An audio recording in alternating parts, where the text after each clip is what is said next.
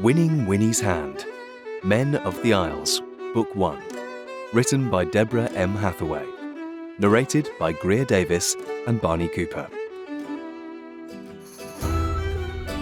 Chapter 1. Yorkshire, England. Large raindrops splattered against the windshield of Winnie Knox's emerald green Aston Martin, distorting the glass in gray, watery pools. She had long since cranked the wipers to high in a futile attempt to see the black, sodden road in front of her, but the swiping arms wouldn't move fast enough to dispel the water. Worthless things. The raindrops pouring swiftly down the windshield resembled those calming rain simulators that higher-up executives always placed on their pretentious desks. Ironically enough, Winnie had one of them herself at home, although she was no higher-up exec, and this water was definitely not calming. Driving in the rain wasn't really that big of a deal, not like driving in the snow was. She'd grown up in Utah, after all, and was used to sliding and swerving across 5 lanes of traffic during her early morning commute to college at the U. But after a 7-hour flight, 3 hours of sleep, and 4.5 hours of driving on the opposite side of the road in weather that ranged from glaring sunlight to monsoon-like rain, her nerves were officially fried. Driving in an Aston Martin that wasn't hers was just green-colored icing on an already burnt bundt cake. Dad was to blame for all of this. He had been the one to secure the rental for her. She had asked the rent-a-car people if they'd had anything less flashy than the sports car in their ridiculously wide range of vehicles. She didn't want to give the impression of being the typical rich American consultant driving a sports car coming to destroy all of your hopes and dreams. But her choice had been between that and rich American consultant driving a minivan coming to destroy all of your hopes and dreams. And frankly, her pride had won out. With both hands still gripping the steering wheel, she darted her eyes to her phone on the dashboard. Google Maps said she'd arrived 5 minutes ago, yet still there was no sign of Foxwood Hall. Was their driveway 3 million miles long? The radio played over the speakers in the car, moving in and out of her attention as she shifted forward in her seat. We all played with great focus and determination against United, the man with the thick accent said. But in the end, it weren't enough, were it? We just hoped to stay in the league, that's all. She supposed he was speaking about soccer. Or football, was it? A female with a fancier accent spoke next as the interview with the player ended. That was Gregory Lumley from Habbogham FC. You're listening to the BBC News. It is now 8:03. Winnie glanced at the clock on the dashboard. Sure enough, 8:03 was emblazoned brightly across the screen. Well, this was just perfect. She was now officially late by 4 full hours. What would Mr. Wintour think? Her being late was hardly the first impression she wanted to give her dad's old friend, the man who'd hired her based on that connection alone. She'd be able to prove her worth eventually, but having a leg up from the start would have been nice. A cheesy jingle blasted through the speakers next, singing the radio station's name and announcing the upcoming host, but Winnie reached forward to turn the music off. The noise was only adding to her stress. She shifted forward in her seat again, straining to see anything ahead of her. But as the road twisted from bend to bend, each turn remained hidden from the next by thick trees and dimming light. She had to be on the right road. Where else could she be? Should she call Mr. Wintour again? No, definitely not. She'd already called him hours ago, letting him know about her delayed luggage, her flight being switched to Heathrow instead of Manchester, and the traffic she'd run into time and time again. There was no need to call him for a 4th instance, just to inform him that she was entirely inept and unable to find his massive house, the very house she'd been hired to improve. She blew out a heavy sigh. You've got this, Winnie. Chill out. And she did, for all of 2 seconds. Her father's dark, disappointed eyes flashed across her mind, and her stress returned in full force, swinging toward her like a giant pendulum. She glanced once more at her phone. She hadn't been able to get the car's GPS to work, so she'd been using her own device to point her in the right direction. Unfortunately, the little blue arrow hadn't updated her location since she'd driven past the dilapidated brick wall, which was what she could only assume was once the front entrance of the estate. With a frown, she glanced at the small bars at the top of the phone, tapping the screen. Just as she'd suspected. 0 service. What kind of backwoods country estate was she being called to help if they didn't even have cell service?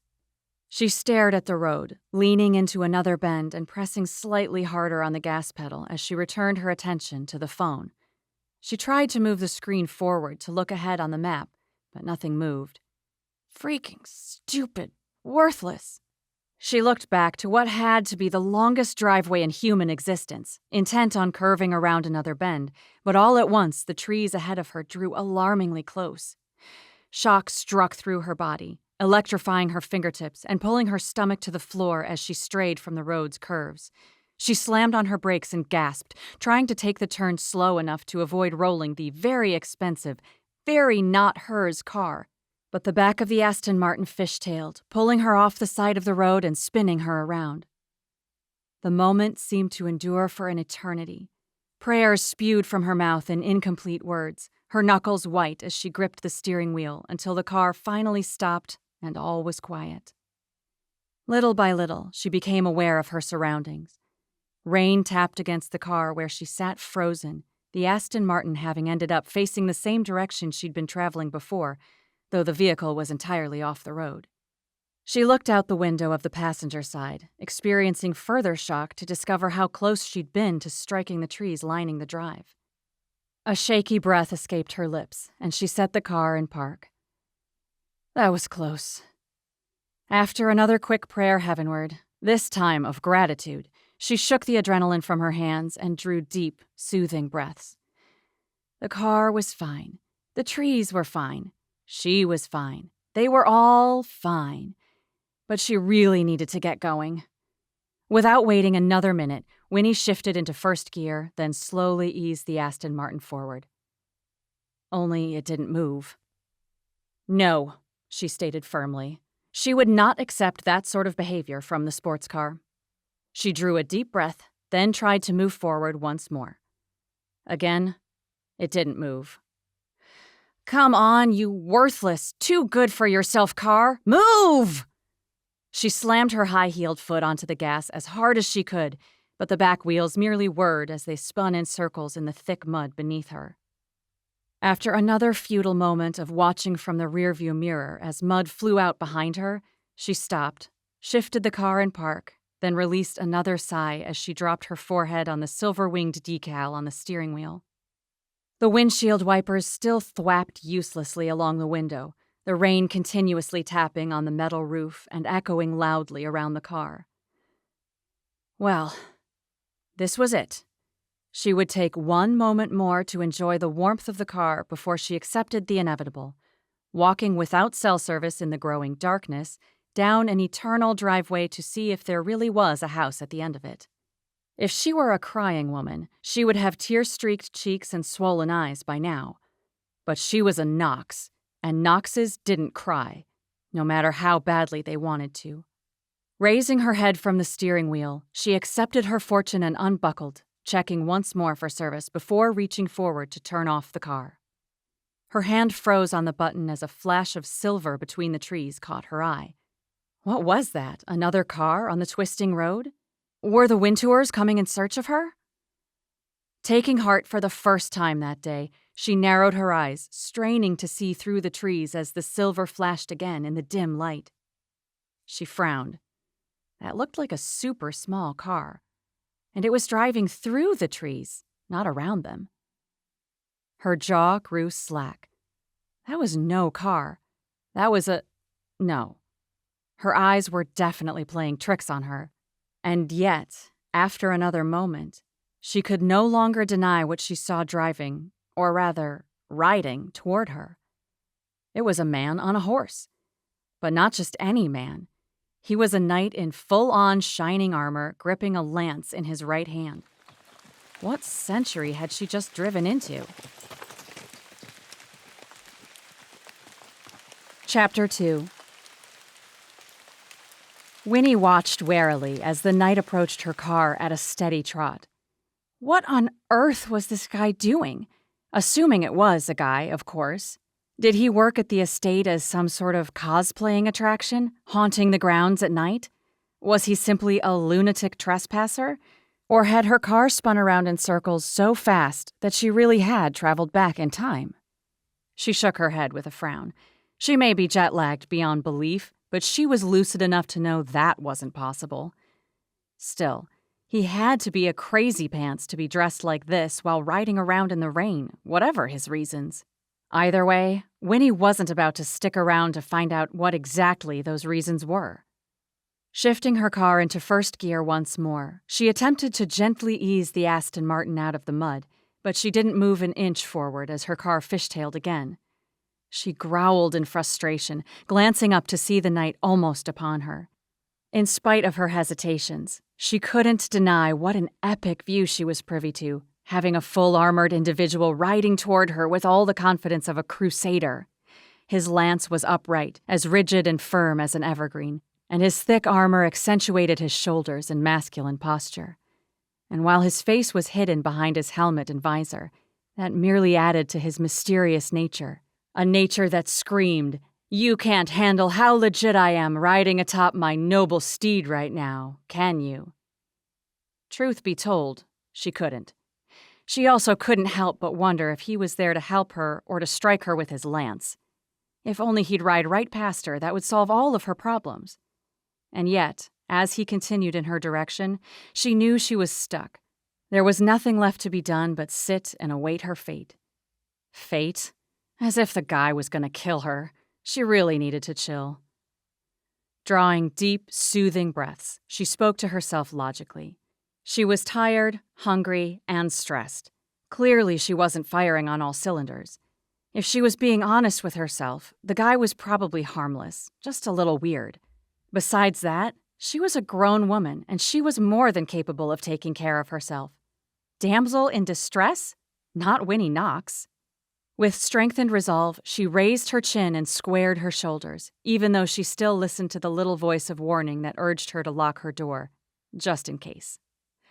The knight reached her car then, stopping his horse directly beside her on the road, his top half hidden by the roof of the Aston Martin until he lowered his lance to the ground beside him, dismounted, and faced her. She peered past the raindrops speckling her window, his helmet still covering his features as he moved his fisted hand in a circular movement, motioning for her to roll down her window. Maybe she hadn't gone back a few hundred years. Maybe she'd just traveled back in time to the 90s. After all, that was the last time she'd been inside a car with the manual windows he was imitating. Still, she got the picture. With her index finger, she lowered the window a mere inch. "Hi," she stated in an even voice. She'd always been good at hiding her true emotions. "Are you having trouble?" The knight mumbled above her. Was she supposed to have understood that? Feeling a bit braver, she lowered the window another inch, water droplets speckling her skirt and the interior armrest. "Sorry," she said, speaking over the loud spattering on the roof.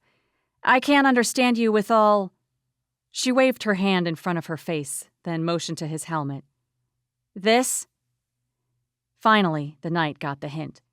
With the horse's reins still in his hand, he reached up and unfastened his helmet with his free fingers, pulling it off his head. She leaned forward to finally see his face, but he turned around just before she could. He secured his helmet to the side of the saddle with a small buckle, then removed the chainmail and cover from his head, revealing thick, dark blonde hair that curled in the rain. Now more curious than ever, Winnie strained to see through the small slit she'd allotted herself in the window, until finally he turned around. Well, hello, knight. Aside from a knight's tale, her only knowledge of knights came from old, unattractive drawings of disproportionate men from hundreds of years ago. Heath Ledger was a pretty spectacular knight, the best, as far as she was concerned. But this guy standing in front of her, staring at her with rain sliding down his masculine features and curling the ends of his blonde hair, well, he could hold a candle to Sir Ulrich von Liechtenstein and Sir William Thatcher. All night long. With an angled jaw covered in a perfect, dark blonde beard, thick enough not to be patchy, thin enough not to be icky, the man was a veritable angel, his brow prominent and blue eyes striking. Winnie was pretty sure she wasn't in the medieval era, nor was she in the 90s. Instead, she was dead and was now being welcomed to the other side by this messenger from heaven. I merely asked, The man began again, this time far more clearly. is the fair lady experiencing trouble with her emerald steed? Winnie blinked, not only at the sound of his deep, masculine tone, his English accent strong, but also because of his dialect. He had to be leaning really hard into this night thing, right? Or was this really how he spoke all the time? No, I'm good, she responded. He didn't say anything back as he peered down at her, a half smile on his lips, moisture clinging to their smooth lines. Wait, did she just say she was good? She was far from good. What was her problem? Clearing her throat, she looked away with heat in her cheeks. Obviously, her problem was losing her mind over a man, something a Knox should never do. She'd just chalk it up to jet lag again. Oh, wait, she began. I guess I am having some trouble. My emerald steed got stuck in the mud. She motioned over her shoulder with a dart of her thumb, and he looked to where she signaled, then back to her. You're from the States? He asked, his dialect disappearing. Oh, so you do speak normally? She asked. His lips curved into another smile. Ah, forgive me, my lady. Your accent hath startled mine straight from my lips. I only meant to ask the fair lady if she hails from the former colonies. He'd hesitated, clearly trying to come up with the right words. Winnie couldn't help her growing amusement. He had to be an actor, and a charming one at that. Do I have to respond in your way? She asked, narrowing her eyes playfully. Or will you understand my present-day tongue? He thought for a moment, then pressed his gauntleted hand on his armored chest. I shall do my best to comprehend whatever leaveth thy lips, my lady. Normally, Winnie didn't enjoy theatrics. She didn't really have time to participate in anything so frivolous, but for some reason, she didn't mind how this conversation was playing out. In that case, yes, she finally responded. I am from the States. She lowered the window an inch more, fully aware of how judgmental she was for trusting the guy now that she saw how attractive he was. Thou art far from thy home, He continued. Might I ask what bringeth thee to ye old England? Winnie hesitated. She wasn't sure if Mr. Wintour had told his staff that he'd hired her.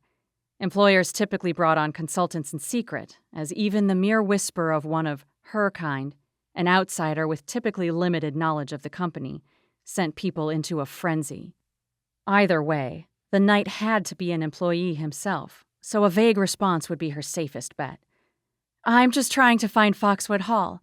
I've been following the GPS, and it said I had arrived a few minutes ago, but I haven't seen any estate yet. There wasn't a signpost or anything either, so I have no idea if I'm going in the right direction or not. Ah, He said, peering up the road. what a conundrum. He wiped the rain from his face, then slicked his hair back with his gloved fingers. His armor clanked in protest with his movements, but Winnie wasn't about to complain, his features more visible now than ever. Straight nose, smile lines near his eyes, ridges in his neck. Was he really as broad-shouldered and barrel-chested as his armor suggested? I fear I have no notion as to what this GPS contraption is that thou speakest of, but I do believe my knightly intuition can help thee yet. The grand estate of Foxwood is just yonder, past the trees and the final bends of the pathway. Thou shouldst arrive in a matter of moments, what with the speed of thy emerald steed.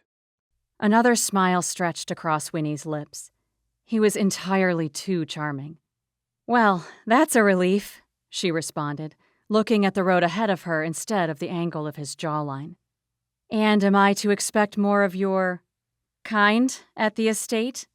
I'd really love to know if I've been transported to the 18th century after all. His eyes shone in the dimming light, his chin slightly ducking as his brow raised. Did the fair lady mean to say the 8th century? He winked, and heat crawled into Winnie's cheeks at her mistake. Frankly, she was so tired she wasn't even sure what year it was now, let alone when knights existed. Could she be blamed for the fact?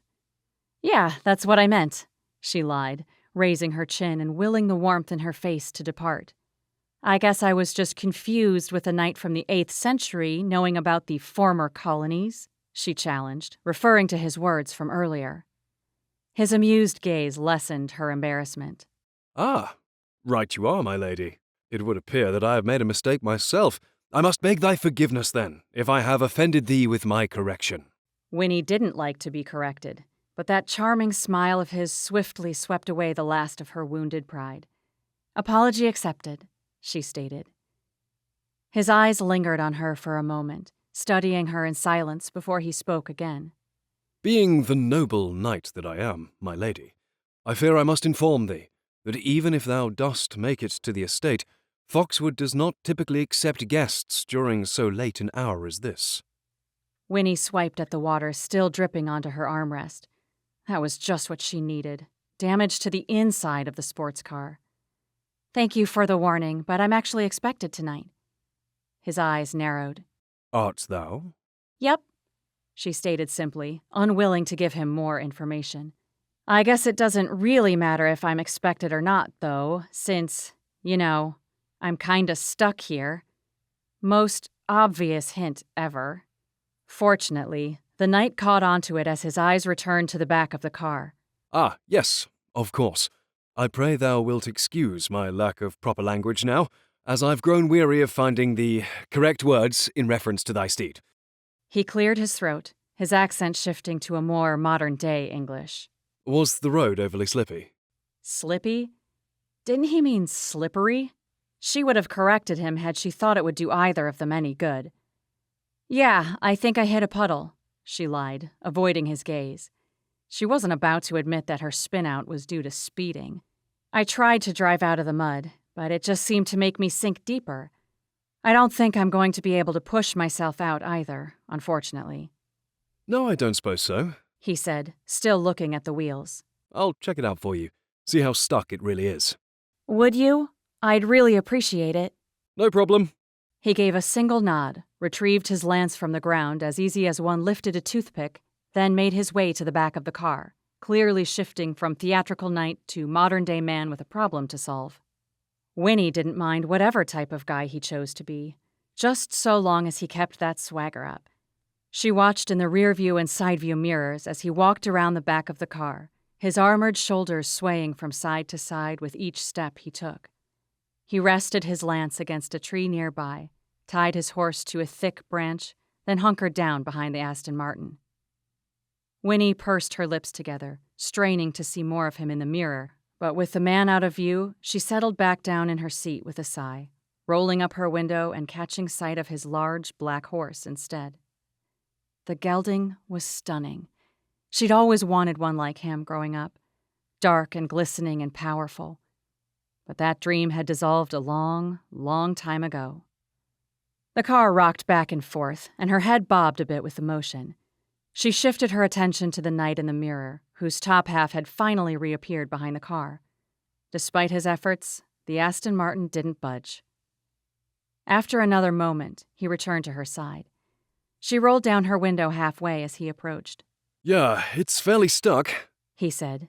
But if you drive a bit forwards while I push, I think we can manage just fine.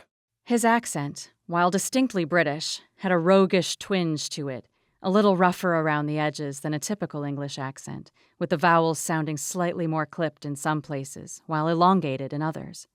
She preferred it to the posh-sounding knightly accent from before. I can do that, she responded.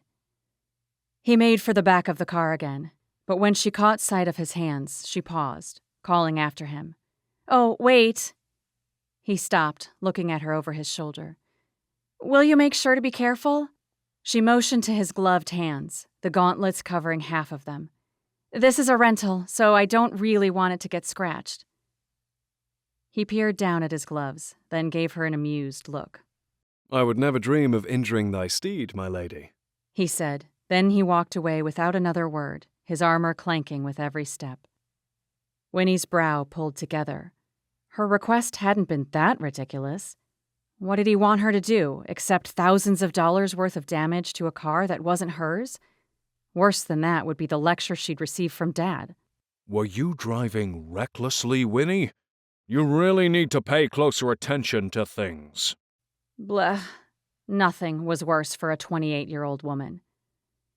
She glanced at him in her rearview mirror again, the taillights glinting red on his wet armor, and she once again shook her head in slight bewilderment. Was this really happening right now? Was she really being rescued by a knight in shining armor? She caught sight of him waving his hand in the mirror, signaling for her to move forward, so she shifted into first gear, placed her high-heeled foot on the gas pedal, and eased slowly forward. Unfortunately, the water from the open window had pooled near her feet, so when she pressed down on the gas, her heels slid forward and her engine revved to life.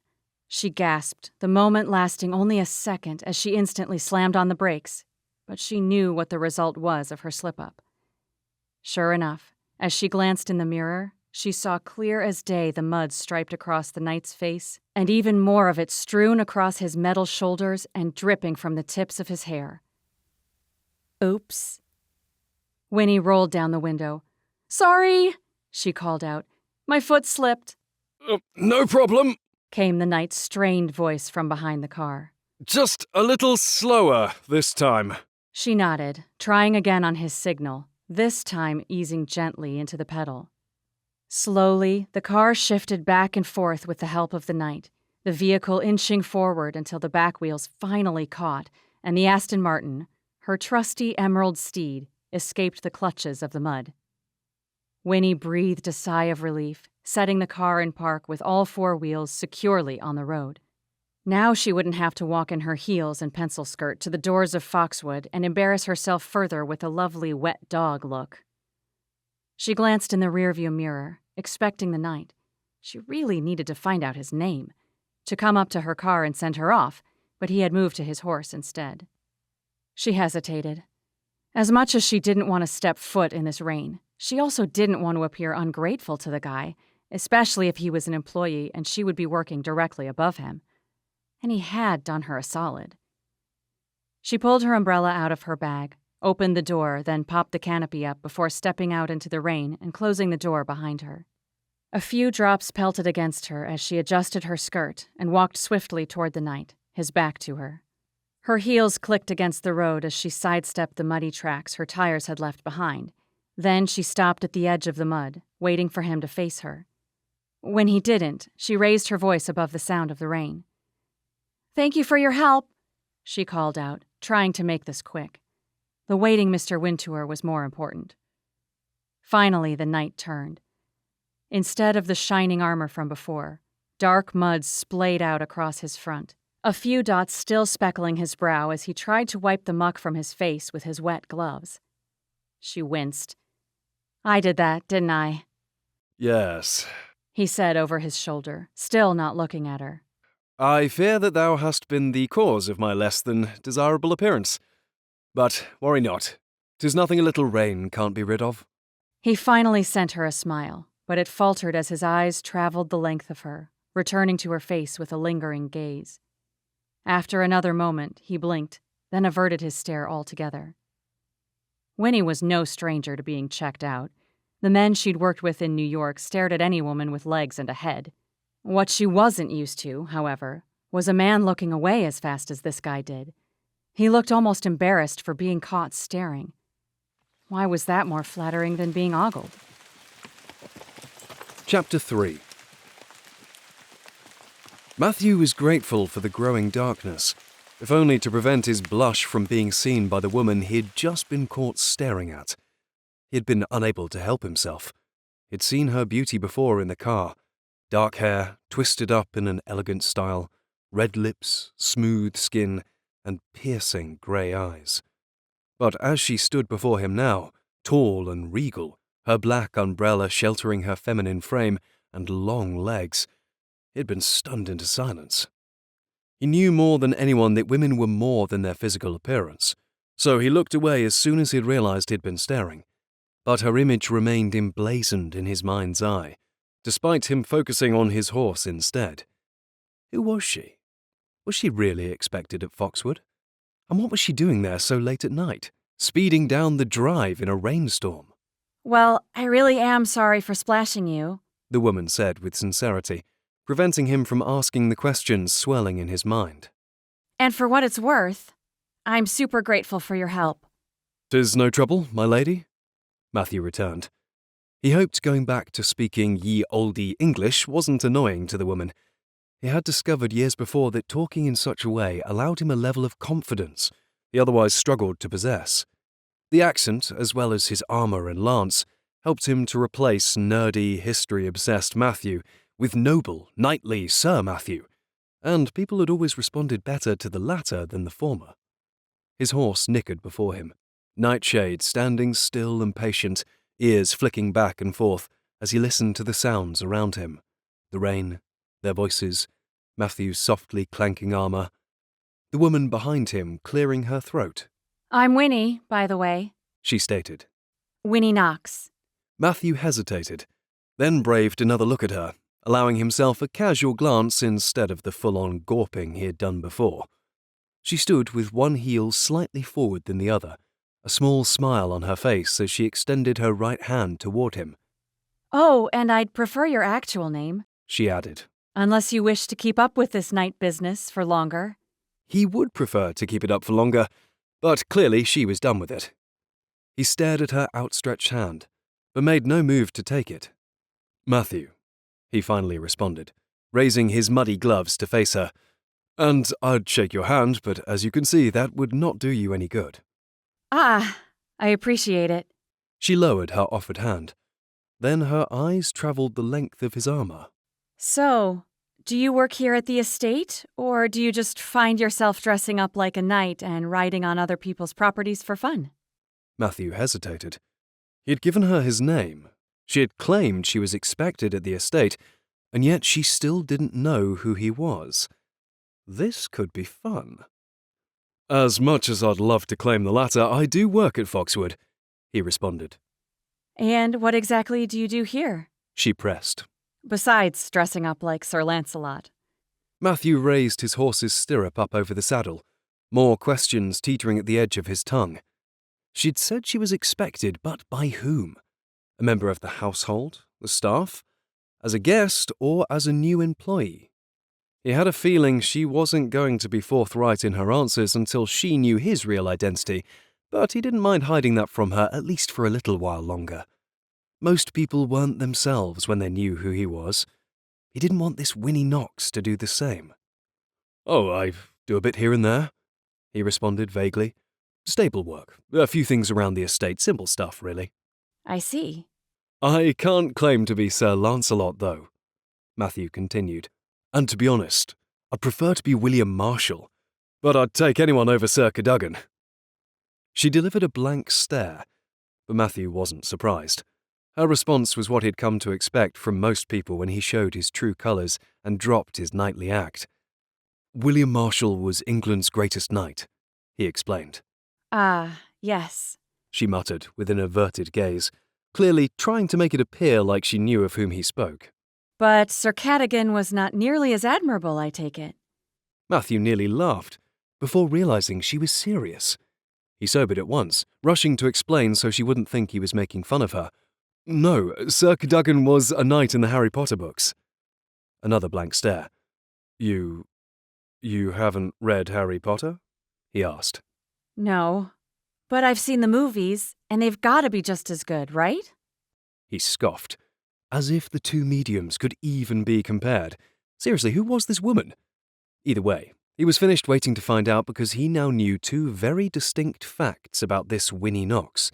One, she didn't have any interest or knowledge in British history, and two, her opinion could not be trusted when in reference to books versus movies.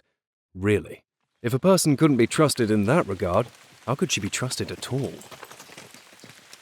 Winnie had said something to upset Matthew. The only problem was that she didn't know how she'd done it. Either way, she'd be better off changing the subject rather than risking offending him further. "So," she began, motioning once again to his armor, "you dress up like a knight to clean up horse poo?"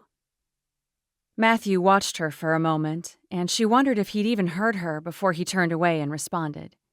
Not typically. I merely ride dressed this way to keep the horses used to the sounds and weight. And the lance is to keep me primed and ready for jousting. Winnie couldn't tell if he was joking or not. "Wait, like jousting? Like with a lance and everything?" Her eyes darted to the 6-foot-long pole still propped up against the tree. That is how one generally jousts, he returned. He shifted to face his horse more directly, grunting slightly as he secured the cinch around the gelding. "Do they hold a Renaissance fair here or something?" she asked, trying to make sense of it all. We do, but we call it a medieval festival, not a Renaissance fair, he responded. "Gotcha. So it's kinda like a real-life A Knight's Tale?" His brow lowered a fraction as he paused in prepping his horse. No, not like A Knight's Tale at all.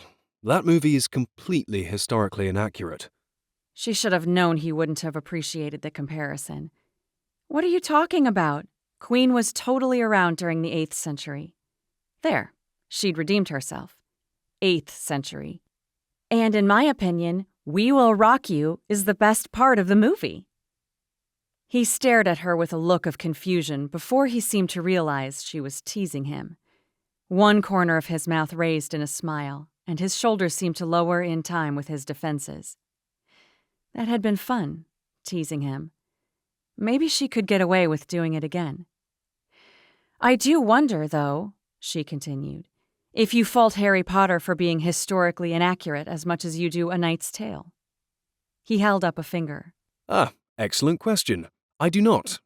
That is because the amount of history and research laced throughout each story in the Harry Potter series is comparable to a simplified history book.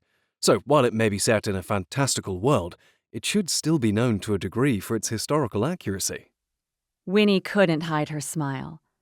Honestly, he was adorable, and his passion for history and apparently Harry Potter were admirable. She'd had a passion for things once, too. Horses, riding, jumping. But that was a long time ago. "So," she continued, if only to distract herself from the miserable thoughts of her past, "I assume your festival takes the cake from Harry Potter and A Knight's Tale when it comes to historical accuracy?" Matthew shifted back to his horse and continued. Absolutely. We all pride ourselves on the quality of the entertainment we provide. Our festival is far more historically accurate than any movie you'll ever see, or any events you'll ever attend. "That's quite the statement," she said. Such is the level of my confidence, my lady, he said with another wink. He certainly was a flirtatious knight. I assure you. He continued in his normal accent. If you wish to know about the medieval era, come to the festival we're holding tomorrow. You'll be an expert in no time. Was he really inviting her to join him? Or was this more of a generic comment? Either way, Winnie was still trying to wrap her mind around the fact that someone jousted for an actual living. She didn't know much about Renaissance fairs or medieval festivals, and she'd only ever watched fake jousting done by Heath Ledger. Although in high school, she'd seen people gathering in groups, dressing up, and playing make-believe together with swords and armor. To be honest, it wasn't really her thing. Armor and history and damsels in distress. But to each their own, she supposed. You said you're expected here, then? Matthew asked. Yeah. She was more at ease, knowing the man worked there. She could be deliberate in what she shared or didn't share more easily now. "Mr. Wintour has asked me to do some work for him." She omitted her actual job title. She didn't know of very many people who actually liked consultants. Okay, she didn't know of anyone who did. Honestly, she didn't even like herself sometimes in this line of work. But Dad was proud of her for once in her life, so what was a girl to do? Although, now that she thought about it, maybe proud was too strong a word. Tolerated fit better. Some work, Matthew said, repeating her words. He lowered the stirrup and unbuckled his knight's helmet from the side of the saddle, his features still hidden from her. So, you've been hired as a consultant? Her lips parted in surprise. She stammered. Finally, he faced her with a knowing look. Thy hesitation revealeth much, my lady. She fought off a smile. Fine, she would relent. How did you know? She asked. The Winters have hired many consultants over the years. I merely put two and two together. She looked away. Had they really hired that many consultants? Neither her dad nor Mr. Wintour had mentioned that. Well, it didn't matter. She was good at her job, the only one she'd ever been good at, so she knew she would succeed where every other consultant hadn't. Such was the luxury of attempting to start up one's own business a number of times and failing a number of times. With all that experience, how could she not know exactly how to help businesses thrive? Well, I wish you luck. Matthew continued. The Winters can be a crotchety bunch at times. She hesitated. He was either complaining about his employers to be truthful or to try to get her to be more truthful. Better to be safe than sorry, though. Well, thank you for the luck, she returned. But I won't need it. He looked at her with one eyebrow raised in a challenge. Really? She nodded. I've heard nothing but good things about Mr. Wintour, so I'm not worried. And who have you heard these words from? The light outside was growing dimmer, the rain still tapping against the top of her umbrella. Matthew, had he given her his last name? She was too tired to recall.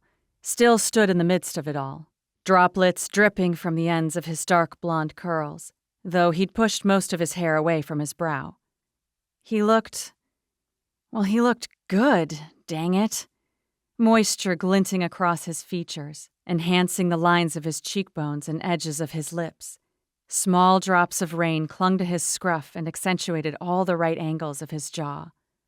Why was it that men became more attractive in the rain when women just looked so soggy? He watched her expectantly, and she realized all too soon that she hadn't responded to him yet, too taken with all his bearded goodness. My dad is good friends with Mr. Wintour, she finally said. Matthew's eyes were impassive. What was he thinking in those blue depths? Well, I suppose you know best, then.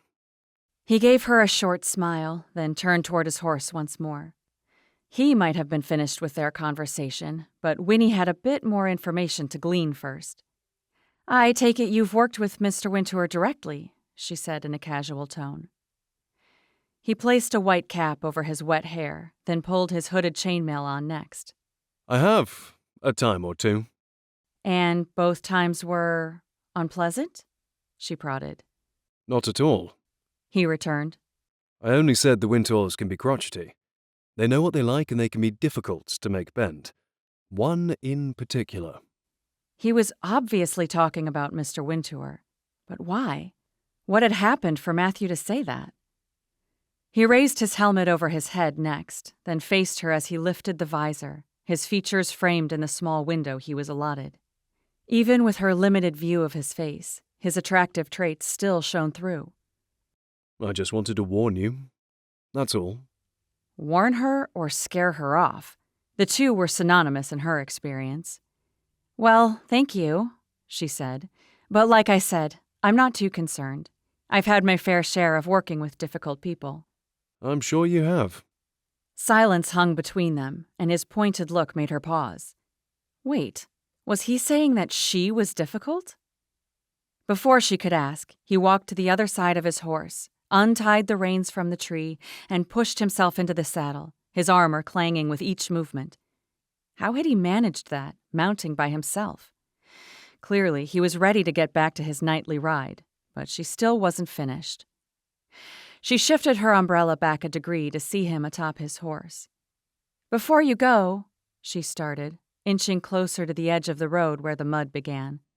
I have to ask, since you already know why I'm here, is there anything you'd like to share with me that would make your life as an employee of the Wintours better? Anything that should be brought to my attention? Anything that could be improved? His horse started walking ahead, but Matthew held back on the reins, reaching for his lance. With grace that revealed he'd done the action before, He gently tossed the pole in the air little by little, shifting it up until he gripped the handle firmly in his hand. No. He finally responded, eyeing the top of the lance that he held straight up in the air. The place is pretty well perfect as it is. Obviously, the man didn't think he could trust her with the truth. But she was used to breaking down those barriers quite simply. All it took was a bit of encouragement and a whole lot of charm. She smiled up at him, blinking slowly with a look that said, "Come on, you can trust me." She'd practiced this look in front of the mirror 1,000 times as a high schooler. She'd learned it from one of her sisters. Samantha had achieved hundreds of dates with such a look. Winnie had been less successful, but it was worth a try now. "There's not one little thing you want to share with me?" she asked sweetly. He shook his head in silence, the lance still steady in his grip. All right. Charm wasn't working. Maybe a little trust exercise then. "So you don't see a problem with the GPS system not taking guests directly to the house?" she asked. "Or that the roads are unfit to travel in the rain due to puddles and pockets of mud? Or that there's not a single signposting or welcome that lets visitors know they've arrived at the estate? None of that matters to you or the others who work here?" The air between them grew cold.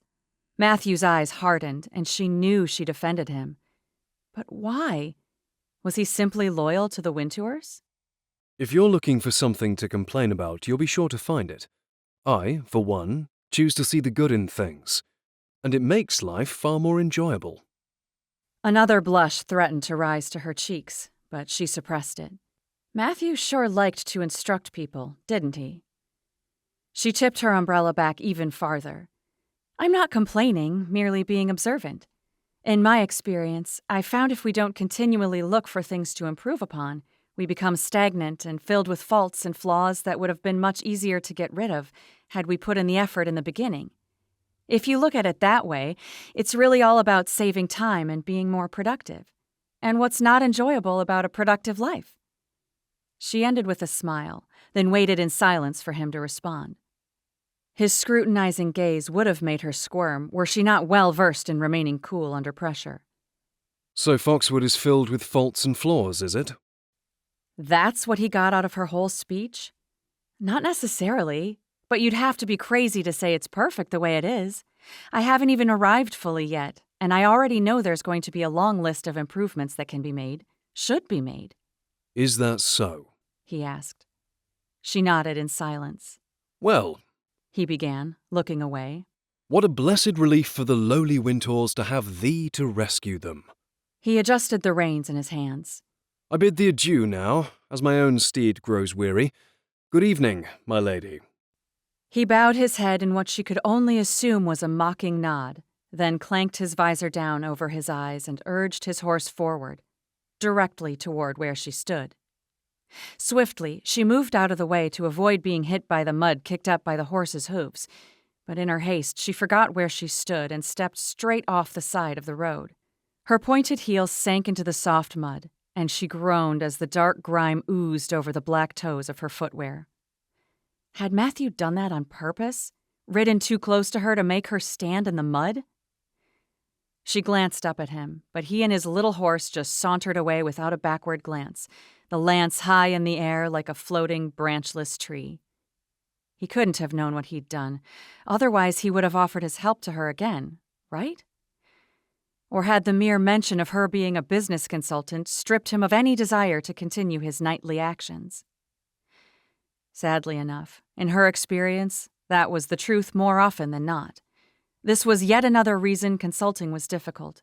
How swiftly she made enemies. With a sigh, she stared down at the mud once more. Whatever. She didn't need Matthew's help anymore anyway. Her shoes were far lighter than the car. She could get out of this mud herself. One by one, she heaved her feet from the slop, her heels making a schlock sound as they were pulled from the mud's grip. Her legs were as speckled as an Appaloosa's behind, no doubt from the gelding's backsplash, but she shook off her annoyance once again. Fort Knox. Be like Fort Knox. She pulled a face as the phrase sailed through her mind. The words were as deeply ingrained in her as was her desire to please Dad. Being a member of the Knox family means that nothing can penetrate your defenses. He'd always said to her and her siblings when they were children. It means that nothing can shake you, nothing can hurt you, nothing can rattle you. Because we Knoxes are like Fort Knox. So be like Fort Knox. She hated those words. Sometimes she didn't want to have a permanent defense around her. Sometimes she wanted to let go and just be okay with not being okay. But ultimately, in her line of work, she needed metaphorical defenses. Heck, in life she needed metaphorical defenses. Because being a Knox meant that she had to deal with all the garbage handed to her, and to never get discouraged by it. With a heavy sigh, she tramped across the road, doing her best to wipe off the mud from her heels before entering the car and using spare tissues to wipe off her legs. As she did so, she focused on the task that lay before her with Mr. Wintour, all the while repeating to herself the words she prayed would actually help her be like the Knox she was meant to be. Like Fort Knox.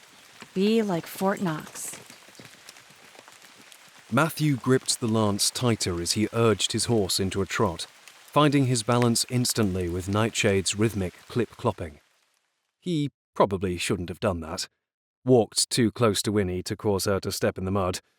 Such a decision had been petty and childish, and yet, still it took everything within Matthew to keep his eyes forward, so he didn't pride himself on seeing what damage he had done to those heels of hers. He couldn't say Winnie hadn't deserved it. She'd been far too candid, criticizing Foxwood, and he wouldn't stand for it. None of the other consultants hired to improve the estate had ever been so boorish. He could only imagine what she'd say about the festival, if she chose to accept his invitation to attend. He blew out a breath, white air billowing out from his helmet and disappearing behind his armored shoulder, as he and Nightshade drew closer to the stables. The festival was one of his greatest joys. It was the only place he was free to be himself, to share his love of the medieval era with those around him, to bring history to life without being judged for being different. And the jousting. How he loved the jousting.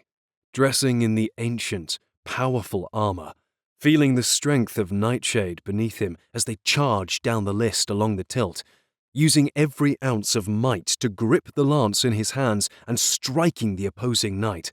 There was no greater feeling on this earth, no greater force Matthew had ever experienced than when he was dressed as a knight and jousted.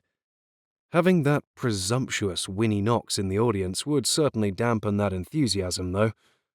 His stomach hardened at the thought, and Nightshade tossed his head in protest, having felt his owner's change in demeanor.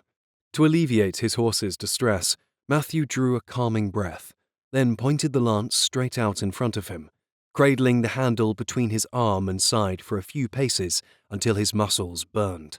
Only then did he raise the lance to stand straight up in the air once again, giving his arm the chance to rest from the strenuous position. He always performed the exercise before a match, or during a particularly stressful practice session, finding that it helped to channel his anxious energy. Fortunately, it did the same thing now, with thoughts of the narrow-minded consultant. Matthew needed all the focus he could get because he had a job to see to now, and that was alerting the household to just exactly what type of consultant had been hired to help at Foxwood. A consultant who criticized the estate and who didn't know her 8th century from her 18th. There was definitely no place for her here. No place at all. And he'd be the first person to let everyone else know it. Chapter 4. Fortunately, with Winnie silently and begrudgingly chanting her family's mantra, she made it to the house without any further incidents. Just as Matthew had promised, the estate appeared around the final bend at the end of a long, straight drive. There it was, Foxwood Hall, a magnificent, grand house glowing warmly in the darkness. Windows illuminated the inside, while the turrets on the outside created depth and magnificence to the grand structure. Rounded and separate hedges lined the drive leading up to the house in perfect precision, lit by uniformly staggered lights. The hedges stood straight and tall, as if they were green foot soldiers greeting guests, all the while putting off the air of, "Don't mess with this fortress or else." Winnie got the picture. She'd gotten it when she'd Googled the place a few weeks before.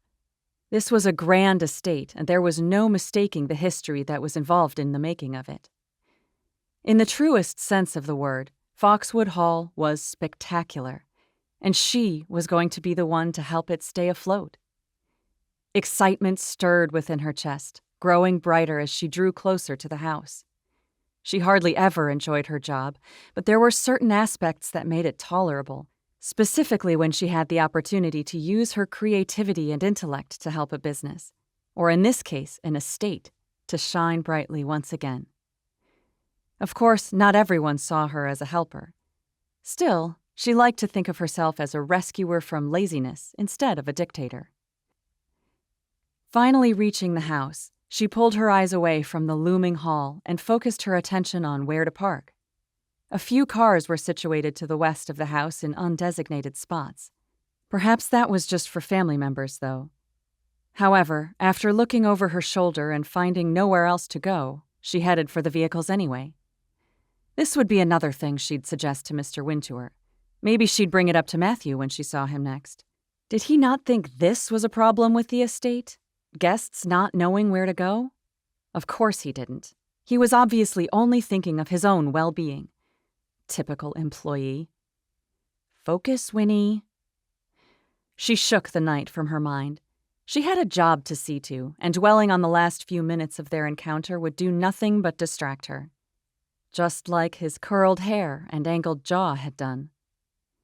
She blinked away his image from her mind and pulled up to the other cars, taking a quick gander at the four of them. Range Rover, Rolls-Royce, Audi. The Wintour family obviously liked their cars. Winnie wasn't super into vehicles, but her dad was. Growing up, he always made it a game to find the fanciest cars on the road whenever they drove anywhere together as a family. The kid who found the most expensive car, correctly naming the make, model, and color, would win. She never did. She had always been too focused on the horses they drove past in the fields, or the sketches she drew of them on her notebook in the back seat. You have to put in more effort if you want to win, Winnie, Dad would always say. She hadn't cared about winning, though. She'd cared about horses. But that had only caused her grief. Slowly pulling forward, Winnie focused her eyes on the final car in the row, the lights of her Aston Martin shining across the faded red paint of... What was that? A knockoff Mini Cooper? She pulled a face. What on earth was that doing here, with chipped red paint, what looked to be the original tires, and a side mirror that was hanging onto the rest of the car for dear life? Maybe this area wasn't just for the Wintours, then. The staff were probably allowed to park there as well. Actually, now that she thought about it, that was probably Matthew's car. The Knight would drive something like that. She chortled aloud at her joke. Finally pulling forward, she gave herself a wide berth from the car, parking a good distance away to prevent any accidental nick from the clunker, or its driver. Once situated, she put the car in park and turned it off, reaching for her small suitcase and bag and exiting the vehicle before trudging across the pea gravel toward the door. Rain pelted her brow in her haste, but finally she reached the porch just in time for the door to swing open. Light poured across the front entrance and lit the raindrops in the air, causing them to shine like falling crystals in the darkness. A middle-aged man appeared in the doorway. Miss Knox, He greeted, opening the door wider. His accent was fine, each word polished like silver. my apologies for not greeting you outside earlier. I am Mr. Fernsby, the Wintour's butler. He stepped out into the rain, reaching at once for her suitcase and bag and relieving her of both. Allow me to assist you. Winnie nodded, her arms feeling instant relief. She wiped the rain from her brow and smoothed down her hair as she stepped over the threshold, feeling a bit like she'd fallen into a Downton Abbey episode. "I'm sorry to be so late," she said, drying her feet on the rug in the entryway. No apology needed, ma'am. The butler then launched into an explanation of where she would be staying. The private section of Foxwood, dedicated solely to the workers of the estate. And that the housekeeper would see to her belongings that evening. Winnie did her best to listen, but she found herself too distracted by the gorgeous entryway to hear much of anything. The entire space was clean, stately, and stunning, from the ornate blue and green rugs stretched across the floor to the dark wooden banisters of the staircase that curved along the wall to the upper rooms. The walls boasted a soft, light blue shade, portraits of dogs, horses, and cats neatly hanging on each, while a gold chandelier dazzled from the center of the room. Unlike the fake plants scattered around Winnie's small apartment in New York, the floras decorating each corner of Foxwood's entryway were large, green, and very real. She should probably look into getting a butler for herself. Maybe then her plants would have a higher chance of survival. This way, ma'am, if you please. Winnie followed Mr. Fernsby then, who led her up the stairs. With his back turned toward her, she took the opportunity to freshen up, smoothing down her hair and wiping away any rogue mascara that had pooled beneath her eyes, all the while observing the rooms they passed by. Each corridor was warmly lit, each room decorated to the nines. More gilded portraits of horses, hunters, and Greek goddesses lined every passage, and time again, she was struck with the opulence. Had Winnie not spoken with Mr. Wintour twice before agreeing to work for him, she would have thought he was trying to pull the wool over her eyes. Clearly, the estate was not struggling. In her research before coming to the house, however, she'd read that many British estates were now suffering due to staff payment increases and taxes skyrocketing. She knew most upper-class families did little else but inherit their estates, but she couldn't help but feel sad that so many grand homes were being lost to families who had owned them for literal centuries. Mr. Wintour himself had spoken with her at length of the problems they faced, most of them similar issues.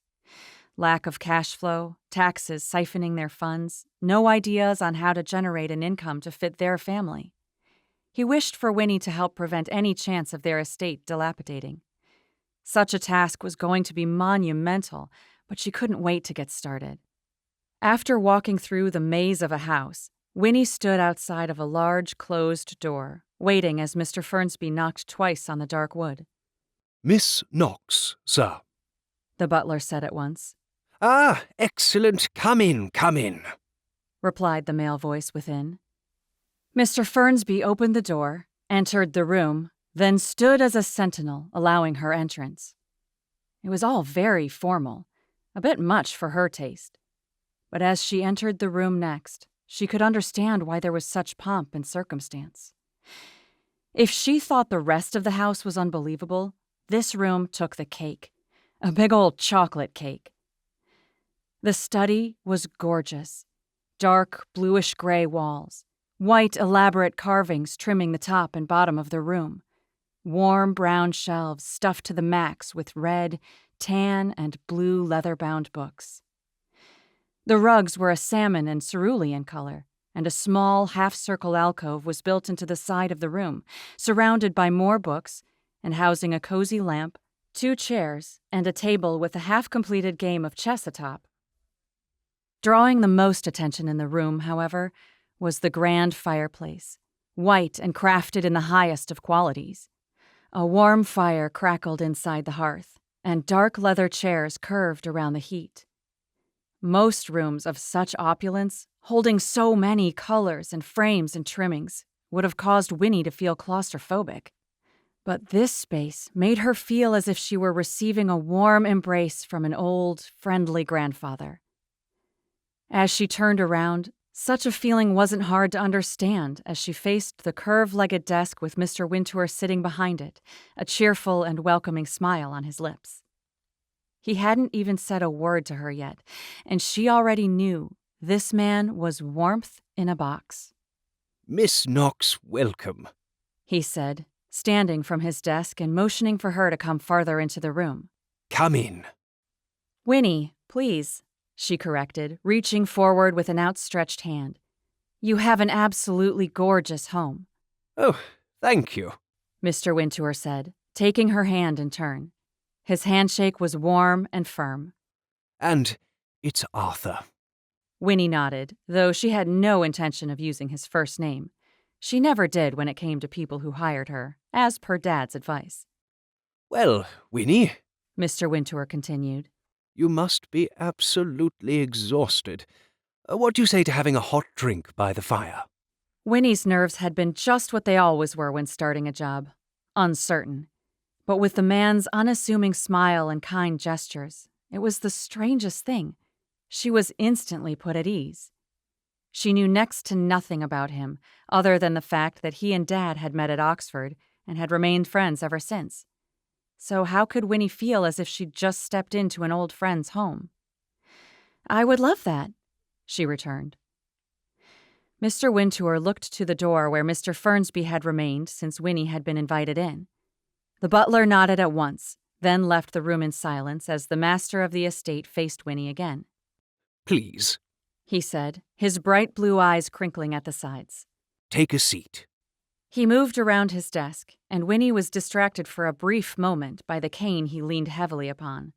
The man couldn't be over 55. Did he suffer some injury to require the use of the walking stick?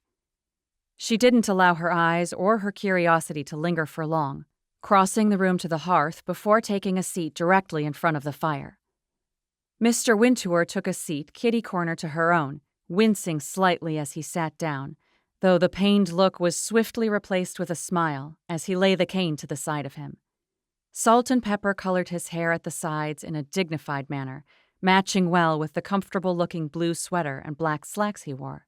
So, He began, the smile still on his lips. you're here. He had to be one of the happiest men she'd ever laid eyes on. Dad had said he was very respectable, but he hadn't mentioned anything about Mr. Wintour being so smiley. "I can't believe I've finally made it," she said. "I'm so sorry for the delay. I usually pride myself on my punctuality, but this trip has humbled me." He brushed it aside with a flippant hand in the air. It's no trouble at all, though I was afraid I'd have to send out a search party had you taken much longer. They shared a small laugh, and she was caught by how handsome he was.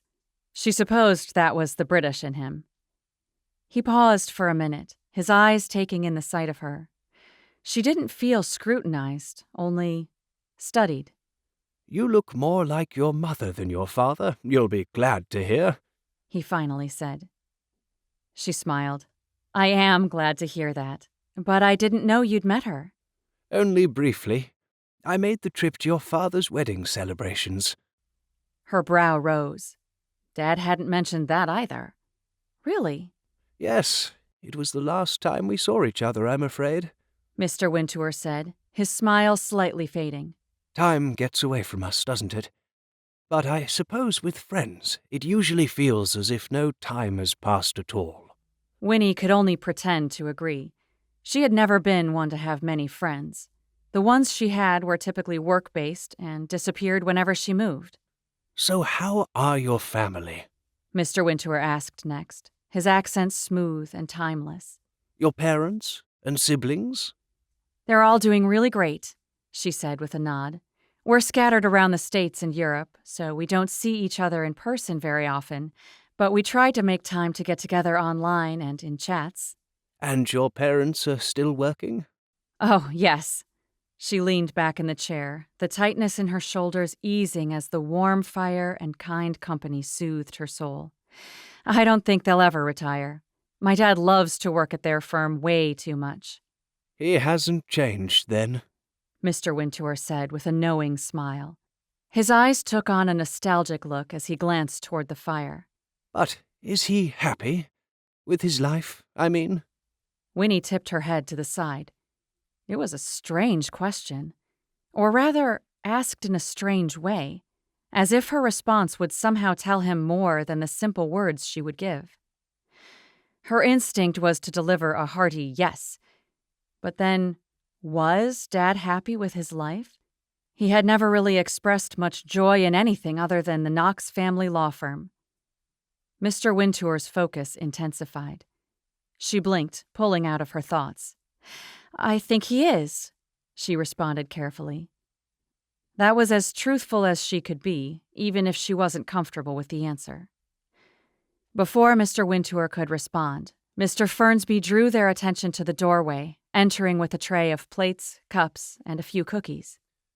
Mr. Fernsby, Mr. Wintour said, eyeing the cookies as the butler placed the tray on the coffee table between them. you do spoil me. Just promise me you'll not share with Jane that you've given me biscuits tonight. Of course, sir, Mr. Fernsby said with a smile. just as I won't tell you what treats Mrs. Wintour has been given this evening.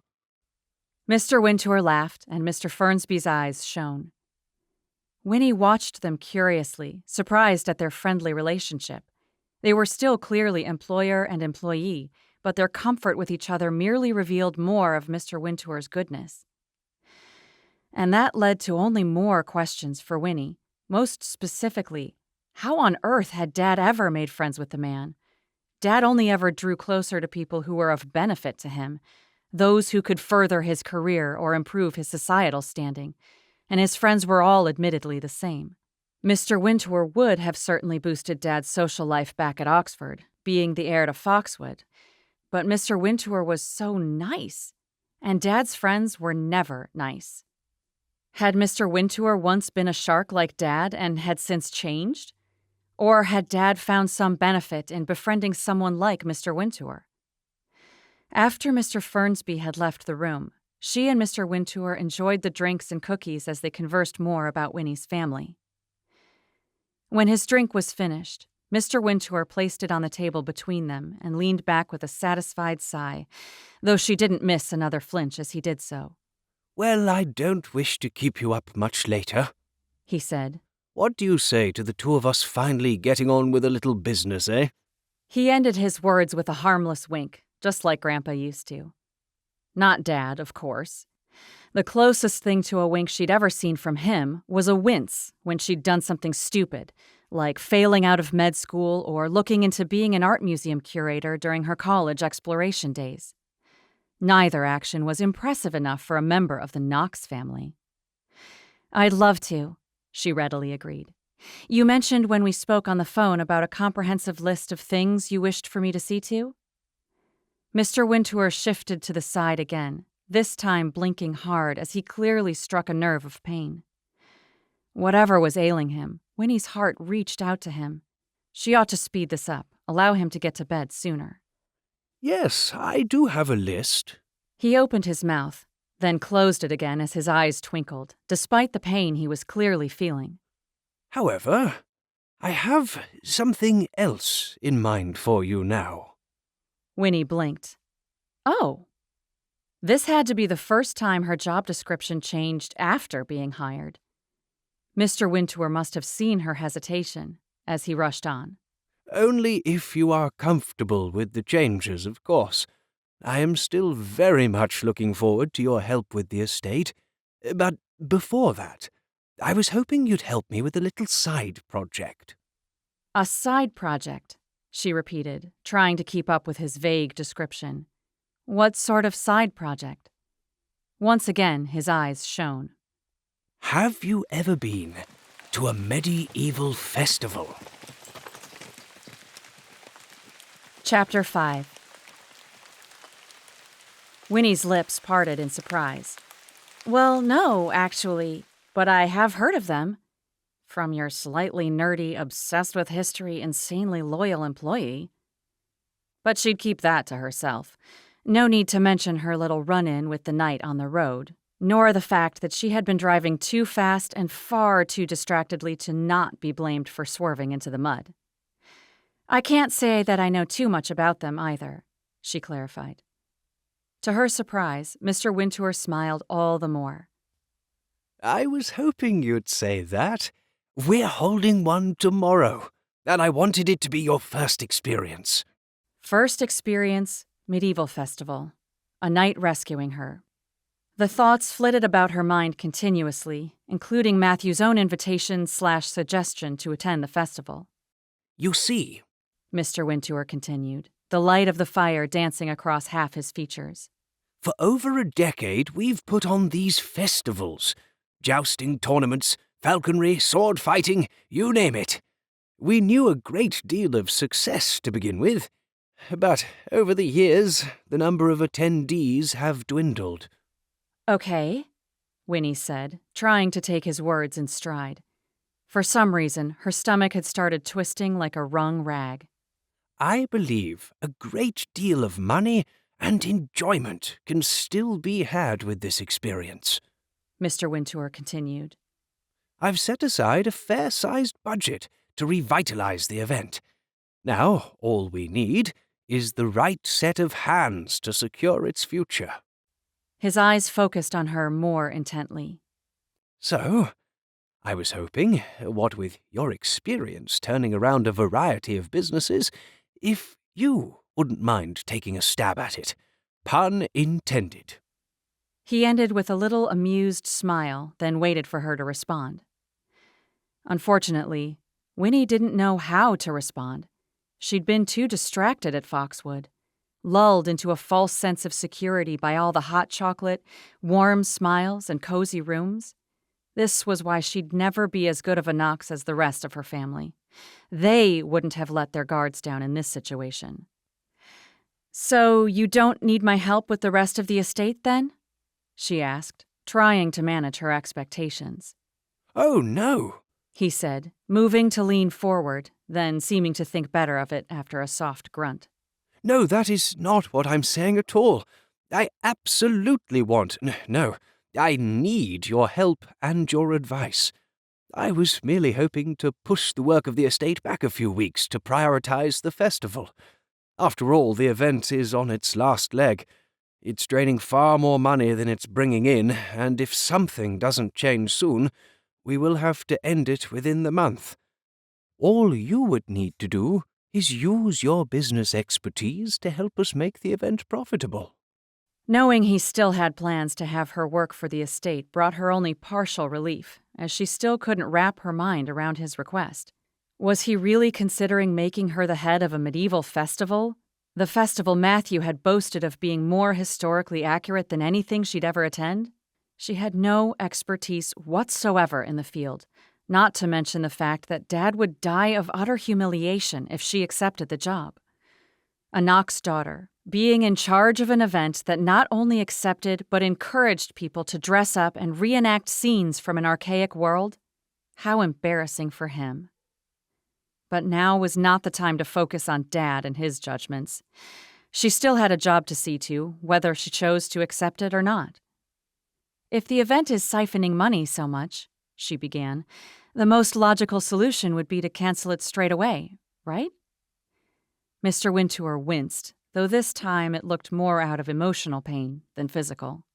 Yes, well, cancelling isn't really an option.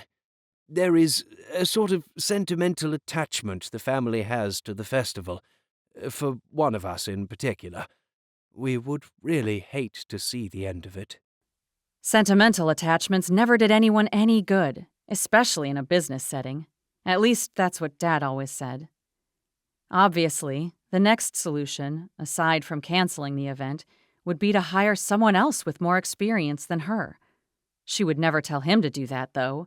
She didn't have experience running an English estate, so what if he found someone else better suited to that as well? I know this is not in your job description, Mr. Wintour said, obviously sensing her hesitation. and I completely understand if your answer is no. If it is, we may continue on with the estate, as previously planned. But I do hope you will consider it.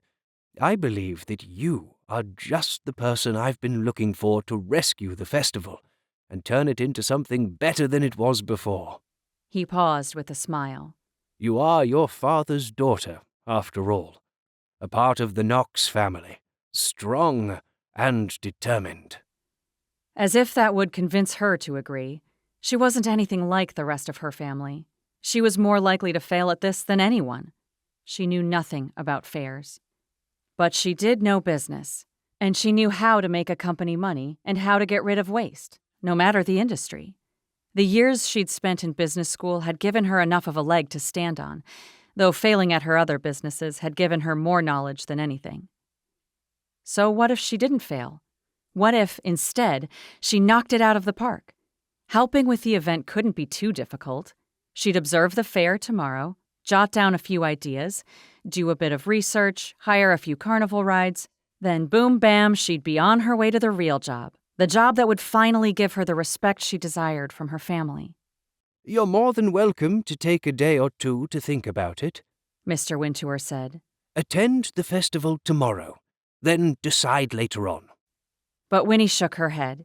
The man must have cast some sort of medieval witchery on her because for some insane reason, she was inclined to agree with his proposal. "We don't have to wait for tomorrow," she said with certainty. "I'd be happy to help in any way I can." The relief and happiness on Mr. Wintour's face was worth all of Winnie's remaining doubt. It felt nice to make someone smile for a change. That's exactly what I was hoping to hear, he said. Thank you so much for being willing to accommodate us. "It's no trouble," she said with a reassuring nod, as if to comfort her own insecurities. Well, excellent, he said, lacing his fingers together across his lap. Then his smile faded. Now, there is just one last thing I need to discuss with you. My hiring you may not go over so well with those directly involved with the festival.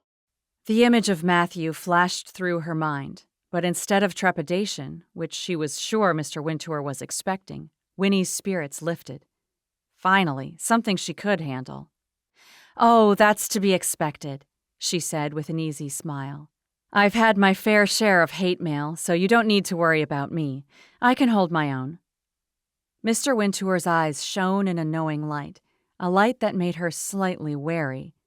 What did he know that she didn't? To her disappointment, he didn't explain. Well, I'm glad to hear it, he said instead. Let's discuss more details after you've had the chance to observe the festival yourself tomorrow, yes? He pressed a button on the table nearby, then pulled his cane forward and made to stand, clearly struggling. Winnie looked away to allow the man some dignity. "Will you be joining me around the grounds?" she asked, if only to draw attention away from his grimaces. I hope I'll be feeling up to it, Mr. Wintour said, taking a step toward the door as she followed. But my wife will be there if I am not. She nodded, still following behind him. "May I ask if she is the one with the sentimental attachment to the fair? Or is it you?" Actually, it is neither of us. They reached the door, and he turned to face her, an amused smile lighting his eyes once again. What was she missing? It is my son. Son?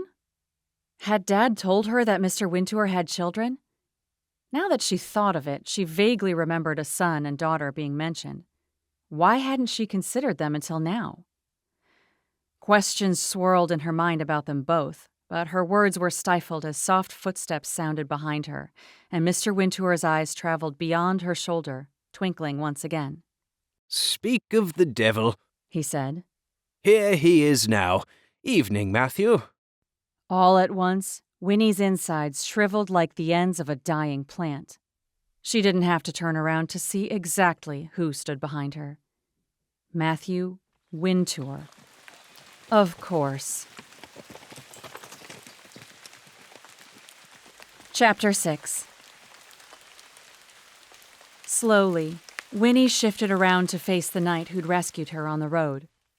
Of all the people who worked at the estate, of all the people to have found her completely helpless, and of all the people she might have seen instead to ask after the faults of Foxwood, why did it have to be him? Had he known all along that she'd been hired by his dad?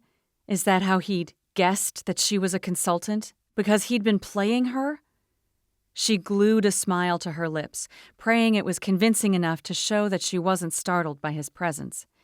That was another Knox rule. Don't let anyone take you by surprise. Of course, when she turned to face the guy, that was easier said than done. Instead of being covered from head to toe in armor, face splattered with mud, water dripping from his curled hair, Winnie was met with the sight of a knight-turned-modern-day stud muffin. In the brighter light of the study, his features were even more defined. His scruff was dark along his jawline, though it faded to a slightly lighter blonde as it inched toward his cheekbones. The blue in his eyes shone brightly, enhanced by the thin, light azure color of the t-shirt he wore, and his shoulders. Those shoulders. Obviously the armor hadn't been what made them broad all along. He sure did clean up nicely. And she sure was an idiot not to have realized who he was earlier. Seriously, riding across his estate at dark, joking about his family being crotchety, omitting his last name, being offended by her criticism of his home. Obviously all the signs were there. Rather than admitting she was a total dolt, though, she blamed it on jet lag. That had to be why she was failing so abysmally at life right now. Matthew, Mr. Wintour said, breaking through the silence that had filled the air. I'd like for you to meet Winnie Knox. Matthew interrupted. His dad looked at him in surprise. We've met. His voice was deep and rich, far more now that she could hear him without his armor or the rain muffling his words. He turned to Winnie more fully. So, you're the puddle I followed all the way here? He stated, his blue eyes shining. Her eyes dropped to the study floor. What was he talking about? There wasn't a puddle in sight. Anyway, she'd wiped her feet in the entryway. She was sure of it. Mr. Wintour looked between the two of them in confusion.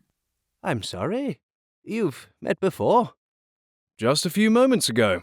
Matthew answered for the both of them because apparently Winnie had lost her ability to speak. On the drive. Apparently, she wishes to leave her mark wherever she goes. Again, Winnie said nothing. Mr. Wintour took a step forward to face her more directly. Is this true? Have you met Matthew already? Winnie blinked, then cleared her throat. Yeah, but I had no clue he was your son, she said, forcing a light tone. Clearly. Matthew responded. His eyes were on her again, this time slightly more pointed. He was referring to the conversation they'd shared after he'd helped her out of the mud, the conversation where she'd criticized the estate. His family's estate. That was obviously when things had shifted between them. He'd been playful, kind, helpful, charming even. Then she'd run her big mouth and offended him. She fought the urge to look around for a hole to crawl into and die quietly within. Everything she'd said to Matthew earlier had been true, and they were all things she was fully planning on mentioning to Mr. Wintour himself. Granted, she'd be a touch more delicate. Anyway, it was Matthew's fault for concealing who he was to her. He was basically asking for trouble. Mr. Wintour looked between them again. I'm still slightly confused, I have to admit, he stated. Finally finding her voice, Winnie answered first, refusing to allow Matthew a chance at embarrassing her further. Your son helped me out of the mud when my car got stuck on the side of the road. There. Simple. Straightforward. To the punch. No need to bore him with all those other details. Matthew's eyes didn't stray from hers, his brows slightly raised. Did he know something? Namely, did he know about her speeding? I'm so sorry to hear that, Mr. Wintour said with a frown. Oh, it's totally fine, she said with a wave of her hand. I take it the rain was the culprit. She clamped her mouth shut and nodded. It wasn't not the truth. Still, Matthew watched her. He absolutely knew something. I'm sure I know of the exact place you were caught, Mr. Wintour continued. I've been meaning to hire someone to grass over that section for so long, but it just keeps getting pushed back on my ever-growing list of things to improve. I'm sure Miss Knox wouldn't have any problem adding to that list, Matthew said. Why don't you ask her to share with you some of the items she mentioned to me earlier? Winnie stared up at him. She hadn't realized he was so tall before, nor had she been aware of how bright a blue his eyes were. They were like his dad's, except they held a more sinister glint to them. A glint that said, I'm not afraid to betray thee by thrusting thee under thy emerald steed, my lady. Still, she wouldn't be intimidated. Not any longer. She gave a small laugh and faced Mr. Wintour. Oh, I always have a list of things to improve. The to-dos for my own apartment is so eternal, I hardly have room to store it on my phone anymore. And I live in a one-bedroom apartment. Mr. Wintour chuckled. I know the feeling all too well. Matthew's smile lessened. Huh, she'd beaten him on that one. Well, Mr. Wintour continued. I'm glad you were there to help her out, Matthew. Matthew hummed, his eyes lingering on Winnie. So, Dad, when were you planning on telling me that you'd hired another consultant? The air in the room shifted drastically, almost instantaneously. Winnie looked between the father and son, the tension so thick she could almost reach out and touch it. Matthew hadn't known about his dad hiring her then. Let's discuss this in a moment, Matthew, Mr. Wintour said with a strained smile. Our guest has had her fair share of drama during her day of travel, and I'd love for her to receive some rest. Oh, of course. Matthew said with a nod and a fake look of concern. Anyone can see how exhausted she looks. Winnie hid her frown. This apple had fallen far, far away from the tree, hadn't it? Matthew must have been born in a completely different orchard altogether. He turned to his dad next. So the running total is 5 consultants now, right? Mr. Wintour cast a wary glance at Winnie, but she merely brushed aside the surprise she felt in learning the number. There's nothing shocking about hiring multiple consultants, she said truthfully. It can be difficult to find a good match. Hopefully I can be just that, though. Mr. Wintour's gratitude came through in his smile. I've no doubt that you will be. Now, Matthew. Yes, but this is the first from the States. Matthew interrupted. Tell me, Dad, where is the logic in hiring someone who clearly knows nothing about running British estates? B like Fort Knox. That's enough, Matthew, Mr. Wintour said. Then he shifted an apologetic gaze to Winnie. You'll have to excuse my son's manners. Apparently, he's misplaced them. Oh, it's just fine, she replied. I've lived in New York long enough that I'm used to anything by now. Mr. Wintour chuckled, but Matthew hardly looked amused. New York, is it? He questioned. That makes sense. Matthew, Mr. Wintour warned, but his son wasn't finished. So tell me, Miss Knox, Matthew said, folding his arms across his broad chest, the ridges in his forearms shifting. what makes you think you'll be a good fit for the estate? It's Winnie, she stated. And I think a quick Google search of my name and accomplishments will tell you everything you need to know about me, Matthew. Or, I could always give you my resume. Mr. Wintour looked almost proud at her response. She hadn't received such a look from someone since she'd graduated a year early from high school, and Dad had actually smiled at her. That won't be necessary. Matthew returned, hardly amused. I'll just wish you luck, though, as it's no small feat to care for an entire estate. Oh, I can only imagine, she agreed. Fortunately, overseeing the Renaissance Fair will ease me right into it. To her surprise, Matthew's seemingly unalterable expression shifted, and a deep frown carved through his brow. His arms fell to his sides, and he turned to face his dad directly. What? If Winnie had thought the air in the room was uncomfortable before, it was nothing compared to the silent tension between them now, marked only by the sound of a clock ticking on the desk nearby. Well, she could now safely assume that Matthew had been unaware of her taking over his fare. Matthew, Mr. Wintour began. as I told you before, we can discuss this later, when Winnie has had the chance to rest. Winnie didn't need to rest as much as she needed an escape. She glanced at the door. Could she slip out unnoticed? Wander around the hallways until she found her room? Or did she have to wait for Mr. Fernsby, whom Mr. Wintour had obviously rung for, but was sure taking his dang sweet time getting there? No, I want to talk about it now. Matthew stated, ignoring his father's words. Did you place her over the festival? Mr. Wintour glanced at Winnie with an apologetic look, then faced his son again. Yes, I have. Anger flashed in Matthew's eyes as he shifted his gaze to Winnie, his jaw twitching beneath his scruff. How?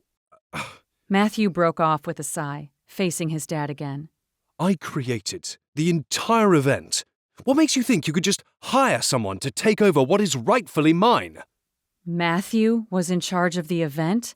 Had created the event? Good grief. This was not what she signed up for. No wonder he'd touted its historical accuracy and invited her to see it. Winnie released a quiet, pent-up breath. Out of all the consulting jobs she'd had, out of all the awkward moments, the fights that had broken out, and the surprises that had been launched at employees, this had to be the worst of them all. Stuck in the middle between a father and son, revealing things she wasn't supposed to, apparently leaving a trail of water through their stately home. Could today get any worse? She glanced at the door again. Where was a butler when a girl needed him? Matthew, Mr. Wintour said softly, as if Winnie couldn't hear every single word spoken between them. I told you months ago that this was in our future. The future is now here. But I clearly said no. Matthew countered. Mr. Wintour lowered his voice. Last I checked, I am still owner and head of this estate. The event is held here. It uses the estate's money. Therefore, I have the final say. Go, Mr. Wintour. Matthew pierced Winnie with his gaze, and she blanched. Had he heard her thoughts somehow? So in exercising your authority, Matthew said, his jaw tight as he spoke. you chose to hire her? He pointed a condemning finger in Winnie's direction.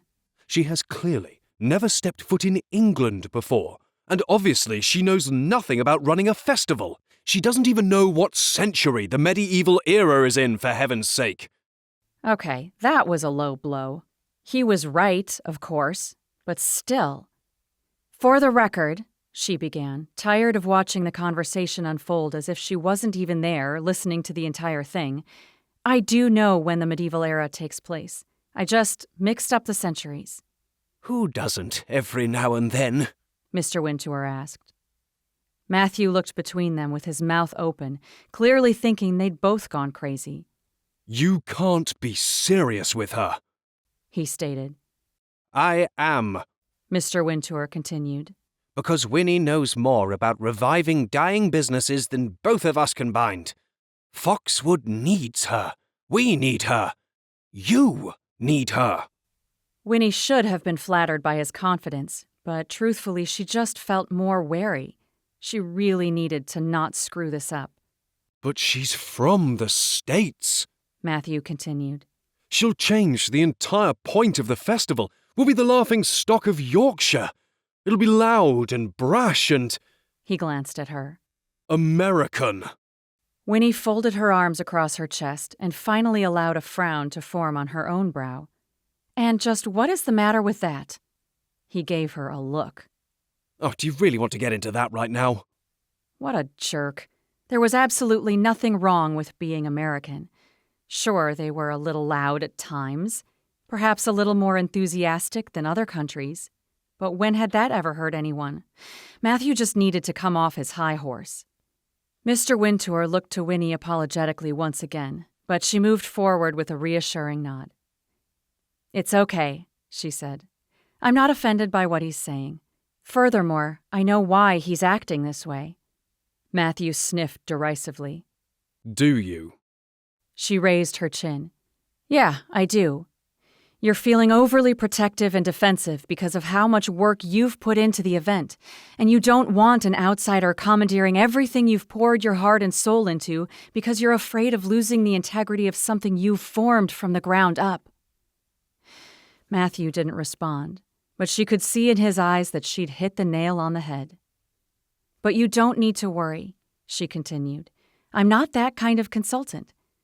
He looked even more skeptical than before. I'm not, she insisted. I value souls and people, so I'm not looking to fire anyone, and I value others' ideas and input more than my own. I'm not here to change up everything. I'm here to fix it.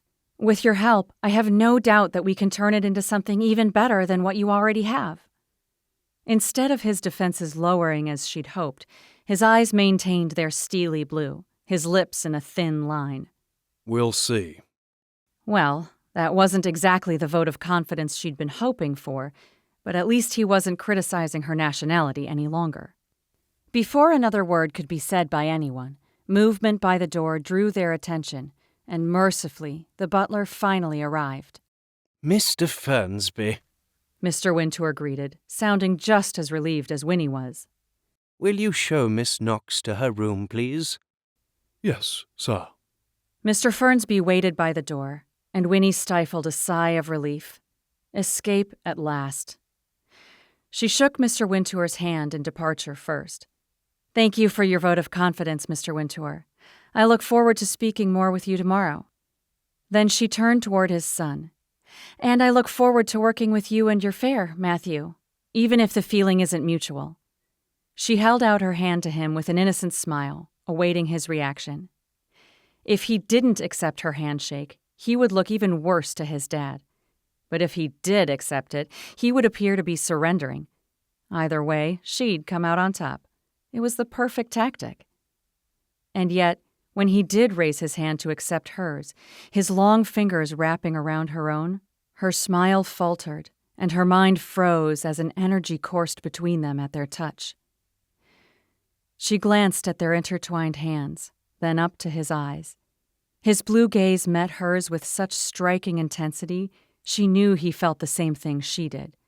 A connection, an attraction, all the things she shouldn't be feeling for a coworker.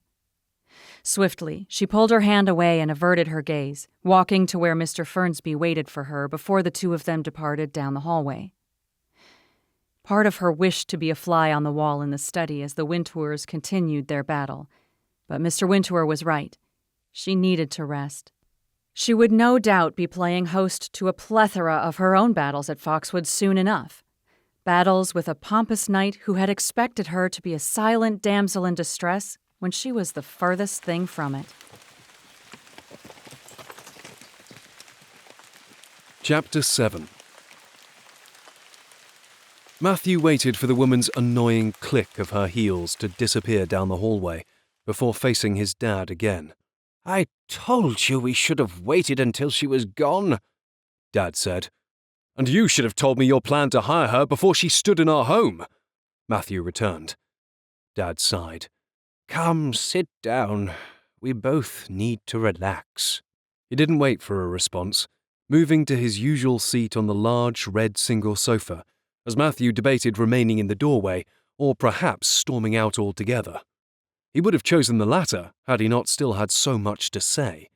So, with thumping steps, he made for the fireplace and warmed his hands that were still chilled from being out in the cold rain. When he had first met Winnie Knox, he'd been enchanted, charmed, as if hypnotized by a snake. Incidentally, that wasn't too far from the truth. Winnie was like a snake, callous and sneaky, willing to do whatever she needed to get what she wanted. Okay, he was coming on a little strong.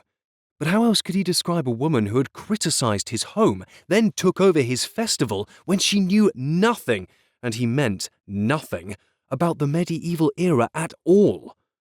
He had had every intention of entering the study that evening to ruin Winnie's chances of working at Foxwood. But now he was scrambling to maintain control of his festival. What a nightmare. Have you nothing left to say, now that Winnie is gone? Dad asked, as Matthew's mind continued to race. I do, Matthew responded. I'm only gathering my thoughts. I'll prepare myself for the barrage, then. That wasn't too far from what Matthew wished to do. Honestly, Dad had lost his mind. I just can't understand what you were thinking by hiring her, Matthew finally said. It makes absolutely zero sense. That's what I was trying to explain to you, but I couldn't very well do it with the woman standing right there, now could I? Dad looked away. Although you had no qualms with being monumentally unkind to her. I wasn't unkind, Matthew said. He cringed at how petulant he sounded. Truth be told, he had been rude, but he was still too angry to feel badly about it. He also wasn't in any mood for another lecture, nor another look of disappointment in Dad's eyes. Matthew had seen enough of that look over the last few years, specifically every single weekend the festival failed. Fine, Matthew relented, if only to assuage his guilt. I was a little harsh, but it wasn't unwarranted. He leaned forward. Do you know what she said to me on the road when she didn't know who I was? Dad didn't respond, simply waited for Matthew to continue. She criticised the estate. She kept rattling off one thing after another that needed fixing, like Foxwood was just one big flaw. It was ridiculous. Dad stared. That's her job, Matthew. I specifically hired her to do that for us. Matthew's defences slipped through his fingertips like water out of the tap. Yes, but she was just saying it to me so freely, he said, scrambling to maintain control. If she talks to me like that, thinking I was just another worker, who knows what else she'd say about our home? And to whom? Dad leaned back in his chair, lacing his fingers together and resting them on his lap. If anything, I'd say you're more to blame than she is. You shouldn't have misled her by not telling her who you are. Matthew moved away from the heat of the fire, sitting down on a chair nearby. It was getting too hot to stand near the hearth. Or was it his growing discomfort that was agitating him? Dad's condemning look told the truth. You're right, Matthew relented begrudgingly, staring into the fire's flames. I should have told her who I was. And honestly, what she said wasn't too far from the truth. There is much to improve here. But the festival? His anger from before had dissipated, settling into a disappointed frustration. Dad's study had always had that effect on him. I just wish you would have told me beforehand that you'd hired her to be over the festival, he continued in a quieter tone. Or at least hired someone with more experience. Dad watched him carefully, taking a moment before responding. I understand how you feel, Matthew. I do.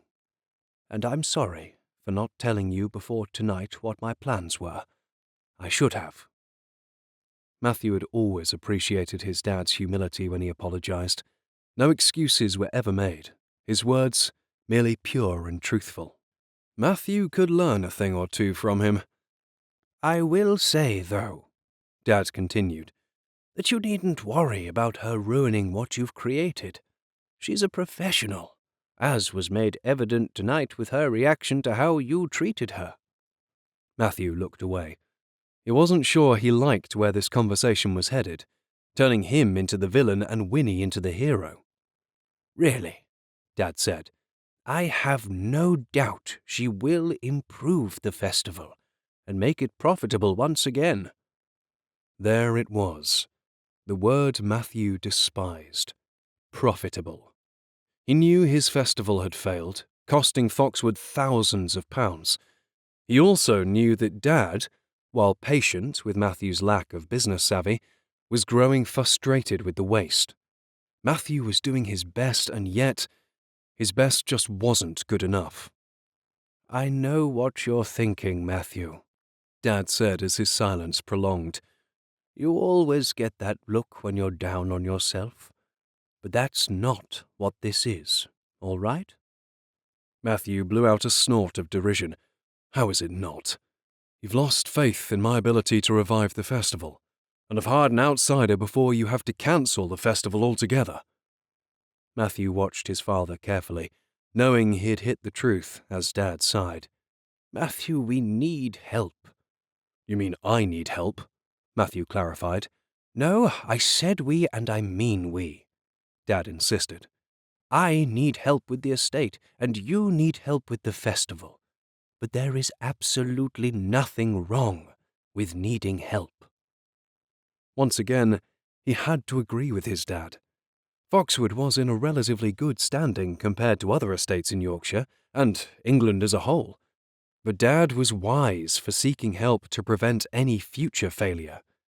Matthew hadn't been so wise with his festival. He was good at so many things, but business wasn't one of them. It just frustrated him to no end that his love and passion for the past wasn't enough anymore to have his festival succeed.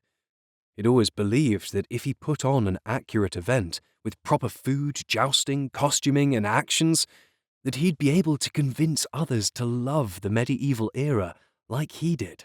Then they would keep coming back for more.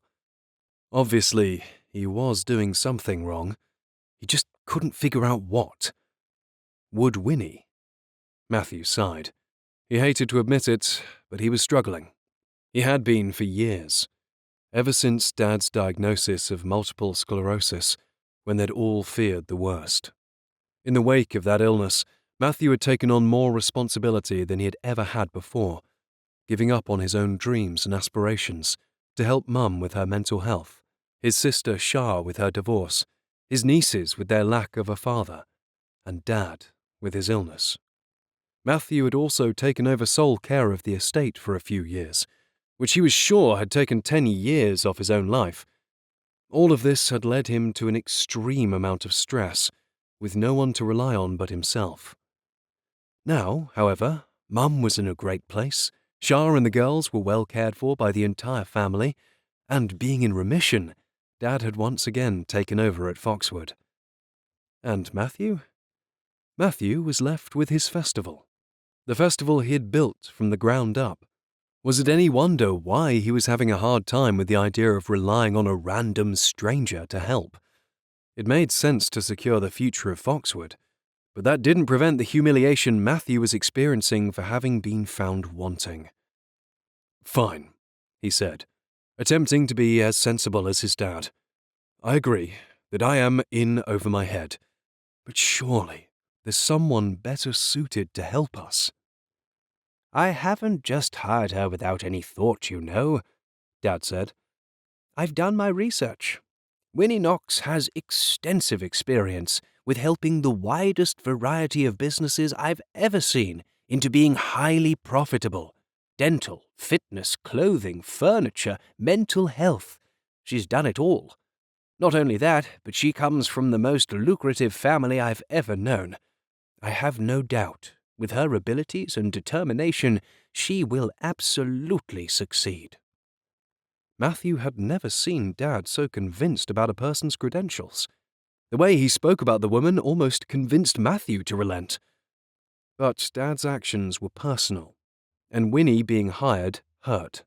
Matthew's intelligence, his opinion, had been replaced in a single evening with the mere promise of a bright future and a flash of a pretty New York smile. "So what would you have me do?" he asked, staring at the wooden floor nearby, his desire to fight slowly seeping away from him. Stand back and let her do whatever she likes? Nothing sounded worse. She'd change the heart of his festival, remove all historical accuracy, turn it into, a Knight's Tale. For the time being, yes, Dad said. Allow her opinions and ideas to flourish. I'm certain you'll be glad that you did. But do not hesitate to give your advice and expertise where it is needed, as I'm sure she'll be grateful for it. Matthew snorted in disbelief. Yes, because consultants are known for their easygoing personalities and persuadable opinions. Dad ignored him. Either way, you only have to last a matter of weeks. We'll postpone the festival for a few weeks until it's ready again. Then she'll be helping me with the estate. Providing she proves herself, Matthew said. I have no doubt that she will. Matthew bit his tongue to avoid delivering another derisive scoff. Of course, his reaction was only to mask the embarrassment he still felt for not being able to succeed. Matthew, Dad continued, I know this is difficult for you, but I hope you know why I'm doing it. You sacrificed so much for your family, for me, giving up your dreams the moment they were being realized, so you could care for your ailing father. In truth, Matthew didn't feel like his efforts had been a sacrifice, but he still felt humbled at the gratitude shining in his dad's blue eyes. I want you to know how greatly I appreciate you, Dad continued. He leaned forward, wincing as he did so. That is the real reason I hired Winnie. I'm certain that if you listen to her ideas with an open mind, she will change our lives, and only for the better. Just give her a chance. That's all I ask. It took everything within Matthew to finally nod.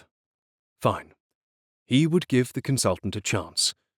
But if she came up with some horrendous idea that tanked the festival and made her look terrible to Dad, Matthew would have no choice but to let her dig her own grave.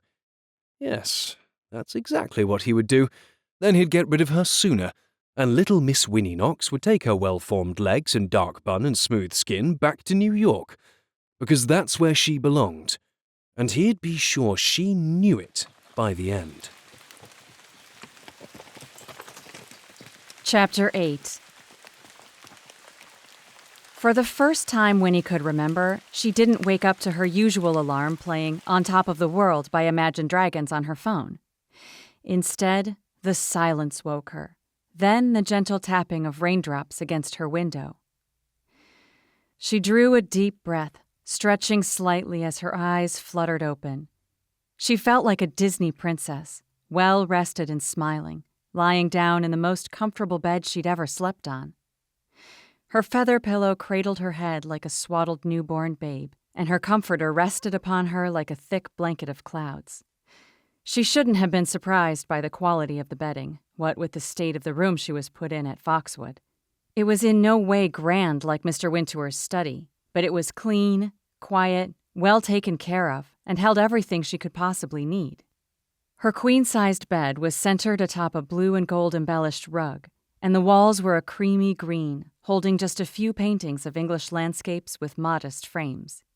A wardrobe was at one end of the room, and a good-sized desk was situated beneath the window. Did she have a view from that window? She'd been too tired to find out the night before. She'd barely managed to stumble into her pajamas before zonking out for the entire night, barely noticing that her clothing had already been unpacked, aired out, and hung up by the housekeeper. She could do with hiring one of those, too.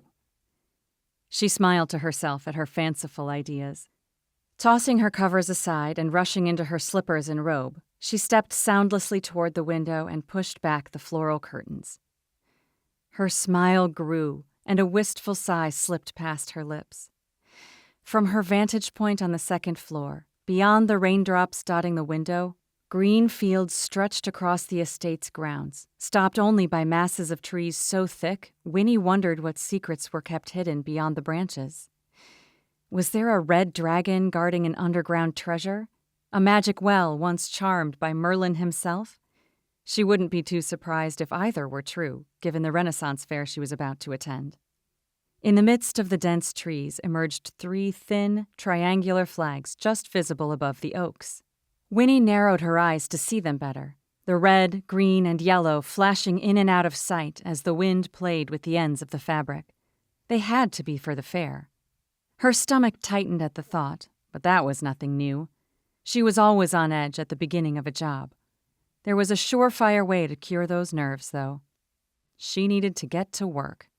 After a quick shower and sprucing up in her ensuite bathroom, Winnie sat down at the desk and began her research in her usual top-knot bun, pencil skirt, and silk blouse.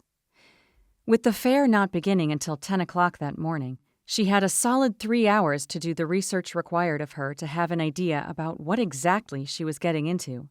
Before, she'd dedicated most of her time on researching how to run estates in England, her original job description. But she'd be able to use all that information soon enough. For now, she focused on her task at hand, exploring website after website and reading article after article about medieval fairs, knights, and jousting. Most of her work had to be done, infuriatingly enough, on her phone, as the Wi-Fi was abysmally slow in her room, the one and only complaint she had about her circumstances. But at least her cell service was good enough to search the web for information.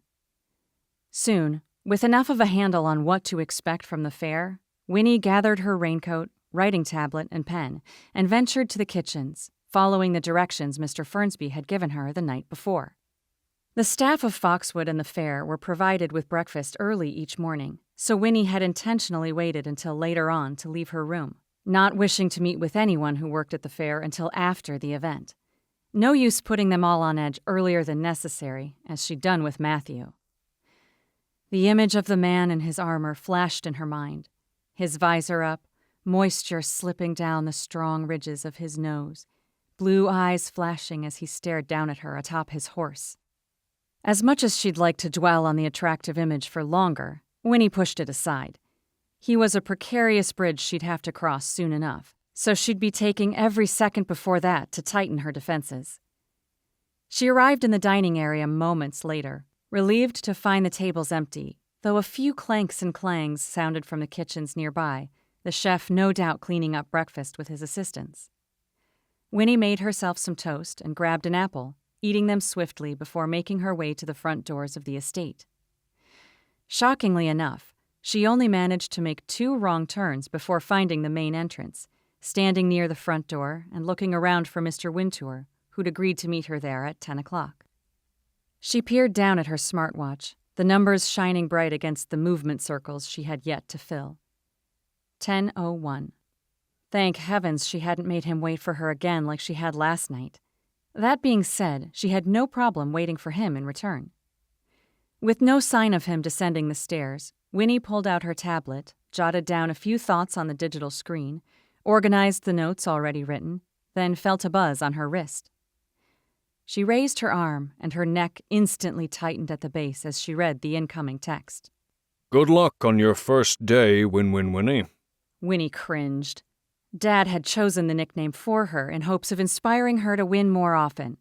She hated to say, but it never worked. In truth, it kind of only made matters worse. She slipped her tablet under her arm and swiped out a response on her watch. She hated messaging on those small buttons, but she'd become quite adept at doing so efficiently and with little to no spelling errors. That was good. Dad couldn't stand typos. Why do people bother to write at all when they don't spell correctly or use proper grammar? He'd say. Winnie. Thanks, Dad. Dad, what's on the docket first? Winnie. Just checking out the estate for now, getting my bearings and understanding more of what's wanted from me. She probably should have felt more guilty for omitting the truth of what she was now doing at Foxwood, but she didn't have the mental fortitude to hear everything Dad would have to say about her being demoted to watching over a Renaissance fair instead of a stately home. Are you really having to prove yourself? He'd say. A Knox shouldn't have to stoop so low. Winnie rolled her eyes. Dad had convinced himself that the Knoxes were all some special breed set apart from the rest of the world. If that were true, Winnie was an adopted mutt. Dad. Sounds great. Keep me posted. Winnie. Will do. And she would, just like she'd be honest with him, just as soon as she figured out a way to make the fair sound cooler than it was. Lowering her wrist, she shook the exchange from her mind. It was time to remove her Win-Win-Winnie badge and put on her Winnie Knox Consultant badge, a badge she'd actually earned by herself. Except, of course, when Dad had connected her with Mr. Wintour as soon as he discovered that her latest consultant job had fallen through. And then there were the other 2 jobs he'd helped her find last year. Then there was the other time before that. But all of that was neither here nor there. The point of the matter was that she had done the work for each of those jobs, and her success was proof enough of her abilities. Footsteps approached, drawing her attention to the present, but to Winnie's surprise, Mr. Fernsby appeared instead of Mr. Wintour. Miss Knox, The butler greeted. Mr. Wintour wished for me to tell you that he will be unable to join you this morning. I'm afraid he's feeling unwell. Winnie took the news in measure. Honestly, it wasn't much of a surprise. He'd looked so uncomfortable the night before, on the chair and afterward. She only hoped she hadn't contributed to it, as his son obviously had, with all the complaining he'd done. I hope he's all right, she said. Thank you. Mr. Fernsby said in his smooth accent. He is tired, but in good spirits. Instead, Mrs. Wintour has agreed to join you for the festival. However, she will be some time yet, so she is more than happy for you to go on ahead. The festival takes place on the grounds just east of the house, within walking distance. Follow the dirt pathway, and you won't miss it. Mrs. Wintour will meet you there as soon as she is able to. Winnie instantly agreed, and the butler returned to his duties at once. While she would have appreciated a tour with her questions being answered straight away, nothing helped her get a true read on a business, or in this case, an event, as walking around by herself and simply observing.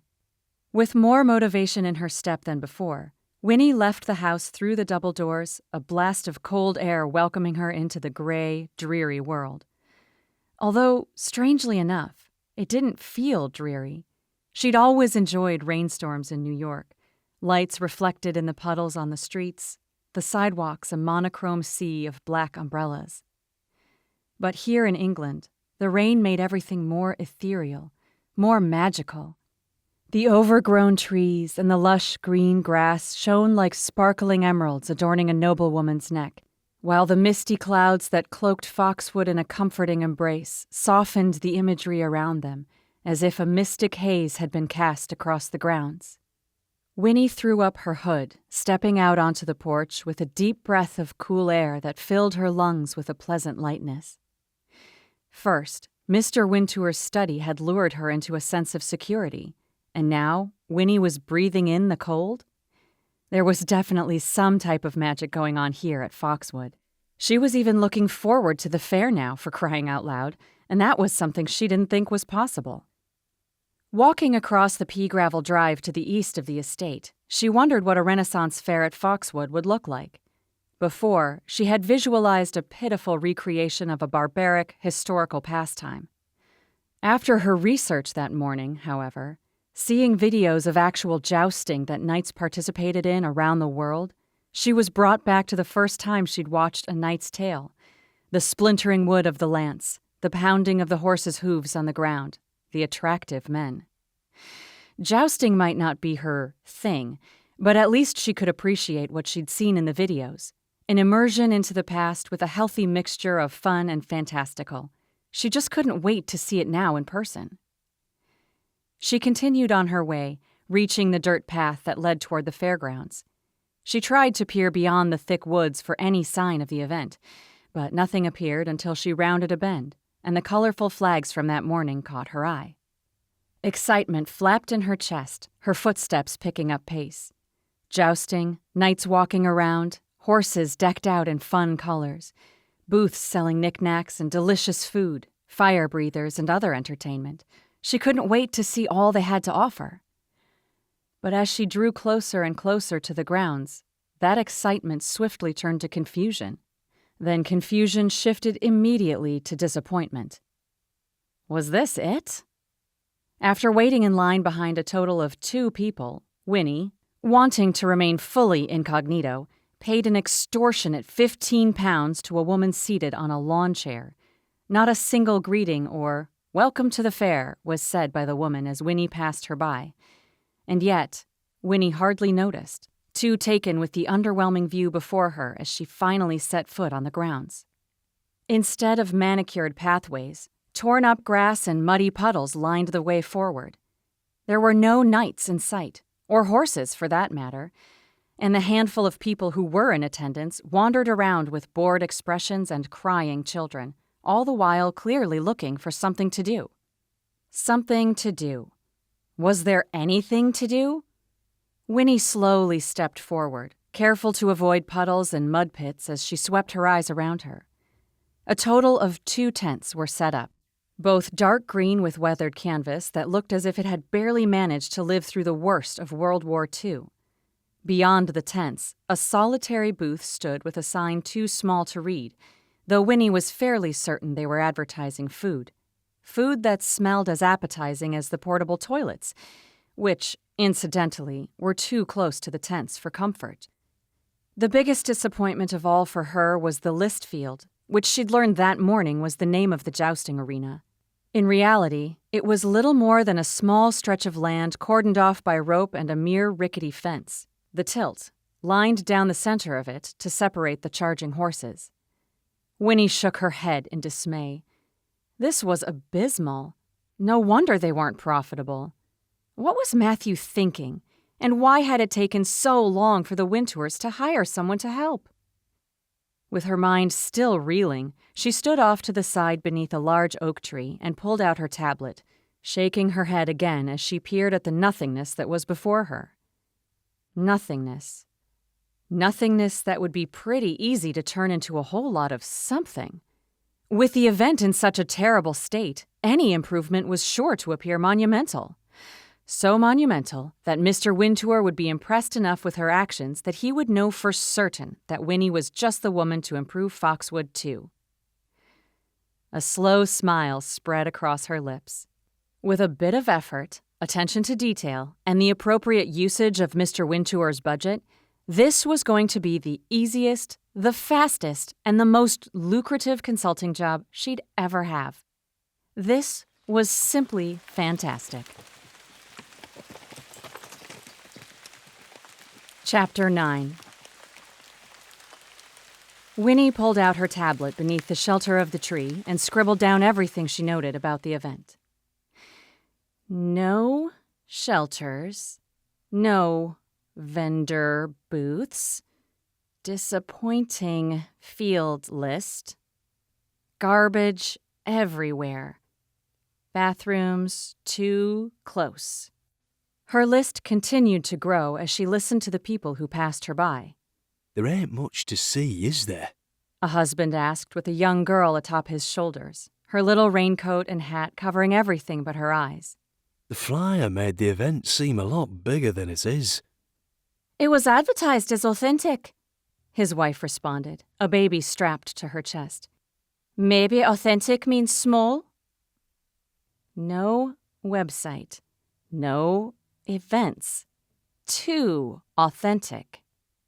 Winnie's fingers began to ache as the conversations and notes continued.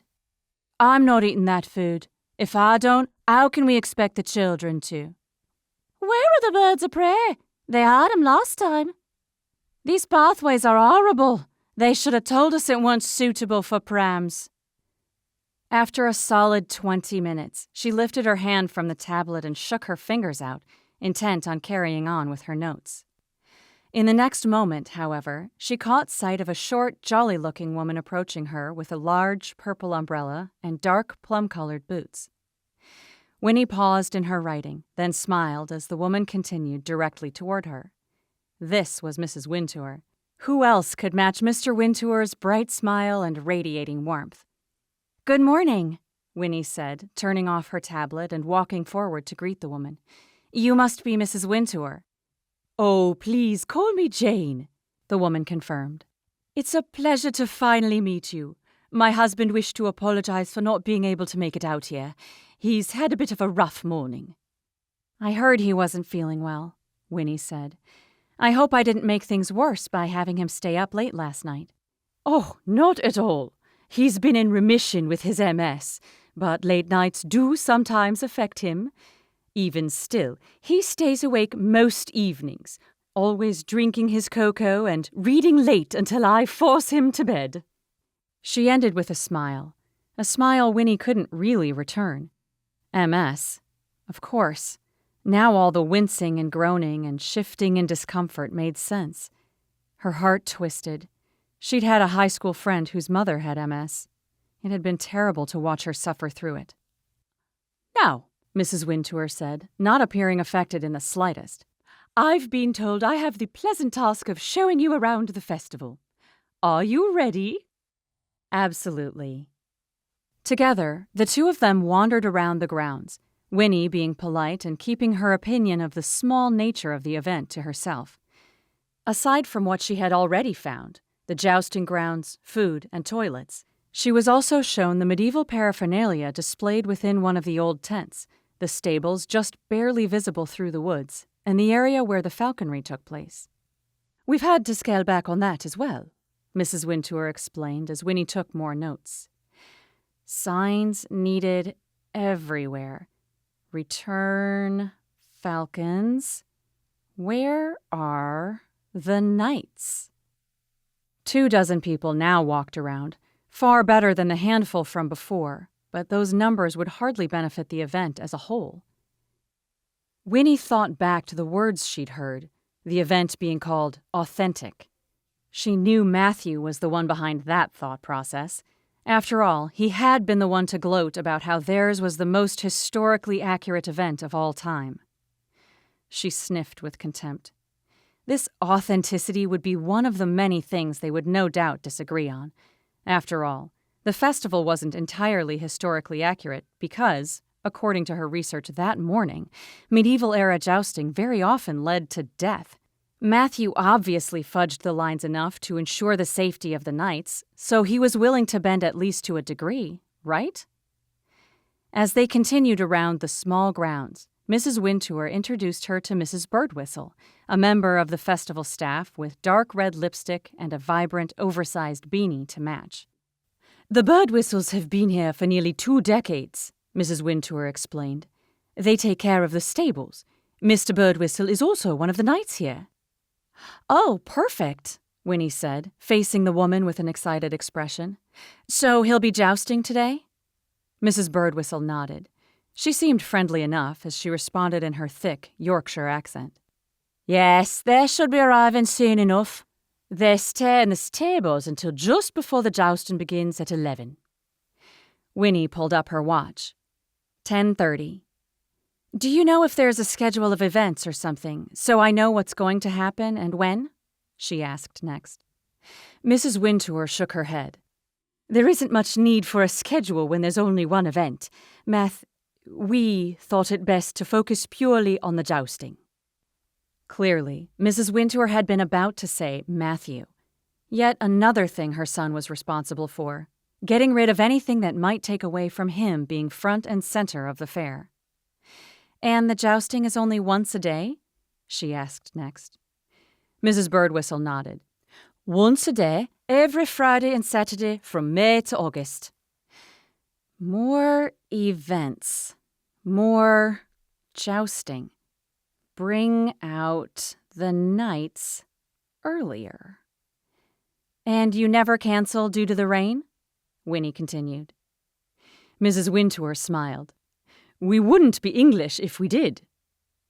Mrs. Birdwhistle excused herself shortly after, and Winnie and Mrs. Wintour continued on, passing by the food next.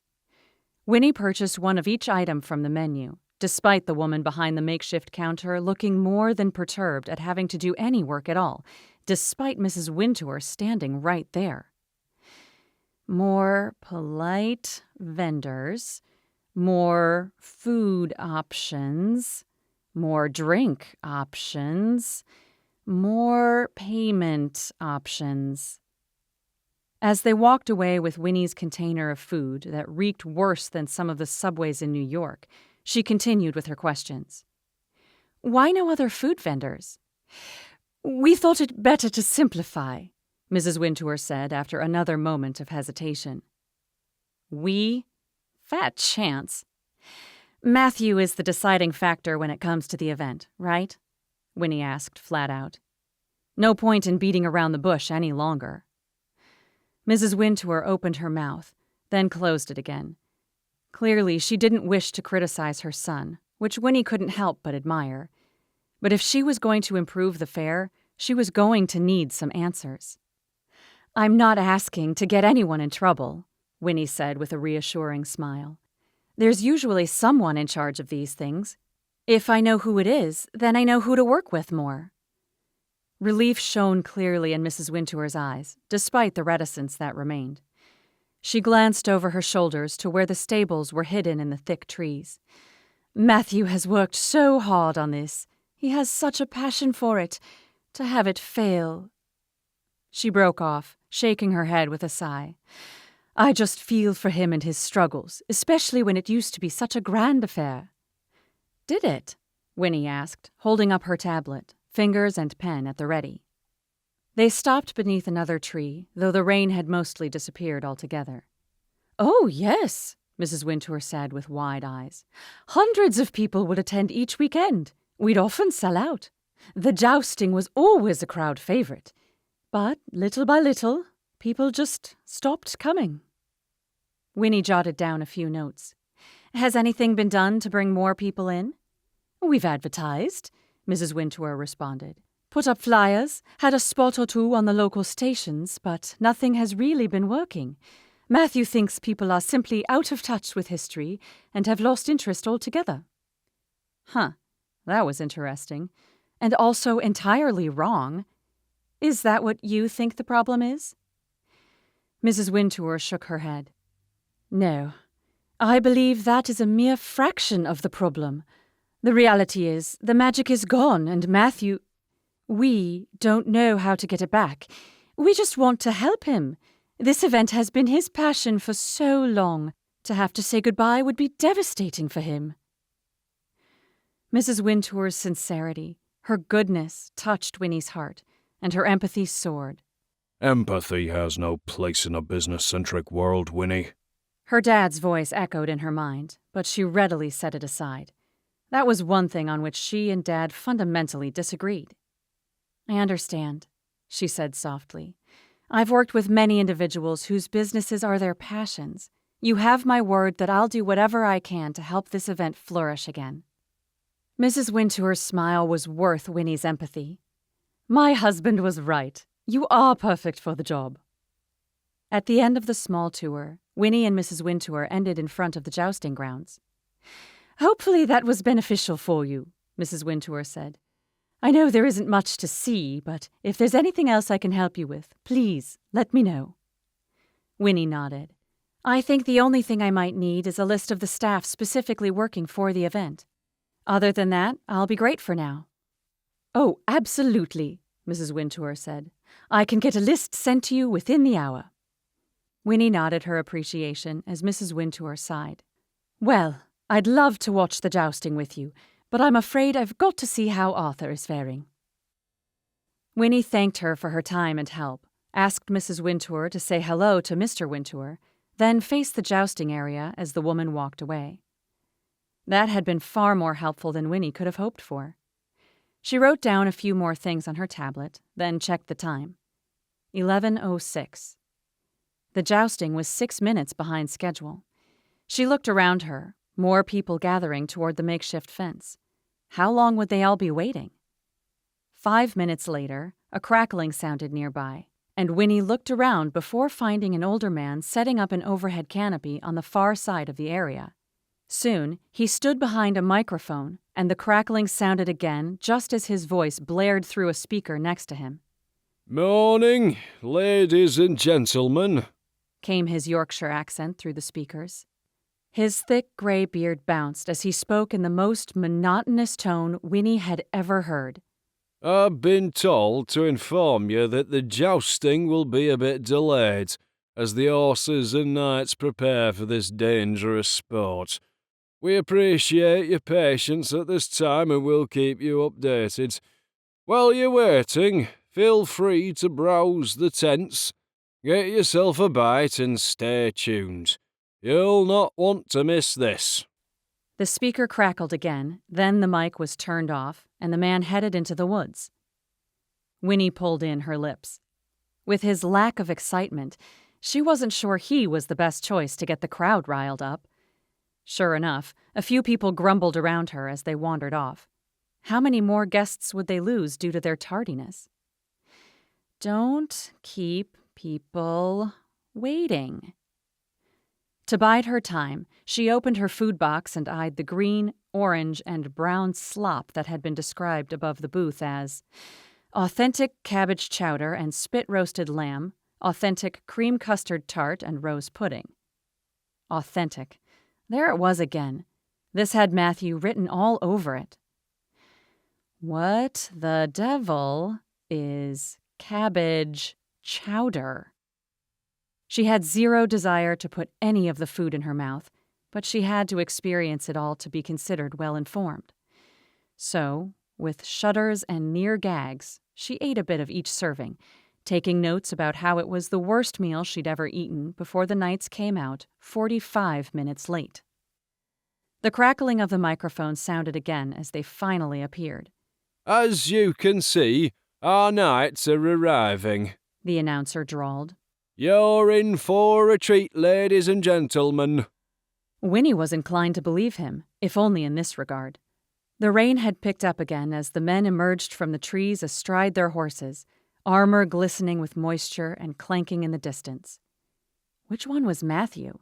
She couldn't tell with their faces covered by the visors. As despondent as she had been with the state of the fair altogether, The image of the knights filing one by one into the list was enough to rid her mind of all else but the power and grandeur of these 4 armored individuals. They may as well have been walking in slow motion, so rousing was their approach. Each man was covered from head to toe in armor, helmets ranging from square around the jaw to pointed around the nose. Atop each helmet plumed giant feathers in a variety of colors, matching the vibrant robes draped over their respective horses. And heavens, those horses! Black, white, chestnut, brown. They were stunning, captivating, and the power they exuded from merely walking was enough to throw Winnie back into her past filled with riding, jumping, flying. But she suppressed those memories at once, just like she always did. A few claps sounded as the knights approached, bringing her back to the present, and she viewed the mere handful of people who remained around the roped-off area. It was a shame, really. More people ought to be witnessing such an arresting spectacle. "Welcome, Knights of Foxwood," the announcer said in that same monotonous voice. "and welcome to our guests. The name's Albert Fogg. I'll be your announcer this afternoon." The knights began to circle the area, riding their horses in a trot for all to admire.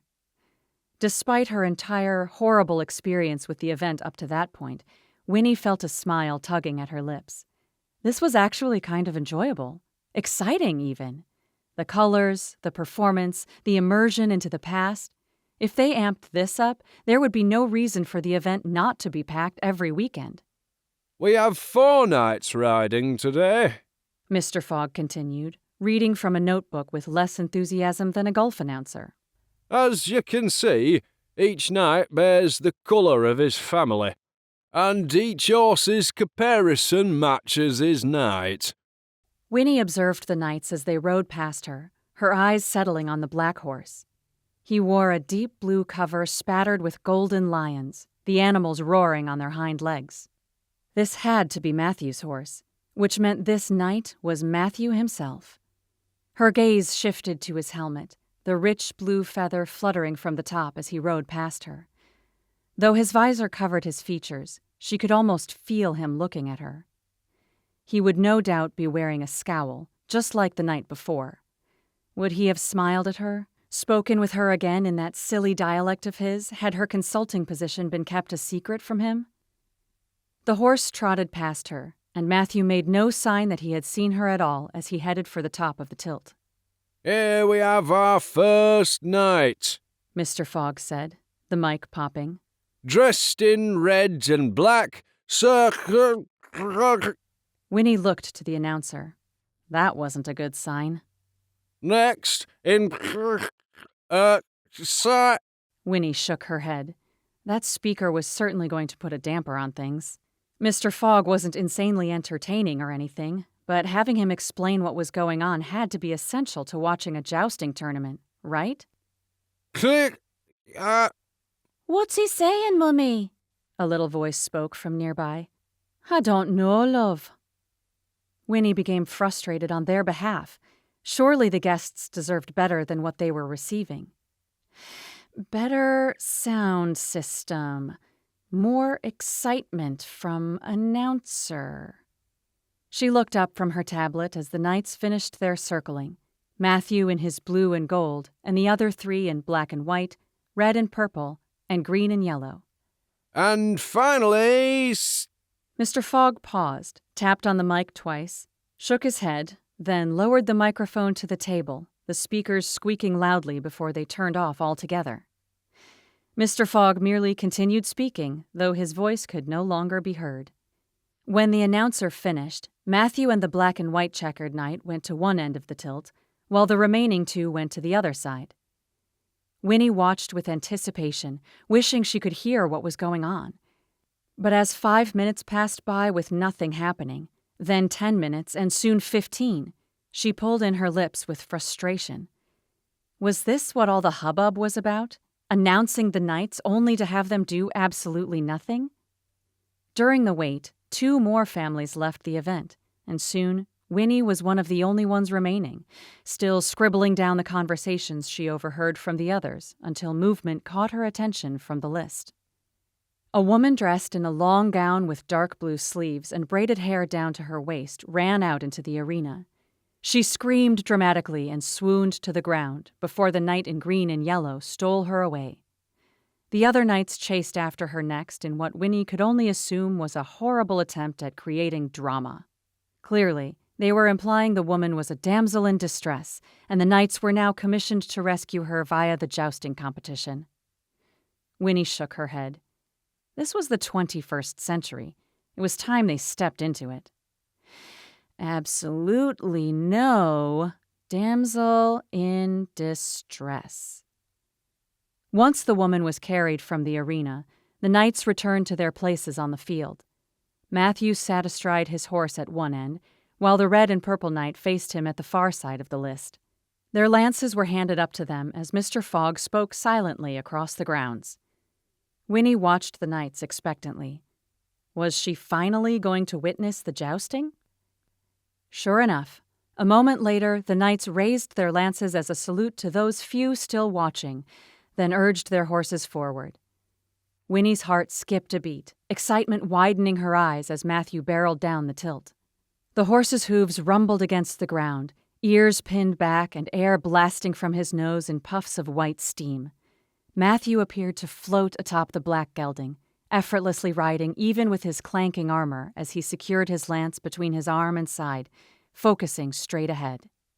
She could only imagine his blue eyes unwavering from their target, his grip on the lance secure as he drew closer and closer to the other knight until... Crack! Matthew's lance made contact with the opposing knight's armor, splintering into more than a dozen pieces that flew out on both sides of the tilt, splaying into the air like wooden fireworks. Now this was exciting. Breathless, Winnie looked around her at the joyful smiles on the faces of those still in attendance. Clearly, they all wanted to see more, Winnie more than anyone, as she maintained her focus on Matthew. She was apt to forget all about his mean comments the night before in his dad's study, replacing the image of his sullen frown with how unbelievably attractive he was jousting on his horse, and she hadn't even seen his face for crying out loud. The imagery, the pageantry, the theatricality of it all made her feel as if she was living hundreds of years ago, surrounded by gallant knights, regal women, and acts of bravery. The sport that had veritably thrust her into the past had awakened a side of her she didn't even know existed. Sure, the fair needed a boatload of work, but the jousting? The jousting was a triumph that she could watch again and again. Unfortunately, the time between strikes took far too long, and after a 10-minute wait, the other two knights finally took their turn riding down the tilt. While still thrilling, these men rode slower and less powerfully than Matthew had, and Winnie found her eyes trailing once more to him at the top of the list. Matthew had dismounted his horse and removed his helmet to stand with a family on the far side, speaking to a little boy who stood anxious with his pointer finger in his mouth. Matthew smiled at him, then motioned to the horse. The little boy nodded and, after being lifted up by his dad, reached forward to stroke the black hair of the gelding. Little by little, the boy's anxiousness clearly decreased as he removed his finger from his mouth and pet the horse more willingly.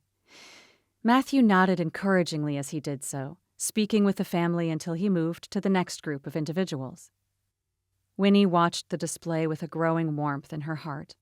All the other knights stayed in the arena, away from the spectators. But Matthew spoke with each family on the side, spending time with the kids more than anyone else. A real knight of the people, before his name was called to joust once again. Winnie couldn't deny the care he showed by his actions, nor what it revealed about his character.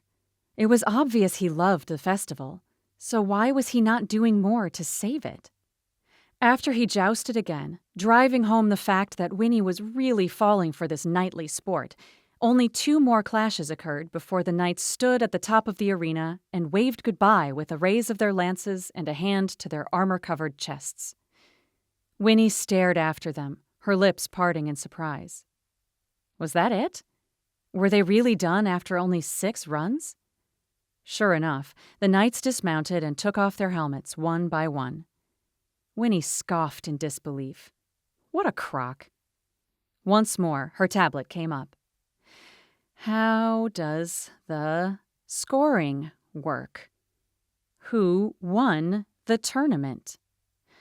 What happened to the damsel? Not that I really care. Why only 6 jousting occurrences? Too long between jousts. Her hand cramped with how much she wrote, but she didn't stop, the ideas she had for the fair coming fast. Carnival games, rides, treats, edible food, vendors selling goods, and much more jousting. She had her work cut out for her, and she couldn't wait. That is, until she felt a pair of eyes watching her. Sure enough, as she lifted her gaze, she found Matthew staring at her with a pointed scowl. He must have seen her scribbling away on her tablet and was now judging her because of it. Or maybe he was still just upset that she'd been placed in charge of his event. Either way, she wasn't going to let his sour attitude stop her from doing her job.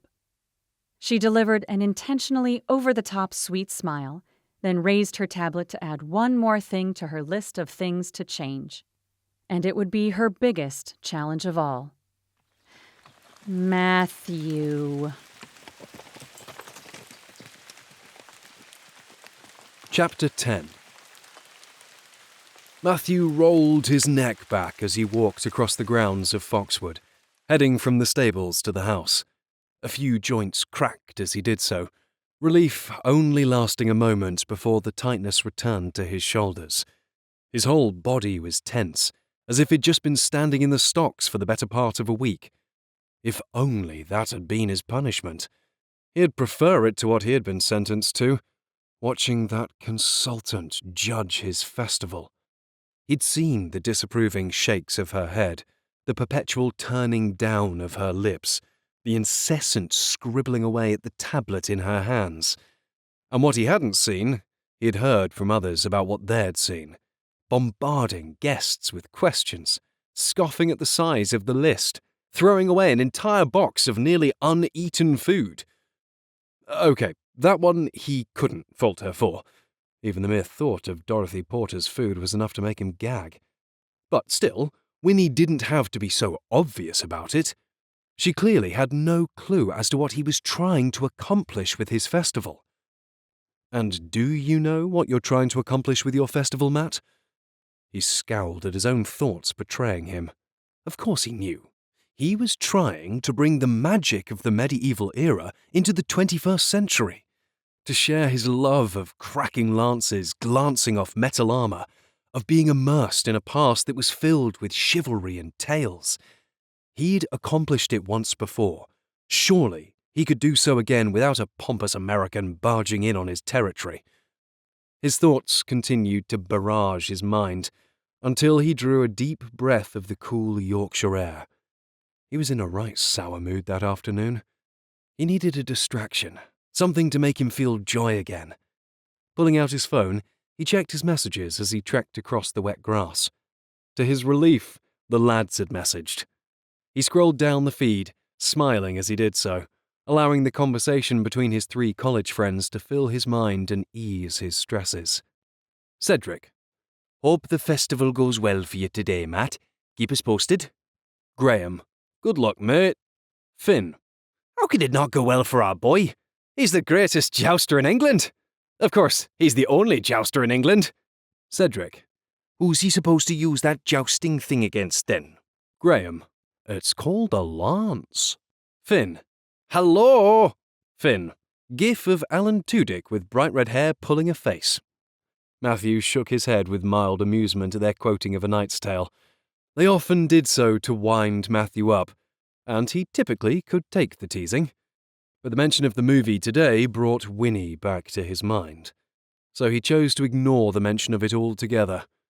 He read the rest of the messages, Finn updating them on his grandparents' health, Graham speaking about his latest whitewater rafting trip, and Cedric informing them of how his injury, sustained on the football pitch, was nearly fully healed. Matthew read each update with real interest. The 4 of them had made the most unlikely of friendships from the early age of 13. Matthew, an English chap, rich and bookish. Finn, an Irish boy, thrust into Eton's arms and kicked out within a year. Graham, a Scottish lad with the determination to live life to its fullest. And Cedric, a Welshman, and poor sheep farmer's son who just so happened to land a scholarship at one of the most prestigious boarding colleges in England. Over the years, despite the physical distance between them, their friendships had only grown, being kept alive by frequent messages and multi-yearly get-togethers where they participated in charity runs in their respective countries. This time, they would be gathering in England, and Matthew couldn't wait to host them all at his home again. He responded to each of their messages before finally addressing the ones referring to himself. Matthew: "Thanks for all the support, lads." Matthew: "Said, I hope you were kidding about it being called a jousting thing. Have I taught you nothing? Guess it's time for another history lesson. I'll be sure to have updated courses for each of you while you're here." Matthew: "As for the festival, it went fine. Did I mention my dad hired a new consultant? This one's from New York. She's taking over the festival." Matthew: "Also, pretty sure she doesn't like Harry Potter." She probably hadn't even read the books, which was a travesty in its own right. He wasn't exactly a massive Potterhead himself, but even he could see the value the stories had brought to the world. He clicked his phone off and faced forward. His friends would respond soon enough. Until then, he'd focus on finding some semblance of peace. Of course, peace was not in his future, as the moment his house came into view, he caught the sight of the woman from his thoughts. No, from his very nightmares, standing in front of the doors of Foxwood. He groaned, slowing his pace so she might enter the house before he'd have to do the same. He really wished Dad would have put her up somewhere else, preferably in a hotel 500 miles away. But then every other consultant had been housed there, so why would Winnie be any different? He watched in silence for a moment. The slower he walked, the longer she seemed to remain. What on earth was she doing? With her back to him, she peered down in front of her, struggling with something. Her purse? No. Her shirt? He didn't think so. She dropped her hands to her sides, then propped them on her hips as she looked up and down the length of the doors, clearly frustrated. Slowly, understanding settled over Matthew, and a smile spread across his lips. Now this was satisfying. Miss Posh Knox couldn't open a door. To be fair, those doors weren't exactly easy to open. They were old and finicky, always managing to get stuck. Still, the sight was a welcome one. He moved forward with as little noise as possible, determined to take advantage of the situation he had found her in. Maybe he'd tell Dad his latest consultant was defunct. Although, knowing Matthew's luck, Dad would simply brush it off as normal human behaviour, like speeding on their property. "No matter your aversion to her, Matthew," Dad had said at the end of their conversation last night, "I believe Winnie will be just the one to save the festival, if not more."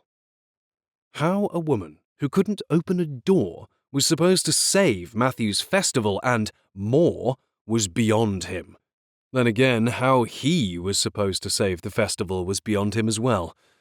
Would it fall to ruin, like some of the great castles of old? Should he just quit now, count his losses, and do something that would actually add some value to his family? Or was Dad right in believing Winnie was the key to securing the future of Foxwood? Her grunt at the door brought him back to the present, as she tried again, and failed, to open the doors. He took in the sight of her as she jiggled the handle aggressively. She had a nice figure. Long legs, curvy features. She must be a runner with those formed calves. Either that or she'd made all that muscle from wearing those ridiculous high heels all the time. Still, her face wasn't half bad looking. You know, if one liked that perfect, flawless skin, high cheekbone, thick hair kind of look. Noting her fists once more propped on her hips, Matthew hesitated. Shouldn't he just be nice and help her inside without making her feel the fool? In an instant, however, he brushed the pesky thought aside. Winnie deserved a little humbling after the criticism she had no doubt assailed at his festival today. With a raised chin and more confidence than he really had, Matthew stepped across the gravel drive, knowing his crunching footsteps would finally give him away. Sure enough, Winnie turned at once to look at him, surprise registering across her lovely features. No, just plain, old, simple features. Hey. She greeted, looking back to the door. He drew closer. Having some trouble there? What? She faced him again. Oh, yeah. I can't seem to get the door open. I think it might be locked or something, but I wasn't given a key. He had expected her to deny that she was struggling, perhaps even blush, but the woman held a remarkable lack of self-shame. Good thing he had more than enough to share. Chapter 11. Winnie took a step back as Matthew approached in silence. Instead of his armor or his t-shirt and jeans, he wore what she could only assume was authentic period clothing. Layered pants that looked like chaps, and a flowing shirt that amplified his level of attractiveness to a point where she was no longer looking at him, but staring at him. She had to admit it. In this one regard, authenticity was really working for Matthew. The man embodied the rugged medieval knightly look to a T. Obviously unaware of her stares, he walked past her, reached forward, and opened the door without a hitch. Winnie gaped. How the heck had he done that? No matter how hard she'd tried before, the door would not budge for her. She didn't care to admit how long she'd been struggling with the blasted thing. Fine. 5 minutes. 5 flipping minutes. And now this guy just waltzed in and opened it in a split second? Resting a hand on her hip, she quirked her head to the side, refusing to feel any sort of embarrassment, as there was obviously some special way to open the dang thing. Okay, what's the trick? She asked. No trick, Matthew replied, staring at her with those gorgeous cobalt eyes of his. You just simply have to know how to open a door. She pulled in her lips at his snippy response, though ultimately she chose to ignore it. She'd be better off giving him the benefit of the doubt. He'd just lost his festival to her, after all. She owed him a little grace. I don't know, she responded. I'm not convinced you didn't use some sort of wizardry or something to open it. You know, like Merlin or the man Harry Potter himself. He eyed her, no doubt to see if she was teasing, which she totally was. She couldn't help herself. His knowledge of Harry Potter had been kind of adorable. It made him more human. He made no move to respond to her joking, which produced another question in her mind. Can I ask you something, Matthew? I don't know. Can you? Winnie had often been forced to work with condescending people. So if she had to do the same with Matthew, she was at least grateful he was as nice to look at as Chris Hemsworth in that Disney Plus show. And no, contrary to what everyone thought, she hadn't just watched the series because he took his shirt off in every episode. That was merely a bonus. Choosing to ignore Matthew's words once again, she continued, clearing her throat. I think we got off on the wrong foot. Well, we got off on the right foot, then swapped to the wrong foot after that. That's not a question. Very observant of you, Matthew. No, it's not, she said.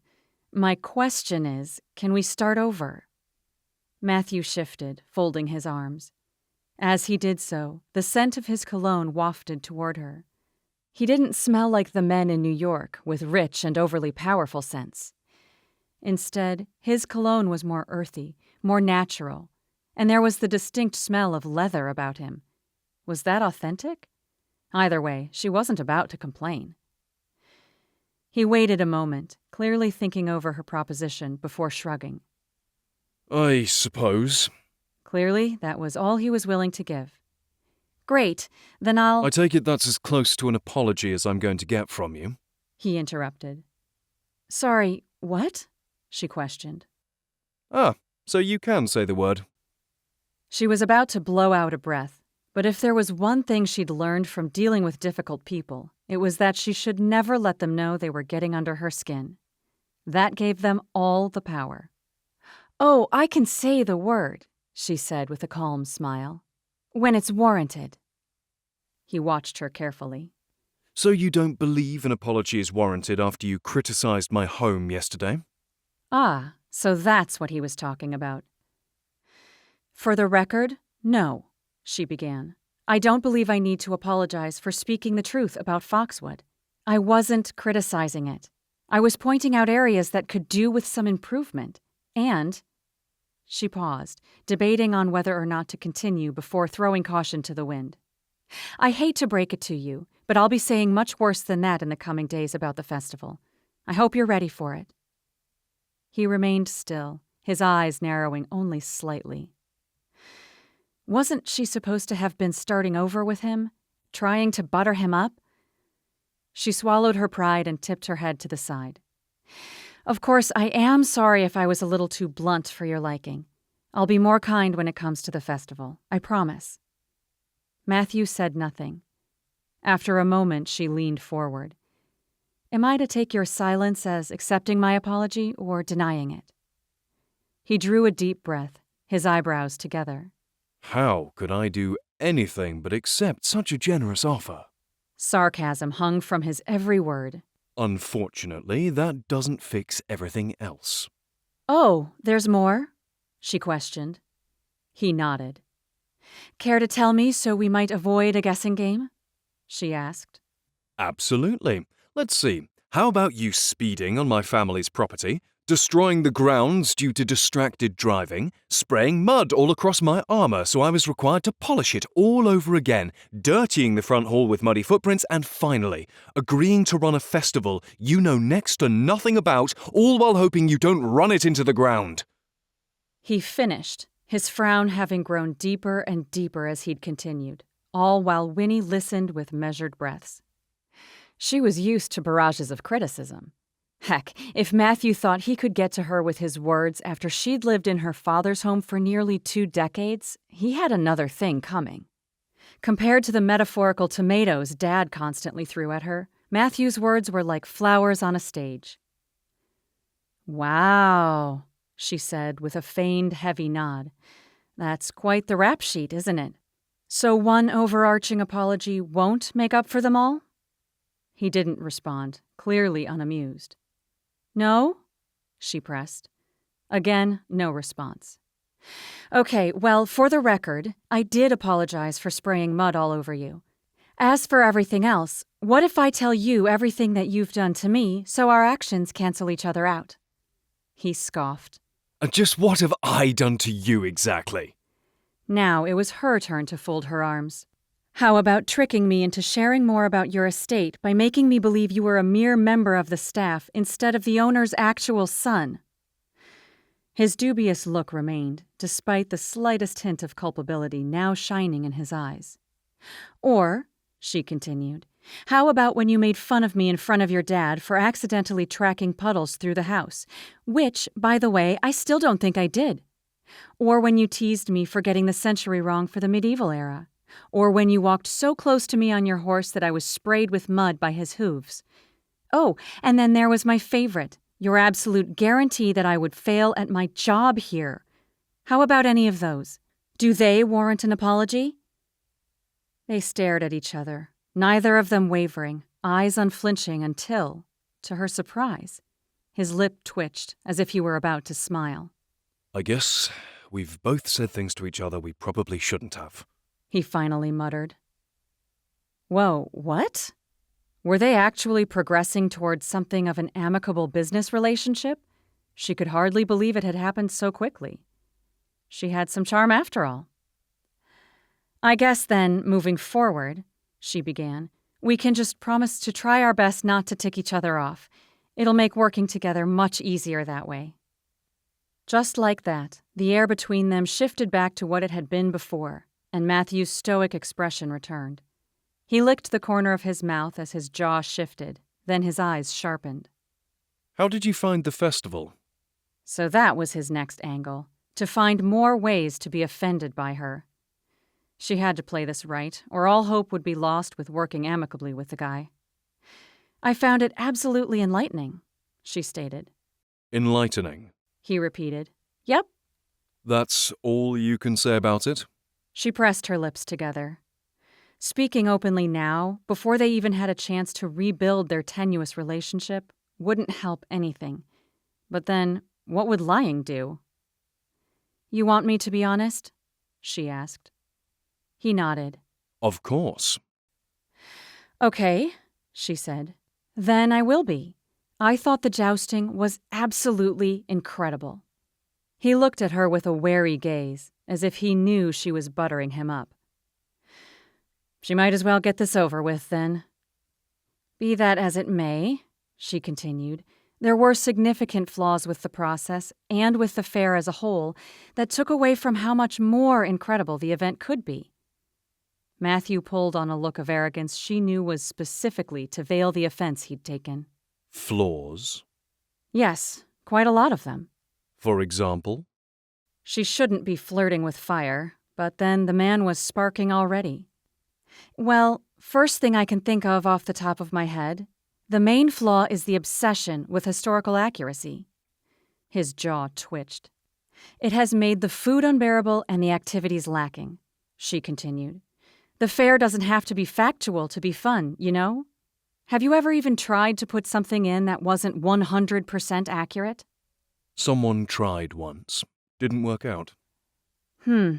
That sounds like someone suggested something you didn't approve of, and you didn't even give it a fighting chance. He glanced away for the briefest of seconds, revealing her accuracy. It doesn't matter either way. You'll be proven wrong eventually. "Proven wrong about what, exactly?" About the historical accuracy of the event, he clarified. and your belief that there are flaws here. She dropped her chin with a look of disbelief. "So you think there is absolutely nothing wrong with Foxwood or the fair at all?" His jaw twitched beneath his beard again. She quite liked the look of it. She'd like it a lot more if, he wasn't absolutely furious with her. That's correct. He said stubbornly. Absolutely nothing wrong at all. But there's no point in discussing it further, as we'll just continue to argue about it. Excuse me. He moved to the door, but Winnie took a step forward, stopping him. "Look, you told me to be honest. Would you rather I'd lied to you, told you it was absolutely perfect?" He shot a frown at her. I don't need to be coddled with lies, but I also don't need to hear your opinion on what you believe to be the truth. Now, if you'll excuse me.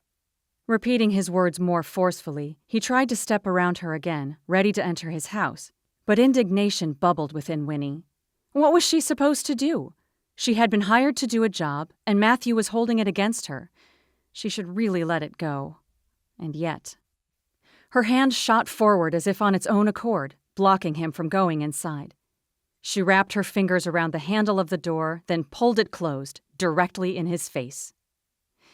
He stepped back, a startled look in his eyes as he peered down at her. What are you doing? "I'm not done with our conversation yet," she stated simply. "I wanted to talk with you so we could clear the air between us, but obviously that's not going to work as you seem to have a little bee under your bonnet that started buzzing the second you found out I was a consultant." Once again, his jaw twitched. She wasn't going to allow it to distract her this time. "I'll have you know," she continued, "I don't think it's really fair of you to have made a snap judgment about me just because of my job title." And you think it's fair for you to have made a snap judgment about my festival? She pulled back. "Of course not. And I didn't. I made an informed decision after a great deal of research and observation." As if a day could tell you all you needed to know. He looked back at the door. You may not be done, but I am. He opened the door again. Honestly, what witchery was he using to push it open so succinctly? But once more, Winnie's pride swelled. Before he could take a step inside, she moved forward and closed the door on him again. His frown grew, his gaze penetrating hers with a scowl so intense, her heart stuttered. She could only imagine what she'd do if he eyed her that intensely with a look of something else, like admiration. She blinked mutely at her rogue thoughts. They were to be co-workers. Anything else would be highly inappropriate. "Why are you done?" she asked, focusing more intently on the conversation at hand. "Can't you just talk to me about your concerns? What you're worried about? What you're angry about?"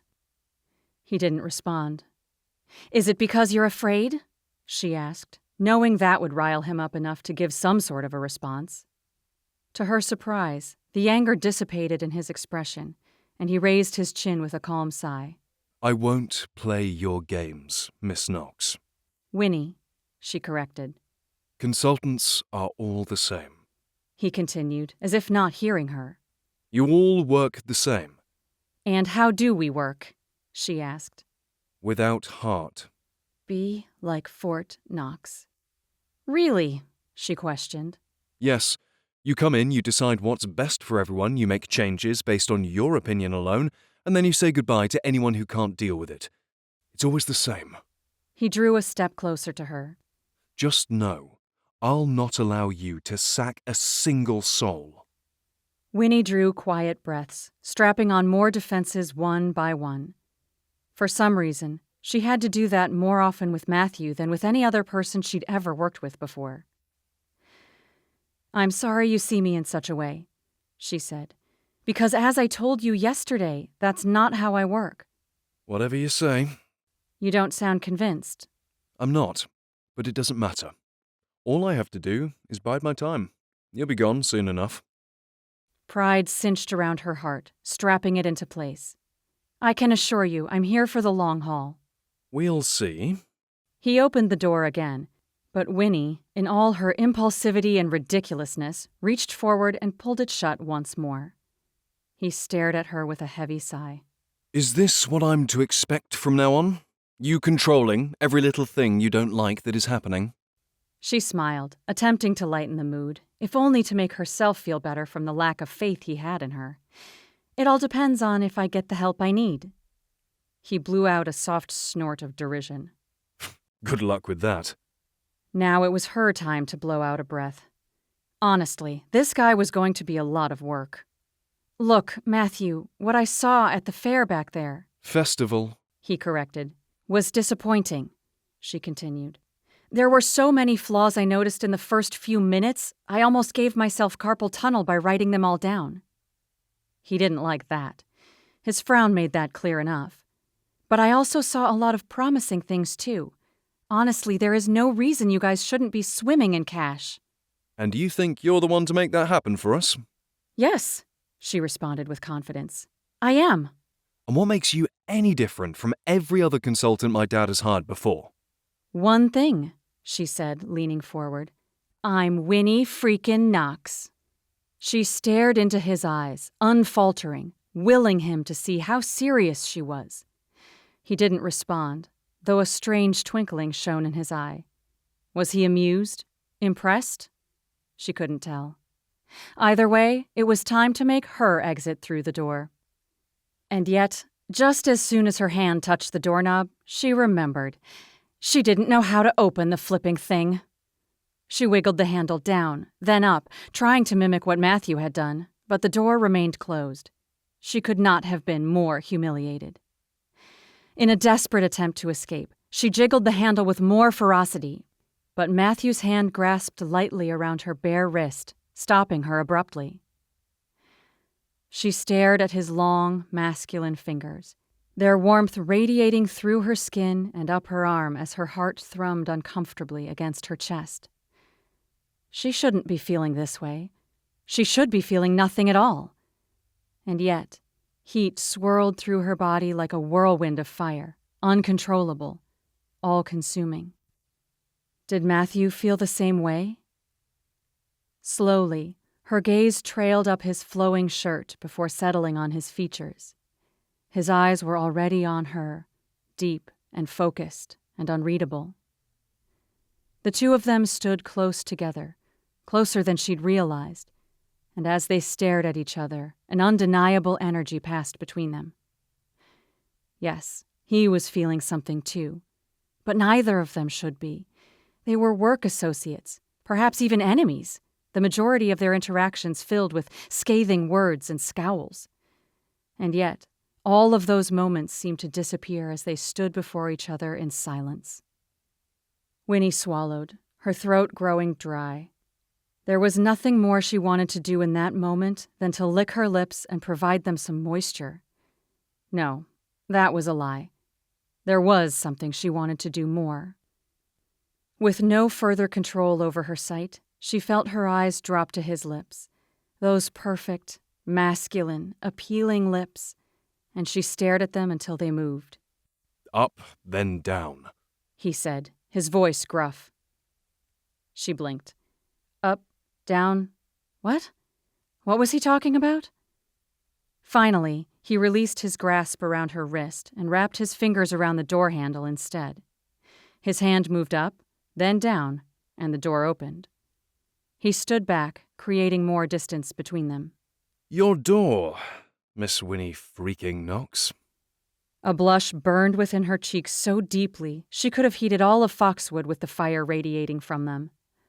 Without another look at him, or his lips, she entered the house, wiped her feet on the rug, and moved swiftly across the front hall, desperate to leave behind the fool she'd made of herself, and the man who'd caused her to do so in the first place. Chapter 12. And how is our little consultant doing? Winnie grimaced. She'd been dreading this moment for days now, talking to her family about being schlepped with a mediocre fare instead of a grand estate. They'd be embarrassed. Dad would be ashamed. It'd be a whole big thing. She may as well get this over with. Oh, I'm doing great, Dad. Thanks. Huh. She hadn't shared as much as she was planning on. Oh well. Taking advantage of her day off, Winnie had gone to church that morning, then wandered around Grassington, the gorgeous village near Foxwood, where she'd ultimately found a nearby park to enjoy. There, she sat outside on a bench in the middle of the large, grassy fields, enjoying the first sunshine she'd felt since arriving in Yorkshire. She didn't mind rain or clouds, or the hush they brought over the land.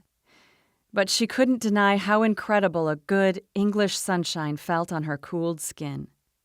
The fields around her were filled with soccer players kicking balls in the air, dogs chasing after sticks, and families seated on picnic blankets with their lunches spread about them.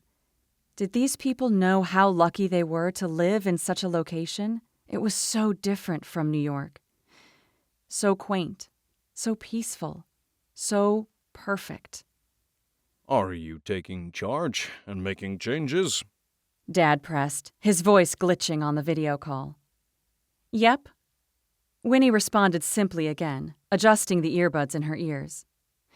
Maybe if she only gave short answers, he'd take the hint and focus on someone else. Fat chance. Every Sunday, the Knoxes gathered via the web to chat together as a family from all over the world. North America, Europe, Asia. Then they would each take turns giving a list of updates on their accomplishments from oldest to youngest. Mom and Dad had already shared the progress they'd made in their latest trials. Scott had given his spiel as an anesthesiologist at the most prominent hospital in Oregon. Samantha had told them all about her latest build as an architect in Germany. Spencer, the pilot, had no shame in showing off photos of him, his wife, and their new 2-month-old baby girl riding elephants and exploring the floating markets during their trip to Thailand. And Sarah had spoken about the progress she'd made at her startup company as a software engineer in California. And then there was Winnie. Winnie, who had yet to be impressive to anyone. So what changes have you made so far? Dad asked, clearly not letting her go until he received more info. He had to be desperate to discover something worth praising in her. And how are the Wintors feeling about it all? Oh, they're just fine. Pretty open to things. Minus one of them. I'm still working through some of the changes, though. What's the estate like? Mom asked, her eyes aglow, no doubt desiring to see it for herself. Mom was just as driven as Dad was, though she was less involved in her kids' lives, too busy planning parties and creating charities. Even still, Winnie preferred Mom's hands-off parenting approach to Dad's meddling fingers. Taking the opportunity to distract him from her job, Winnie explained what Foxwood was like, the decor, the size, the drive. It's really opulent, she said. Super impressive. Sounds like my kind of house, Samantha, the architect, joked. Wait. Dad said, and Winnie's stomach tightened. So why do they need your help at Foxwood, then, if they're still so well off? Winnie had walked right into that one. She raced to find a response that Dad would actually believe, glancing around to ensure no one was close to her. She wouldn't want anyone who might know the Wintours to overhear her words. So the estate is in really good shape, but Mr. Wintour wants me to help prevent anything that might injure it in the future. Dad still appeared hesitant, though he nodded all the same. Say it now, Winnie, before your chance is lost. And, she swallowed. My first job is to improve the fair they have going on here. After that, I'll be on to something else. There. She'd said it. No big deal. Everyone was fine. No one had died. They were all still breathing. Although the silence was deafening. A fair? Her oldest brother, Scott, asked. As in, like, the county fairs they hold with rodeos and fried Twinkies and funnel cakes? There was some curiosity in his tone, but a marked judgment sounded louder. No, it's not like a county fair, she rushed to explain. It's a Renaissance fair more than anything. A greater silence than even before met her. She could hear their thoughts as if they all spoke them aloud. Wow, Winnie, what a prestigious gig. You didn't tell anyone you're in Knox, right? Are you sure you can manage such a strenuous job? What was worse than all of that was the look on Dad's face, that same old expression he always seemed to wear when speaking with Winnie. Disappointment. She wished she was imagining it, but she knew him too well to ever be so hopeful. What did you do, Winnie? He asked. Winnie frowned. I didn't do anything, Dad. It was Mr. Wintour's suggestion. But that wasn't what you and he originally agreed on, he stated, obviously annoyed. I know, Winnie said, but it'll be super easy and super quick. Plus, it has the potential to be a big moneymaker, and I have a fairly large budget to manage, so I didn't see the harm in changing the plan for a few weeks. Money always made Dad more accepting of something. Sure enough, his frown lessened. Still, that was hardly fair of Arthur. Maybe I should talk to him. No, Dad, Winnie protested at once, leaning forward on the bench and peering intently into her phone screen. Really, it's fine. I can handle it. Plus, it's giving me extra time and insight into what the estate needs, so it's killing two birds with one stone. To her relief, Dad seemed to relent, though she knew this would not be the last she heard about it. So, what exactly is at a fair, then? Mom asked, her eyes straying down to her lap, no doubt where her phone lay. She'd never had a very good attention span. Winnie shrugged. It's just an event that has medieval activities and food and stuff like that. There's not much to write home about now, but I have big plans for it. Apparently it's super important to the Wintour's son. Mom nodded absent-mindedly. So does it have rides and stuff?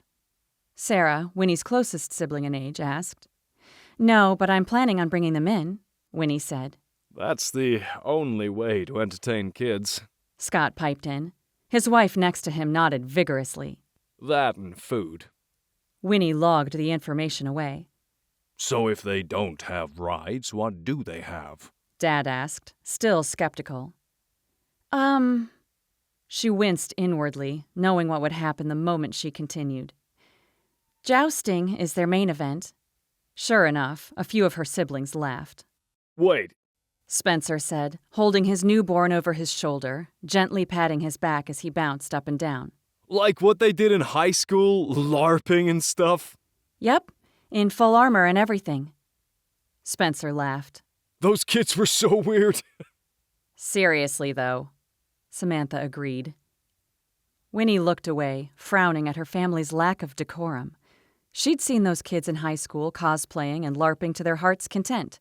They weren't weird, just different. And what was so bad about being different? She couldn't help but envy those kids who'd been able to throw social norms to the wind and do what they'd wanted. They had been some of the happiest, most genuine, most kind people at the school.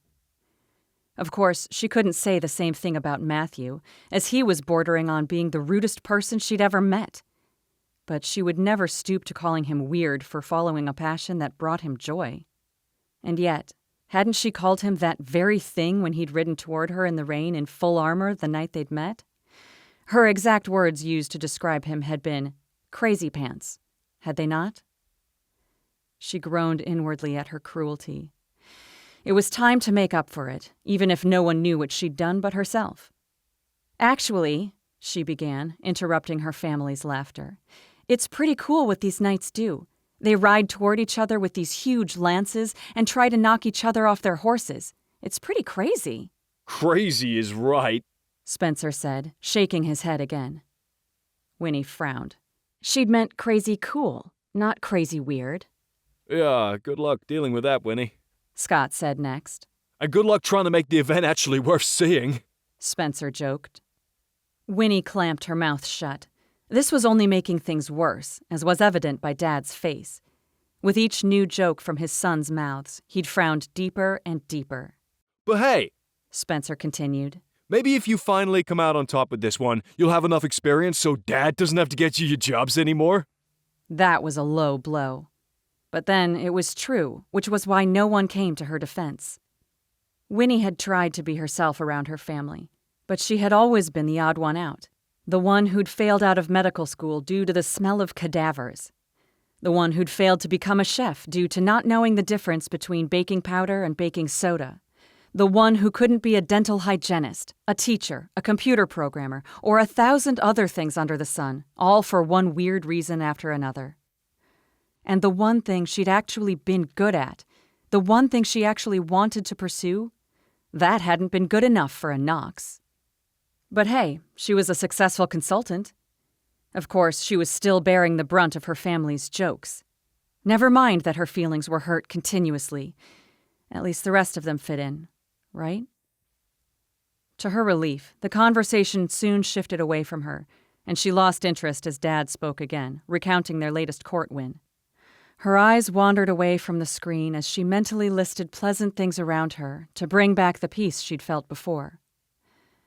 The sunshine on her cheeks, brown and blue birds flying overhead, chasing each other across clear skies.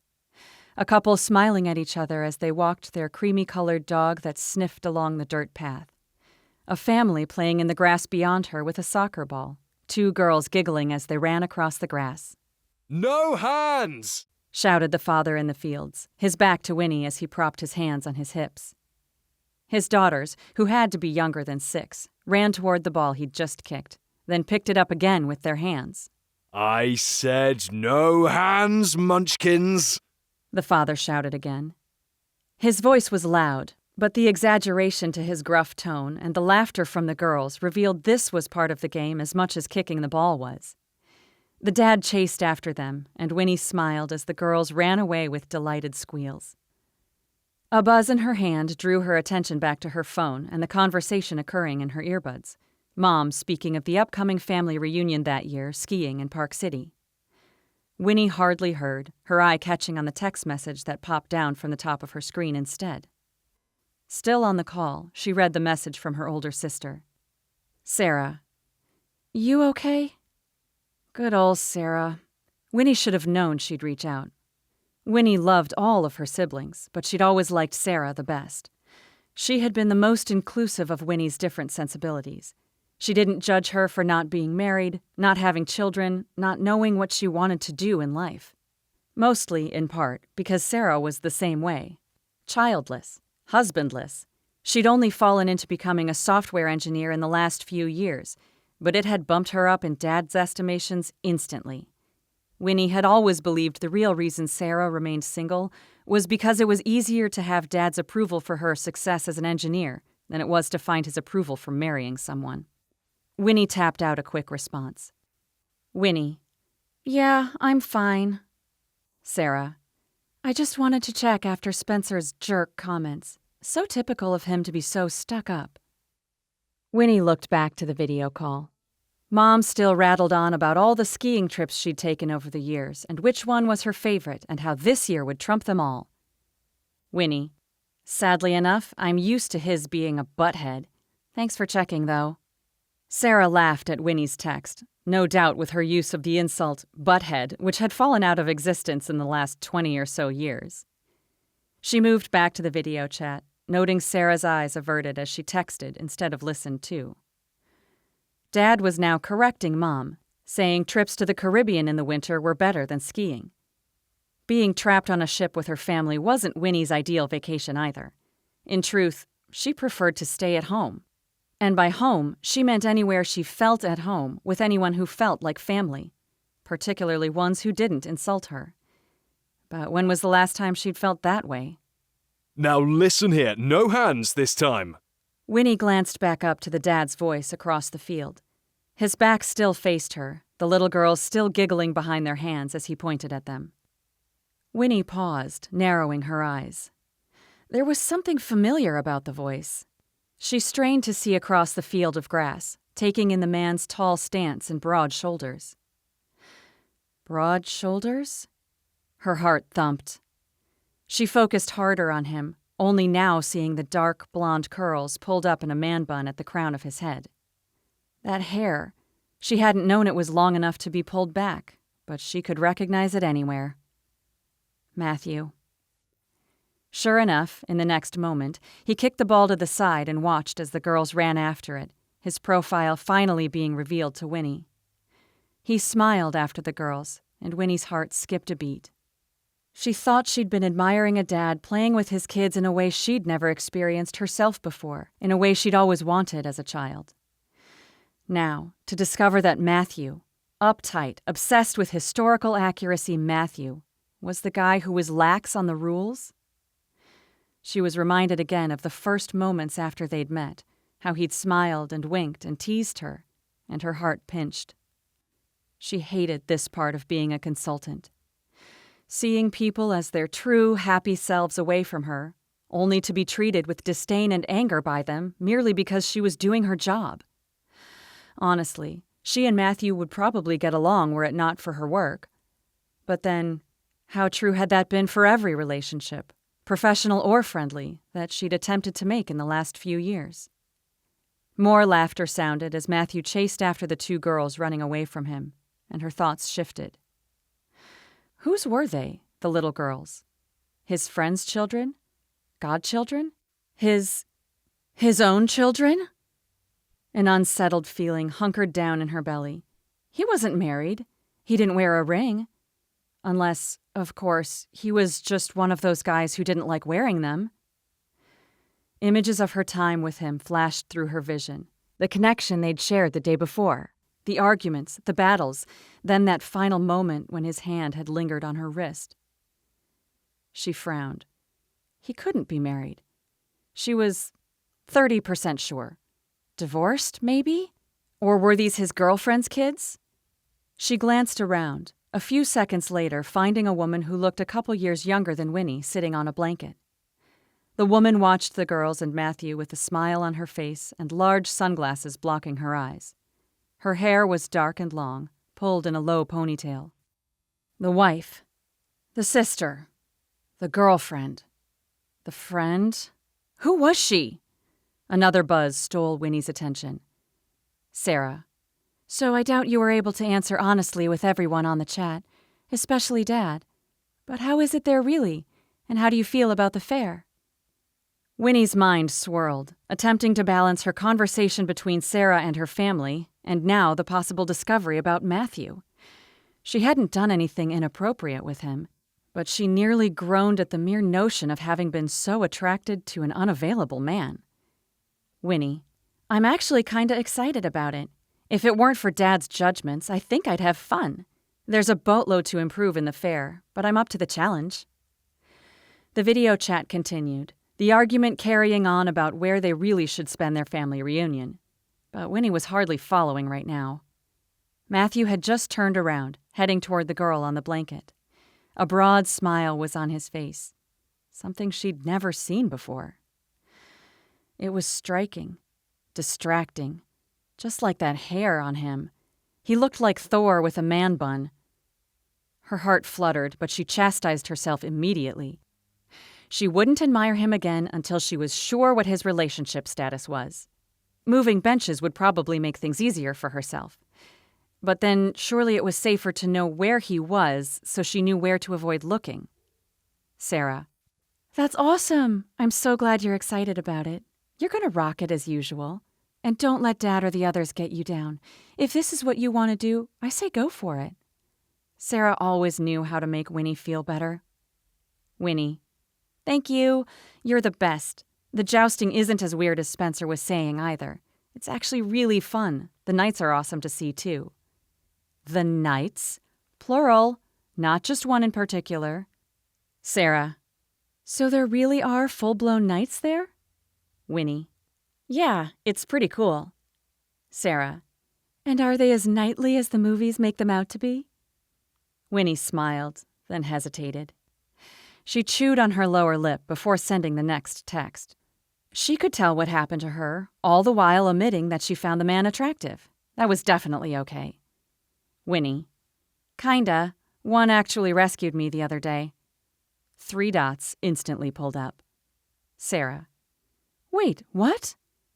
Winnie. My car got stuck in the mud at the estate, and a knight appeared and pushed the car out of the mud for me. Sarah. Oh my gosh. That is the most legit thing I've ever heard in my life. You were literally saved by a knight in shining armor. Please tell me he's hot. Winnie smiled, then glanced up at Matthew, who now sat next to the woman. They weren't close to each other. They weren't even touching, and both their eyes were focused on the girls. That seemed more like a sibling relationship than anything. And Dad had mentioned the Winters having a son and a daughter. Or was she just being hopeful? Either way, she couldn't be sure, and she wouldn't risk being disrespectful to him or the woman he sat beside, just in case. Winnie? Winnie almost jumped, looking back down to her phone where her mom had spoken to her on the call. Sorry, the connection is super glitchy, Winnie lied. I was just asking where you'd choose to have Christmas this year, Mom repeated. Everyone's opinion needs to be taken into account. Winnie had heard that before, but being in the minority, her opinion never mattered. I'm good wherever, she stated, just like always. Then she glanced back to where Matthew sat. Her heart lurched as their eyes caught. Matthew swiftly darted his gaze away, but not before Winnie recognized the truth. He had been staring at her, and her heart jumped again. Chapter 13. Matthew cursed his luck. Of course, he'd been caught staring the one time he looked over at Winnie sitting on the bench. Okay, he'd looked at her a bit more than once. Fine, he'd seen her the second she'd sat down and hadn't been able to stop staring at her since. She just looked so pretty that morning, sitting in the warm sunshine, an occasional smile on her lips as she spoke on the phone. Just like now. He sighed in frustration, once more pulling his gaze away from her. Was it any wonder she'd caught him staring? At this rate, she'd think he was obsessed with her or something. What was she doing over there anyway? No doubt working, still. Finding more ways to destroy his festival. Do you know her or something? Matthew looked to his sister seated beside him on the blanket. What? That girl. Shah said. You keep looking over at her and leering. Matthew pulled a face. I'm not leering. Especially at Winnie, a woman full of herself yet incapable of opening doors. His lip twitched at the memory of the day before. You're doing it again, Shah said. He cursed, pulling his gaze away from Winnie once more. Why did he keep doing that? So, why don't you go talk to her? Shah pressed. He pulled back, giving his sister a look. Why would I do that? You obviously think she's cute, otherwise you wouldn't be staring at her so much. Matthew cringed. It was true. He did find Winnie attractive, but the last thing he wanted to do was talk to her. Yeah, I think I'm fine. Why? Why don't you go over there? Chicken. He sniffed in ridicule at her goading. That wasn't going to work on him today. Trust me, my speaking with her would do none of us any good. Shah stared at him, but he focused harder on his nieces as they attempted to kick the football, first placing it with their hands on the ground. "No hands!" he called out again. They giggled, but he couldn't help but smile. Dad had taught him to play football the same way, refusing to allow him the use of his hands. Matthew never had, but how could he fault his adorable nieces for not being as straight-laced with the rules as he was? Despite his adherence to the rules, it never made it far in football. His friend Cedric, on the other hand, was an entirely different matter. As a professional footballer from Wales, if the man touched a ball with his hands while in play, he'd be bullied from one end of the country to the next. He'd already been torn apart by the media for pulling a muscle and having to sit out for a season for Habergam FC. Matthew had always admired his mate's stamina and grace, even under intense media scrutiny. Matthew wasn't sure he'd be able to do the same. He couldn't even handle Shah's scrutiny right now. Am I missing something here? She asked, still watching Matthew with narrowed eyes. Matthew looked at her with feigned naivety. "What are you talking about?" She looked at Winnie, then back to him. Do you know her or what? She asked again, clearly growing impatient. He didn't want to get into this, but then he couldn't lie to his sister. With a side-eye towards her, he shrugged. "Maybe." I knew it. Who is she? He contemplated remaining silent, but then what was the point? Shah would find out who she was eventually. "That's the new consultant Dad hired." Shah's eyes rounded, her mouth dropping open. Her? She's the American. She leaned back to see Winnie beyond him. She's definitely not who I pictured. Earlier that morning, Matthew had told Shah all about Winnie and her desire to change everything, hoping to get his sister on his side early on. Who knew if Winnie would win Shah over like she had Dad and Mum? You made her out to be a lot older than she is. Shah continued, staring. And a lot uglier. Maybe he had, maybe he hadn't. I think I painted quite an accurate picture, Bitter, fake, and old. Shah said, quoting back the exact words he had said to her. She folded her arms, shaking her head. Boy, do you have a chip on your shoulder. I was describing her personality more than her looks, he defended, weakly. And what's so wrong with her personality? She wants to change everything, he said, acutely aware of how childish he sounded right now. I already told you that. Shah exaggerated a gasp. No. A consultant wanting to change things? Call the constable. Matthew stared at her with a blank expression. He was not amused. Shah, however, laughed. Look, you know I'm on your side with this whole thing. Dad should have told you, just like he'd said. But it is what it is. You can't change it now. Matthew knew that, but it didn't make it any easier to accept. He'd already forgiven Dad for doing what he thought was best for the estate, but that didn't mean Matthew had to let go of Winnie being there, or would ever let it go. She should have said no to taking over the festival. She'll probably have some good ideas. Shah continued. Ideas that might actually save the festival. That little New York snake had already gotten to his sister. How was that possible? He glanced back to Winnie, who removed an earpiece from her ear, but still stared down at her phone. It was a good job she was so attached to her device, otherwise he might have been caught staring, again. The only thing she's going to do is run it faster into the ground, he said. And he felt that now more than ever. Last night at approximately 11:58 p.m., Winnie had sent a lengthy email to everyone on the festival staff, explaining who she was and that she wanted to meet together first thing Monday morning. I'm thrilled with the prospect of working with you all, Was how she had ended her email. Matthew shook his head. It was a joke, all of it. She would have nothing of value to add to the festival. She was a New Yorker, running on New York hours, living on New York fumes, and bringing her New York vibes where they didn't belong. Well, she was in for a rude awakening. I'm going to introduce myself to her. Shah's words broke through Matthew's thoughts, and his stomach dropped. What? Yeah. I'm going to see if she's really as bad as you made her out to be. That was exactly what Matthew was afraid of. Winnie would be on her best behaviour, and he'd look like a child again. No, don't. Why not? she asked with an accusatory brow. You've met her? Yeah, and I regret it very much. Well, I highly doubt I will. She's not challenging my existence at Foxwood.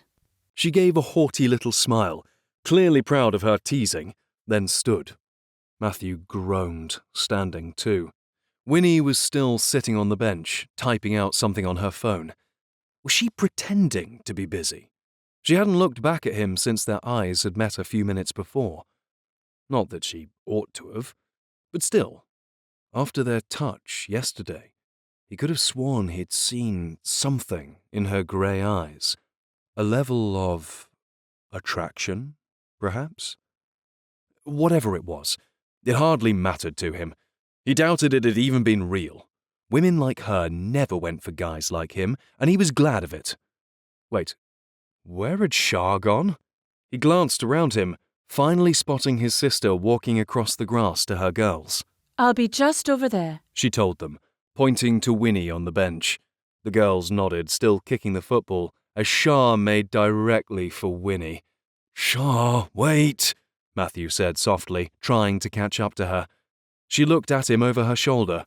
What? He tried to think of what to say. You don't want to speak with her. She stopped, propping her hands on her hips. Why not? Because she'll be mean to you. That had to be his weakest argument ever. Why? Because she was mean to you? Well, yeah. She narrowed her eyes. And were you mean to her? He opened his mouth, but no words left it. Worthless brain, Just as I suspected. she said. Then she turned around again and headed towards Winnie. You can join me if you want. She called over her shoulder. Or you can cower over here with the other little girls. Matthew stopped, glancing between his nieces and Shah, who was fast approaching Winnie. He gritted his teeth. He'd much rather be spending time with Shah's girls. But then, what would be said about him between his sister and the consultant, who clearly didn't like him? Well, that decided it. With a heavy sigh, he picked up his pace, reaching Shah's side the moment they stood before Winnie. The consultant looked up with a pleasant expression, clearly distracted by whatever she'd been doing on her phone. Then surprise lit across her features as her eyes shifted from Shah to Matthew. Hi. Shah said with a cheery smile. She was far too bright to be meeting this woman today. Hey. Winnie responded with uncertainty, turning off her phone and standing to face them. She glanced at Matthew. For an explanation or for reassurance, he wasn't sure. Well, she wouldn't be getting either from him. He remained silent behind Shah, a watchful eye on Winnie. Sorry if this is weird. His sister said. I'm Shah Wintour. Matthew's my brother. For a split second, Winnie stared, her lips parting and her eyes lingering on Shah. Then, a genuine smile stretched across her lips. No doubt to make a good impression. She'd done that with Matthew too, before she'd opened her mouth and revealed what kind of viper she was, criticizing his home and festival. It's so nice to meet you, Winnie said. I'm Winnie Knox, though I'm guessing your brother has already told you all about me. Matthew cringed. Time to put on his armor. Chapter 14. He has, actually. Shah said, not bothering to look behind her at Matthew. Which is exactly why I needed to come here to see for myself what you're really like. Matthew gave a subtle shake of his head. He never should have spoken with Shah. She trusted people far too easily. I can only imagine what he's said. Winnie returned. She looked different today. Carefree, maybe? No, that wasn't the right word. Slightly relaxed was closer to it. Maybe the jet lag had finally left, taking with it the sleepy circles beneath her eyes. Oh, don't take it personally, Shah said. He's always been judgmental. I gathered. Matthew frowned. You two are aware that I'm standing right here, aren't you? Shah waved a dismissive hand over her shoulder. At least Winnie had the decency to look at him, though neither of them still said a word to him. He folded his arms. He'd come here to steer the conversation in the right direction, not to be subjected to his sister's teasing in front of Winnie, making him look even worse in front of her. Although how that was possible, he wasn't sure. She probably blamed him for the whole state of the festival. Not that it wasn't his fault. Mummy, Lily won't share the ball with me.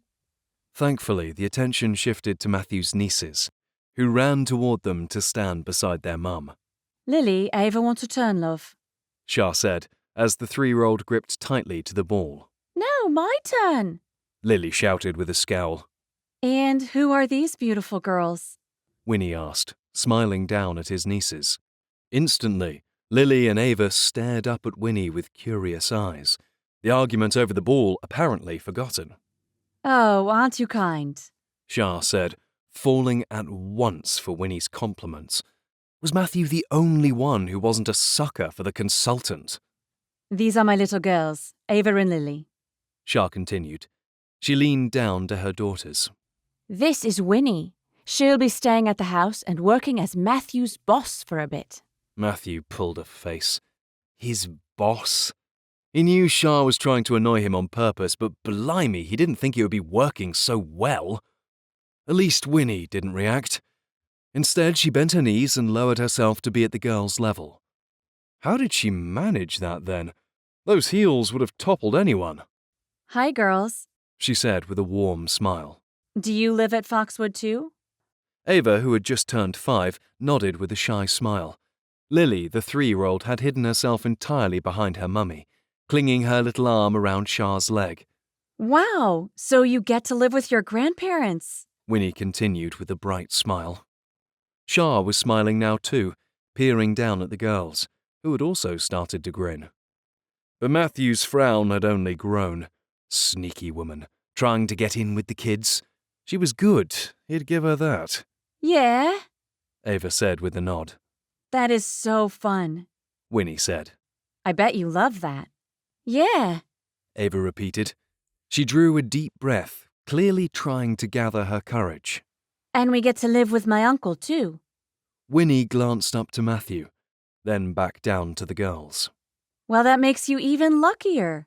Do you joust on those big horses like he does too? Ava gave another smile and shook her head, clearly losing her shyness by the second. No, I don't joust, but I do ride. You do? Winnie looked more than amazed. How did she do that? Act so genuine when she was so fake? I bet you are the best rider. I am. Ava said with no shame. Yeah, me too. Lily piped in finally, drawing on her sister's strength. You too. Winnie said with excitement, shifting her attention to the little girl. That's amazing. And I have my own horse. Ava said with bright eyes. Yeah, me too. Lily repeated. Winnie pulled on a look of surprise. You both have your own horses? Ava continued. No, I do, but Lily has to share with Mummy till she's old enough like me. Yeah, me too. Lily said with all the excitement a 3-year-old could muster. Winnie laughed. Matthew had never seen such a genuine look on her face, and cursed his inability to deny it, but the woman was gorgeous. Her grey eyes squinted playfully at the edges as she grinned, and her nose did this cute little scrunching up thing as she laughed. It was infuriating, as was how genuine she seemed with his nieces. How is she so good with children? Well, Winnie continued. You girls are so lucky to have so many family members to live with and so many horses to ride. Ava pumped her head up and down. Do you have your own horse? Winnie's smile faltered. It was only for a brief moment, but Matthew was sure of what he saw. What he couldn't figure out was why she had had that reaction to such a simple question. No. Winnie said, her smile returning. She seemed to think better of what she had been about to say, shaking her head and beginning again. Anyway, I'll have to see you two ride sometime before I leave Foxwood, just so I can see how good you are. The girls nodded, the excitement in their eyes pushing Matthew to the edge. Why did they care about Winnie watching them? She was no one to them. Just a woman who had managed to trick them too. His frustration mounted like a child throwing a tantrum until he spoke without thinking. Yeah, we'll have to see if you don't leave too early for that. Shah turned to look at him with a frown. Winnie merely rose from the girls with ease and faced him with an unreadable expression. All right, maybe that had been a little too harsh. He just couldn't help it. This woman had taken over every aspect of his life, and now even his nieces liked her. Granted, she was charming. She'd been charming sitting in her ridiculous Aston Martin stuck in the mud, asking him to avoid scratching the green paint with his gauntlets. I hope you don't mind, my brother, Shah said, breaking through the silence his unkind comment had caused. He's not always a grump. Hopefully you get the chance to see a nicer side of him. He comes out every few weeks. You have to coax him from his cave, though, like a yeti. Winnie laughed. Thanks for the advice. Matthew's irritation only grew. Lily tugged on Ava's arm. Ava, come play? Ava nodded. May we play again, Mummy? Yes, love. Shah said, and the three of them watched the girls run toward the football on the grass nearby. They are beautiful girls, Shar. Winnie said, with a sincere smile. You must consider yourself very lucky to have them. Oh, I do, even if they're a handful. Shah stared off at them for a moment. If only their dad knew how great they were. She glanced back to Winnie. He gave up all his rights to move in with a less than desirable in London a few years back. Matthew nearly pressed a hand to his brow. Shah had always been an oversharer, which was definitely not a typical British trait, but she hardly cared. Would Winnie? He scrutinized the consultant, wondering how she'd react, but she nodded in measure, not hesitating a moment before responding. His loss, though, isn't it? She said, with more understanding than Matthew could comprehend. Missing out on the girls, and you? Shah smiled, clearly touched by this near stranger's words. I knew I'd like you, Winnie. They shared a smile, and Matthew stared between them again, wondering at the swiftness with which their relationship had formed. So, how are you finding Foxwood? Shah asked next. I'm loving it. Winnie said with a nod. It's a gorgeous house in the most stunning location. That's not what you said when you first arrived, Matthew murmured. Shah looked back at him with a look that said, You're embarrassing yourself, Matthew. But he merely looked at Winnie, challenging her to disagree with the truth. Winnie merely smiled. I never made a complaint about Foxwood. I only mentioned the spotty cell service and the mud on the side of the road. Oh my gosh, yes, Shah said with a shake of her head. I can't tell you how much I've complained to our dad about the cell service. And the mud. It's entirely out of hand. I'm glad you're here to fix it. Then she looked back to Matthew. And the festival. It's seen better days. Matthew pulled back. Shah was being brutal today. It was a good job he was a kind brother, or he'd be at her too. Well, I hope I can help, Winnie said. She was showing far more humility than she had the day before. Winnie freaking Knox? He was never going to be able to forget that. The level of confidence she'd shown, the spark of pride in her eye that had somehow made her look all the more attractive. Honestly, if it wasn't for their current circumstances, he could almost admit to admiring her for her courage. Almost. He still couldn't believe how spot on she'd been in her assumptions about him. The bird whistles and a few others had once suggested adding more fantastical elements to his historically accurate event, while someone else had pushed to bring in more well-known foods, but he'd set the proposals aside without giving them a chance, just as Winnie had guessed. He couldn't risk losing the authenticity he'd pushed for. That was the only thing they had going for them now. The only thing that was still him about the festival. I'm sure you'll be able to help, Winnie. Shah continued. Just don't let this chap get you down. She threw a thumb over her shoulder at Matthew. Oh, I'm not worried about him, Winnie said, as the two continued once more like he wasn't there. I've been placed in charge of far more difficult individuals. I'm not being difficult, he muttered. Winnie shrugged. I've got different words if you prefer. Challenging, impossible, mulish. Oh, this is going to be fun, Shah said, her eyes dancing as she glanced between Matthew and Winnie. What is?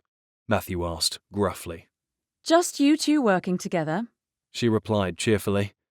Yeah, so much fun, he returned. Shah glanced at Winnie, somehow sharing a knowing look with her.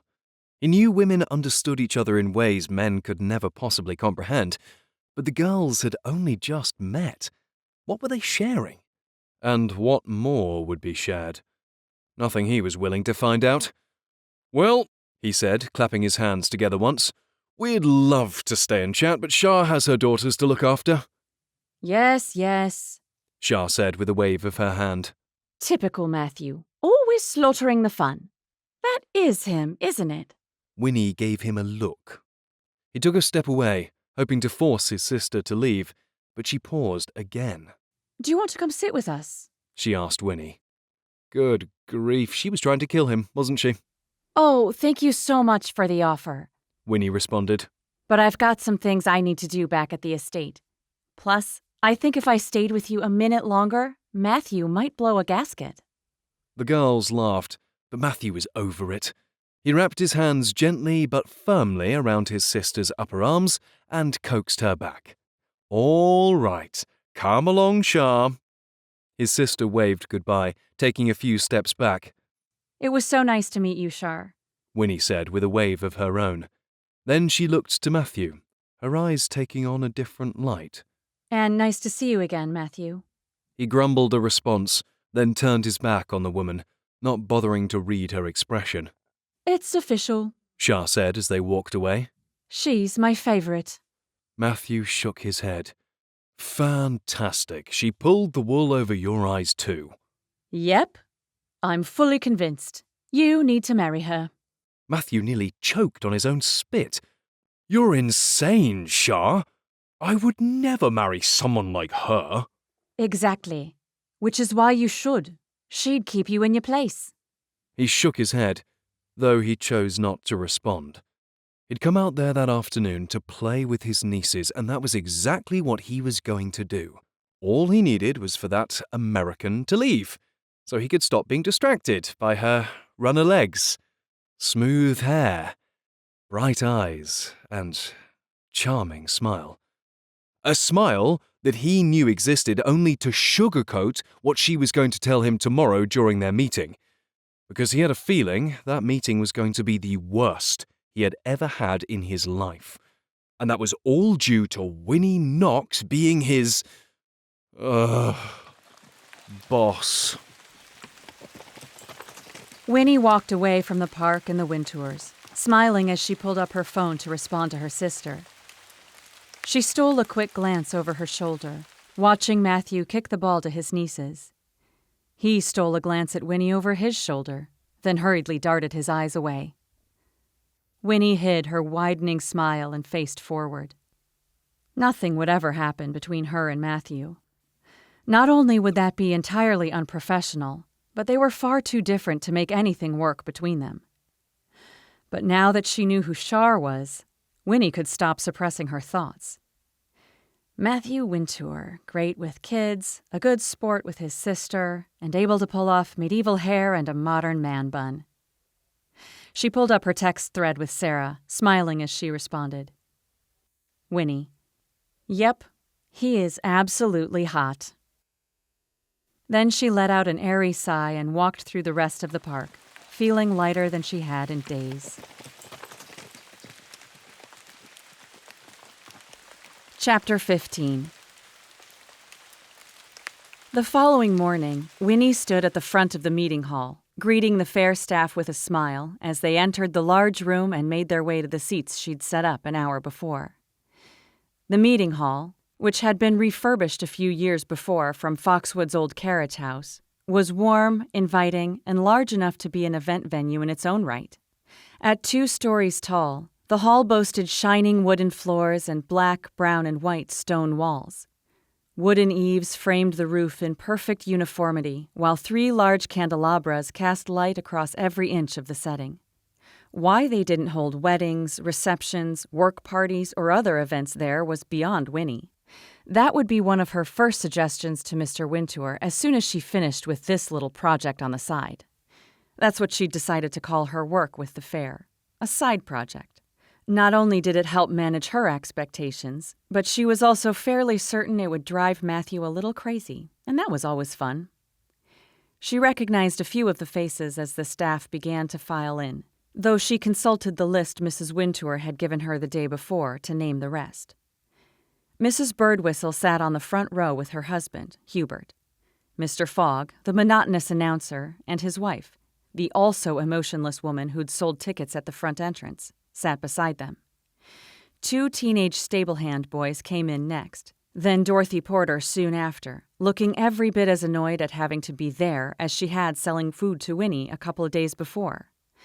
The woman rolled her eyes, then took a seat in the back row, pulling out her phone instantly. More continued to fill the room, and Winnie fought the urge to make herself look busy. Instead, she stood calmly beside a table, papers situated neatly across it with a projection ready on a blank screen behind her. Avoiding eye contact and fiddling with papers would ease her discomfort, but it would also make her look unprofessional, so she maintained focus on those walking in, smiling to help put the staff at ease. This was always the most nerve-wracking part of the job, meeting the group of individuals whose lives she was going to change. "Good morning," she greeted with a smile as more entered. A few of them responded with hesitant nods. "Come in, have a seat. Is it warm enough in here for you all?" Mrs. Birdwhistle spoke as the rest of them merely nodded. "Quite toasty, yes." Winnie had come in earlier to ensure the place would be as warm as the stables next door. The Wintours certainly cared for their horses. After speaking with little Ava and Lily the day before, Winnie now knew the love of animals stretched from old to young at Foxwood, which was always lovely to hear. She'd been like that once, entirely in love with horses. Before Dad had hit her with a reality 2x4, now she avoided them at all costs, aside from the occasional stolen glance here and there. Setting her thoughts aside, she greeted a few others. Jess, the woman who'd played the damsel, and her husband, David Newell, who played another knight, both of them appearing around Winnie's age. "Come on in," she encouraged as the final knight, James Pryor, hesitated in the doorway. He moved forward and took a seat on the back row, glancing to others with uncertainty. Winnie knew she had Matthew to thank for much of the staff's reluctance. She could only imagine what he'd said to them about her. At this point, though, it hardly mattered. Her plans had already been greenlit by Mr. Wintour earlier that morning, so they were good to go. "I'm going to let you run with this," He'd said. "I trust you to make the best decisions for the festival. But I will say you'll be met with resistance." She fully expected as much, from one individual in particular who had yet to show his face. Big shocker there. Mr. Wintour had encouraged her again that morning to stay strong. "If my son gives you any grief, simply send him my way." Matthew would just love to be sent to his daddy for misbehaving, wouldn't he? As appealing as it sounded, Winnie wasn't sure she'd ever do such a thing. They had made some major progress yesterday in the sunshine at the park. She'd received some good insight from Shar, found out Matthew wasn't married after all, and realized if she teased him, she could maintain control of their professional relationship. Of course, that was easier said than done with a man who looked better in a bun than she did. 8 o'clock rolled around, and each member of staff had arrived apart from Matthew, but she wasn't going to wait for him. She faced forward with a smile. "Good morning, everyone. Her words faded as, true to form, Matthew appeared in the doorway with an innocent expression, wearing jeans, a dark green jacket, and a thin white t-shirt. He looked at the group, paused, then sauntered in as if he owned the place. All right, technically, he would one day, but that was beside the point. She waited as he scooted past the others on the back row and finally took a seat with a loud sigh. His frown from yesterday was gone, replaced with an easy half-smile that revealed he knew exactly what he was doing by coming in late. Well, so did she. Glad you could join us today, Matthew, she said. Me too. He responded. Be like Fort Knox. She drew a settling breath. All right, allow me to start again. She smiled at the 12 individuals before her. Welcome, everyone. I just want to begin by thanking all of you for coming in this morning and getting here on time. I know it's not easy some days. No one responded. That was fine by her. She could get through her plan quicker if they listened more than talked. So, she continued, as my email said, I'm Winnie Knox. I've been hired by Mr. Wintour to help with Foxwood, specifically the fair, over the next few weeks. The woman in charge of the fair's entertainment, Sue Jones, pulled open her phone, her purple fingernails swiping up and down on her screen. A promising start? First, I'll share a little about myself, Winnie continued, telling them all about where she grew up and where she now lived before moving on. I'm a hard worker, quick on my feet, easy to adapt, and I love team playing. My philosophy in life is, if everyone works hard together, nothing is unachievable. Mrs. Birdwhistle smiled up at her, but no one else reacted. In my experience, she pushed on, as a consultant, my presence is usually met with a lot of reticence and fear.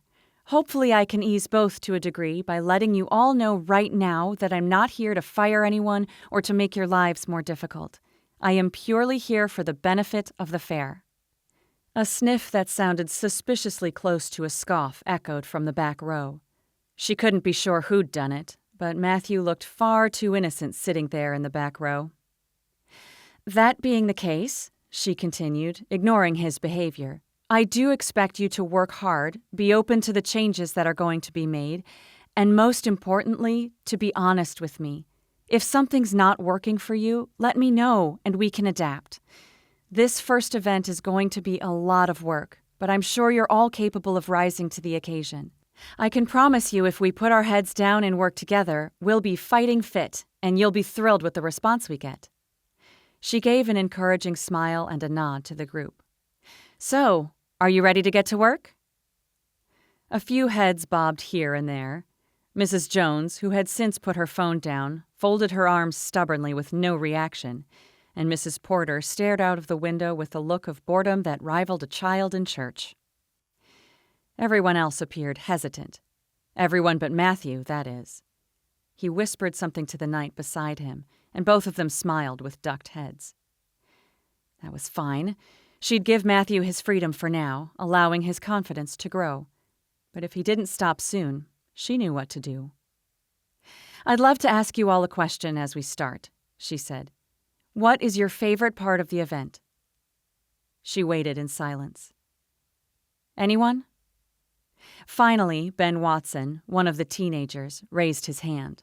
Picking up the horseman, yeah? His joke landed him a few snickers from the group, especially from his friend beside him. Winnie smiled. I'll be sure to keep that in mind. Anyone else? Mr. Birdwhistle spoke next, his thick gray mustache covering his entire upper lip. It may seem biased, He said in a deep, thick accent. but I enjoy the jousting. Not biased at all, Winnie said with a shake of her head. I expected this would be a favorite. How many of you would say the same?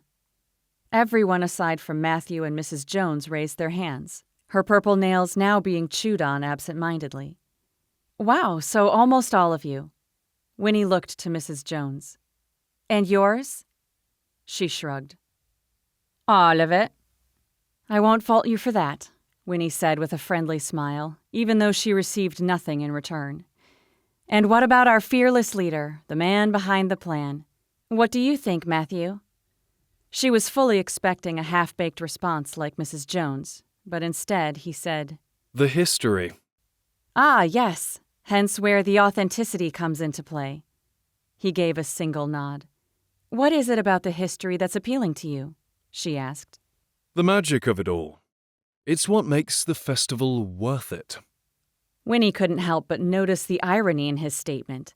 He loved the authenticity of the fair because of the magic of the past. How was magic in any way factual? Still, the entire group nodded in agreement with their leader, the tension in the room finally lessening. "It may come as a surprise to you all, but I agree with Matthew," Winnie said. A few people smiled at her joke. Matthew's eyes merely narrowed with suspicion. "I loved the jousting," she continued, "but it was the magic of the jousting, of the past, that really got me excited. That magic is what makes people want to come back." She faced the projector, holding up her clicker to shift to her first slide. Dozens of photos from other Renaissance fairs she'd found on the internet appeared on the screen, everyone smiling, participating, and cheering. She paused, avoiding Matthew's gaze and drawing a deep breath as she sent a prayer heavenward. This was where things usually got dicey. Unfortunately, that magic is what is missing from our event.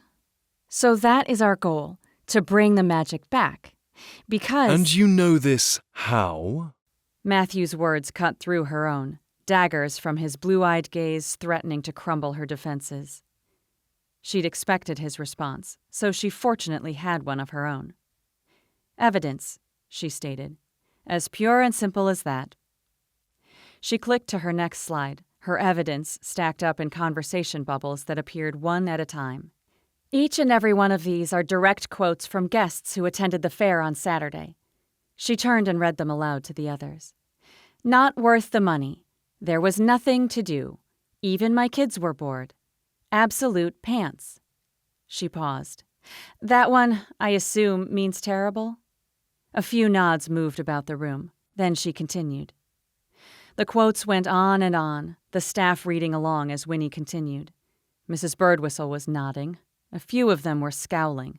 Mrs. Jones wasn't even bothering to read the board at all. And Matthew? His jaw was twitching beneath his whiskers more ferociously than she'd ever seen before. More than anything, she'd put these quotes up for him. He needed to see that his obsession with historical accuracy and authenticity was killing his fair. Luckily, she knew how to resuscitate it. "As I'm sure you can all agree," she continued, "we want this at our fair." She shifted back to the photos of joy and laughter. "But in order to get this, a lot of change is going to be required of each of us."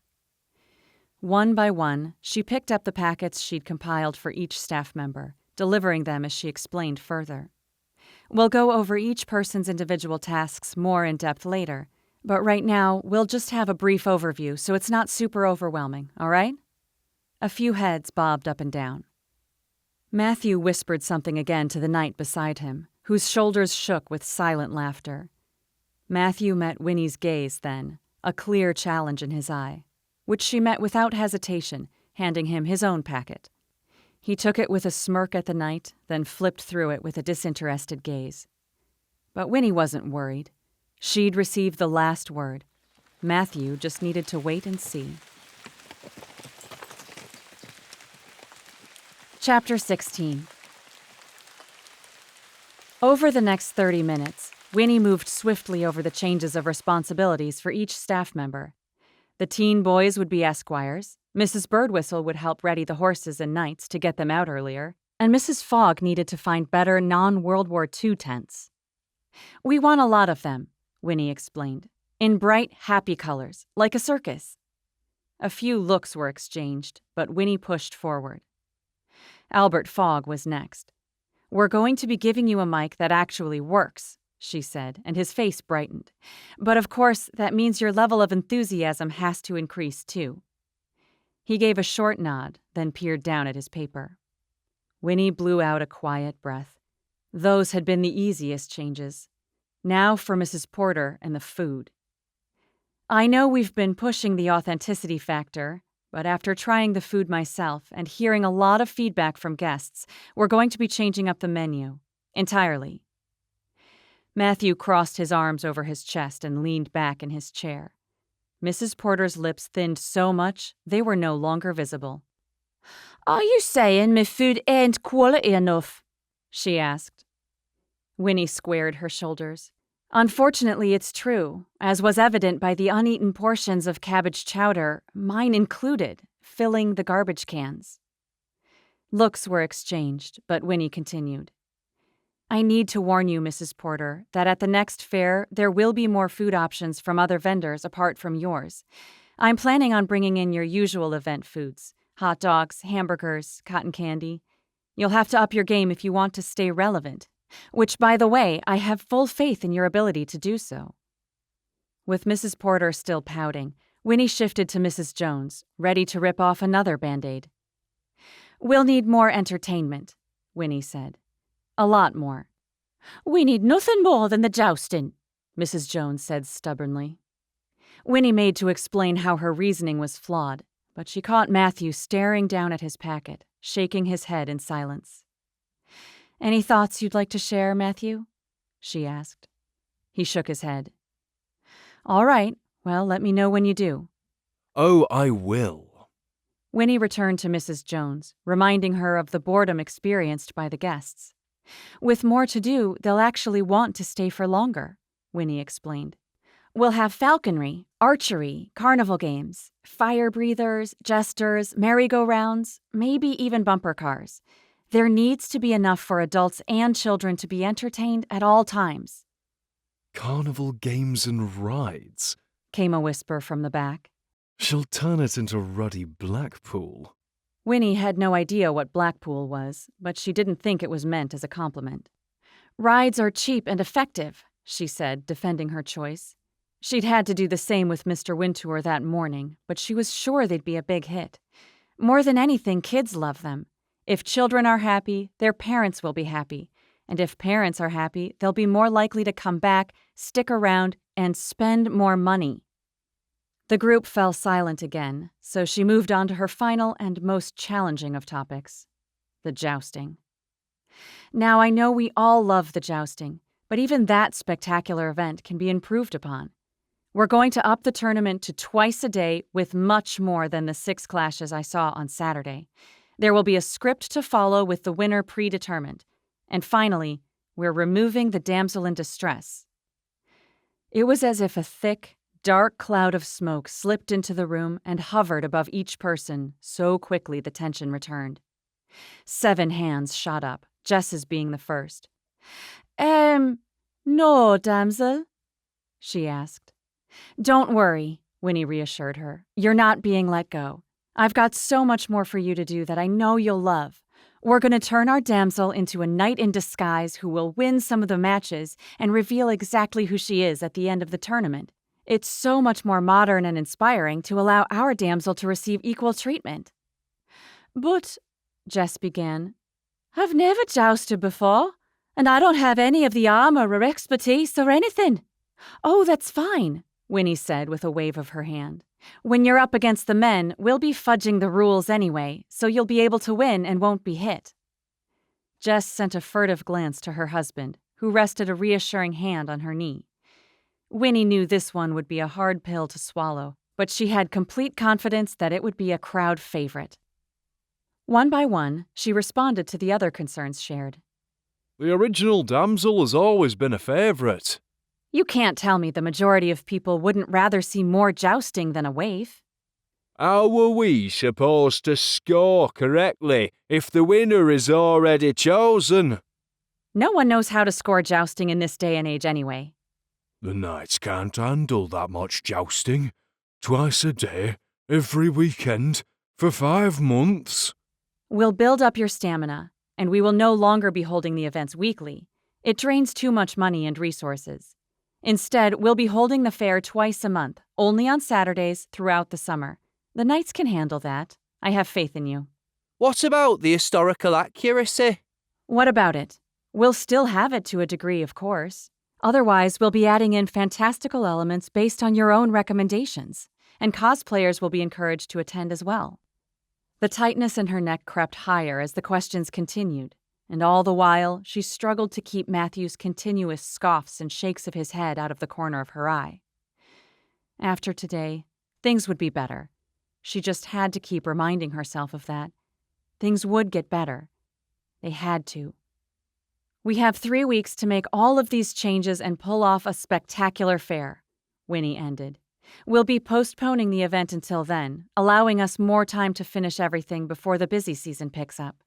It will be a lot of work in the beginning, but I promise, with all of us working together, you won't regret the effort you put into this. She smiled encouragingly, though most eyes remained on the packets in their hands. "Before I meet with each of you individually to go over more details, are there any other questions, comments, concerns?" No one said a word aloud. Matthew whispered something to the knight beside him again, but his friend barely managed a smile this time. Winnie sighed. It was now or never. "I've seen you whispering a lot back there, Matthew. I'd love to hear what you have to say, if you can be brave enough to share it." Matthew peered up at her, confidence emblazoned across his features. I was just saying that none of this is going to work.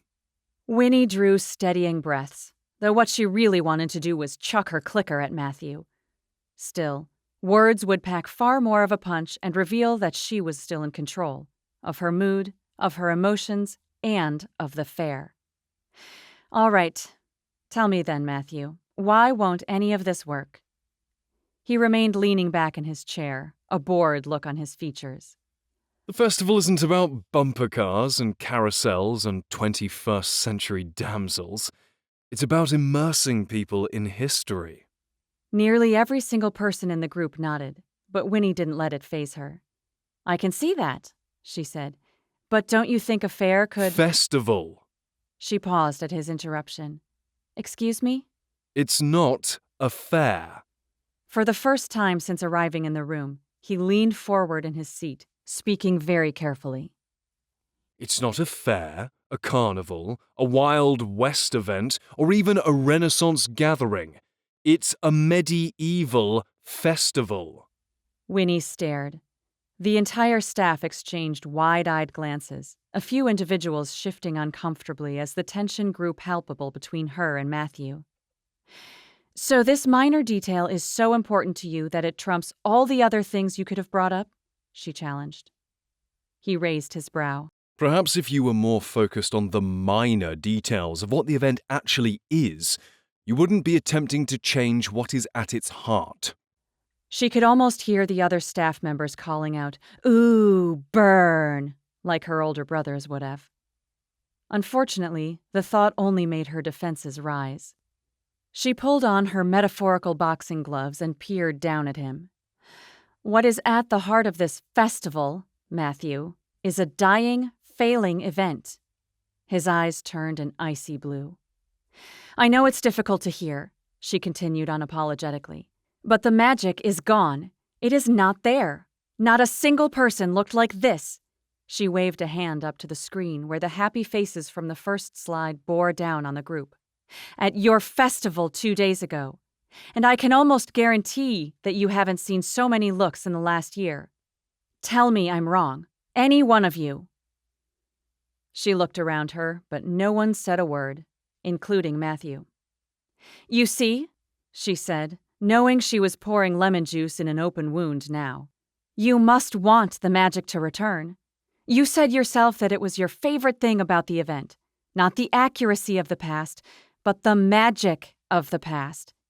I think you know deep down that the only way to do this is to lose this authenticity obsession you have and add just a small amount of modern magic." Mrs. Birdwhistle delivered a barely discernible nod in response to Winnie's words, and it was just enough to settle her nerves as Matthew continued to stare her down. After a moment, he shrugged, leaned back in his chair, and pulled on his carefree look once again. I'm glad you're so confident, Miss Knox. You should know, though, before you make any of these changes, my father will hear about this. "Don't, Winnie. Don't you do it." And yet, she couldn't help herself. "Careful, Matthew," she began. "Your Malfoy is showing." She didn't know about Sir Cadogan in Harry Potter, but she certainly remembered the antagonist. To her sheer delight, she managed to coax a few snickers from the group. Matthew, however, turned a deep, delicious red, like an apple ripe for the picking.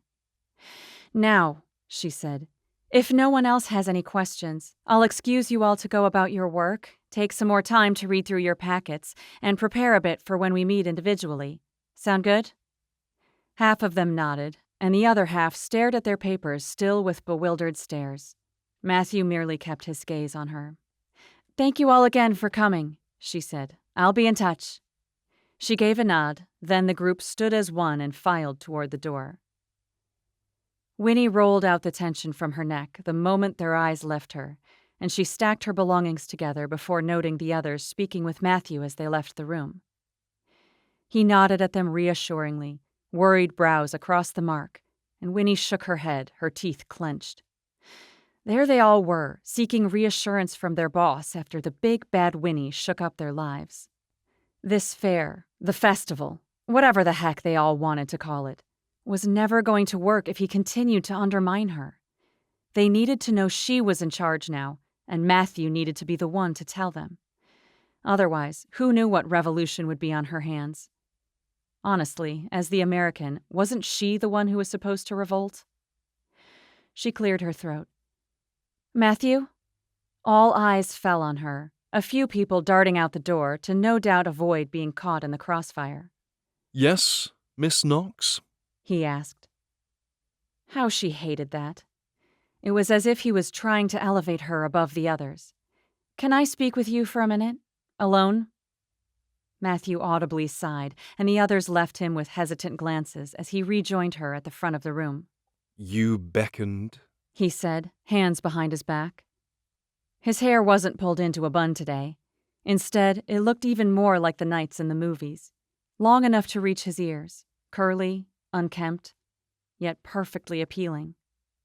Winnie knew she ought to keep her conversation civil, to speak with him in a light, teasing manner as she had the day before, or to be as calm and polite as she had been throughout the meeting.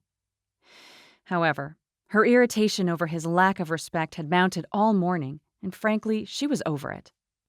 You can drop the act, okay? She said, her lips void of any smile as she folded her arms across her chest. I know you're upset with me for being here and for the changes I've made, but this is our reality now, so we may as well stop fighting each other on everything, or it's going to be a very long, very miserable few weeks for us both. Perhaps. He said. Or I just need to outweight you. Good grief. The man was utterly impossible. Instead of rising to his bait again, however, Winnie raised her chin. She was the consultant. It was her responsibility to put out fires that she'd started, whether she'd done so inadvertently or not, and she knew exactly how to do that. I'm sorry, she stated. Matthew narrowed his eyes, obviously trying to decipher if she was lying or not. She didn't blame him for being suspicious, not when they'd argued only days before about her refusing to say sorry for words she believed were justified. While she still felt the same way, she also knew that nothing softened a person more than a heartfelt, truth-based, excuseless apology. And Matthew needed a little softening. Really, she said, I'm sorry about all of this. I'm sorry that your dad gave me this job. I'm sorry that I accepted it. And I'm sorry that you now have to work with me, a tasteless American who likes A Knight's Tale, has never read Harry Potter, and could not care less about getting her centuries correct. His shoulders lowered a degree, his eyes less cold than before as he searched her expression, clearly attempting to see if she was in earnest or not before he finally nodded. Thank you. He mumbled. I appreciate that. A weight began to lift off Winnie's shoulders. You see, I can apologize. He gave her a knowing look. But only when you believe it's warranted. Exactly. They swapped small smiles, and the weight lifted even more. I suppose I ought to say my own apologies then. And be more sincere than last time. He cracked his knuckles in front of him. I am sorry for being rather inattentive during your meeting, and for being less than supportive. I will behave better next time. I appreciate that, she said, her heart softening. Sure, he was mostly a pill, but really he was just a guy who'd lost his figurative baby. She should be a little more considerate of that. For the record, she began, I don't blame you for being so upset about this whole thing. I would absolutely have the same reaction as you, were our roles reversed. But I just know that if we could find a way to work together, we could make the festival even better than it was before. We just need to focus on what we can agree on first. His shoulders lowered. I suppose you're right. The difficulty will simply be in finding things to agree on. On the contrary, she said, I already know something we feel the same about. And what is that? 2 words. Cabbage chowder. A smile broke out on his lips. You're right about that. Cat's meat and hot wine would be better. They shared a laugh before she continued. But there's more than that. I'm sure we both feel the same about getting Mr. Fogg a new microphone, and his need to be more enthusiastic. Not Geoffrey Chaucer level, but just a little more passion. Again, Matthew relented with a nod. Yeah, I can agree with you on that as well. You see? She said, feeling lighter than a lance looked in Matthew's hands. This is only the beginning. I just need to be more tactful, you need to believe in me, and together we can create something amazing. For the first time since the start of their conversation, Matthew's eyes met hers and remained. A storm seemed to be raging within him as he watched her before he finally spoke aloud. I do believe in your abilities, He said, much to her surprise. My dad wouldn't have hired you otherwise. The problem is believing in my own. She waited, tipping her head to the side as she listened intently to what she could only assume was a very difficult confession to make. The truth is, He continued. I'm at a loss.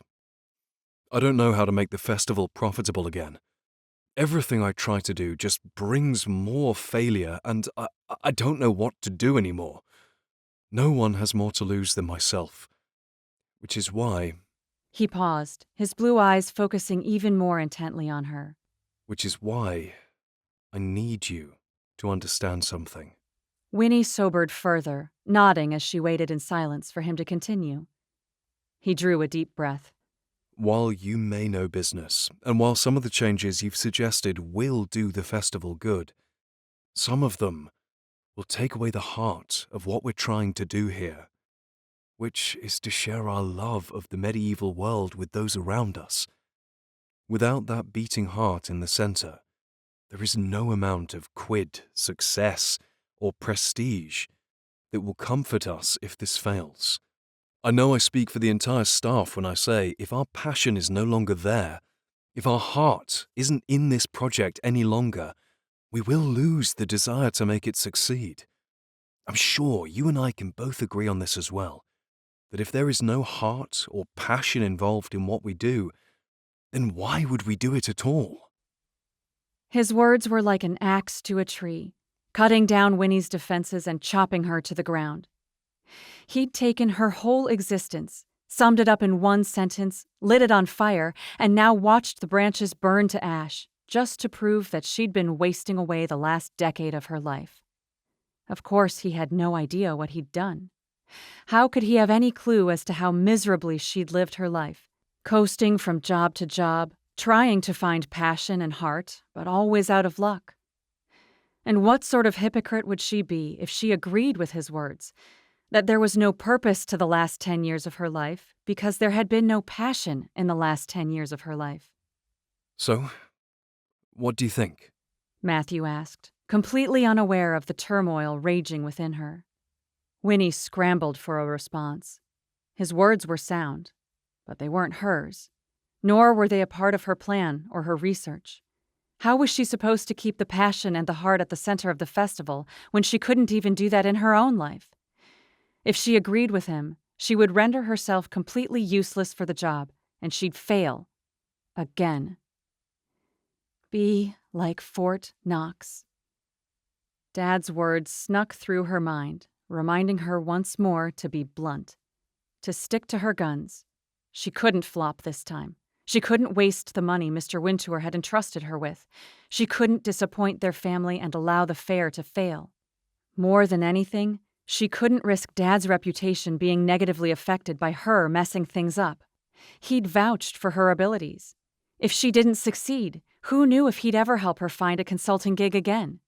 Then she'd be right back to where she was years before, jobless, passionless, heartless, a major disappointment to the Knox family as a whole.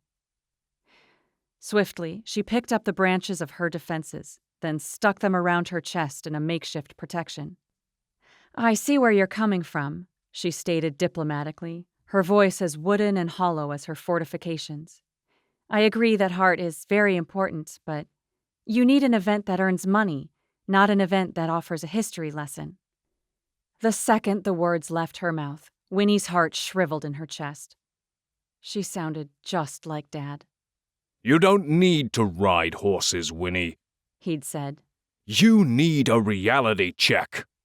How painfully she'd received those words as a teenager, how excruciating they'd been. And now she was reciting the same thing back to Matthew, who'd finally had the courage to humble himself and ask to keep the heart of the festival the same. Was she really so stupid to have responded so defensively? Matthew didn't react for a minute, his expression remaining unchanged until he looked away with a single nod, the ridges in his jaw returning. Well, thank you for that, he said, backing away with his eyes on the door behind him. Now I know what to expect from you in the future. Then he turned around and left her in the assembly hall alone, the echoing of his shoes reverberating in her ears and in her soul. Long after cleaning up the meeting, long after speaking with each staff member alone, Matthew's words remained swirling around in Winnie's mind because she just couldn't find an answer to his question. If there was no heart or passion involved in what she did, then why was she doing it at all? Chapter 17. Progress with the festival was steady, even though Winnie felt like a chicken running around with its head cut off, trying to accomplish all of her tasks and everyone else's beside, all while dealing with money constraints as she fought to strategically save every pound of Mr. Wintour's she could. Fortunately, Jess was a massive help, renting rides, finding other food options, and being a positive influence on others. That is, when she wasn't being forced to joust. Getting her on board with being an undercover female knight was taking a great deal of convincing, but Winnie continually put her faith in the woman. Mrs. Birdwhistle and the teenage boys, too, were pulling their weight with the horses and tournament planning. But Mrs. Porter wouldn't let go of her cabbage chowder. Mrs. Jones refused to hire more entertainment, and Mrs. Fogg couldn't find tents to rent because she didn't even know how to search for them on the internet. Furthermore, Mr. Fogg couldn't animate his voice to save his life, and the knights didn't hesitate to express their disapproval of a scripted event, jousting with Jess, and predetermined scoring.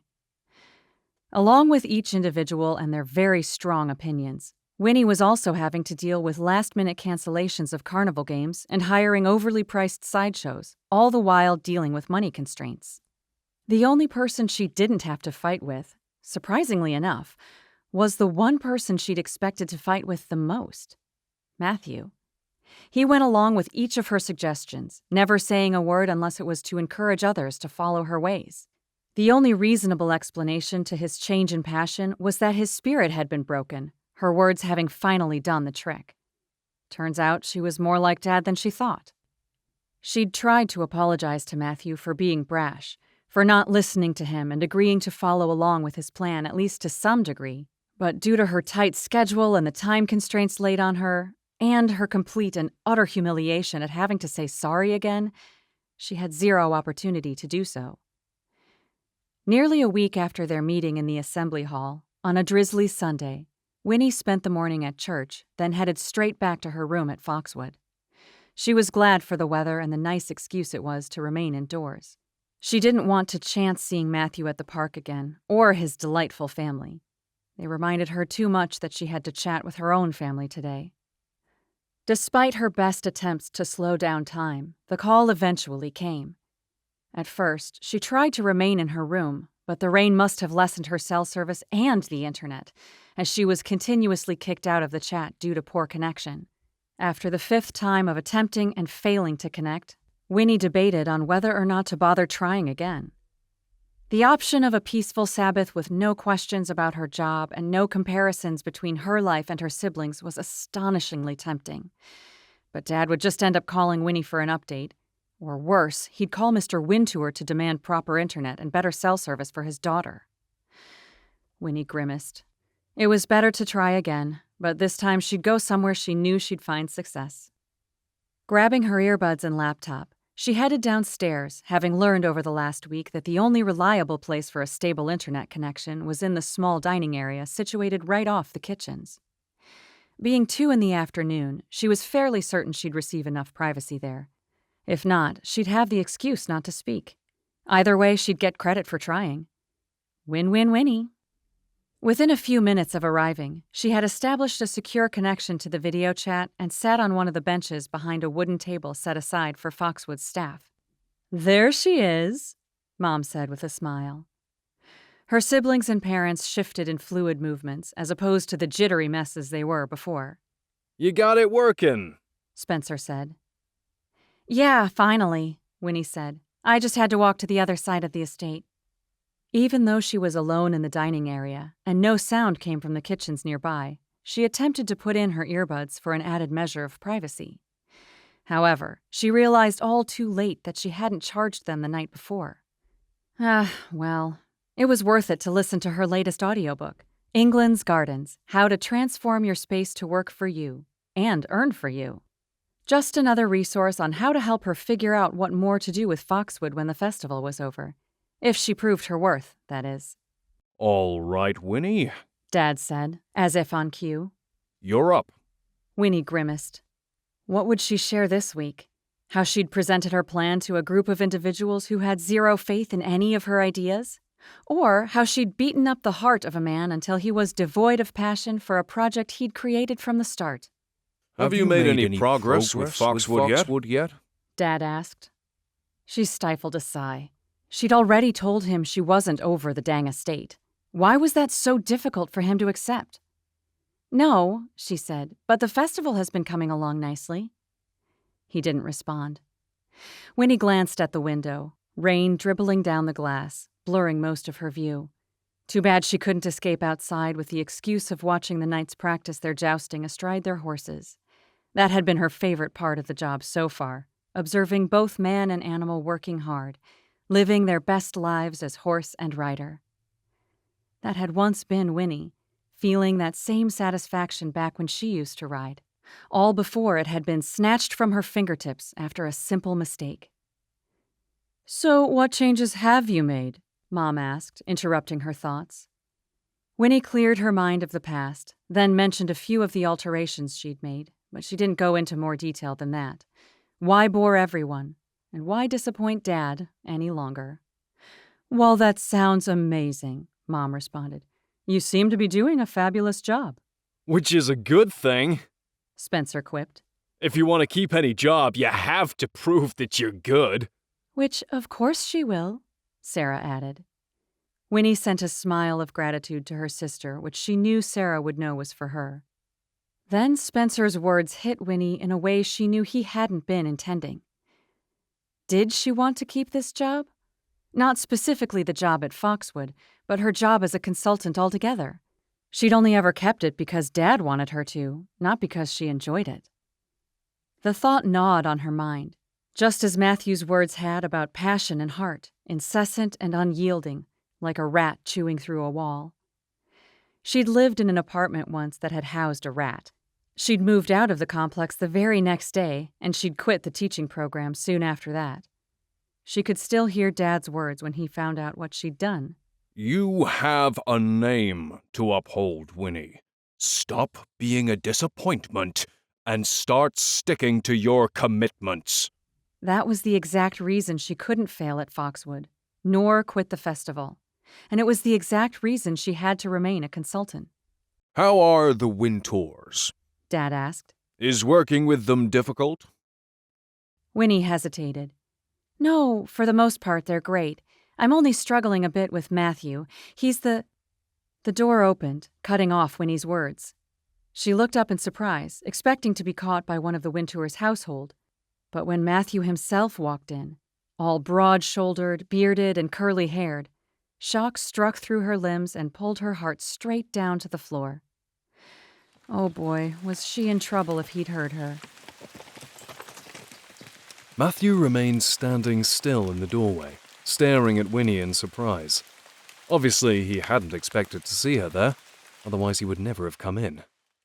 After his conversation with her in the assembly hall, and her slamming down his request to keep history at the center of the event, he realized then and there that she didn't really care about the festival. What she cared about was the money.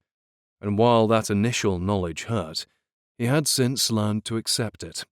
He couldn't deny the woman's tenacity and competence in being able to accomplish the tasks she had set about. Her sheer determination was admirable, if not annoying.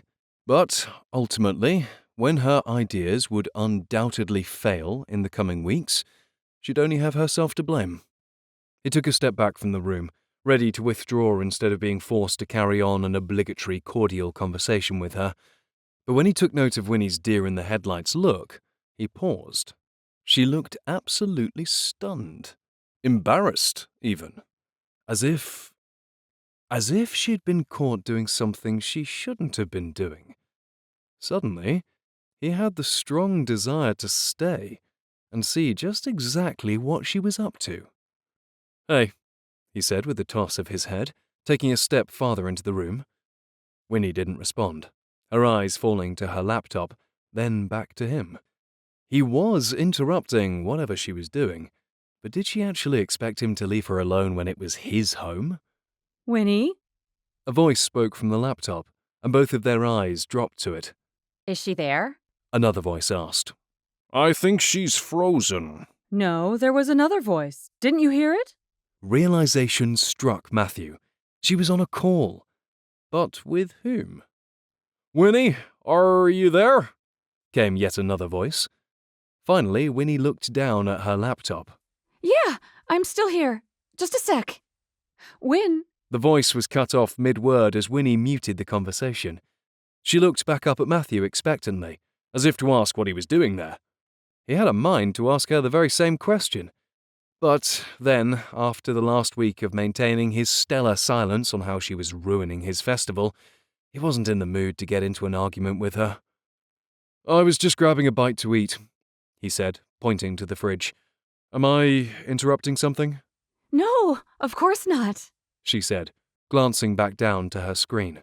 "I can come back when you're finished if you'd like me to," he offered, wondering if she'd accept his ridiculous suggestion. Fortunately, she shook her head. No, you're totally fine. I was just talking to my family. Ah, her family. "Well, I'll just be a minute." He motioned to her laptop. "Please don't let me interrupt." She hesitated. Okay.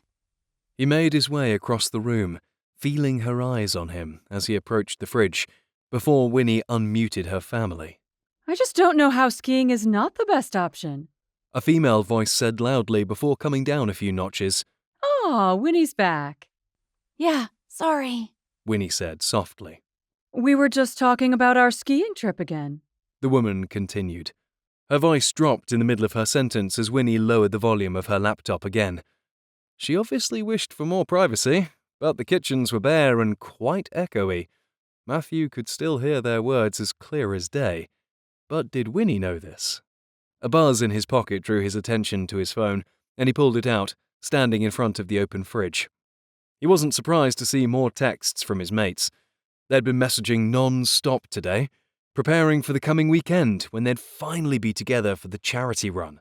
The charity run Matthew had yet to start really preparing for. He'd been too busy doing Winnie's bidding for her version of his festival. "Finn, I hope you got some better accommodation for us this year, Matt.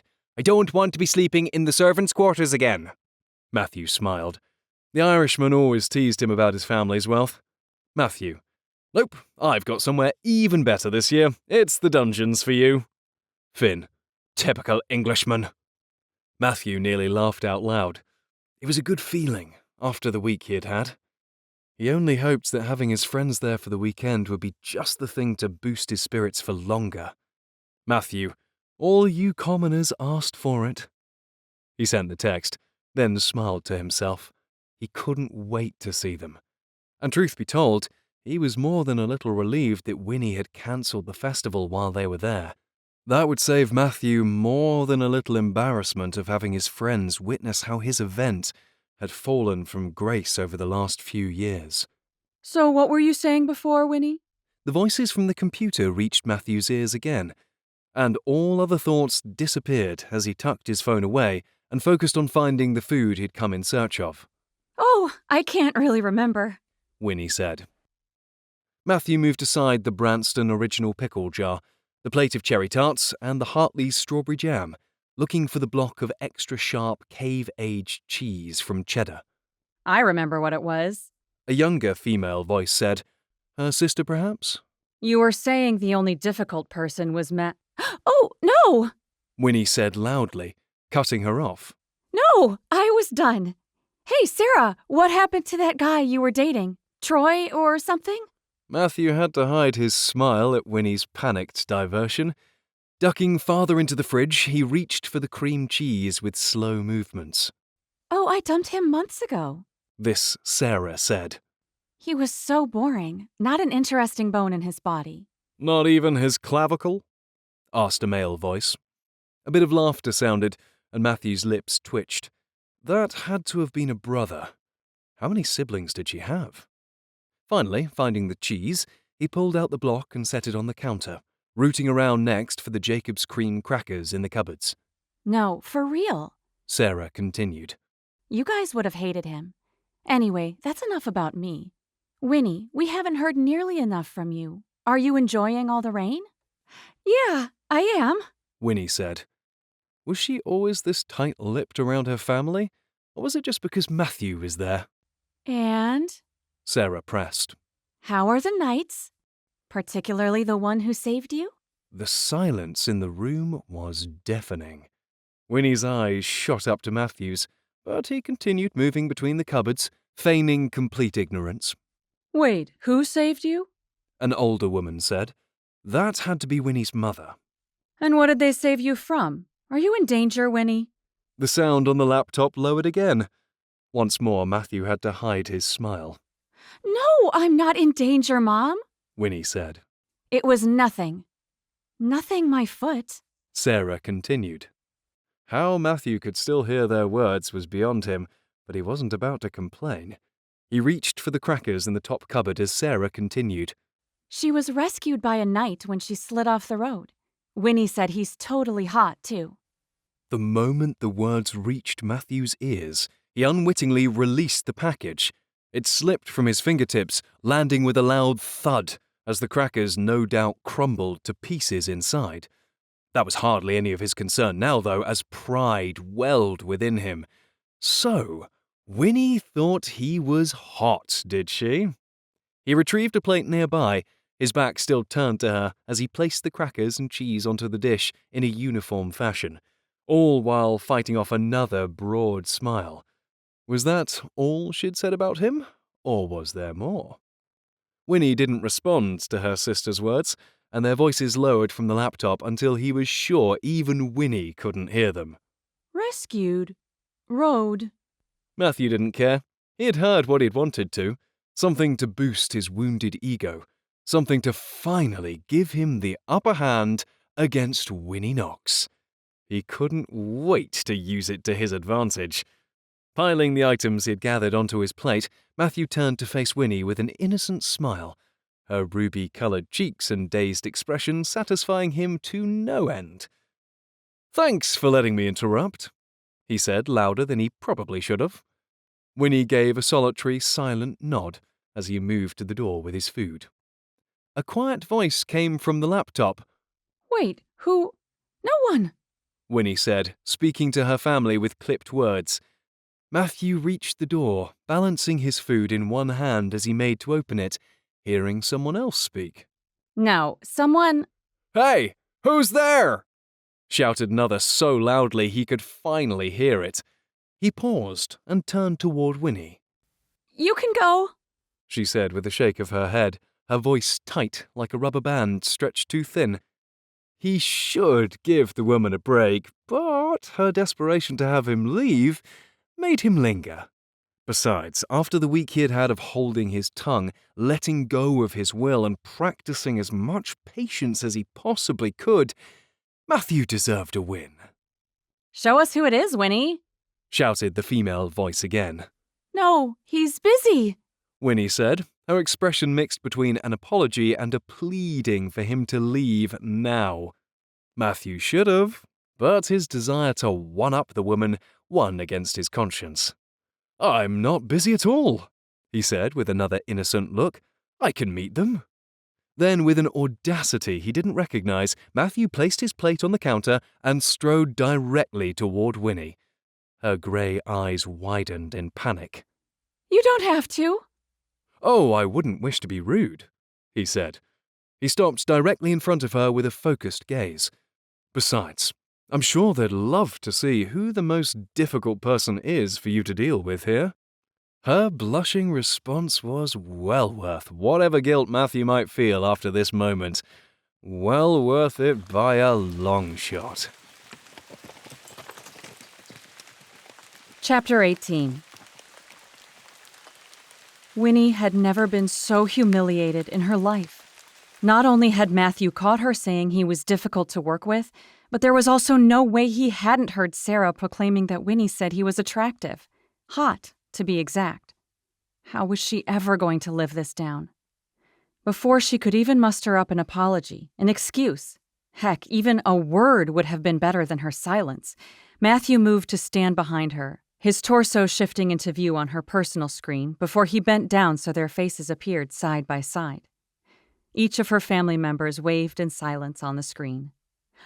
"Oh, there he is," Mom said, her voice barely audible. "The man behind the voice." "You can turn up the volume now," Matthew said quietly in Winnie's ear. Her skin prickled and she jumped forward to the volume control, if only to try to dissuade her ever-present blush and the effect his proximity had on her. Winnie, Dad said first. aren't you going to introduce us? She blinked. "Oh, yeah. This is Matthew Wintour, Mr. Wintour's son. Matthew, this is my family." Matthew leaned closer, resting his left hand on the table next to the laptop as his face drew level with hers. She'd been close to guys before this. She'd kissed guys closer than this. So why did it feel as if she was a new teenager being attracted to a boy for the first time? "Hello, everyone," Matthew greeted, his voice close to her ear. "Lovely to meet you all." Nothing good was going to come of this. She just knew it. Matthew was far too comfortable appearing in front of a bunch of strangers. It was almost as if he was trying to make her uncomfortable. She should have turned the dang computer off the second he'd appeared. She'd just been so flustered, her brain entirely addled. "Nice to meet you," came the response from each of her family members. "I love your accent," Sarah said with an easy smile. "Oh, thank you," Matthew responded. "But I can't take credit for it. My parents gave it to me." Winnie's family laughed again, and Matthew responded with a grin. She hadn't seen him smile in more than a week. She'd truly sucked the life out of him, so what was bringing him back now? So, you're Arthur's son. Dad said, his eyes calculating. I don't know if he's told you, but he and I have been good friends for a long time. "Yes, sir," Matthew responded. "He's told me how much your friendship has meant to him over the years." His cologne drifted under Winnie's nose. She parted her lips to breathe through her mouth instead, then shifted a degree to the right to create more distance between them. "So you're the one who rescued my Winnie?" Mom asked next. Matthew shrugged with a modest chuckle. As he did so, his shoulder brushed against Winnie's, sending shoots of warmth across her skin. "I suppose I am," he replied, apparently unaffected by their touch. Winnie shifted in her seat again. "It wasn't really a rescue," she said, hoping to maintain some shred of dignity with her family. "I could have gotten out of the mud eventually." "Not in those heels," Matthew retorted. Her family laughed, and Winnie peered at him in the screen. She could have sworn he was looking directly at her, the small smile on his lips driving her crazy. She hadn't seen the two of them like that before, side by side, a smile on Matthew's face and a forced smile on hers. It was like staring at one of those moving Harry Potter portraits, but way more engaging, way more appealing. Harry Potter portraits. Matthew would certainly appreciate that reference, wouldn't he? "So, are you one of the jousters there, then?" Spencer asked, interrupting Winnie's thoughts. "Yes, I am," Matthew responded.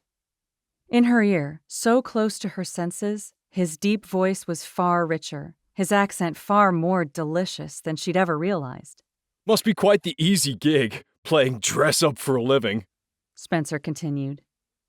Winnie caught sight of her brother's smirk, followed by Scott's stifled laugh, and she frowned. She may have squashed all of Matthew's hopes and dreams a few days ago, but she wouldn't allow her own family to make fun of him for those dreams. To her surprise, however, Matthew didn't need defending. In fact, he hardly even looked offended.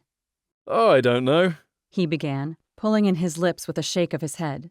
Putting on that armor, riding horses, receiving so much attention from all the ladies. It's more difficult than you can imagine. Sarah laughed aloud, and even Spencer cracked an impressed smile, as if to say, touché. Before another word could be spoken, Dad chimed in next, ending all laughter. So, Matthew, Winnie was just going to tell us about all the changes she's been making. How are the others taking it? Ugh. Winnie would rather go back to Spencer's taunting. They're taking it very well, Matthew responded. Well, that was an outright lie. Had he said so for her sake? Matthew leaned forward again, this time his shoulder fully resting on hers. Although, He continued, between you and me, Mr. Knox, no one would dare cross her if they didn't agree with her changes. Her family laughed, but Winnie hardly heard, too focused on the tingles rushing across her skin and the warmth spreading from his body to hers. She'd known about the connection and energy between them from the beginning, but this lingering heat and that smile on his features had stirred something in her heart she wasn't ready to accept. The two had fought nearly non-stop since day one, and now, with his smiles, teasing, and touch, it felt like there was something more. But there was nothing more. They were nothing more. Nothing but co-workers. Well, look, Matthew said, their shoulders still pressed together. I'd love to stay and chat, but I'm sure Winnie would like to get back to speaking with her family alone. It was such a pleasure to meet you all. Her family said goodbye in scattered harmony, and he waved his hand in departure as he sidled behind Winnie. Cold air pressed against her shoulder at his absence. Her parents and siblings picked up their conversation again, but Winnie wasn't listening, focusing instead on Matthew as he reached the door and faced her.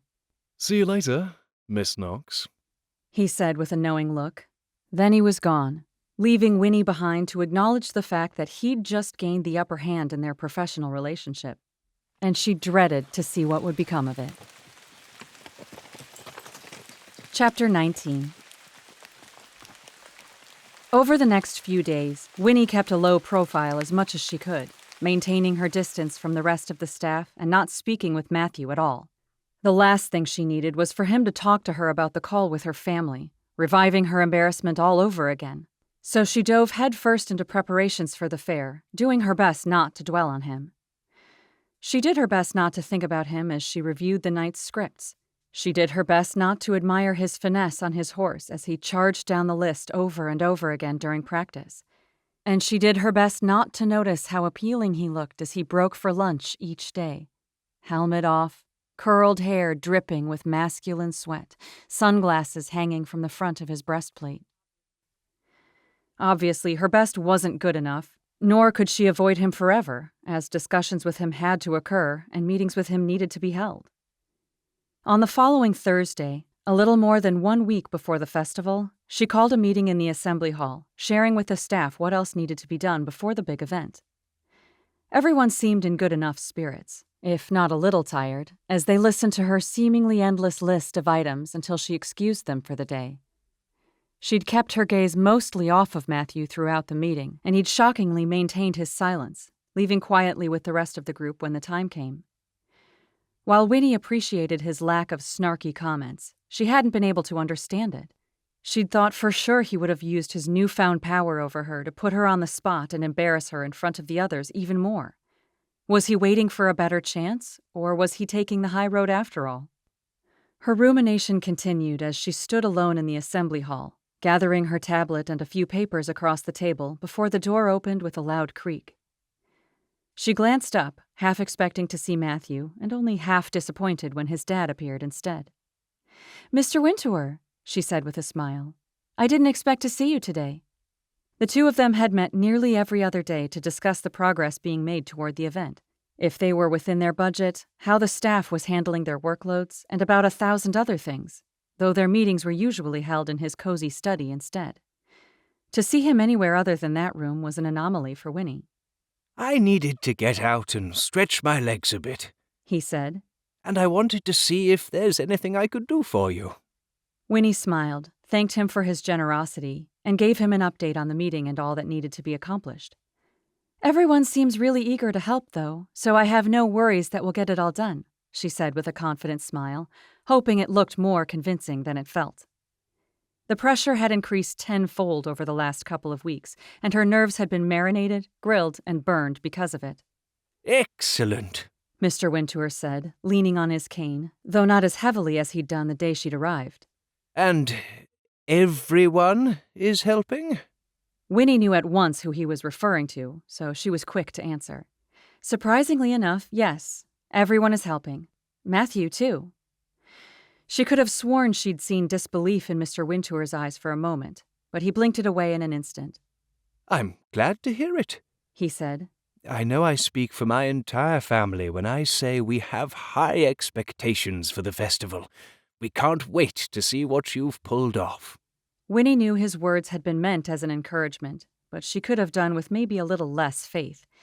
She wasn't used to such lofty hopes, not with her family at least. Was she going to be a monumental letdown to each of them, the Wintours included, when all was said and done? After Mr. Wintour took his leave, Winnie was left alone again to a buzzing phone and a mile-long list of to-dos which she checked off little by little until her stomach rumbled, her only indication that she was in need of a break. Still staring at her phone, signing off on the carousel delivery and another food booth, Winnie headed out of the assembly hall. As she did so, just like every day she worked in there, the smell of horses, leather, and feed from the stables drifted past her nose. Most days she walked straight past the smells, ignoring the wave of nostalgia that always rushed over her. But this time, whether it was due to hunger or simple exhaustion, her strength wasn't what it usually was. She stopped, staring wistfully, and perhaps a bit fearfully, at the stable entrance. She hadn't willingly been within any stables since she was 18 years old and her heart had been crushed.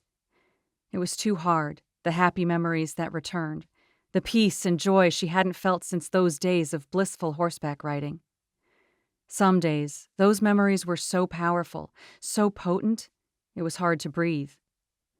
And yet, today, her eyes remained on the stable doors, the Knickers and Winnies from inside tying a rope around her heart and tugging her toward them. The pull had always been there, but it had grown stronger each day at Foxwood as she'd been surrounded by the animals that had once filled every part of her life. Still, she hesitated outside. No good would come from flirting with temptation by going inside to take a look around.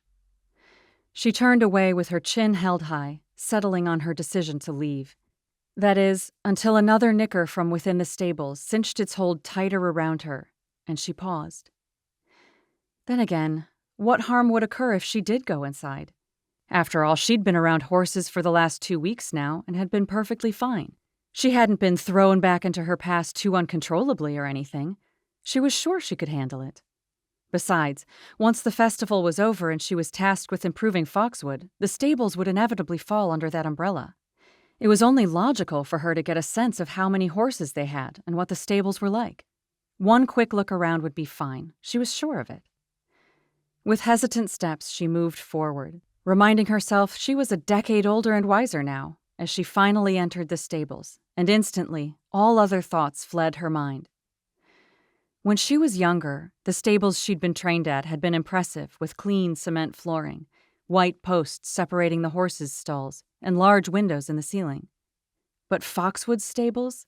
They were unmatched. The same gray, black, and brown stone that covered the interior of the assembly hall now filled the aisles of the 2-storied structure. Each horse's stall had been constructed of gorgeous dark wood, while the individual gates were made of black wrought iron, the doors curved low and centered to allow the horses to pop their heads over into the aisle whenever they wished. Ornate lanterns hung from the walls near the stalls, casting warm, glowing circles across the stone flooring, and every inch of the place shone with cleanliness and care. What really caught her attention, however, was when she let out a sigh of appreciation and one by one, horses poked their heads out of their stalls to see who had come to visit them. 1, 2, 3, 4. She counted faster. 7, 8, 9. And that was only the first aisle. How many horses did they have? How many did they need? She was one to talk. She'd had lofty goals of housing hundreds of horses when she was younger. Her heart twisted. She moved to turn away, but when she caught the eye of the third horse down, jet black face and mane, she paused. That was Matthew's horse. She knew she ought to turn away right then, having learned long ago that ignoring horses, no eye contact and no touching, was far better than to pine after them as she'd done when she was younger. But Matthew's horse continued to stare her down, as if to say, "Hey, you disturbed us and got our hopes up. The least you can do is give us a pat." Could she? Should she? She drew a deep breath, a hint of manure on the air. She'd never been offended by the smell. It had an earthy scent to it that brought to mind summer trail rides and shared sugar cubes. A few of the horses in the stables pulled back into their stalls, but Matthews remained, still watching her. She'd purposely not learned his name. Names only brought attachment, as did touch. Did proximity? Biting her lower lip, she stepped forward, the black horse still watching her as she approached. He had as penetrating a gaze as his master. "Hey there," she whispered, drawing closer and closer to him. "I've seen you around here. I'm sure you've seen me lurking, too." He made no movement, his ears pointed toward her. She shifted her belongings to her left arm, slowly raising her right hand toward him before hesitating once again. She hadn't touched a horse since quitting. But surely one stroke of his hair wouldn't tear down all the walls she'd placed around her heart. Using more courage than she cared to admit, Winnie shifted her hand to below the horse's nose, allowing him to sniff her. But the second he blew a soft breath back onto her fingertips, a rush of emotions overcame her. A lump formed in her throat, tears flooded her eyes, and she was taken straight back. Straight back to when she'd been encouraged to ride as a child, wearing her black velvet hat and tall boots. Straight back to when she'd performed for thousands at countless shows. Straight back to when she'd had a purpose, a passion for life. The black gelding shifted to the side, as if encouraging her to pet him, and her mind struggled to remain in the present. This reaction was what she'd feared all along, dwelling on the past, being filled with so much regret and sorrow she could hardly stand it. And yet, the gates had been opened. There was no stopping the pain, the intense ache in her heart at how badly she missed riding. With shaking fingers, she reached her hand toward the patient horse's neck, flashing from the past to the present with each stroke of his hair. Her fingers glided across his silken coat, the rhythmic movement of her hand mimicking his breathing until the tightness in her chest eased and the sorrow in her heart soothed. How had she forgotten that horses had that effect on her, the ability to calm whatever was ailing her? The pain remained, but with her proximity to the gelding, she could regulate her feelings better. She could sit in them for a moment without longing to flee from the discomfort.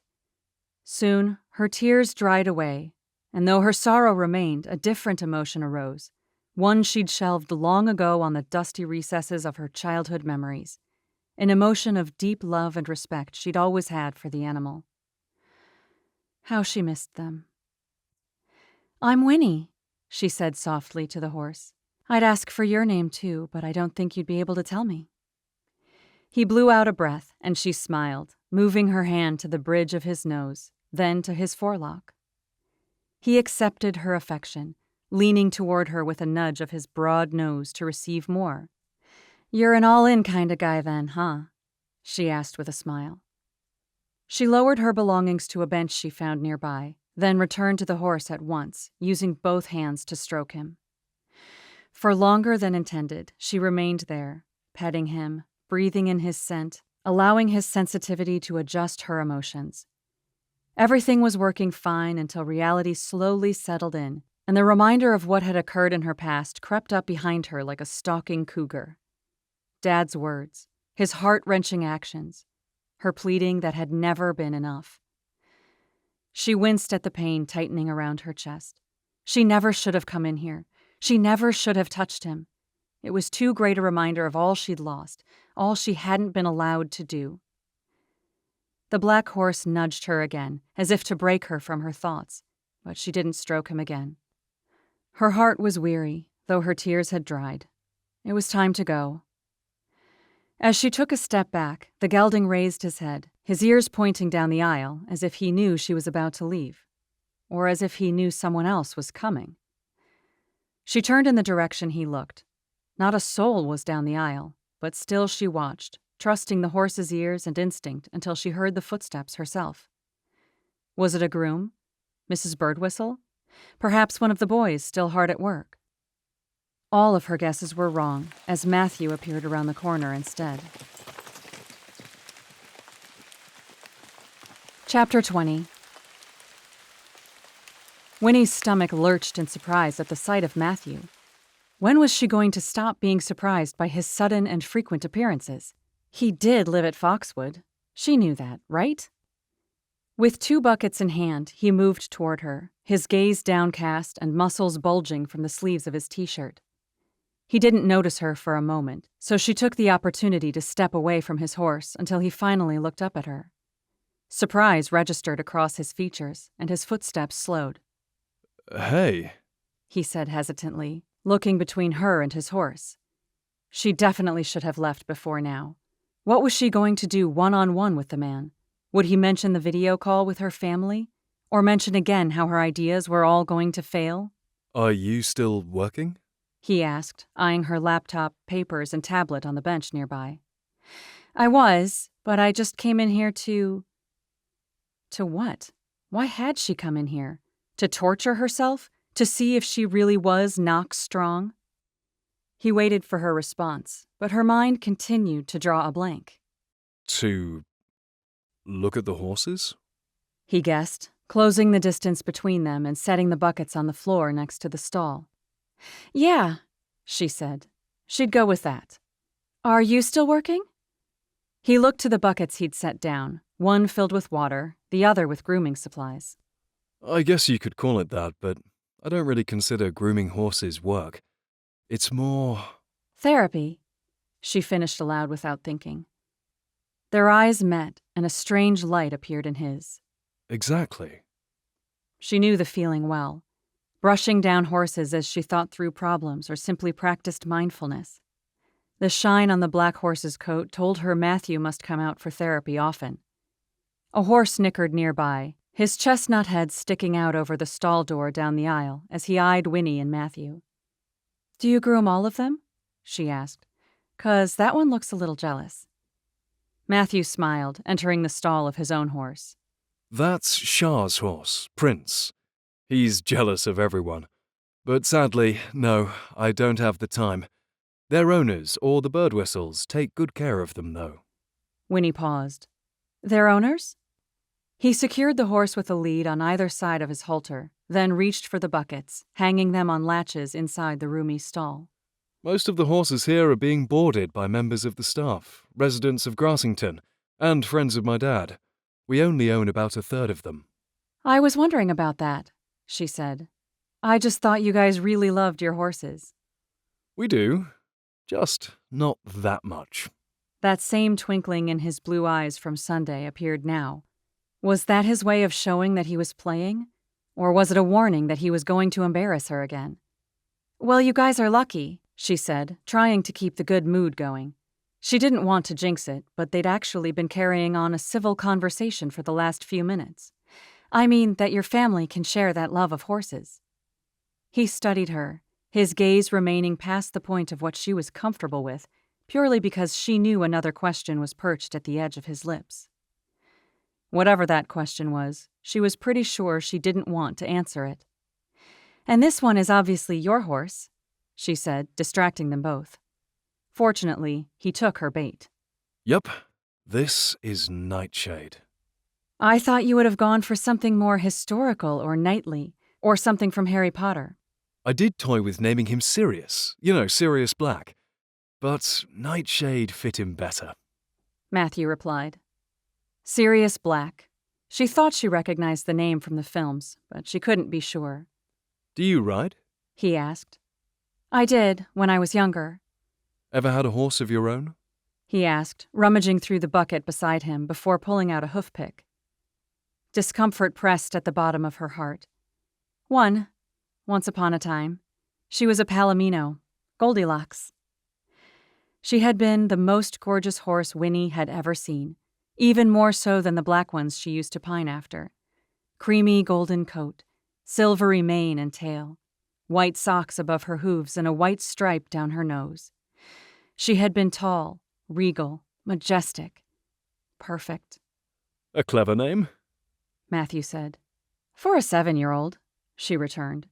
Do you still have her now? A twisting ache pierced her heart. No, I lost her when I was 17. Matthew didn't respond for a moment. There's nothing worse than saying goodbye to a horse that passes away. Winnie nodded, though she couldn't agree. There was something worse than that. What Dad did was much, much worse. Winnie blinked, distracting herself from the past as she watched Matthew stroke Nightshade, rubbing his forelock and standing close to him. The bond between them was obvious.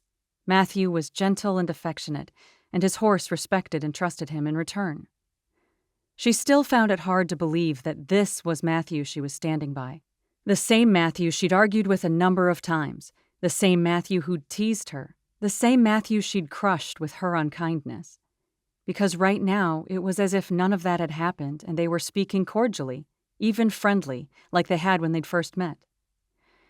She could chalk it up to both of them being too exhausted to maintain their animosity that night. But it was more likely that the horses had something to do with it. They had a magic of their own. So you know horses, then? Matthew stated. I did know horses, she corrected. Before she knew it, he reached into the bucket and tossed her a rubber curry comb, which she caught just in time against her chest. Once a horse girl, always a horse girl, he said. Then he tipped his head toward Nightshade. Come on, you can help me out. Winnie stared down at the brush in her hands. She wasn't sure about this. If feeling a horse's breath on her fingers had launched her into the past, what would grooming one do to her? What? Matthew asked, seeing her hesitate. You'd rather pick the hooves? He offered the pick to her, then eyed her up and down, his eyes lingering a moment on her legs. Don't get me wrong, I'd love to see that as much as the next person, but I do think a curry comb is better suited for you tonight. Her heart stuttered at his words. He didn't wait for a response, merely turned his back to Winnie and faced Nightshade's back right hoof. He slid his hand down the back of the leg, and the horse lifted it instantly in response. Matthew braced himself, leaned forward, then began to pick out the hoof. Winnie, however, focused on what faced her the most, namely, Matthew's backside. She blinked, realizing all too soon that she was most definitely admiring what she was staring at before she looked again at the comb in her hands. At this point, with Matthew bending over like that and talking to her the way he was, she didn't think she'd be focusing too much on the horse if she brushed Nightshade after all. Silently, she stepped into the stall with Matthew, moving in front of the horse to cross to his other side. Matthew didn't respond. He simply reached down to Nightshade's front hoof next. Winnie stole another glance at him before pressing the curry comb against the horse's already pristine coat. Flashes of brushing down Goldilocks flickered in her mind's eye, but she set them aside as Matthew spoke again. I appreciate your help, he said, grunting as he worked to clear out the hooves, though what little dirt was still there was beyond Winnie. I've got somewhere to be tonight, so I'm glad to have it. Winnie tipped her head to the side. Oh, got yourself a date or something? She frowned. What the devil had made her ask that? Now she sounded like she was more interested in him than she was.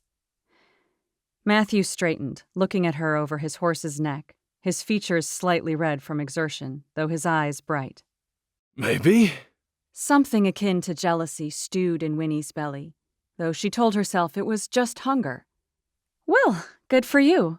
It's not easy finding time to date and work. Matthew smiled with a watchful gaze, but she didn't acknowledge it. After a minute, he moved to the other side of Nightshade, the side she was on, and picked up the horse's back leg.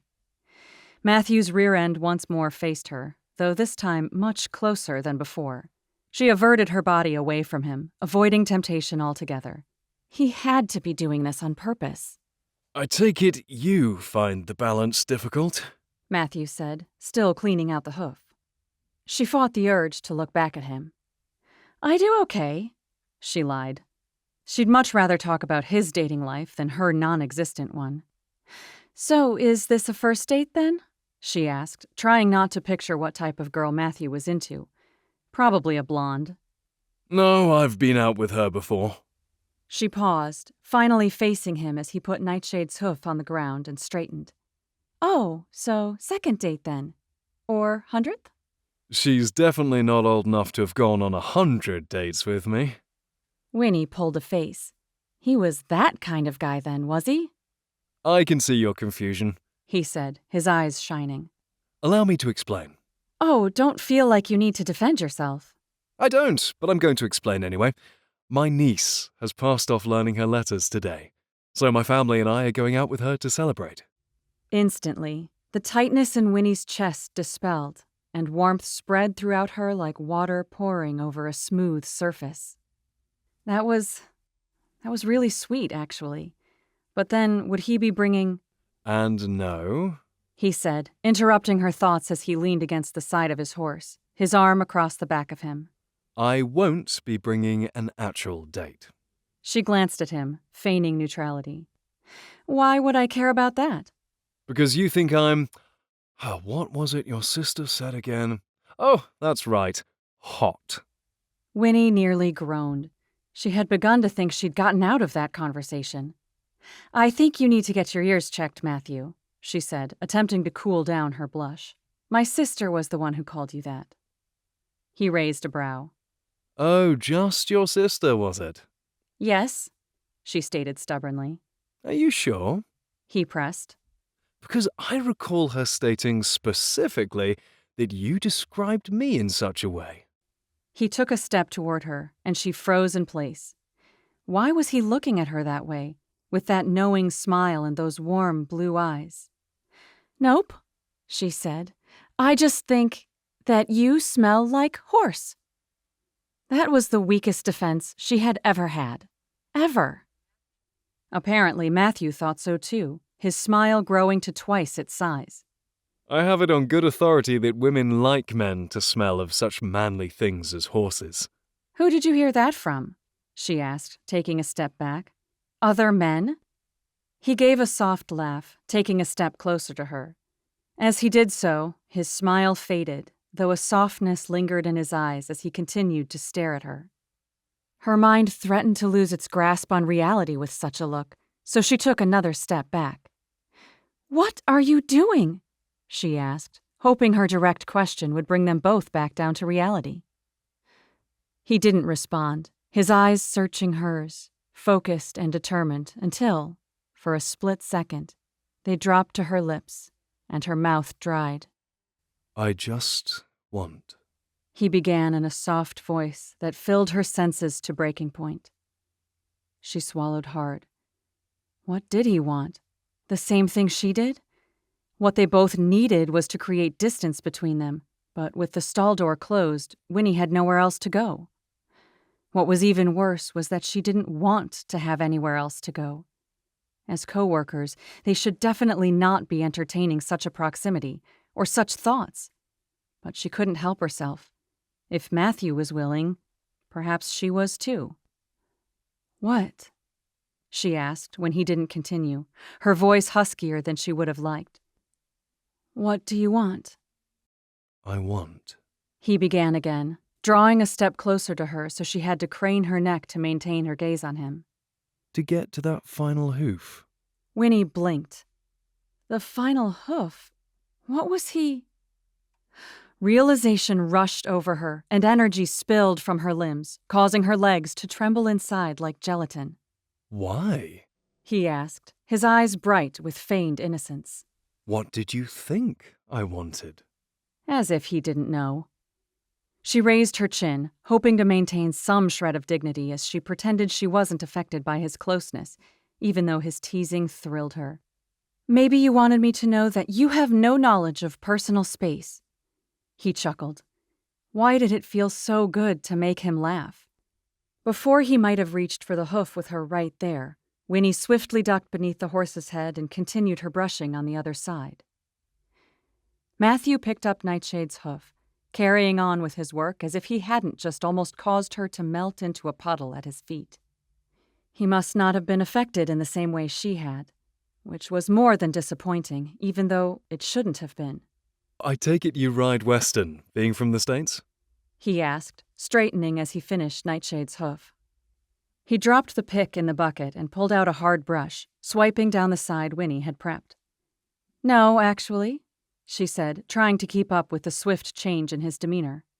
1 minute she was thinking he was going to kiss her, and the next they're speaking of her past with horses again. I learned both, but I prefer riding English. Preferred English, she corrected. Like I said, I don't ride anymore. His eyes stayed on his horse. Why not? I don't have much time now. That was a lie. She could find the time. She just couldn't find the courage to face Dad. Did you take lessons? He asked next. Yeah. How many years? 13 or so. His brow shot up. Wow. I take it you competed in shows then? A few. Understatement of the century. Were you any good? He rested his arms on the horse's back, his attention finally focused on her. I was okay, she responded, eyeing the ridges in his arms. Win any trophies or tournaments? Almost each one I participated in. Which was how many? He pressed. Oh, I wouldn't begin to know. Come on. He urged. Just a range? Over 100? He gave her an impressed look. She should have just shut her mouth after that. He didn't need to know any more. But truth be told, she wanted more of his admiration. I also placed high enough to go to the qualifying rounds for equestrian eventing at the Olympics, she said matter-of-factly. His eyebrows shot up, his lips parting. Seriously? She nodded. That's incredible. Thanks, she murmured. No, really, you must have been amazing. He blew out a breath, then his brow pulled together. So, what happened? She knew this would come next. Goldie spooked. I fell hard on the ground and lost my chance. She shrugged. That's all. He shook his head. But you didn't try again? Nah, I didn't bother. My dad... She froze, forgetting to censor her words. We thought it wouldn't be worthwhile to train again for so long. I just had too much else going on with school and work and family stuff, so I quit. You quit the competitions? He asked in clarification. He was no longer brushing the horse, fully enveloped in her story. Yeah, and riding. His brow furrowed. Altogether? I just didn't have the time anymore, she lied again. In truth, it was Dad. It had all been Dad. The memory of his cruel words rushed over her in unrelenting waves. It's time to get your head out of the clouds and stop embarrassing the Knox family name, Winifred. You can't make a career out of riding horses. Winnie winced at the memory. She'd begged him to reconsider. She'd joined honors societies and special clubs, participated in countless extracurricular activities, created service projects, earned her associates before graduating early from high school. All of it to impress Dad to allow her to continue riding on the side. But none of it had been enough. She hadn't been enough. The minute Dad had seen her fall off the horse during qualifiers, he'd stopped her riding altogether. I'll quit training then, she'd said. Just let me keep riding for fun. I'll pay for Goldie's boarding, food, everything. And who is going to pay for the embarrassment you're gonna keep causing us?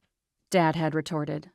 Honestly, Winnie, falling off a horse in front of so many people. Winnie had been riding since she was a child.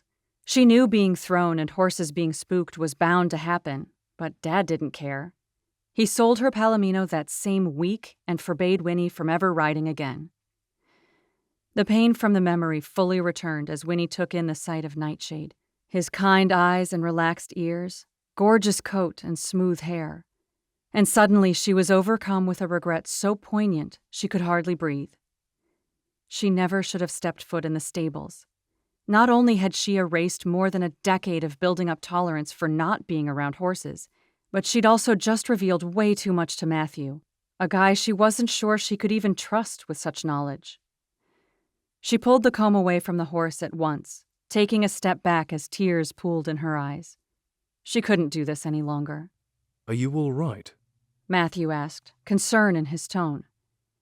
Winnie strapped on a smile and tossed the comb into the bucket nearby, averting her gaze at once. Yeah, of course. I remembered I've got a few emails to respond to before the end of the day. Matthew nodded in silence. He didn't believe her, but Winnie didn't care. She needed to get out of there. Thanks for your help, he said softly. Winnie nodded. Tell Ava congratulations on learning her letters, she said, gathering her belongings on the bench outside of the stall. She waved over her shoulder and fled from the stables, not daring another glance back at Matthew or his horse. She wouldn't allow herself to fall into this miserable trap from her past. Not again. Never again. Matthew stared at the empty space Winnie had left behind, shock still fresh in his system. She'd cried. Winnie Knox had actually cried. But why? What on earth had been going through her mind those last few minutes to have made her so overcome with emotion? Emotion he didn't know she was capable of experiencing. The memory of losing out on going to the Olympics would make anyone upset, as would speaking of a beloved horse dying or choosing to quit riding altogether. But in Matthew's heart, he knew there was something more to her tears and her quitting, something deeper and far more traumatic. He picked up the comb she had used on Nightshade, the rubber still warm from her grip as he finished brushing down the horse. They'd been having such a civil and friendly conversation. No talk of business, no arguments, no criticisms. He'd even further tested the tenuous waters between them by pretending to draw close enough to kiss her. He had done so purely for his own vanity's sake, to see if she really did consider him attractive, enough to even kiss him. But that had been a major mistake, as his feigned desire turned into a very real yearning to have her red lips press against his. The biggest problem had come when she hadn't retreated like he'd stupidly assumed she would have. When had he ever known Winnie Knox to retreat from anything? Although tonight she'd been so different, so kind. She'd even taken the time to congratulate his niece on her letters, remembering Ava's name on top of it all. That spoke measures about a person. But that was the problem. Winnie was becoming more of a human being than the devil he'd made her out to be, created to make his life miserable. He wasn't supposed to think of her as a woman with desires and talents and heartaches of her own. He was supposed to want her gone, out of Foxwood in less than 2 weeks. That's why he wasn't helping her as he ought to be, letting her know that most of her ideas would cause the festival to fail even harder than before. Because, without telling her, she would be gone all the sooner. Then he'd be free from all this headache, free to get back to the heart of his festival. He tossed the curry comb into the bucket with a shake of his head. It was time to shape up. No more teasing Winnie with flirtatious looks just because he wanted to see her blush. No more thoughts about how he admired her ability to work under pressure. No more conversations about horses and Olympic qualifying events. And, more than anything, there would be absolutely no more thinking of Winnie Knox as a woman he would like to keep around, even if that was beginning to change. Chapter 21. Matthew stood on the gravel drive near the front doors of Foxwood, smiling as the car appeared around the corner. They were finally here. He'd offered to pick his friends up from the airport that Friday evening, but Cedric had insisted on driving up from Wales himself, and collecting the others from Manchester Airport before heading to Yorkshire. Seeing Cedric's beloved Tesla, Matthew finally understood. The man was obsessed with the car. He would take any chance he could to drive it. Matthew raised his hand in greeting as the white vehicle approached much faster than he would have expected. But when he saw who was actually driving, a grin spread across his lips. He should have known. Cedric wasn't driving, Finn was. How in the world had he convinced Cedric to agree to that? As Finn reached the end of the drive, he turned sharply, skidding to a halt in front of Matthew as the disrupted pea gravel flicked towards the front porch, clacking in protest. Matthew walked forward with an amused shake of his head as Finn opened the driver's side door first, his face alight with exhilaration. Whew, what a rush! Matthew laughed. I was wondering how you all made it here so quickly. Quite the entrance, O'Meara. Finn raised his eyebrows in a flex. You like that? I thought I'd try to give wee Cedric here a heart attack, but it didn't work. Cedric leapt out of the passenger side with a frown. That's the last time I give you the keys, Finn. He faced Matthew with a shake of his head. Nearly wrecked it 15 times. He does me head in. Graham exited the car last. Both of you just need to relax, he said, his Scottish accent thick. Clearly Finn had it under control. What, nearly dying? Cedric questioned, gently closing the passenger door. You blew past so many speed cameras I'll be fined hundreds of quid. I'm sure you can afford it, Finn returned. Just sell one of your autographs and you'll be right. Matthew grinned, greeting each of his friends with a short embrace and a clap on their backs. To have the four of them back together was exactly what he needed right now. Have you ever driven one of these, Matt? Finn asked, his Northern Irish accent all the more prominent with his excitement. He jutted a thumb over his shoulder toward the car, still not over their conversation. It handles better than a tour bus, I tell you that. Course it does, you plonker, Cedric said, opening the back of the Tesla as they gathered their belongings. It might even rival Matt's beater over there, Graham teased, motioning to the rusted red Mini Cooper. I can't believe you still have that. Of course I do, Matthew defended. She's worth more than your pipes. The Scotsman snorted in disbelief. Oh, you mad bumpot. A long, low whistle sounded from Finn behind them. Who's driving that? He asked. All eyes shifted to the Aston Martin in the drive. Matthew hesitated. That would be the consultants. Looks of understanding passed between the lads and Matthew. Ah, course, Finn said. And do we get to meet this infamous consultant today? Matthew scoffed. Absolutely not, nor will you be meeting her ever. After he had spoken with Winnie's family on the video chat, she had avoided him. After Matthew had spoken with her in the stables, she had full-on ignored him. It was just as well. He was ignoring her too. It seemed that they both wanted to pretend that their conversation hadn't occurred. The conversation where they'd behaved more as friends than standoffish colleagues. Who knew what sort of trouble his real friends would concoct if they did meet her? Oh, come on, Graham protested. You're really going to deprive us of the pleasure of seeing her for ourselves, after all we've heard about her? That was even more of a reason to keep his friends and Winnie separated. Matthew may or may not have exaggerated certain aspects about the woman to his mates. For example, she wasn't the worst human being he had ever had the displeasure of knowing. At least, not anymore. That's exactly what I'm going to do, Matthew said. I've mapped out our whole weekend, so I'm afraid we haven't the time. So now we don't get to see her or her festival? Finn asked. Precisely, Matthew returned. Before, he had been relieved that his friends weren't going to be seeing his failure of a festival. Now he was just glad they wouldn't be there either for Winnie's fair. He'd never be able to live it down if her event actually turned out to be better than his, which was a fear he was praying wouldn't be realized. What if I promise you can drive the Tesla before we leave?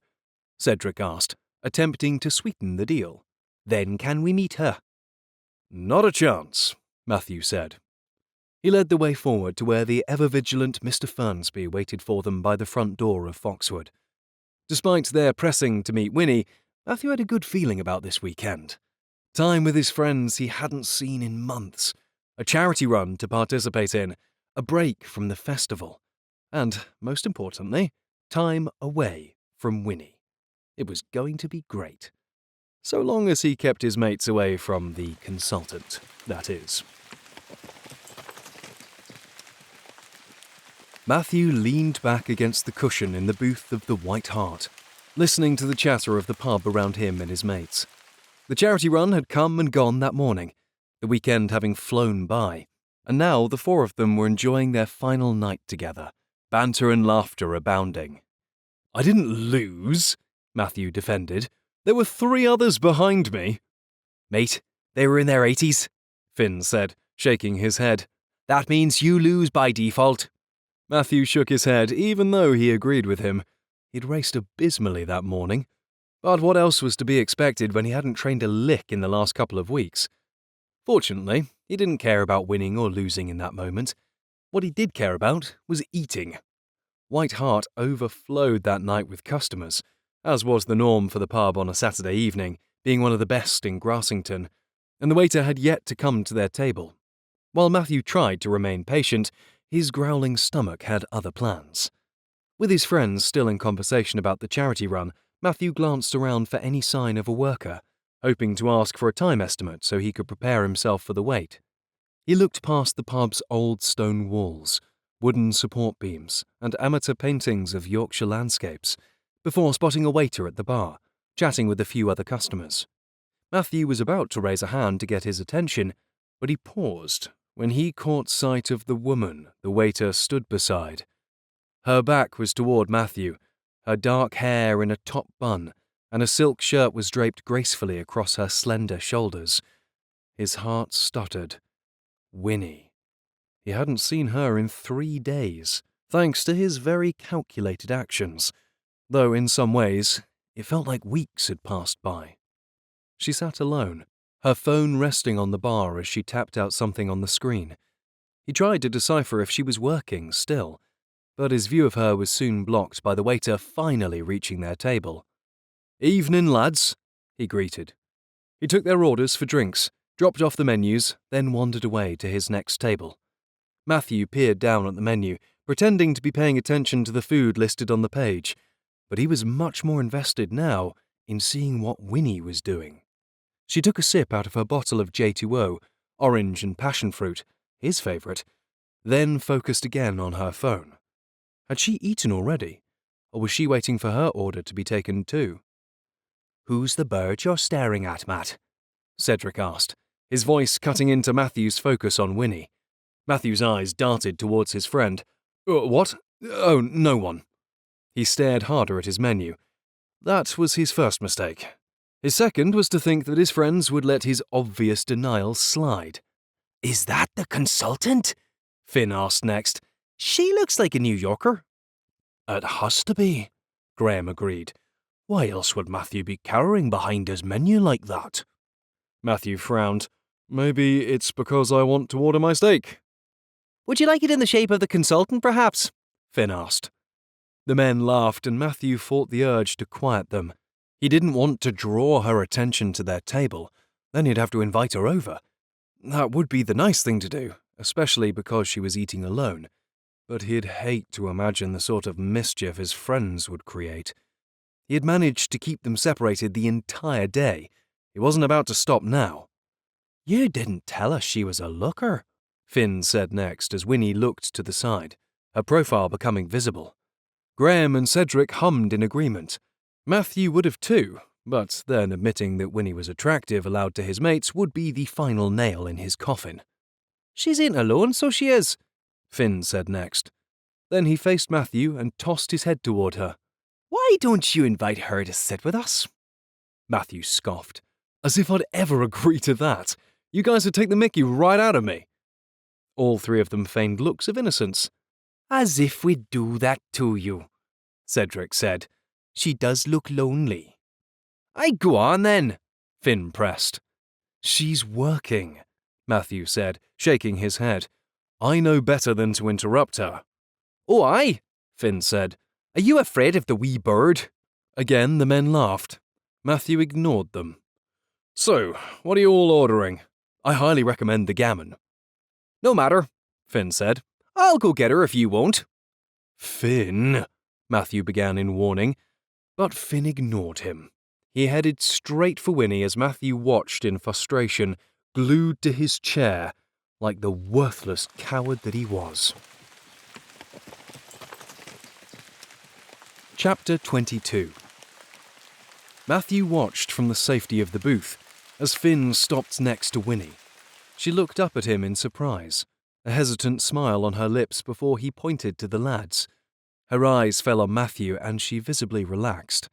She raised her hand in a wave, and Matthew awkwardly responded with a wave of his own. Finn said something to her, no doubt inviting her to join them, but she shook her head, obviously declining. Another moment passed by, however, and Finn apparently convinced her, as Winnie gathered her bag, phone and drink, and followed Finn toward the booth. If you guys utter so much as a word about my supposed attraction to her, Matthew began through gritted teeth to Graham and Cedric, but he couldn't finish his threat as Finn and Winnie arrived that very moment. Hey, he greeted, shooting a look at Finn that said, I'll get you for this later. Finn didn't see, too busy retrieving an unused chair from a nearby table. Hi. Winnie said in return, looking at the others with uncertainty. Sorry to interrupt, but your friend here was adamant. Finn returned with the chair, sliding it in for her as she took her seat at the head of the table, diagonal from Matthew. Her knee bumped against his leg, and he shifted away at once, shaking out the warmth shooting up his limb. You're not interrupting, Finn said. Is she, Matt? Matthew shook his head at once. Not at all. I was going to invite you before Finn rushed ahead. That seemed to ease her discomfort. Unfortunately, his only grew, as his friends exchanged knowing looks at his lie. So? She said, looking around the table. I take it these are your friends. Matthew gave his head a little shake to pull out of his stupor. Where were his manners? Yes, you've met Finn already, but this is Graham and Cedric. Boys, Winnie Knox. Nods and hires were shared as Winnie smiled in response. So you're the ones who pulled Matthew away from practicing his jousting the last few days, she said, with no hint of malice. Sorry about that, Graham said to her. We told Matt to practice still so we could watch him joust from the sidelines, but he wouldn't allow it. I didn't want to deal with your heckling, Matthew retorted. What? Graham asked with innocence. Heckle? Us? The waiter returned then, interrupting their conversation to ask for their orders. As the others shared what food they wished, Winnie leaned towards Matthew. I really don't have to stay. He just insisted. But Matthew shook his head. You don't need to worry. We're glad to have the company. Cedric, who sat beside Matthew, nodded in agreement. So long as you don't order a salad for supper. That doesn't belong at our table. Matthew was about to explain that Cedric was joking, but Winnie smiled straight away. You don't have to worry about that. I already ordered a steak. That's what Matt was ordering, Cedric said. 2 peas in a pod you are. Fortunately, the waiter asked Matthew what he wanted right then, so no awkwardness was allowed to linger.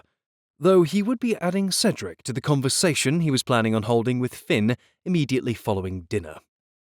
After the orders were placed, the 5 of them sat in silence for only a few seconds.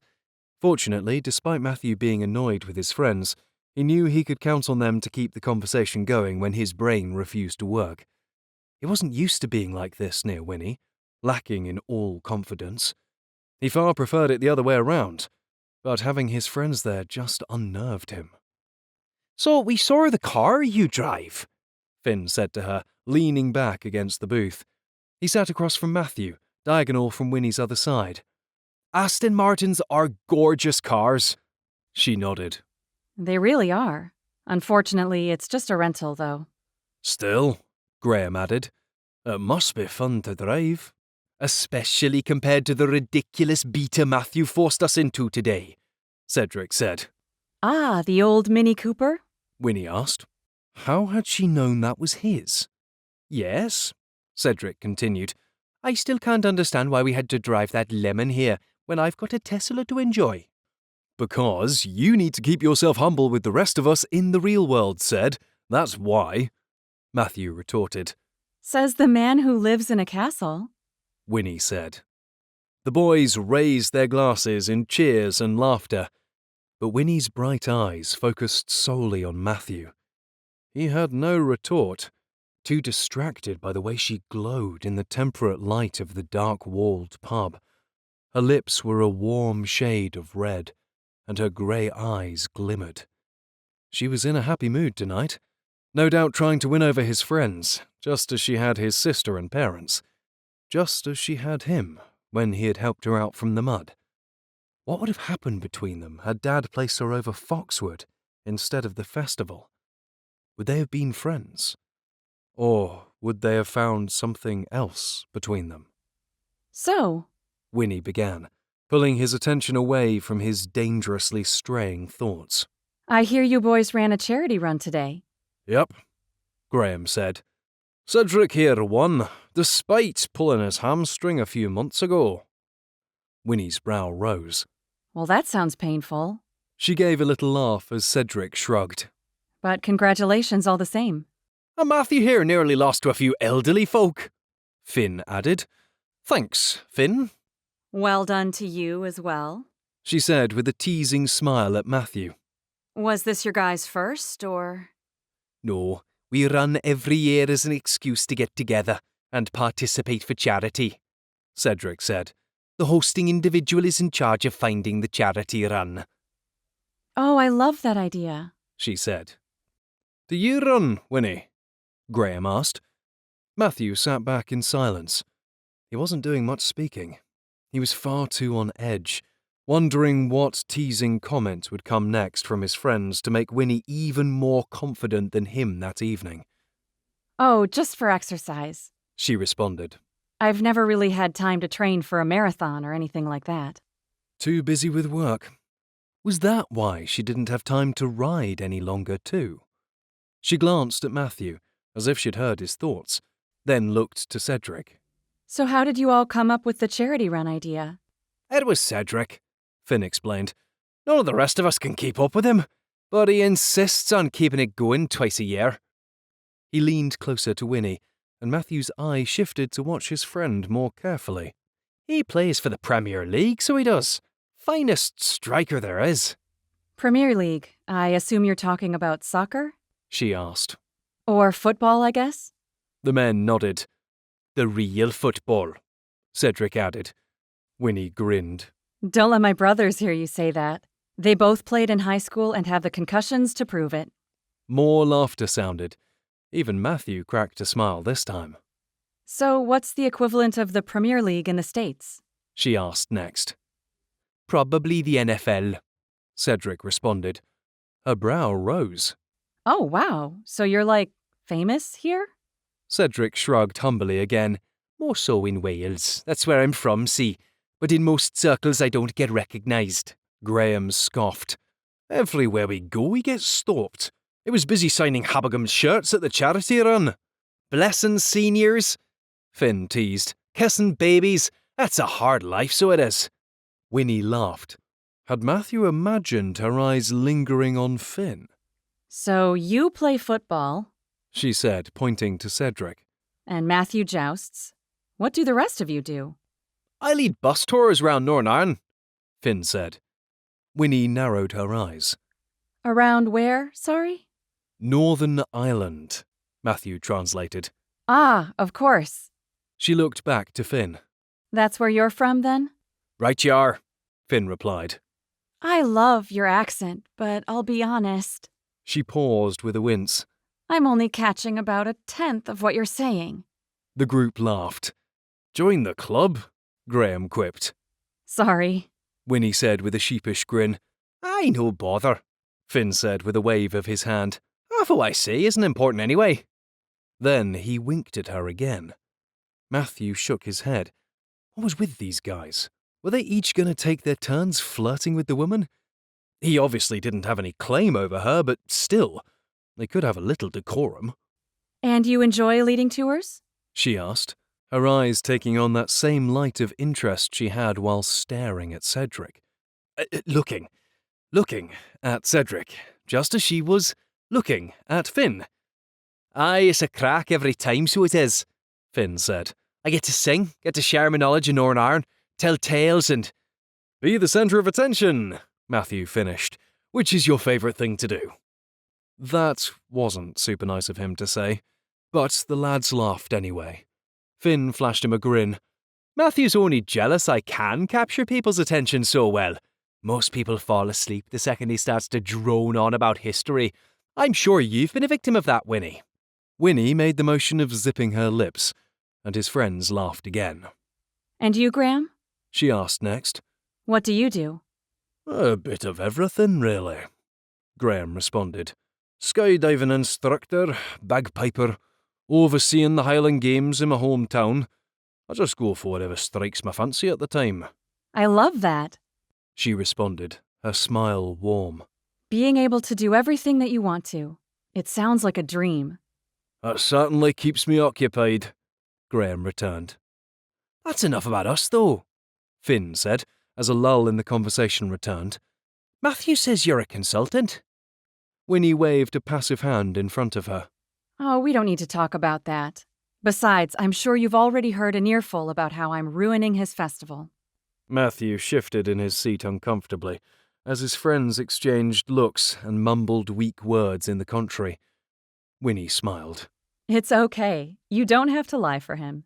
I'm used to his fussy ways by now. Matthew frowned. Fussy? He wasn't fussy. I don't know how you could be used to it already, Finn said. It was impossible at college. How'd you manage working with him? She smiled at Finn again. What would it take for Matthew to receive those lingering, impressed, interested eyes like she had with the others? Oh, we managed just fine, she answered. I think our working relationship has gotten much better since we've acknowledged the fact that he doesn't like me. Wouldn't you say, Matthew? Her eyes finally met his. And yet, the minute they did, he wanted them off of him. They were reading him too directly. He opened his mouth to reply, but nothing came out, words failing him yet again. So he took a sip of his drink instead. Come on, Mart, Graham said. Where are those knightly manners you're always boasting of? Wasted on you lot, Matthew returned. He was sounding like a right pompous lout tonight, but he couldn't help it. He was just in a mood, and that mood was annoyed. Annoyed that he wasn't as confident around Winnie as he had been before. Annoyed that his friends had invited her over. Annoyed that he wasn't getting the attention he wanted from a woman he shouldn't want attention from at all. See? Winnie said. He doesn't like me. Her eyes remained on him for a minute before shifting to his friends, whom she asked more questions to as Matthew stared at his drink, basically pouting at the bubbles sliding up the glass.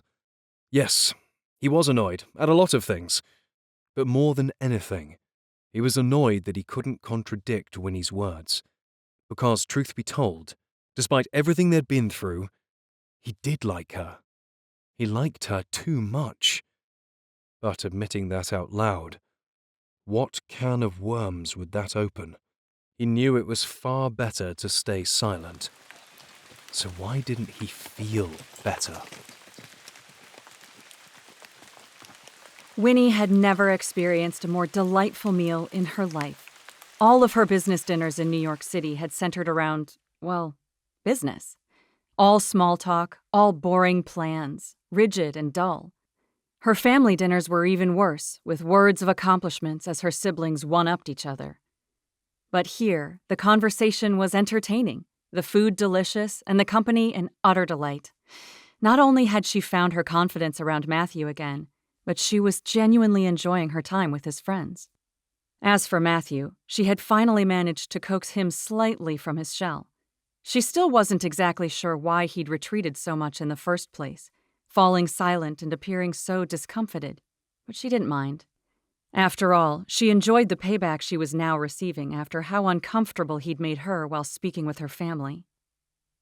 With their meals delivered and drinks refilled, their conversations moved from subject to subject, starting with the charity run, circling around their jobs again, then shifting to their time at Eton, the boarding school they'd met at when they were all 15. What are the chances that the four of you would meet from all different countries, then end up as friends? She asked, looking between them all. It's not that surprising. Finn said with that same teasing smile on his lips. We were very exclusive. Stopped others from joining, so we did. Once we had one from each country, we put a cap on our group. Yeah, we asked everyone where they were from. Graham jumped in, playing along. You're from England? Cedric role-played. Nope, you're out. Finn continued. We've already got one of them. The men laughed, and Winnie joined in. Sorry, but there's no way I'd believe that any of you are the type to exclude others. She paused. Matthew, though. They laughed as Matthew frowned at her, though not as deeply as he had before. Winnie couldn't deny that she'd been slightly offended when he hadn't refuted her comment about him disliking her. The news came as no surprise, though, so she was doing her best to pretend like she hadn't been hurt by it. I'm the most inclusive of them all, Matthew said, drawing her focus back to him. Look at all the rubbish I have to deal with here. Yeah, but you wouldn't be without us, Finn said. Matthew snorted in protest. I almost didn't graduate because of you lot. He shifted his attention to Winnie. I was the only one who did any schooling whilst at Eton, and I basically tutored each of them in every single subject. Yes, like a good little mummy.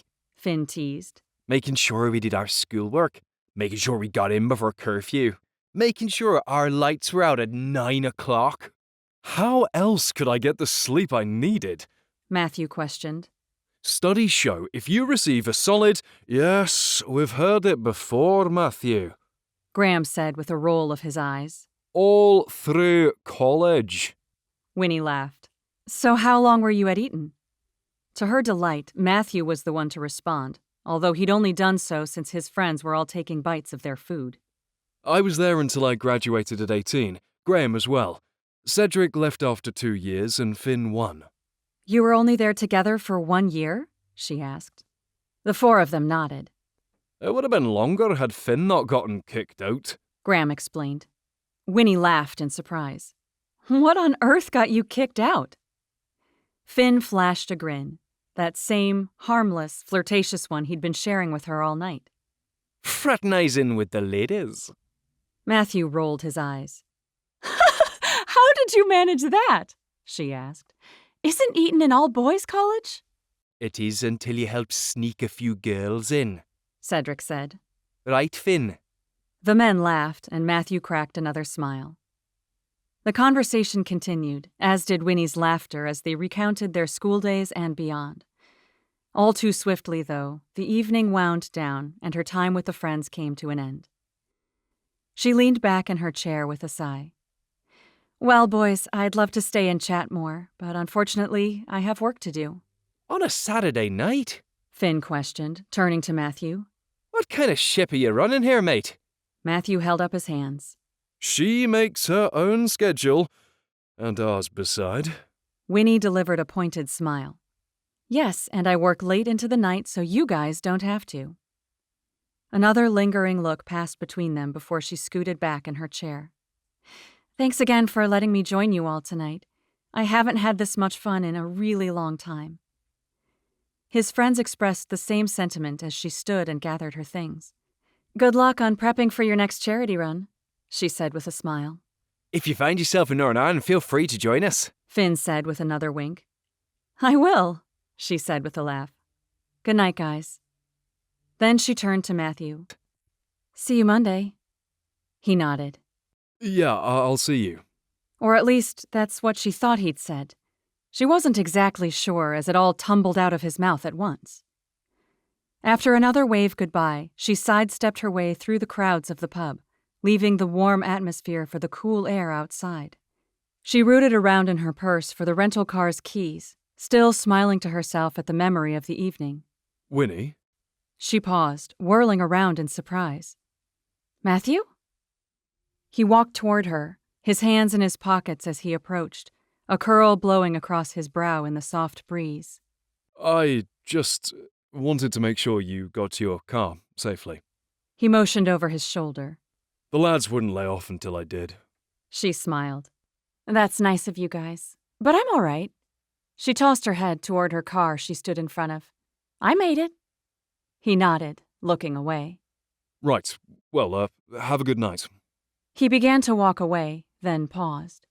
She watched him with amusement. You all right? Matthew looked up at her in surprise, as if he didn't know she still stood there. What? Oh, yeah. He turned to face her more fully. I wanted to say, I like you. Winnie paused. What? He liked her? Liked her? You mentioned to my friends that I didn't. So I wanted to clear the air. I like you. You know, as a person. You're all right. Disappointment settled on her chest, heavy and thick, like hot tar pressed into a fractured road. So, she was all right. That made her feel... Feel what, exactly? Why had he even felt the need to tell her as much? Because he felt bad about saying nothing before, or because his friends had told him to be nicer? Either way, she hardly felt better. I was only kidding, she said, trying to blow off her own embarrassment. I didn't expect you to answer me or anything. I know, he said, his eyes lingering. Those blue crystals captured in the light of the street lamp above connected with her in a way that made her hope that maybe he did feel something more, that maybe he was out there because he wanted to be truthful about his feelings. Okay, she said simply, hoping he'd say more. Instead, he turned away. Anyway, I just wanted to clear the air while I could. You know, in case you leave Foxwood early. Winnie's heart dropped, and she chastised herself for allowing it to lift in the first place. He still expected her to leave early then, to fail the festival altogether. Well, thanks, I guess, she said, unable to come up with anything else. He nodded, then left in silence toward the pub. Winnie stared after him for a moment, then unlocked the rental, all the while telling herself she should be glad that he liked her as a business associate, and only that. But for some reason, she couldn't convince herself that it was a good thing at all. Chapter 23. Throughout the following week, Winnie had never been busier, and she was glad of it, wanting to swallow any memories she had of Matthew and their interaction that night at the pub. Their conversations were kept to a bare minimum and always centered around work. They weren't friends, after all, and he expected her to fail and leave early, so why try to create any sort of relationship from such a basis? Besides, her success with the festival would tell Matthew everything he needed to know. She wouldn't be failing, and she wouldn't be leaving early. In fact, she would succeed so greatly that Matthew would finally be handed back the reins and Winnie would be well on her way to working directly with Mr. Wintour and Foxwood. She couldn't wait. Of course, her confidence was now proving to be a slippery devil, as each day another problem arose. Food booths falling through, grounds being unprepared, fire breathers bailing, rides being late for delivery. Even with the many setbacks, however, she continued to lob the problems back into the atmosphere, refusing to give up as Saturday came and the festival finally arrived. 6 o'clock arrived swiftly, and Winnie was up straight away, heading out to the fairgrounds in the hope of finishing the seemingly endless list of items she needed to accomplish before 9 o'clock that morning. On her way out, as she strode across the pathway through the trees, her dad called, wishing her good luck, which she thought had been rather kind of him. That is, until he added the unnecessary, "You're going to need it," at the end of his well wishes. Thanks, she muttered. "How's progress with the estate?" He asked next. Winnie shook her head, grateful he couldn't see her rolling her eyes as well. I'll be in charge of it after the festival, remember? The other end of the line went silent. "Well, maybe something will come up earlier than that," Dad said. Winnie barely registered his words as she received a text from Jess, telling her there was a problem with where the vendors were being set up. Listen, Dad, I'm sorry, but I gotta go. I'll call you after, okay? Yeah, do that. Talk to you soon, Winnie. She hung up the phone and walked to the festival as swiftly as her heels allowed, leaving any thought of Dad on the pathway behind her. Unfortunately, not even that helped to improve the event from the beginning. With her advertising work beforehand, updating Foxwood's social media profiles, throwing up ads in newspapers, websites, and on the radio, and more, they'd sold 3 times as many tickets as the last festival, if not 4 times. But even as the gates opened and the guests filtered in, Winnie's hopes for a smooth event lowered little by little as more problems arose. First, the carousel broke down after only 3 cycles, then the line for the pony rides and the bounce house, which had to be swiftly called in to replace the bumper cars that couldn't make it in time, grew to an unmanageable size.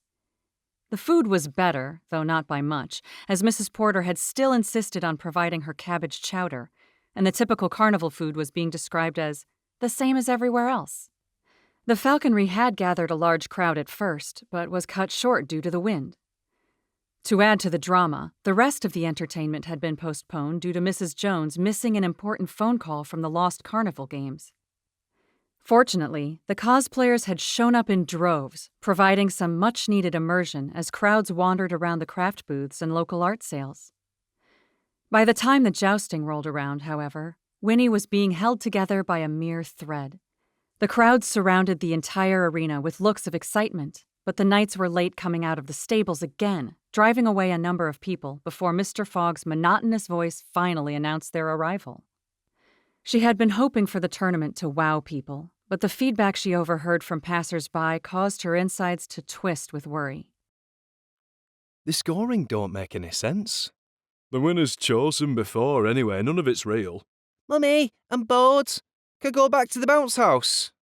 Look, they're not even trying to strike the small knight. No, the one who can't even hold the lance up. Winnie chewed the inside of her cheek, if only to keep from relieving the contents of her stomach across the tournament grounds. This wasn't what she'd planned at all. She'd poured all of her efforts into this, so why was it failing? Where was her success? Where was her praise?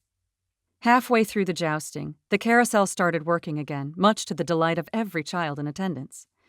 But when music, loud and plunky, blared out across the grounds, drowning out Mr. Fogg's words, despite his new microphone, Winnie grimaced. With no volume control on the ride, one by one, families left the joust for the carousel, children tugging their parents away to something they found far more appealing. Winnie could only imagine the staff's words occurring behind her back. So much for Winnie's promises of success. You see, now no one cares about the jousting when it's scripted. Just like Blackpool. Matthew would be thinking the same thing. After all, he'd called her out on her failure from the start. But no, she wouldn't fail again. She was a good consultant. She knew too much, had learned too much, had given too much not to succeed.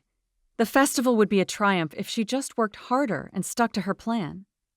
And yet, despite her scrambling to improve matters throughout the latter half of the day, closing down the carousel for an hour, encouraging Mr. Fogg to explain the jousting points, and trying to boost interest in the big reveal at the end of who the small secret knight was, the majority of the guests quit the festival as a whole, hours before the festival was scheduled to end.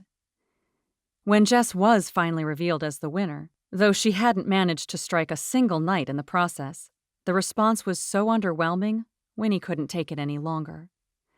With worry clouding her common sense, she ducked behind one of the tents and pulled out her phone, anxious to read the feedback the guests had been given via the QR code on the back of the schedule of events. She'd promised herself not to read any of them until the end of the day, knowing they wouldn't do her any good, but she could no longer keep herself from knowing the truth. With each new sentence she read, stress clawed at her chest like a wild animal, dragging her spirits lower and lower until they were devoured altogether. Carousel was too loud. That's all the kiddies wanted to do. Wanted my children to experience a little culture from the past. Didn't get it. The jousting was great. Too bad we couldn't hear it. Would have liked to see them making contact more. Wish the jousting scores had been real. The whole thing was just too much. The small knight wasn't believable enough. On and on and on the list went until Winnie finally stopped, her cheeks burning with humiliation. Had Mr. Wintour read these comments already? She'd given him the link to the feedback that morning, having full confidence that he'd be reading over her praises. What about now? How would he feel knowing his faith in her had been entirely wasted, that she couldn't even revive a measly, dinky little fare? There was no way he would entrust her with Foxwood, not when she didn't even trust herself. All of her ideas, all of the changes she'd made, all of the things she'd sworn would succeed had failed. The staff had tried to warn her, Matthew even, but had she listened? No. She'd bulldozed her way forward in true Knox fashion and willfully ignored every word of concern, all the while naively believing that she knew what she was doing. How could she not know? She was supposed to be good at consulting, good at figuring out problems and solving them. She'd helped every other business until now. How had she failed at this? She squeezed her eyes closed, pressing a hand to her brow that pulsed with a fresh headache. Matthew had been right all along, and it killed her to admit it. Just as it killed her to imagine his all-knowing eyes silently, accurately judging her. He would have his way now. She would be headed back to the States soon enough, just as he'd predicted, just like he'd always wanted. Back to the States. Back to Dad. Her stomach churned as she groaned audibly. He'd vouched for her to Mr. Wintour. What would Dad say when he found out she'd embarrassed him again? When are you going to change, Winnie? When are you ever going to learn? Her shoulders sunk low, her soul even lower. She didn't have what it took to be part of the Knox family, and she'd just proven it again. At the end of the day, when the festival had been cleaned up and everyone had gone home, Winnie quietly slipped into the house. After her moment of panic behind the tents, she'd pulled on her big girl pants and faced the rest of the event with quiet dignity, just as she faced her future now. What the future held, she didn't know. What she did know was that she was finished at Foxwood. She opened the door to the estate, up, then down, and stepped foot in the entryway, not surprised to see Mr. Wintour standing at the top of the stairs, cane in hand. Her heart thudded hollowly in her ears. "Mr. Wintour," she greeted, closing the door behind her. He gave her a warm smile. Do you have a minute? Just a quick chat in my study. A quick chat. Firings never took long. Of course. He nodded, leading the way as Winnie joined him, feeling as if she were being led to the gallows. It wasn't too far from the truth. Her life at Foxwood was ending. If that wasn't enough of a punishment, Dad would be sure to add more. Maybe she just wouldn't return to the States. Maybe she'd change her phone number, her name, her identity. She'd become Winnie Smith. That had a nice ring to it. Perfectly normal, perfectly average, Winnie Smith. But of course, Dad had his fingers gripped too tightly around her to ever run away from the Knox name. They reached Mr. Wintour's study in a matter of minutes.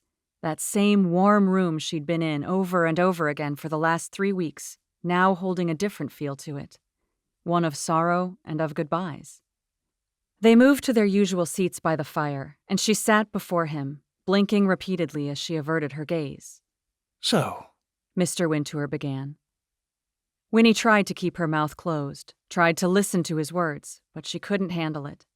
"I know," she said, beating him to the punch. "You don't have to say anything. I'll pack my bags and be out of here before the end of the night." Mr. Wintour didn't respond for a moment, a soft expression touching his features. He was probably grateful that she'd fired herself so he could avoid getting his fingers dirty. while I appreciate your determination, He began. I do need to say, that's not why I brought you in here. She paused. "It isn't?" No. I merely wished to see how you were doing. You may be used to criticism in your line of work, but that feedback was a lot to take in, even for myself. Winnie didn't know what to say. Why was he being so nice? She'd wasted his money, his time, his resources. She didn't deserve his understanding. She deserved to get the boot. I'm just sorry I couldn't live up to your expectations, she said, unable to say anything else. Mr. Wintour frowned. She didn't see that expression often from him. Matthew, on the other hand. His blue eyes flashed in her mind. What did he think of her failure? Was he hosting a victory dance party in the assembly hall for finally getting rid of the Wicked Witch of the Wild, Wild West? Now, why would you think that you didn't live up to my expectations? Mr. Wintour asked, still frowning. You've exceeded my expectations. Winnie gave a mirthless laugh. Thank you for being so nice, but I know that isn't possible. It is possible, he defended. You made more money, grew more interest, brought in more people than I ever could have hoped. Just because there were a few hiccups along the way, many of them beyond your control, by the way, doesn't mean you were a disappointment in the slightest. I'm sure the next festival will be even more of a success. Winnie wasn't sure she was hearing him correctly. The next festival? He leaned forward, his wince barely noticeable. I know the plan was to have you switch to overseeing the estate, but seeing how disappointed you are has me wanting to give you a second chance with the event. She stared. Was he serious? Was he actually giving her another opportunity to prove herself? I can see your hesitation, he continued. And really, if you'd like to leave behind the festival altogether so we can focus on the estate instead, I'll gladly accept that. After all, Foxwood was the original agreement we had. But if you have any desire whatsoever to see the festival through to its success, to work with it over the next few weeks, and try again, I would love to see you do so. Winnie couldn't say a word. She could hardly formulate a thought. He wanted her to try again. He still had faith that she could do it. But how? Winnie? He asked as she remained silent. I'm sorry, I just don't understand, she said, still reeling. I've used so much of your money. Who's to say I won't fail again and waste more? And who was to say that Matthew wouldn't have a stomach ulcer if she chose to stay? She didn't know if she had the mental fortitude to battle with him any longer. You know, Mr. Wintour began, tipping his head to the side. I didn't have to spend much time with your dad to find out how driven he is. He expects nothing short of perfection from himself and everyone around him. He doesn't need second chances because he succeeds the first time. Always. Winnie listened to his words, a growing pressure on her chest. Was this supposed to make her feel better? She knew how Dad was. She also knew how she could never live up to his standards. I can see that same drive in you, Winnie, Mr. Wintour said. And also that same pressure to perform perfectly the first time. But you'll find that in the Wintour household, we don't believe in succeeding the first time. We allow failure and mistakes. We give second chances, third chances, even 100th chances, so long as the person is willing and able to keep trying. She looked up at him, humility blanketing her soul. So my question for you, Winnie, is this. Would you like to have another go at it? Winnie didn't know what to say. She'd never been treated more like a human being than with the man seated before her. But his confidence in her was too great, especially when she'd done nothing to earn it. We can still hold the event in 2 weeks, which should be enough time to prepare, he suggested when she remained silent. And I can be more or less involved, whatever will help you out the most. Winnie shook her head, guilt rendering her nearly speechless. She didn't deserve to work for someone so generous. I really am so grateful for your offer, Mr. Wintour, but I don't know if I'm up to doing it again. I understand. But may I ask you to take the rest of the weekend to decide? Come Monday, you can either leave Foxwood, help with the estate, or have another go at the festival, whichever you choose. I will be happy to accept your decision. Winnie had been lulled into a false sense of security again with his kindness and talks of second chances. But she couldn't handle the fact that she'd done something she'd never done while being a consultant. She'd failed. She was used to not succeeding in every other aspect of her life. Why did she have to suffer in this job now, too? So, what do you say? He asked, his tone hopeful. But Winnie had already closed off her feelings. Be like Fort Knox. I'll take until Monday, if that's okay, she responded. Then she stood, signaling her desire to end the conversation. She couldn't remain there any longer. She had too much to hide and too much to feel. As they made their way to the door, Mr. Wintour continued, his eyes still soft. Keep your chin up, he said with another encouraging smile. Perfection is nice to strive for in theory, but all it really does is cause us disappointment. Humans weren't born to thrive on such feelings, no matter what the world tells us. They stopped at the door and he leaned forward, his voice barely above a whisper. Or, no matter what our fathers tell us. The understanding in his tone, the words he spoke, struck a chord within Winnie's heart. Strumming it with such care and compassion, tears sprang to her eyes. She looked away, embarrassed by her emotion. Thanks, Mr. Wintour. I'll keep that in mind. He pulled in his lips and gave a single nod, just as she started down the hallway. Now Winnie could only pray that, come morning, Mr. Wintour would show her the same forgiveness he'd shown her today, because she wasn't going to wait until Monday to make her choice. She'd already decided that Winnie freakin' Knox would be leaving England tomorrow. For good. Chapter 24. Matthew watched from around the corner as Winnie slumped down the corridor, stopping a distance away from Dad's study and slipping off her heels one by one. He had never seen her without them before, nor had he seen her shoulders so low. It was his fault, all of it. When it was clear to everyone that the festival had not been as monumental a success as Winnie had hoped, still she held that typical Winnie Knox confidence in front of them. Now, it was clear how she really felt. Instead of the satisfaction he had hoped to enjoy at her dejection, guilt swirled in Matthew's chest. She shouldn't feel disappointment at all, really. Even with the small hiccups that had occurred, she had quadrupled attendance and brought in more joy and laughter than he had seen on the guests' faces in years.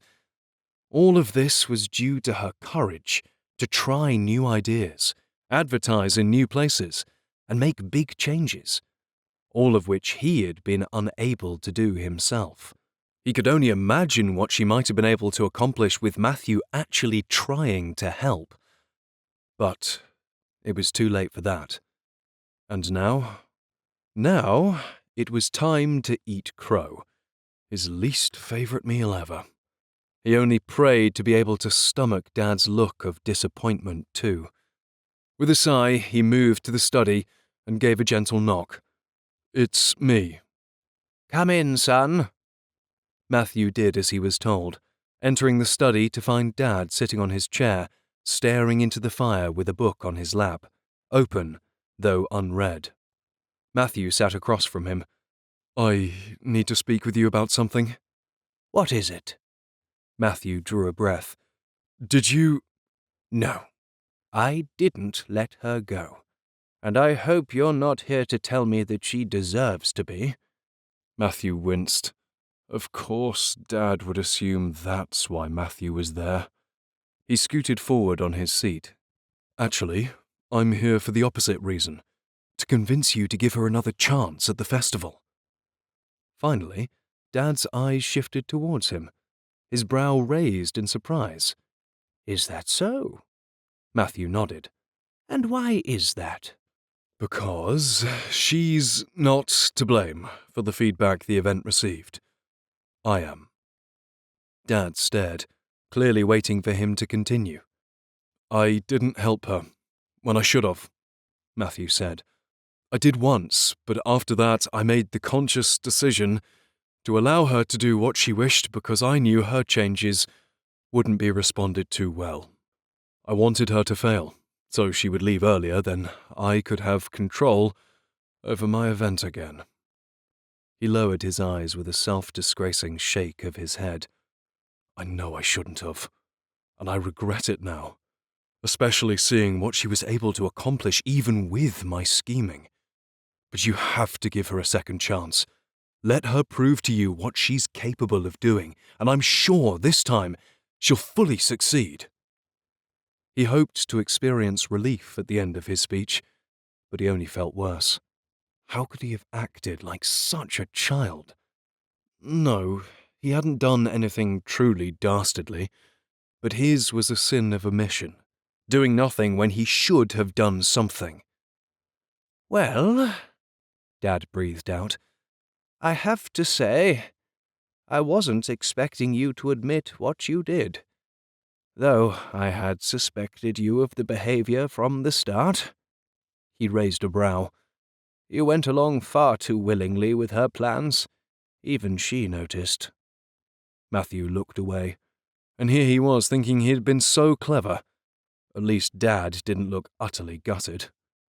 So, Dad continued, you'll be glad to know that I have already offered her another chance with the festival.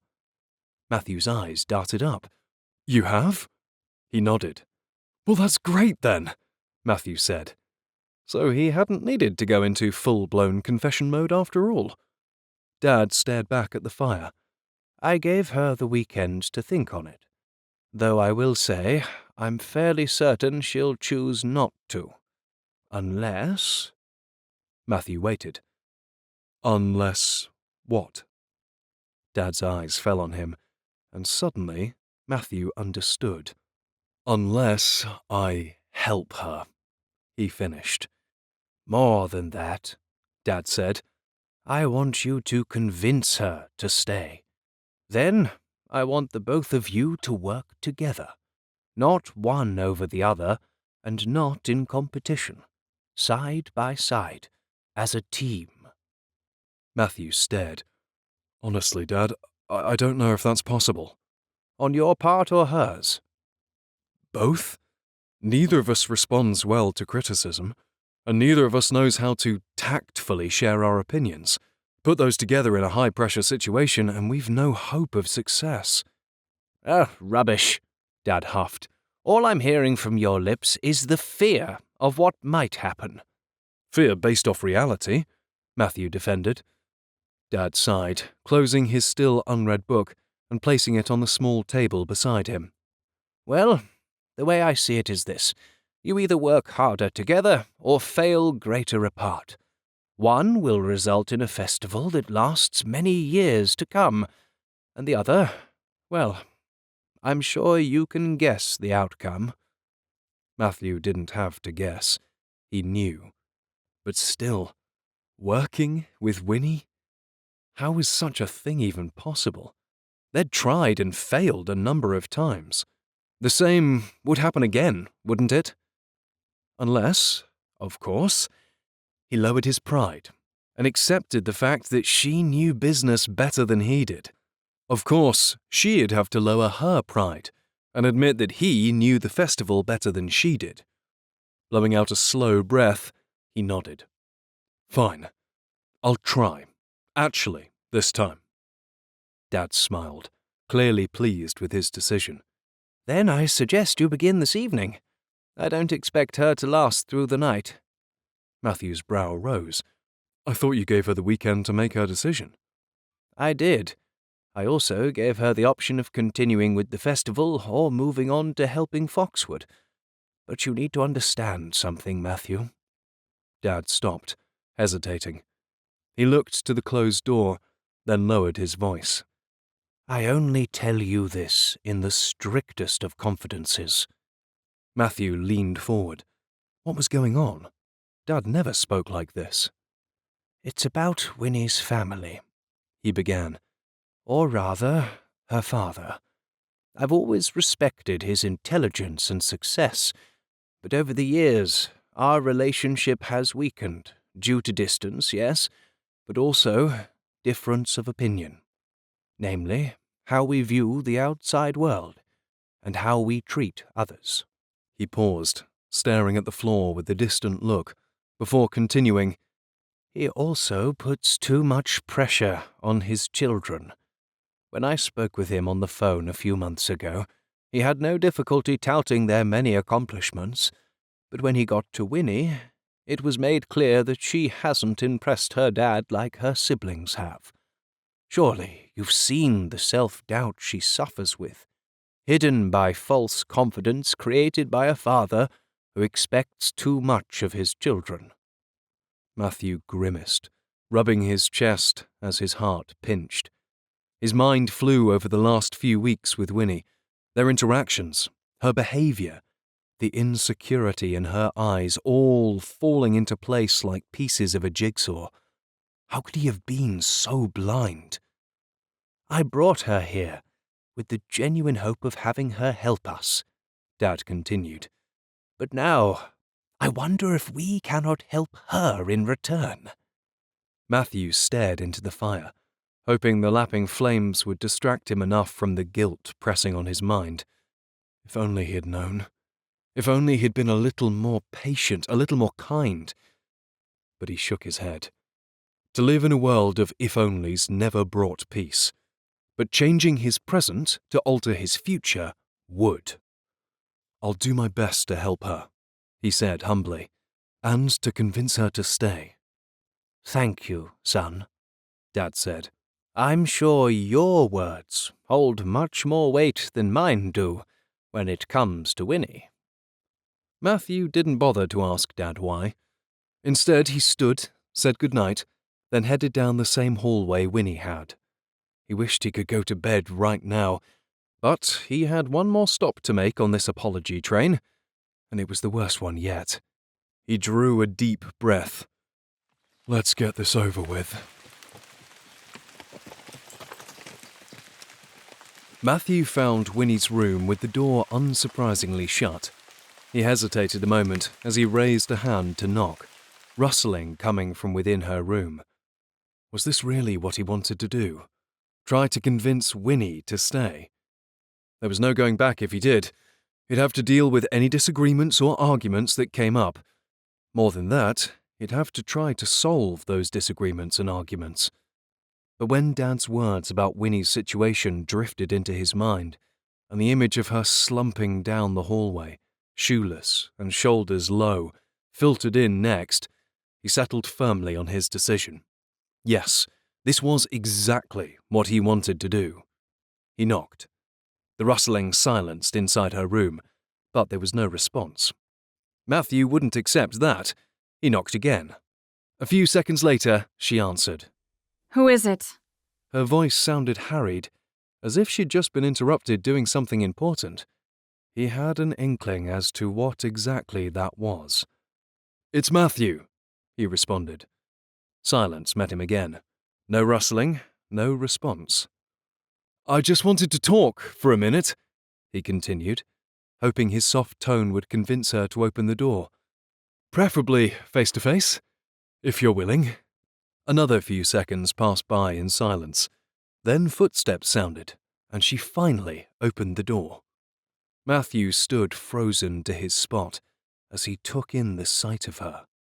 From the moment he'd seen Winnie in that Aston Martin, she'd been so put together. Even when she'd been wet from the rain, she'd been pristine. Her clothing, her bun, her makeup. And now?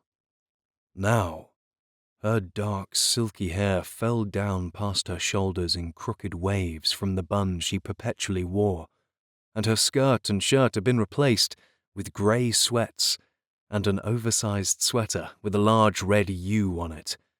Her eyes no longer wore makeup, and the whites held a tint of red, hinting at the tears that had been shed that evening before he had arrived.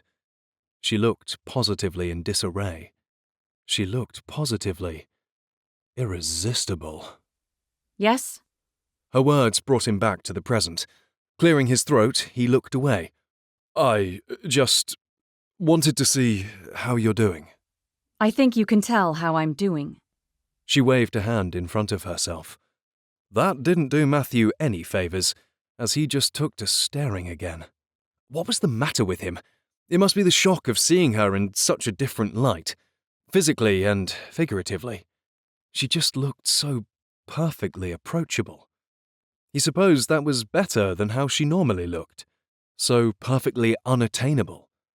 His eyes shifted to behind her, and he caught the sight of her suitcase, half filled on her bed. "You're packing already?" She glanced over her shoulder. Your dad gave me the weekend to decide if I want to stay, either to work at Foxwood or with the festival again. But I figured I may as well get out of everyone's hair and leave without doing either. Matthew didn't know where to begin. So why are you really here? She asked, walking back into her room, though she left the door ajar. Was she inviting him in, or just not pushing him out? To be safe, he remained hovering in the doorway. Her room was clean and tidy, her bed made, and curtains drawn neatly. Even her gathered belongings that she was clearly in the process of packing were spread out in an orderly row. Are you here to gloat? Winnie asked, her back to him as she piled a stack of pristinely folded clothing into her suitcase. "No," he said with a frown. To make fun of me for failing? She tried next.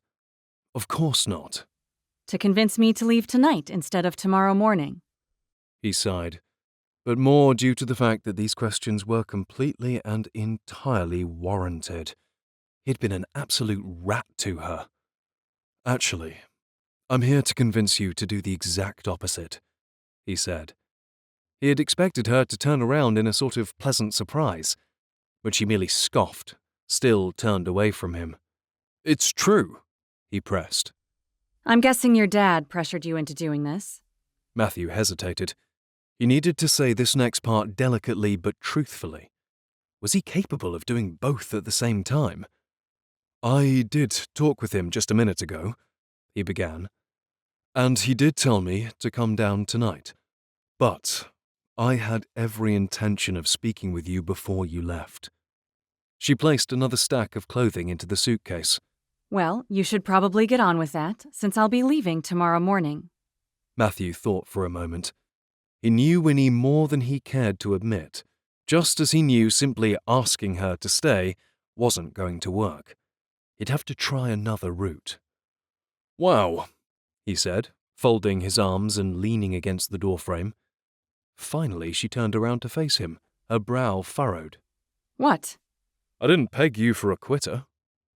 A spark of pride flared in her eyes, reminding him of the Winnie he was so accustomed to seeing. But in a flash, she was gone. Her shoulders fell again, and she moved to the wardrobe at the edge of the room. I know what you're trying to do, but it won't work, she said. "And what exactly am I trying to do?" She gave him a sidelong glance. You're trying to make yourself feel better by convincing me to stay so you can be guilt-free when I do leave. Matthew blinked, trying to hide his surprise. She was more astute than he had given her credit for. "That's not entirely true," he said. Only mostly. She added, "Well, I would like to be guilt-free if you chose to leave, but I don't think that's in the cards for me." And why is that? He drew a deep breath. "Because I should feel guilty." She faced him, her features sharp, yet still just as appealing. "I'll be honest," he continued. "I was more than ready to see you riding off into the sunset a few days ago." What made you change your mind? She asked disbelievingly. She folded her own arms and turned to face him more directly. Daddy scold you again? His defenses flared. He didn't need to deal with this. He could say goodbye to the woman forever and do the festival on his own. "Surely you've seen the self-doubt she suffers with, hidden by false confidence, created by a father who expects too much of his children." Dad's words made him pause. Reminding himself of what he'd learned about her, Matthew looked to Winnie again. All at once, he could see that self-doubt in her eyes, and his heart softened. "I scolded myself enough for the both of us," Matthew replied. Her eyes narrowed, but she turned away to pull a few more items from the wardrobe. And why would you need to do that? She asked, sarcasm in her tone. "I think you know that already," he said, I haven't been exactly helpful. No, really? Again with the sarcasm. Would you like to hear what I have to say, or do you want me to leave? He asked. Winnie shrugged. Do whatever you like. Either way, it's not going to change my mind about leaving. Once more, Matthew's pride knocked at his door, but he refused to answer. It was time to start behaving like an adult. All right, I'll talk then. First off, I think you did a... He paused. This compliment would come out if it killed him. A fine job with the festival. She looked over at him. Wow, don't strain yourself with the praise. I'm British. What did you expect? For the first time that evening, a ghost of a smile haunted her lips, but it was gone in an instant. Still, it was progress. Really, though, he said, it pains me to admit it, but you brought more people in today than we've had in years, and a lot of your changes improved the festival as a whole. She narrowed her eyes, a wary look crossing her features. But, he repeated, I think you've seen now that some of the changes weren't responded well to, and I'd like to apologize for that. Her brow twitched. apologize for my own poor judgment? No. Apologize for not explaining to you more why those changes, the rides and the scripted tournament, wouldn't work. He unfolded his arms and tucked his hands in his pockets. I knew they wouldn't, and still, I kept my mouth shut, because I'd hoped it would drive you out faster. Her eyes reflected the hurt he had hoped not to see. Well, you got your wish, She said, flopping her arms out, then back to her sides in a retreating gesture. He blew out a sniff from his nose. If only it had worked. My poor attempt at sabotage only sabotaged myself. Had I been honest from the start, explained to you the reasoning behind my hesitance, the event would have been more of a success, because He paused, waiting until she met his gaze.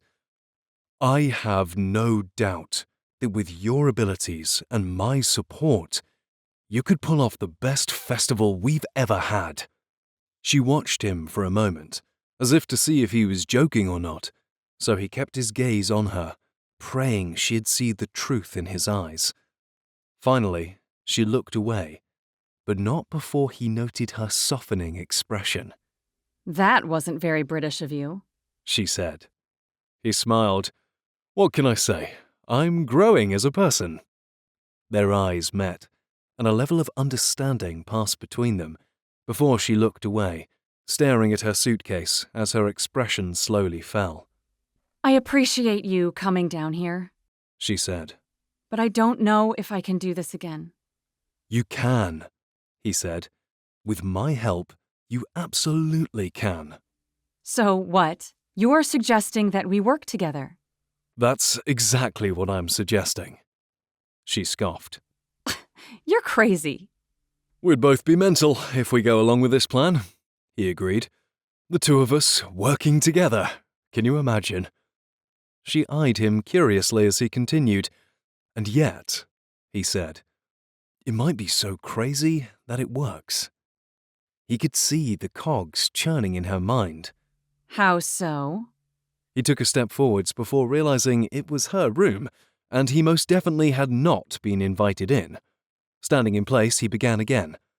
If you continued sharing your ideas for how to improve the festival, and I listened without getting defensive, and if I shared my ideas on your ideas without you getting defensive, we wouldn't have a problem at all, Sounds way easier said than done. she said with a shake of her head. Aren't most things in life that way? I guess.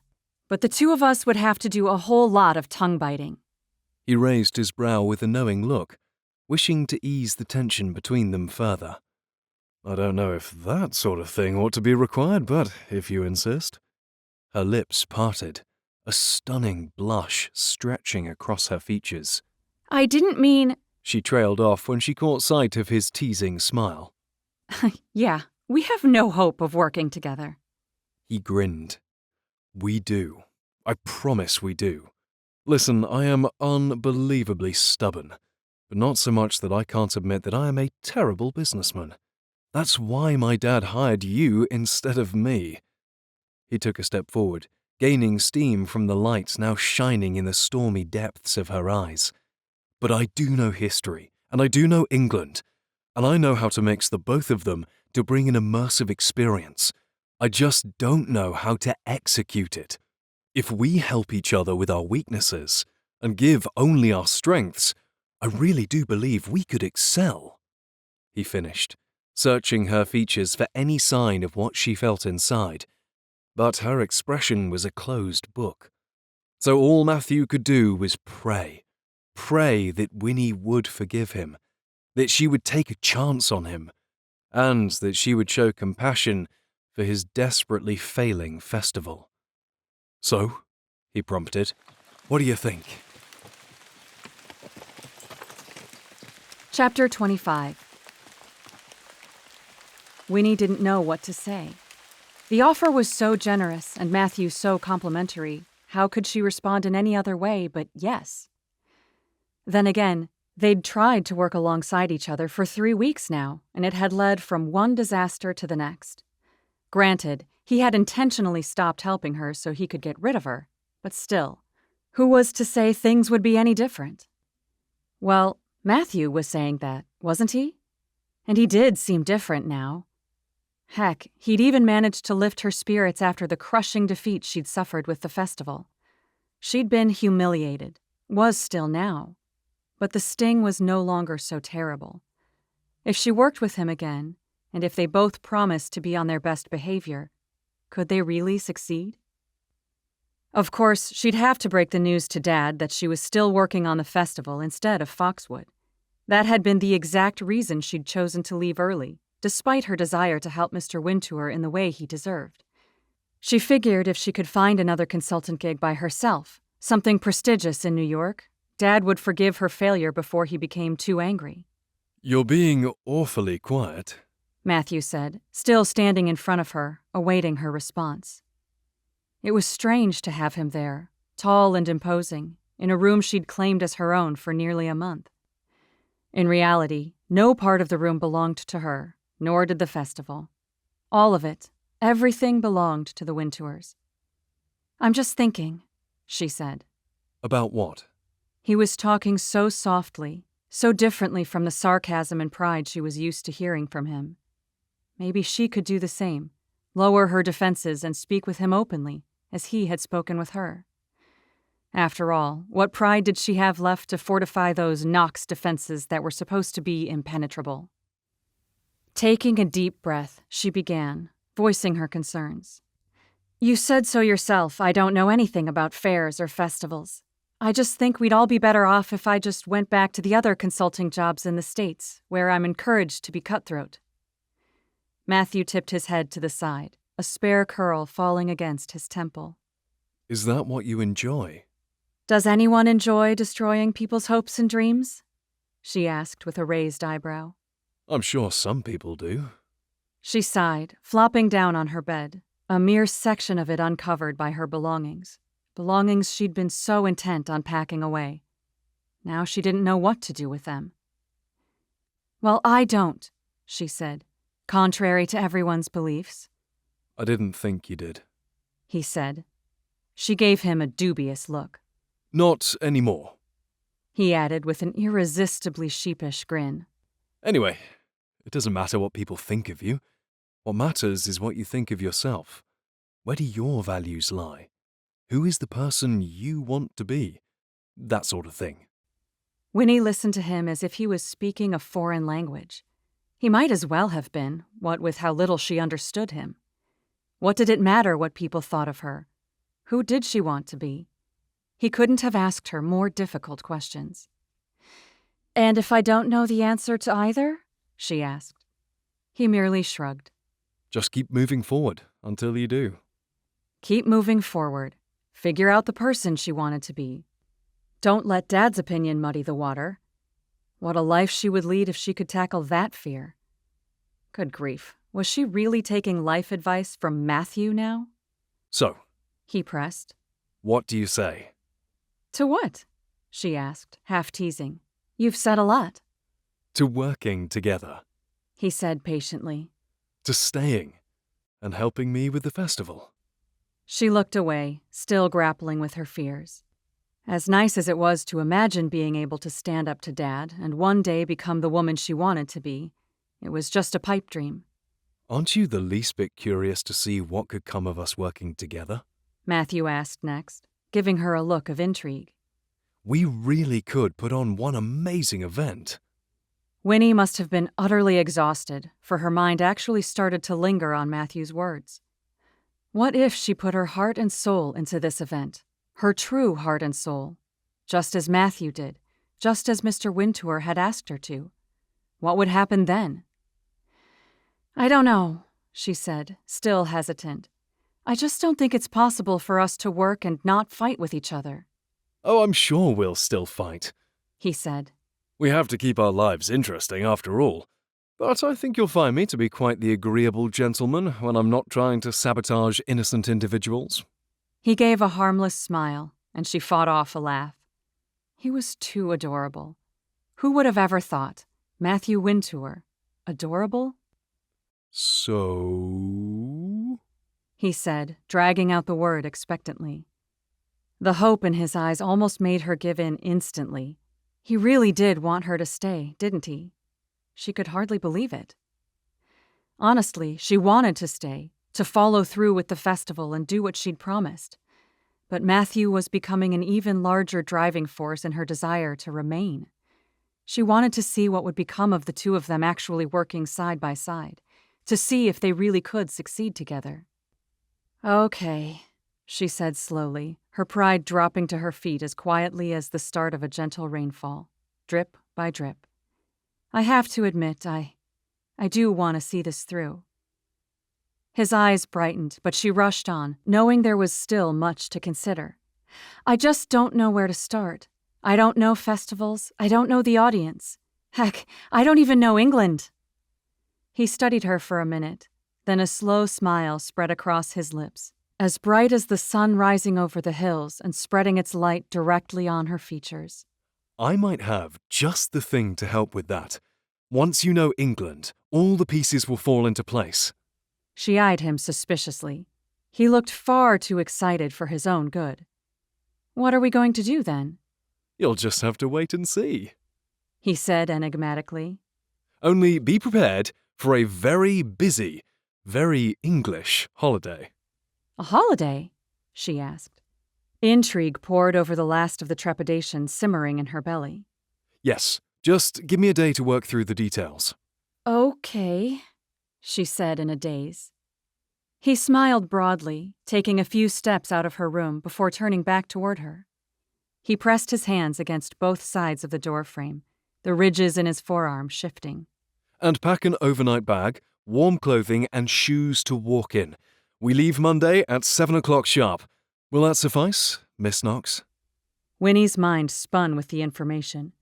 Overnight bag, strong shifting forearms, warm clothing. A holiday with Matthew. I guess, she said. She wasn't leaving England quite yet then. But I don't even know where you're taking me or who's going. We'll be alone, he said with a sure nod. As for everything else, just leave it to me.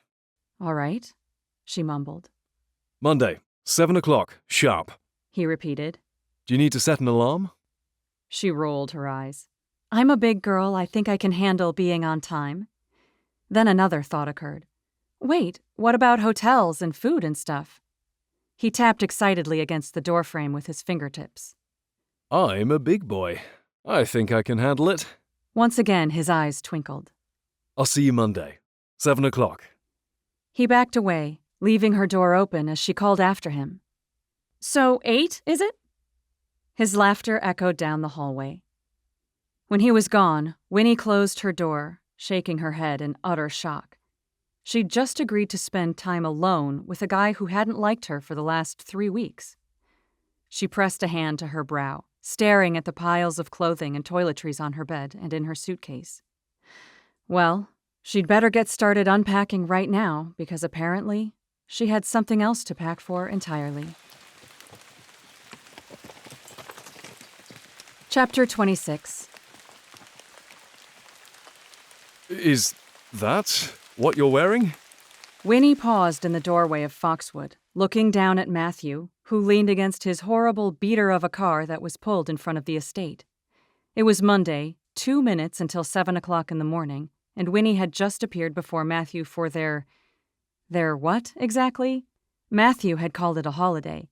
She thought it was better to call it a business trip. That was the safest option. Whatever it was, she wasn't sure she was ready for it, especially when she caught sight of Matthew in his tall boots, thick blue raincoat, and jeans. She thought he looked rather perfect. But apparently, he took issue with how she looked. "What do you mean?" she asked, peering down at her heels, skirt, and shirt. She had to look way better than she had in her sweats Saturday evening, despite the fact that she hadn't slept last night due to nightmares. She'd dreamt that she'd shared her failures with her family during their Sunday chat, despite the fact that she hadn't attended their virtual call the day before. She hadn't been able to stomach it. Matthew motioned to her person, drawing her attention to the present. I said to wear warm clothing and shoes to walk in. She frowned, moving toward him in his car, her small carry-on bouncing against her leg. "I'm warm enough with the raincoat, and I can walk in these shoes. See?" She stepped closer to him, but he shook his head, pushing her away from the car and motioning to her heels again. Those will not work for what we're doing today. First off, you absolutely need to wear trousers. And don't you have any wellies? "Wellies?" she asked, pulling up her lip. "I don't even know what those are." Wellies. He repeated, as if that would help her. Wellingtons. Rain boots. Oh. She looked over her shoulder at the closed door of the estate. "I have some boots," Not high-heeled. he said with a knowing lift of his brow. She shrugged. "Well, I guess we'll just have to cancel then, 'cause I don't have anything else." You don't even have any trousers? "Of course I do. They just—" She hesitated. "They don't speak professional, do they?" Where we're going, you don't need to look professional. He reached up, taking her suitcase from her. At least for today's activities. Their fingers brushed against each other, and their eyes met. But Winnie looked swiftly away, ignoring the way her heart leapt. This was a business trip, after all. A business trip with a business associate. Nothing more. Matthew placed her small suitcase in the trunk of his car, then closed the door with a loud creak. We're going for function over fashion, He continued, eyeing her heels. What shoe size are you? She eyed him. 8, US 8. he mumbled, pulling out his phone and typing onto the screen. All right, you're a UK 7. He swiped up, then typed out more. I might have a solution for you. Just change into something that's more practical, and I'll meet you back here in 5. He disappeared inside Foxwood without another word, and Winnie stared after him in surprise. If she'd had a leg to stand on, she would have protested. She did everything in a skirt and heels, and she'd never had any problem with it up to this point. But Matthew was doing her a favor by taking her around. Heck, he was the only reason she was still in England at this point. So the least she could do was take his advice when it came to what she ought to wear. In less than 5 minutes, Winnie had changed into her jeans. She'd forgotten how much warmer they were than skirts, pulled on a cozy sweater beneath her raincoat, smoothed back her hair in its bun, and returned outside to meet with Matthew again. She had slipped on her high-heeled boots, despite his protests, and smiled when she saw him once again waiting for her against his car. "See?" she began. "These will do just fine." Her words faded as she noticed what was in Matthew's hands. Before her were the loudest, gaudiest, most rubber boots she'd ever seen in her life. "What are those?" she asked. Wellies! He said, raising them higher, as if she couldn't see the hot pink of the boots well enough already. Vivid orange and yellow flowers speckled in a continuous pattern across the pink footwear, and Winnie winced as if the brightness of it was blinding her. "Your old schoolboy boots, I assume?" she asked. He smirked at her joke. Here. He shoved them toward her as she reached the car. They're Shah's. She told me these should fit you just fine. Winnie still stared, unwilling, unable to accept them. He wiggled them at her again. Come on, they'll keep you warm and dry all day long. With the skies fully overcast that morning, Winnie didn't mind the sound of keeping dry. But she'd given up so much of her pride over the last 48 hours. She had to keep at least a sprinkling of it. Thank her for me, will you? Winnie asked. But I think I'll take my chances in these. He stared down at the high-heeled boots now covering her feet. You'll sink into the mud and grass faster than you can say ridiculous, he stated. They'll be fine. He shrugged. Mark my words, you'll want the wellies before long. He obviously didn't know the extent of Winnie's pride. Opening the trunk of his Mini Cooper again, he tossed the boots inside, and only then did Winnie register what he was doing. Wait, why are we taking your car when we have my much nicer rental? She motioned to the glistening green of the Aston Martin. It's not that she really wanted to take the sports car, but it seemed much safer than his beater. Because I'm the one leading the tour, he responded. If I was on your insurance for the Emerald Steed, perhaps I'd consider taking it, but alas. He closed the trunk, or boot, she supposed, and went around to her side again. I could just drive then, she said, eyeing the rusted red paint and the crack of his side back window. You can give me directions, or I could follow the GPS. Matthew raised his brow in disbelief. And have you swerve off the road again into a pile of mud? I don't think so. He turned back to the car he nearly towered over and patted the hood with affection. No, we'll be taking Minnie here. Winnie looked at the car back and forth. Are you sure it can still drive? He hardly looked pleased with the comment. Then his previous words finally sunk in. Wait, she began. Did you say Minnie, M-I-N-N-I-E, or Minnie as in M-I-N-I? He stared. Minnie, as in her name. Minnie, I-E. Winnie had never heard of anything so adorable. She'd known of others naming their cars, but a man naming his Minnie? She could hardly stand it. You think that's funny? Not at all. A car like this certainly deserves the name. She does, he defended. She's been in the family almost as long as Shah has. And likely your great-grandparents, too. All right, Matthew said, shaking his head and opening the door. You either get in and stop making fun of her, or you can take the tour of Yorkshire by yourself. She smiled to herself. It felt good to tease someone, to feel some semblance of normalcy after the weekend she'd had. Come on, then, he said, waving her forward. Let's not wait for the sun to shine. Winnie paused. She hadn't realized he was on the passenger side until that moment. It had been a long time since someone had opened a car door for her. Her high school date to the prom, maybe? She usually walked to her dates in New York, and... The thought made her pause. Date? This was no date. I can get it myself, you know, she said. Oh, I'm sure you can, he responded. But Minnie's very particular about who touches her. Winnie gave him a look. Seriously? No. But her door handle is hanging on by a thread and it doesn't work unless it's handled with finesse, so I'm going to have to do this each time. Winnie smiled, amused. What is it with you guys and doors? With a sigh, she relented, slipping in and easing herself into the low seat with a mumbled, thanks. Matthew closed the door behind her and walked around the car as she took a look around her. It was clean, she'd give him that, even if it was the smallest car she'd ever seen. The door handle from the inside was rusted, as was the crank-down window lever. Now his gesture of rolling down the window on her first day made sense. She adjusted her legs in the small space she was allotted, just as Matthew slid into the driver's side. Ready? He asked, buckling before hooking his phone onto the dashboard stand. If you're meaning to ask me if I'm ready to ride around this car like I'm Fred Flintstone because I'm so close to the ground, then sure, I'm absolutely ready. He shook his head again, but the twinkle in his eyes was undeniable. Winnie buckled up, then Matthew made to start the car, but it merely sputtered in response.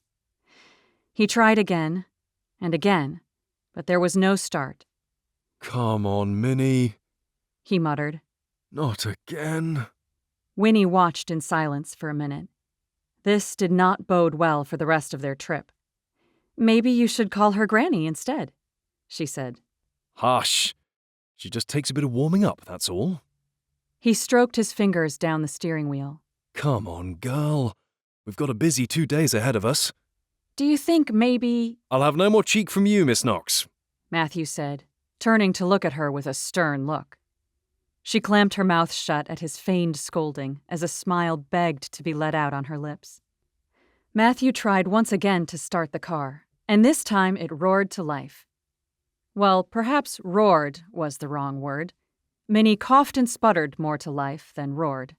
There, you see? He asked with a triumphant look in Winnie's direction. Oh, yes, super reliable, this one, she said. He didn't respond, merely turned the radio on and put the car into gear before easing across the drive. With no stalling car or broken handle to focus on, Winnie's mind finally settled on the man beside her. For the first time in their professional relationship, they were alone. Like, alone. Before, there was always the chance of someone happening upon them, someone from the festival staff or household staff or one of Matthew's family members. But now, in the car, they were officially by themselves, and for some reason, the thought made her uncomfortable. There was no out now, no escape, no chance of running away if things got awkward or uncomfortable. This was it. An entire overnight excursion with a man whom she could barely handle, a man who could barely handle her, a man by whom she was sitting far too closely. She had to hold both hands on her lap, tucking in her elbows to avoid touching him, especially with him adjusting the gear shift so often.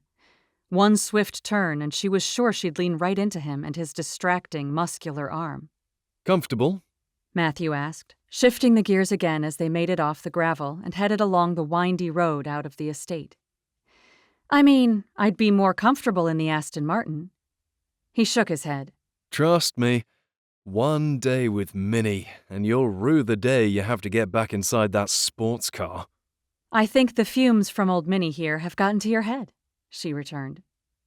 To her surprise, he cracked a smile. The car clanked loudly as he shifted gears again. She needs a new transmission, don't judge her for it. Winnie glanced at his hand that rested on the gear stick so near her leg.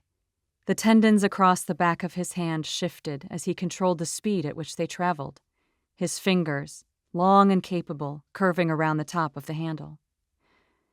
What was it about a man driving a manual car that was so attractive? Even in Minnie here, she had to admit Matthew looked good. They drove in silence, Golden Years by David Bowie playing on the crackling stereo, before a loud buzzing occurred beneath Winnie. She paused, unsure of what the vibration was, until she remembered that she'd slipped her phone into her back pocket. She so rarely wore jeans, she wasn't accustomed to the sound or feel of it. She leaned toward the door and pulled out her phone, careful to avoid any touch to Matthew as she looked at the screen. Dad's name lit brightly across the front of it. Instantly, her stomach churned. She'd been doing so well focusing on the present, laughing and enjoying her time with Matthew, and now she was back to where she'd started. Dad had called her for their Sunday chat yesterday, but Winnie just hadn't been able to get herself to answer it, just like right now. She couldn't deal with the disappointment in his voice, the scolding she would inevitably receive like she was a child. She had to focus on the task at hand, on really improving the festival and no longer wasting Mr. Wintour's money. If she spoke with Dad, her thoughts would muddle, her insides would not, and any instinct she might still possess would most assuredly vanish. And more than anything, she just didn't want to talk to him. Period. Without a word, she pressed the side button of her phone to stop the buzzing, then slipped it back into her pocket. Everything okay? Matthew asked beside her. Huh? She looked to him, once again taken aback at their proximity. Oh, yeah, it was just my dad, but I can call him back. Matthew paused. Isn't it nearing midnight there? I think so. He didn't respond for a minute. You can answer it now if you need to. But Winnie shook her head. No, it's okay. I'll talk to him later. He nodded, though she could almost feel his desire to ask why she'd silenced her own dad's call. No doubt Matthew had never done that to his dad before. So, where are we headed first? She asked, anxious to put his call behind her. Malham. Matthew replied. We can grab a bite to eat there for breakfast, then head up the cove for a nice leisurely walk. Winnie nodded. She'd never heard of Malham before, but it sounded nice enough. And how is this going to help us with the festival? She asked. It's not. She paused, unable to help herself from looking at him again. His profile was lined in the soft, gray light of the morning, enhancing the angle of his square jaw. What? Then why are we even going there? He shifted again as they pulled out of the drive, officially on the road. Minnie ground her gears in protest. Because I think it'll help you get out of your head. She pulled a face. I'm not in my head. He scoffed, and their eyes met for a brief moment. The very fact that you are already asking how to improve the festival and we haven't even been with each other for a quarter of an hour proves to me that you are most definitely in your head. Winnie had been called out. Not in a rude way, by any means, but she folded her arms and stared straight ahead all the same. Well, forgive me for trying to help your beloved festival. A moment passed by in silence. You're right, He said softly. I'm sorry. I should have spoken with more care. Winnie blinked, stunned. He'd apologized. Like, really apologized. Oh, it's okay, she mumbled, unsure of how to respond. I wasn't really offended. That's good, because He paused, beginning again. I want this trip to be a sort of recharge for you. I really believe that if you immerse yourself in England, Yorkshire specifically, and the way we live here, you'll be able to remove the pressure more easily from off your shoulders. Winnie chewed the inside of her lip. He wanted to take the pressure off? He wanted her to relax? Honestly, his words sounded like a dream. An unachievable, unattainable dream. If you're all right with it, He continued. I'd like it if we kept the conversation about the festival to a minimum. Only chat about it when we absolutely have to. She paused, biting her cheek in hesitation. But how will we get anything done? That's a whole 2 days wasted, I've already spoken to my dad and told him what we're doing. he assured her. There's nothing you need to do for the time being, except enjoy the experiences you'll have. Winnie hesitated. I don't know if I'm capable of fully turning off my work brain. That's all right. Just do the best you can. Winnie drew a deep breath. She wasn't sure about this, really. But then, who was she to protest? She'd already failed at her attempt to revive the festival. Maybe Matthew's idea would be just the thing to help them both get what they wanted. Either way, she was willing to give it all a shot. The car clunked as Matthew shifted gears again, and the tension eased from her shoulders. So, how far is this Malham place? She asked. About a quarter of an hour, give or take. Why? I was just contemplating whether or not Minnie was going to last that long. Matthew hid another smile with a shake of his head, and Winnie beamed as Minnie clanged again in protest. Chapter 27. The drive to Malham was short and beautiful, the thick trees that lined Foxwood's border eventually shifting from dense wood to incredible open fields of lilting green grass, gray stone walls, and small homes that dotted the landscape. They traveled down a supposedly 2-car road that was barely big enough for even Matthew's small car to fit, then finally arrived at their first destination. He pulled into the little lot, then turned the Mini Cooper off. Are you sure you're going to be able to turn it back on? Winnie asked. You keep carrying on that way and she's going to throw a fit. Matthew warned. Winnie only laughed. She reached forward then, trying to open the door, but nothing happened. Handle doesn't work, remember? Matthew said. He sent her a smile, then exited the car himself. Soon, he arrived at her side and opened the door for her. Another memory flashed through her mind of high school and boys opening doors for her on dates, but she suppressed the thought. They were on a business trip, that was all. Despite the fact that he'd prohibited them from speaking about business at all. She expressed her gratitude, then made to step out of the vehicle, only to freeze with her boot hovering in the air just above the muddiest ground she'd ever seen. Hence why I suggested the wellies. Matthew said, waiting for her to exit the car.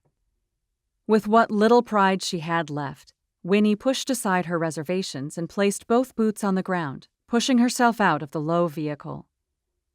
The heels stuck directly into the mud like needles into a pincushion, but she faced him with an easy smile. "Ready?" He shook his head. You're not going to make it far in those. "Look, I've walked miles in these shoes in New York. I can handle however long it'll take to get to Malham Cove." I'm sure you could, but the terrain is a touch different than New York City's streets. He looked to the boots with a shake of his head. You'll aerate half of Yorkshire with those on. Just put on the ruddy wellies. Winnie wrestled with herself.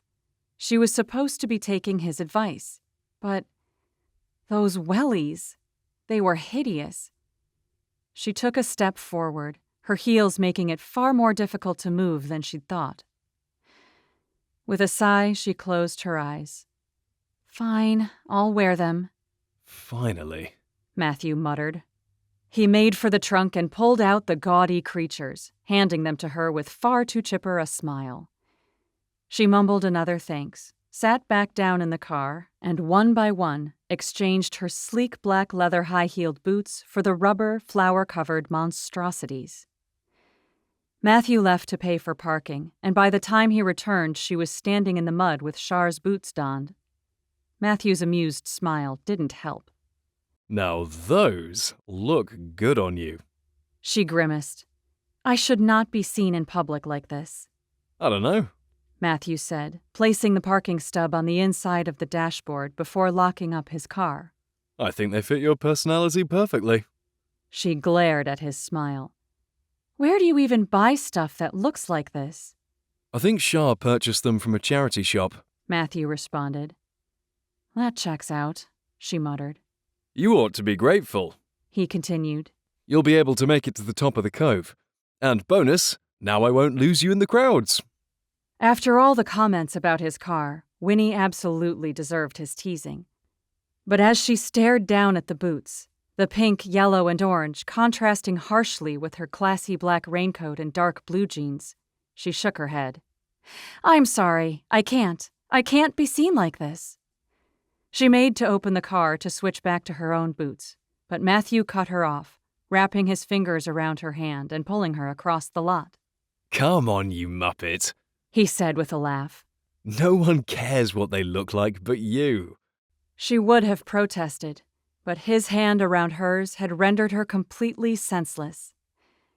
As soon as they'd crossed the parking lot and tramped through the worst of the mud, he released her, but the warmth around her remained. Fortunately, the rain boots she now wore distracted her enough from the fact that Matthew Wintour had just held her hand. "How do you even walk in these?" she asked. She stepped awkwardly in them, feeling as if she wore snowshoes. Matthew looked down at her. How long has it been since you've not worn heels? "Does being barefoot count?" No. "Then I can't remember." You're kidding. "No, seriously," she said. "I can't remember. Maybe when I was riding horses?" A decade ago? "Probably." He shook his head. Well, just go slower until you get the hang of it. It took longer than she cared to admit, but eventually Winnie was able to step more naturally. There you go, Matthew said beside her. Now you've learned not to trudge, we'll reach the top of the cove before nightfall. Winnie ignored his teasing, and the two of them continued down the quiet road as she took in the sights around her.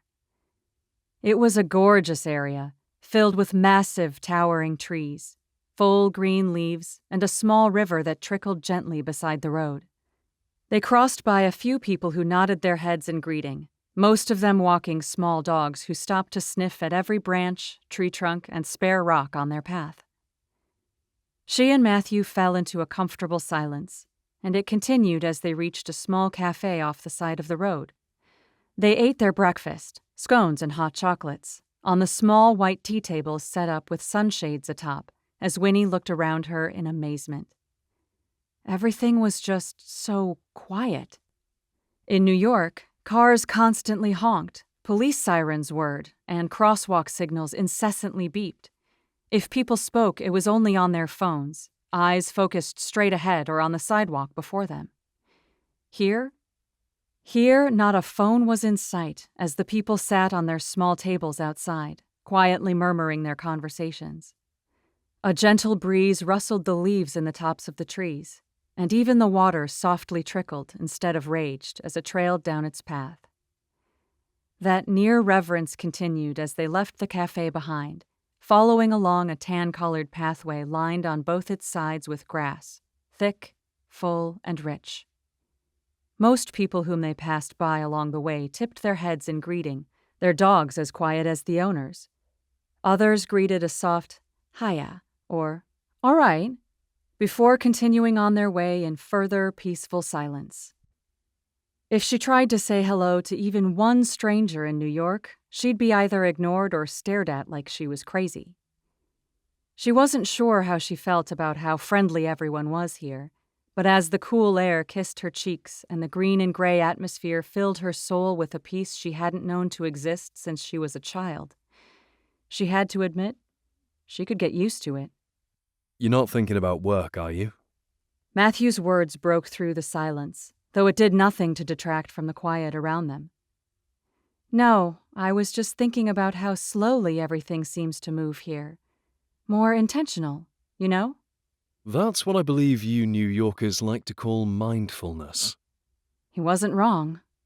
Although I will say that it's easier to be at peace here, surrounded by such beauty. But that's Yorkshire for you. Winnie peered up at him, his wistful tone intriguing.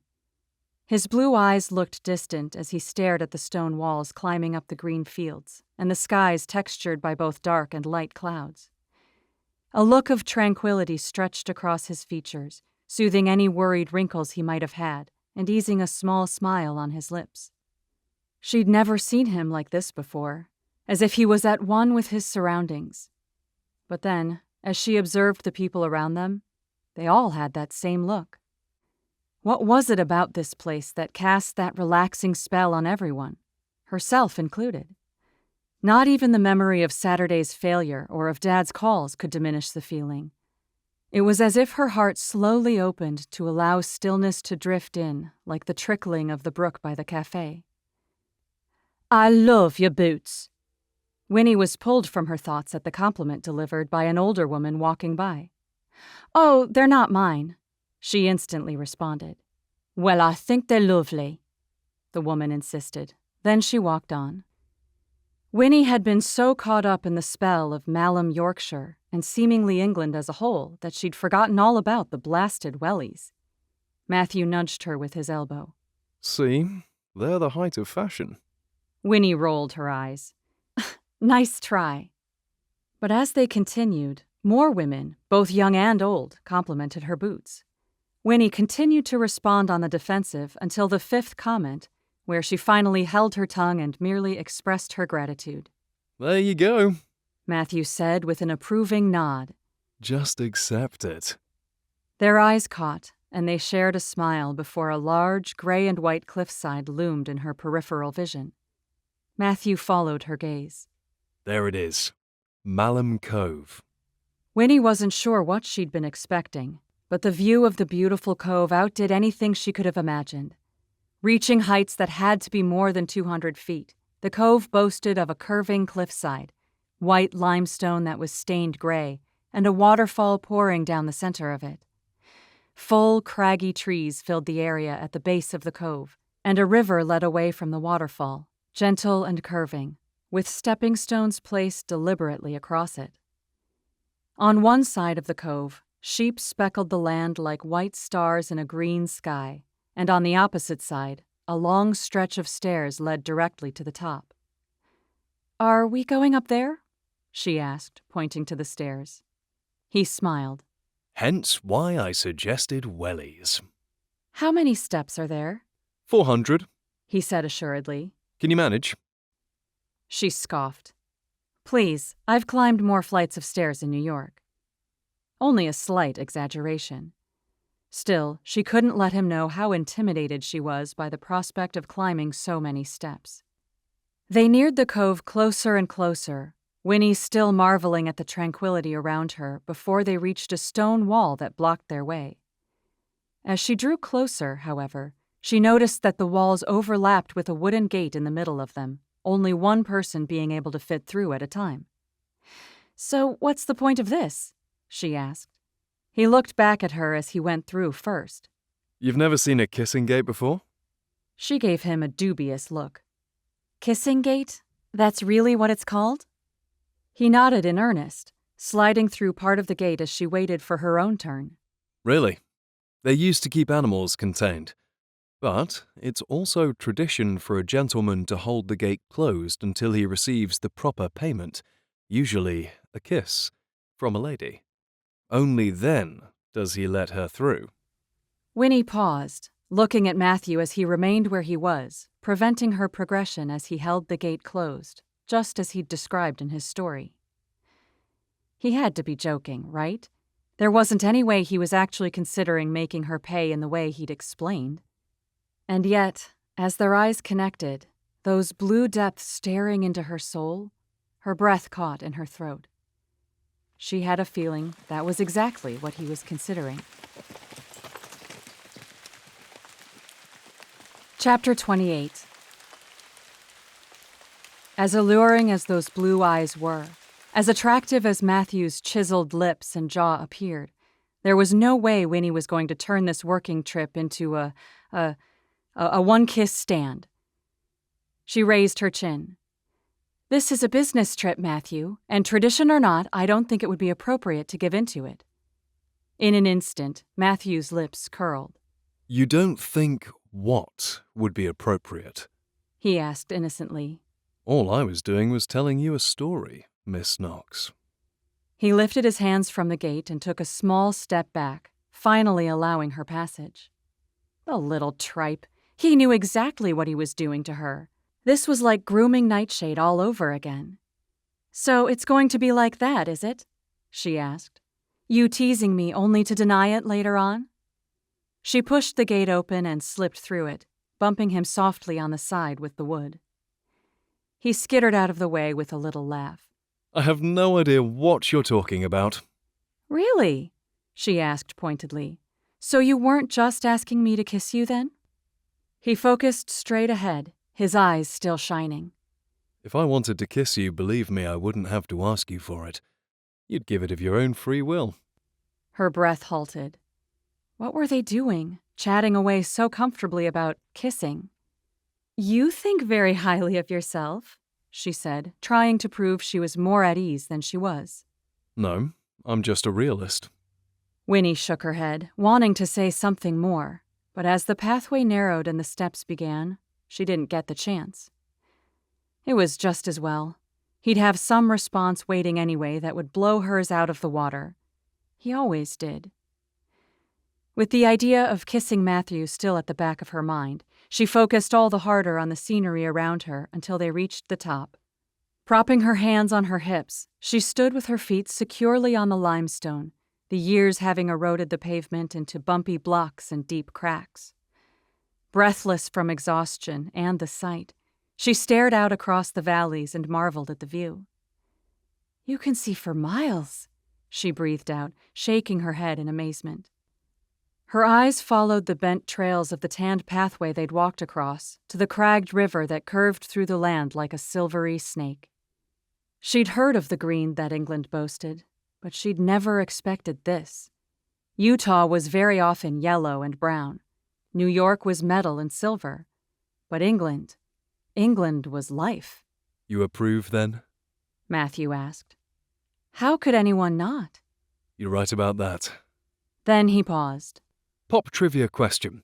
What movie was filmed on top of here? She instantly shook her head. Oh, I'll definitely lose at that game. Not into movies? No, I like movies enough.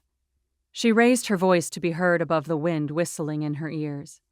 I just wasn't allowed to watch many growing up, so I haven't seen as many as most people have. You weren't allowed? She should have known that's what he'd fixate on. It was strange.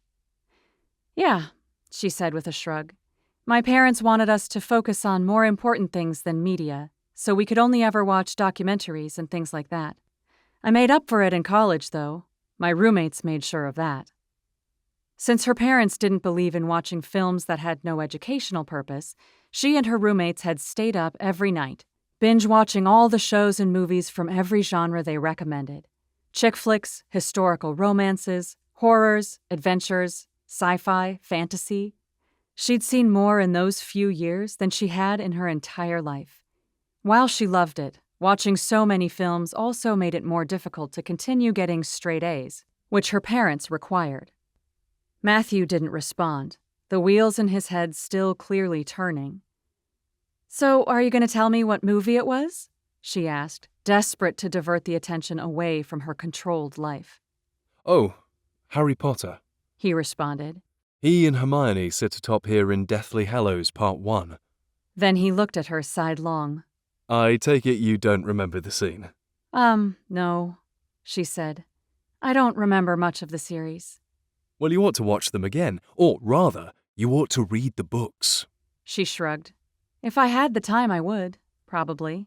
Maybe I'll make it a goal to make you a Potterhead by the end of this trip. And how would you manage to accomplish that? He shrugged. I have my ways. Just like I'm going to convince you to bring the damsel in distress back to the jousting tournament. She laughed. Good luck with that. But wait, I thought we weren't supposed to talk about work. All right, correction. I can, you can't. He walked across the cracked top of the cove. What's your problem with having a damsel anyway? Too unfeminist for you? She followed after him, focusing her eyes on the large gaps between the limestone to avoid tripping. Exactly. And like I said before, we're in the 21st century. What's so outdated and terrible about being a damsel in distress? He continued, sidestepping a large crack. It just insinuates that women can't take care of themselves when we're perfectly capable of doing so. And can you always? He asked. She thought for a minute. We ought to be able to. Then is it wrong for men to need help every once in a while? No. So what's with the double standard, Miss Knox? She pulled in her lips, staring at the back of his head. Honestly, he had a point. But it was different, wasn't it? I don't know. Oh! Her foot caught against one of the crags sticking up, and she launched forward toward Matthew. He turned just in time, wrapping his hands around her and steadying her. She breathed hard, righting herself at once and smoothing down her jacket. Blasted boots? Oh, come now, Matthew said. Don't be blaming them when the limestone is at fault. She glanced up at him, seeing him fight off a smile. What? She demanded. He had to be laughing at her tripping. I just think it's ironic. For someone who doesn't like being rescued, you do find yourself in a lot of situations requiring rescuing. Winnie pulled on a frown. I can take care of myself, she said weakly. He stared at her, and his features softened. There's nothing wrong with needing help, Winnie, or accepting it. To need help is to be human. To accept it is to be humble. I learned that from you. Winnie's heart raced. That was the first time she'd heard him call her by her given name in how long? Ever? But his words were what lingered the most. So you're coming to understand that it's good to accept help, then? She asked. He walked past her with a hidden smile. I'm beginning to see the value in it, yes. Ready to go? Winnie could only follow in silence. On the way down, she received 3 more compliments over her, Char's, boots, which she accepted with a smile and a gracious thank you. And when they reached the kissing gate again, she pushed through before Matthew had the chance. I'll be going first, thank you, she said with a pointed look.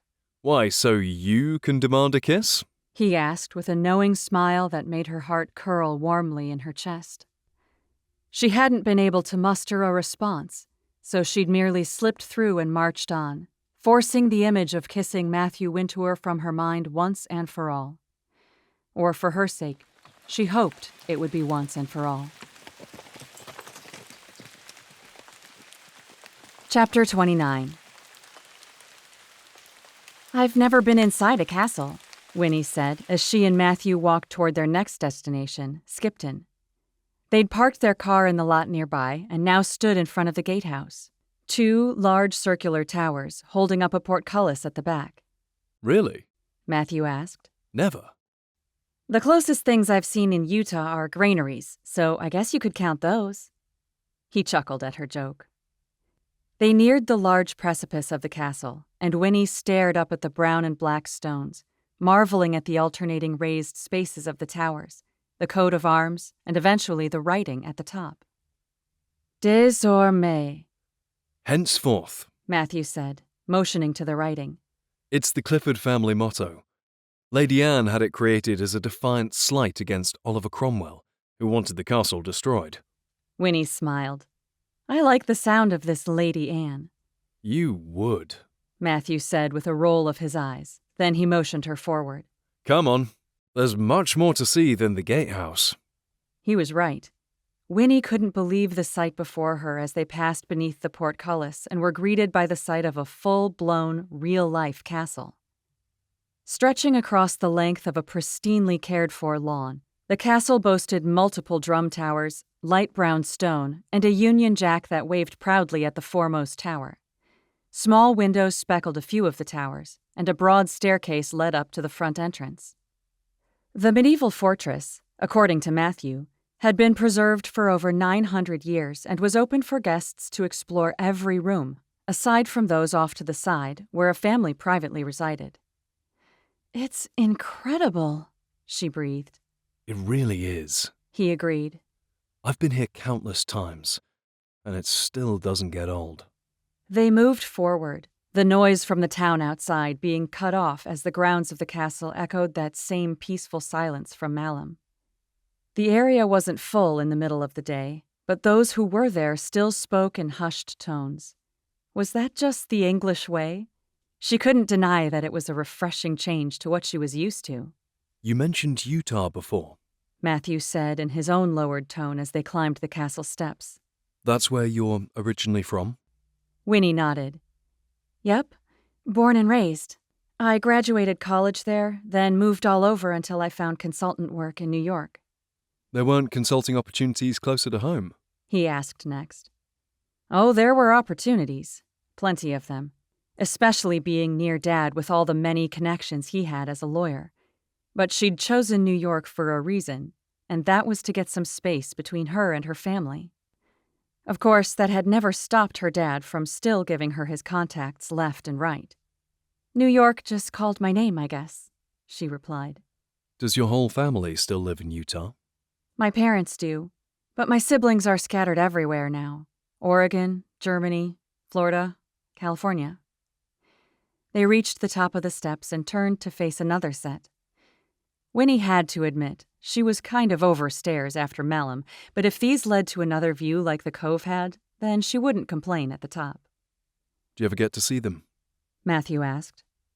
Why the sudden interest in her family? Or was he simply making polite conversation? We get together once in person every year, but other than that, we just see each other during video chats. She looked at him from the corner of her eye. As you well know. He smiled, though he had the decency to look slightly sheepish. I've been meaning to speak to you about that. I'm sorry I made you uncomfortable. No, you aren't, she said with a small laugh. You were eating the whole thing up. He shrugged. Well, any man would when he hears a beautiful woman finds him attractive. Winnie looked at him, her lips parting at his words. Beautiful. He'd called her beautiful.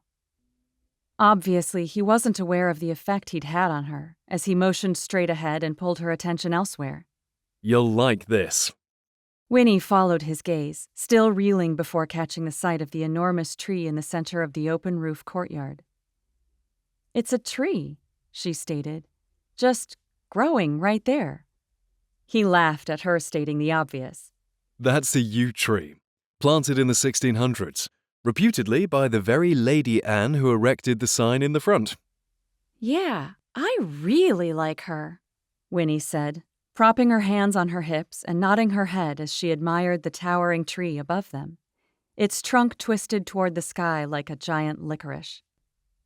The inside of the courtyard boasted of far more windows than the outside of the castle had, countless skinny frames lining the walls to the doors that led to even more rooms. They stepped across the stone flooring, moving to the stairs at the left as Matthew continued to share his wealth of knowledge about the enormous fireplaces tall enough for children to stand in. It's been said that the fires were so hot, the chefs used to cook without clothes on. To the toilets on the top floor that sent their waste down, down, down, where Individuals used moss to clean themselves up afterward. Winnie listened to everything, even when she was squirming in the darkness of the dungeons, completely enraptured by the history Matthew shared with her. "Now I know why we've come here," she said, moving to yet another room, this one labeled Lord's Bedchamber. Why is that? Matthew asked.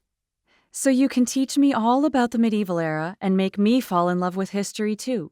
Then I'll want the festival to be as authentic as you do." His gleeful smile made her laugh. Is it working? He asked. "Maybe," she lied. It was totally working. They passed by a few more rooms as Matthew continued his questioning of her family. So, I assume your siblings left Utah for work, like you did. Honestly, he was probably just curious, and his questions were harmless. But Winnie always felt crummy after touting her siblings' experiences. She always looked so dowdy afterwards. "Yeah, Scott is an anesthesiologist, Samantha is an architect, Spencer is a pilot, and Sarah is a software engineer. They all found more money everywhere else but Utah." The driving factor for most people. And yet, did it ever make them happy? Had it made her happy? Matthew moved to stare out one of the windows nearby, the courtyard tree's vibrant green leaves visible at eye level from the warped glass. They all have S names. Was that a coincidence? No. She moved to look at the tree too, watching as a young girl pranced around the stone barrier at the base of it. Is Winnie a middle name then? He pressed. "Nope," she said. "I was the accident of the family as the youngest. They said they chose Winifred because it means peace and joy, but I called their bluff a few years ago and found out they just couldn't think of any other S names they liked." Yet another reason she was on the outside looking in with her family.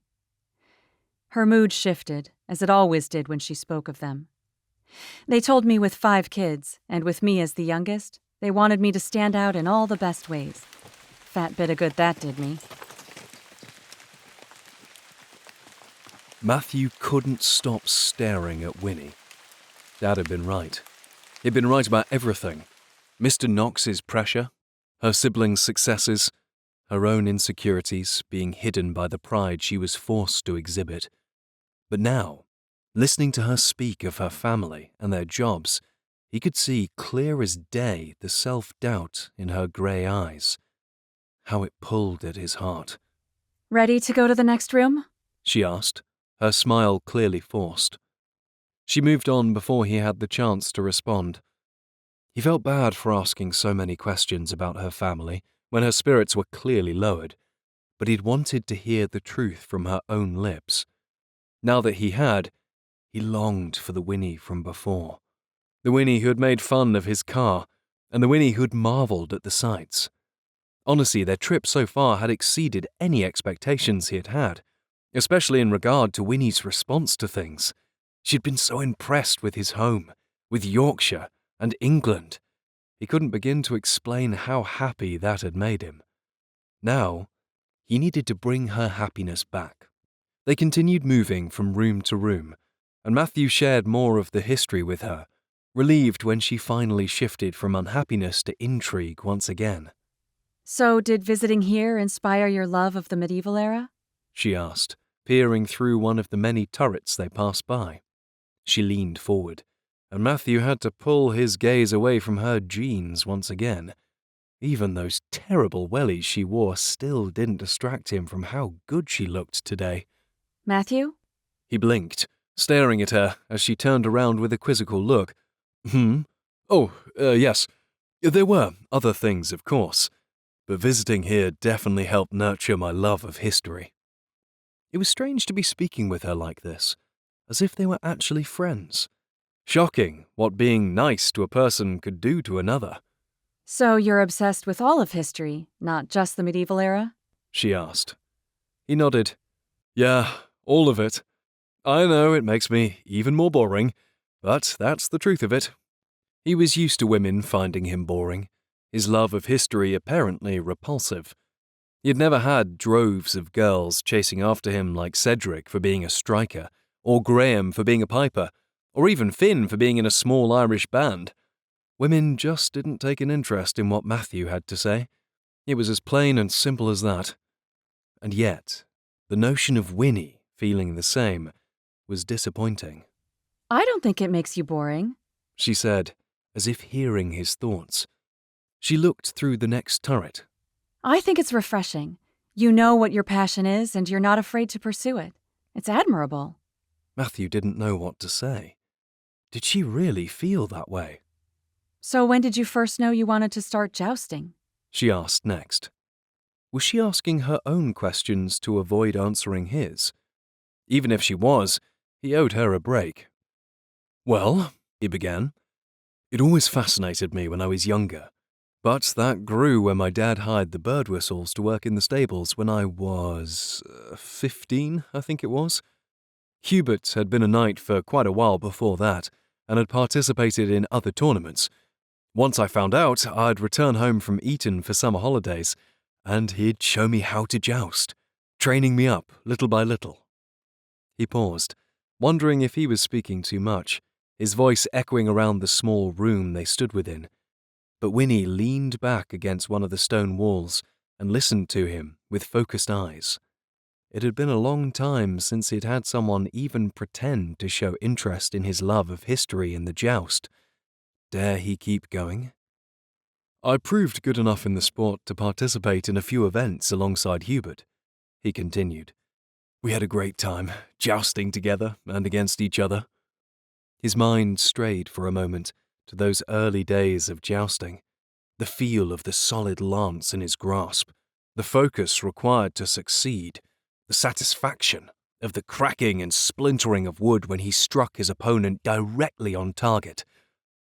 It was and has always been rewarding, he said. But my favourite part is the feeling that comes when I dress in the armour and ride down the list. I'm just entirely and completely immersed in history, as if I was actually a knight, chosen to fight for king and country. He stopped again, wondering if he should be embarrassed by the things he was sharing. But Winnie still listened, her eyes even more intense than before. Anyway, he continued, I wasn't able to do as much once I started uni. I dreamt of becoming a history professor next, graduated with my degree, and shortly after, I received a job offer at a university where I got to teach for a few months. But life obviously had other plans for me. What plans? She prompted. My dad being diagnosed with MS. Winnie's brow furrowed at once. Matthew could understand why. Dad's diagnosis had been a traumatic thing for the Wintour family as a whole, but together they'd managed to grow stronger because of it. He needed a lot of help in the beginning, Matthew continued, so I moved back home to help with the estate and his recovery. That must have been so hard for you to give up your dream, she said. But Matthew shrugged. It wasn't difficult, just more sad than anything. I'd worked a long time to realize that dream, but in the end, I found another one. I created the medieval festival, brought Hubert on as one of the knights, and eventually built up the event from the ground up. He looked away. Until I ran it back down into the ground. To his surprise, she laughed. You think that's funny, do you? He asked, unable to hide his own smile. Sorry, she said, covering her mouth with her hand. It's not funny, just the way you said it. In reality, you didn't run it into the ground, or it would be completely dead. All it needs is a little resuscitation. Matthew stared at her, still marvelling at the change that had come over the two of them. I think that is the nicest thing you've said to me about my festival, Miss Knox. He hoped she didn't mind his little nickname for her. He'd used it first to annoy her, but now he found it suited her so well, it was hard to break the habit. Well, it was overdue, she said. I'm sorry I took so long to say it. Their eyes met, another level of understanding passing between them, before she looked away, her eyes traveling over the stone walls, flooring and ceiling. I still can't believe I'm standing inside of a real castle, she murmured, shaking her head. Matthew smiled at the way she took everything in, like a child in a candy shop, or like himself in a history museum. Do you know what Shah and I used to play here as kids? He asked. What? Hide and seek. Winnie laughed. Hide and seek? Here? That can't be allowed. Oh, it absolutely isn't, Matthew said, his grin growing. We played it anyway, though. She smiled. Did you ever get caught? She asked. By our parents, yes, but it didn't stop us from playing again. We added more rules, so if other people were around, we had to walk when trying to tig each other. Tig? You know, tap them so they're out. She nodded her understanding. We had to be deathly quiet, Matthew continued. No matter how few or how many people were here, it was always best when the castle was quiet, though. Like today. His eyes took on a faraway look. Then he cast a sidelong glance at her. What? She questioned. I wonder what it would be like to play now, he said. Then he ended in a loaded silence. Chapter 30. Winnie's brow furrowed, and she instantly shook her head. No way, she stated at once. But the light in Matthew's eyes wouldn't cease. Oh, come on. Just one quick game? She looked around them, even though she already knew no one was there. Are you kidding me? There's no way I'm going to play a game in a castle we're not allowed to. The worst you'd get is a warning, he said with a flippant wave of his hand, his smile becoming more appealing by the second. Come on. One quick game. No running, no shouting. It'll be fun. Man, he was convincing. But there was no way she could play. She folded her arms, unable to bend. Sorry, but I can't. Matthew delivered an exaggerated sigh. Then he shrugged and sauntered away from her. Fine, suit yourself. But you're not getting out of Skipton until you find me. Winnie dropped her arms to her sides. What? What are you... Her words ended abruptly as Matthew flashed a smile. Good luck, he said. Then he was gone. Winnie stared at the open doorway he'd disappeared through, shaking her head in disbelief. Was he really going to make her do this? Matthew, I'm not going to find you, she said, her voice only slightly raised. He made no response. Instead of the trepidation she probably should have been feeling, excitement bubbled within her and a smile etched across her lips. Fine. She'd play his little game, and she'd beat him at it too. She rushed to the open window, peering at the ground below as she anticipated where he'd go first. Sure enough, she found him walking swiftly from the ground floor out into the courtyard, looking over his shoulder as if expecting her to be following him. She tapped lightly on the glass. Found you! Matthew paused, looking from window to window until seeing her. Cheat! He said, pointing at her. She shook her head, putting a finger to her temple. Smart, she said. You still have to tig me, he returned. Then he walked swiftly to another door and disappeared within. Winnie remained where she stood, watching as he popped in and out of the rooms, his head appearing every once in a while in the windows, and she couldn't help but laugh. After a few minutes of not seeing him, however, she knew he must have wised up. Leaving her vantage point, she went the opposite way Matthew had, hoping to catch him that way. Before long, she caught sight of him, pointing at him and calling out, "Found you!" in her softest whisper she could manage. Matthew grinned, then disappeared through the door. Winnie scurried after him, having to stop for a moment as she allowed a mother and her 2 young kids to pass her by before she continued in his direction. Of course, he'd vanished by that point, so Winnie took up her search again. Unfortunately, this time, she couldn't catch a break. She circled the castle once, then twice, all without a single glimpse of him. She tried watching from the window, then moved to the courtyard, sitting down on the small circle barrier around the base of the tree, breathless but only from excitement. Despite not being able to find him, she still smiled. This was the most fun she'd had in years. Going through a mental list of rooms she'd already been to, Winnie narrowed down her options as to where to look next. The banqueting hall, the kitchens, the withdrawing room, the watchtower. She'd been everywhere. Well, everywhere but the dungeons. Her stomach tightened. The dungeons. Of course that's where he'd be. She'd been so uncomfortable walking down there before with him that she hadn't even stepped foot on the floor, remaining on the stairs before ushering Matthew out herself. They were just so creepy. Dark and damp and filled with all sorts of harsh history.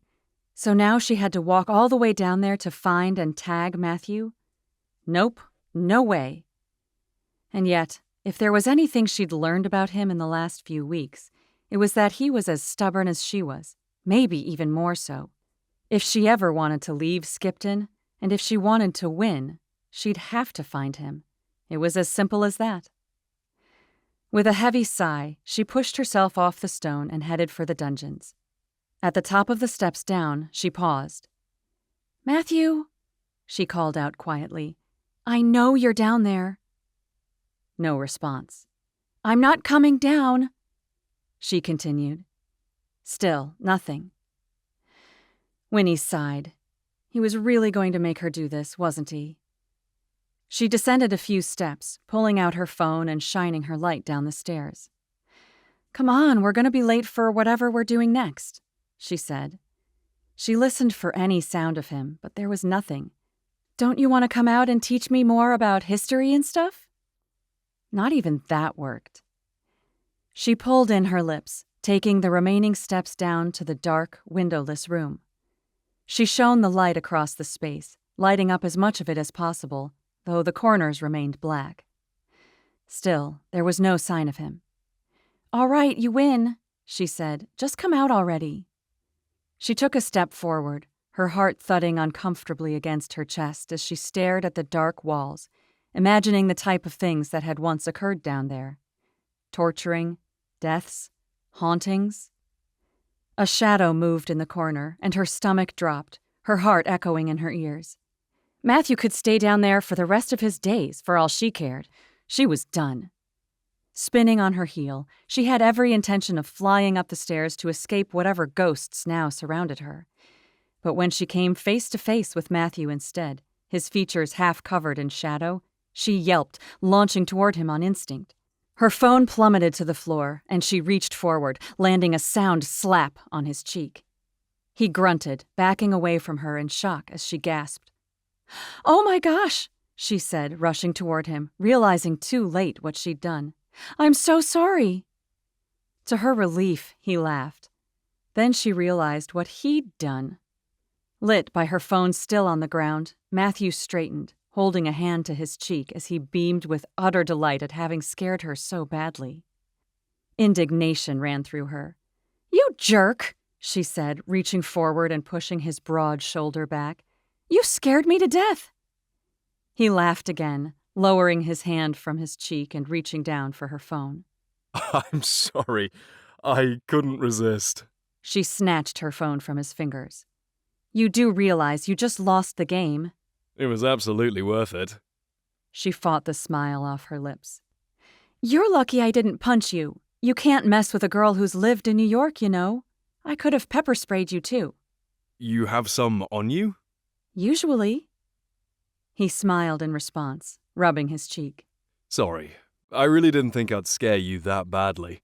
She had a mind to reject his apology on principle, but when she shifted the light of her phone to his face, the redness beyond his beard shone brightly. She winced. "I suppose I did that." He rolled his jaw. Yes, you did. But I deserved it. "Well, I know that much, but I'm sorry just the same." He waved a passive hand, but Winnie still eyed his cheek. Now she really did feel bad. Without another thought, she reached forward, intending on stroking the skin to see if she could dispel the redness. But as her fingertips stroked his beard instead, every inch of her froze aside from her racing heart. What on earth was she doing? She shouldn't be staring deeply into his eyes, feeling the soft prickles of his facial hair on her fingertips. This was a business trip that involved talks of kissing, playing hide-and-seek, and assaulting her business associate, apparently. But a business trip all the same.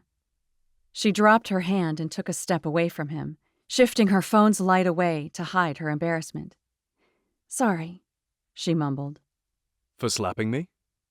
"Sure." Matthew's smile grew tenfold at her words. Chapter 31. Shortly after their escapade in Skipton's dungeons, Winnie and Matthew headed straight for York. Despite feeling guilty still for the redness lingering on Matthew's cheek, Winnie had enjoyed every minute of their drive. Matthew had taken a longer route to the city, showing her more incredible views of Yorkshire's greenery before they finally reached York. Together, they headed to the bed and breakfast just on the outskirts of the city, where they parted for their separate rooms and agreed to meet downstairs for dinner shortly after. Winnie took a quick shower, changed into fresh clothes, and replaced the wellies with a pair of red heels, having been reassured by Matthew that they were finished with stairs and muddy puddles, at least for now. Truthfully, were it not for the small blisters now forming on her heels from the rain boots, Winnie would have probably worn them throughout the night.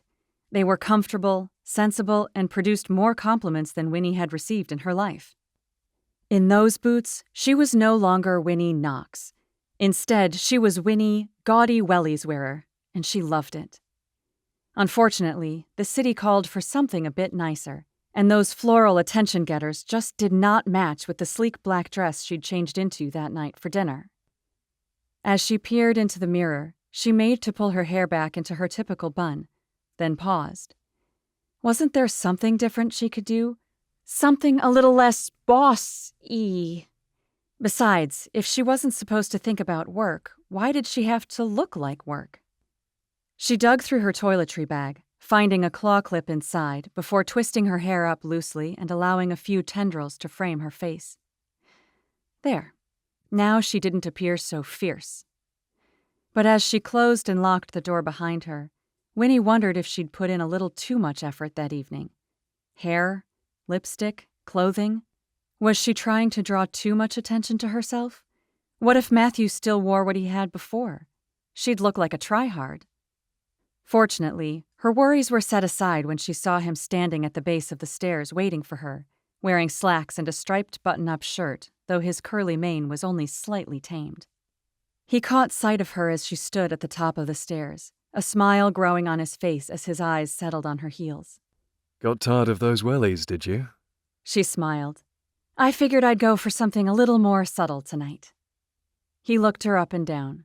Then you probably shouldn't have worn that dress. Her heart skipped a beat in response. Ready? He asked.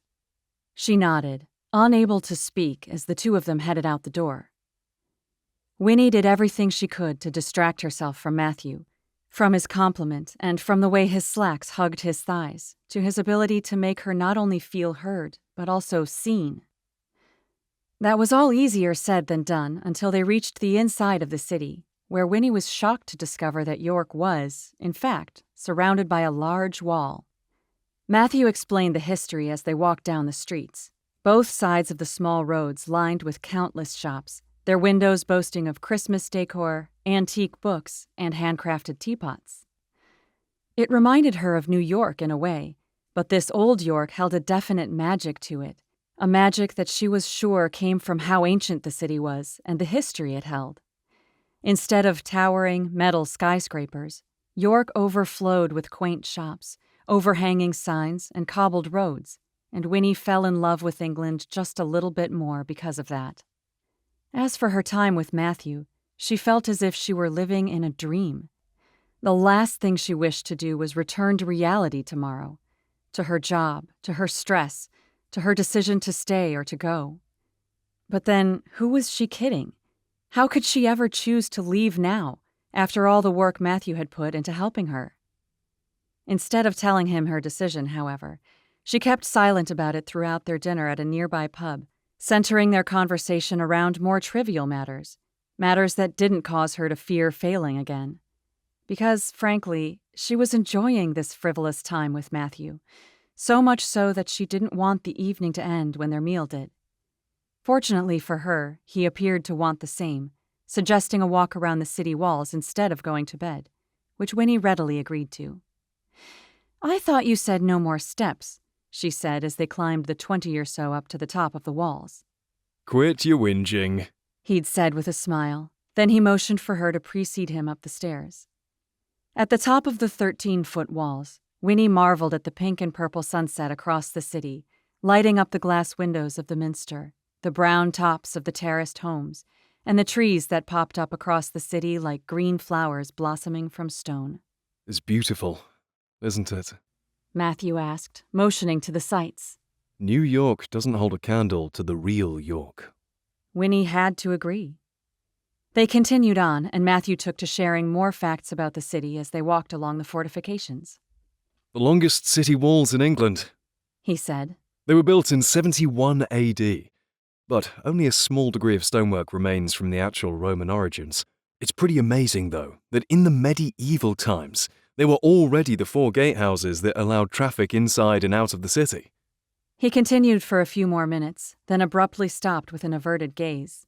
Sorry, I could obviously go on for hours about this stuff. "Oh, please, don't apologize. I love listening to you talk."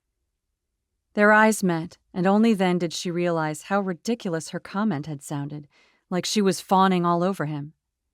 "The history is fascinating," she quickly corrected. He nodded, though his eyes lingered on her. No, it's the accent. I've heard it can make anything boring sound entertaining.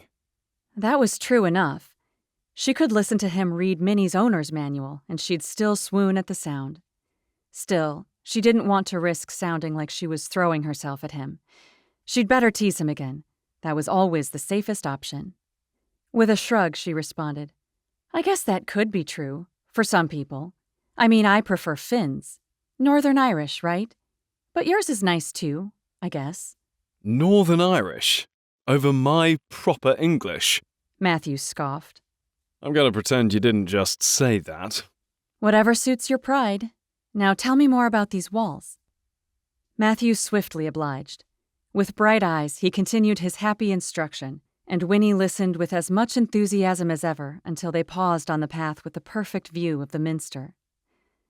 Matthew took a moment to catch his breath, and unfortunately, Winnie's mind took the silence as an opportunity to wander. There they were, walking around an ancient city's walls, with Matthew, basically breathless with how happy he was, speaking of the history of the city, revealing his passion every minute. And Winnie, heartless, passionless, lifeless Winnie. See, now I've talked too much. Matthew said. I can see the will to live fading from your eyes. He'd said it as a joke, but it struck a little too close to home. "No, it's not you," she said, trying to pull up her spirits like she would a pair of tights, both nearly impossible to accomplish without a strong sense of determination. Can I ask what it is, then? He questioned. Winnie hesitated. She didn't like to voice these things aloud. It made her seem vulnerable, which she wasn't supposed to be. But then, wasn't that what she wanted? To be seen as human, to be treated with kindness and patience? Who was better to speak with this about than Matthew? Winnie moved to the edge of the wall, leaning against the elbow-length height of the stone. Drawing a deep breath, she shrugged to play off how deeply her feelings really ran. "It's nothing. I was just thinking about what you said that first time in the assembly hall, when you asked why do something if there wasn't heart or passion involved." He joined her by the wall, leaning against it as well. What about it? He asked softly. She chewed on her upper lip. "It just stuck with me, that's all. Because I don't really know what it's like to do something with my whole heart. At least, not anymore." So, you're worried about the festival? Matthew asked, filling in the gaps she couldn't voice aloud. If you can put your heart into it to have greater success. She nodded, responding in a heavy sigh. "Pretty much." He pulled his gaze to the view before them, a calming light coming across the city and quieting the busy streets. You haven't failed at much, have you? he asked. She huffed out a laugh of derision, a bitterness rising inside of her she couldn't silence. Huh, on the contrary, that's all I do, fail at things. Law school, culinary school, medical school, horseback riding, becoming a realtor. After all that, I tried business school, which I almost graduated from before starting and failing my own businesses. And now I'm even failing at consulting, which I always thought I was good at, up until 2 days ago. I am a hot mess with nothing going for me. She stopped.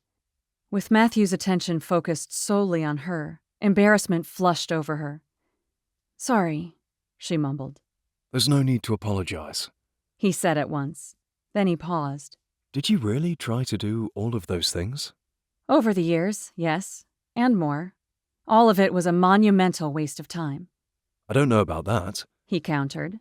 Failing is good for us. It helps us learn each time we do. She looked away. Not in the Knox family. It only makes you more of an outcast, more of a disappointment. Matthew was silent for a minute, and she was about to apologize for being a massive bummer again when he spoke.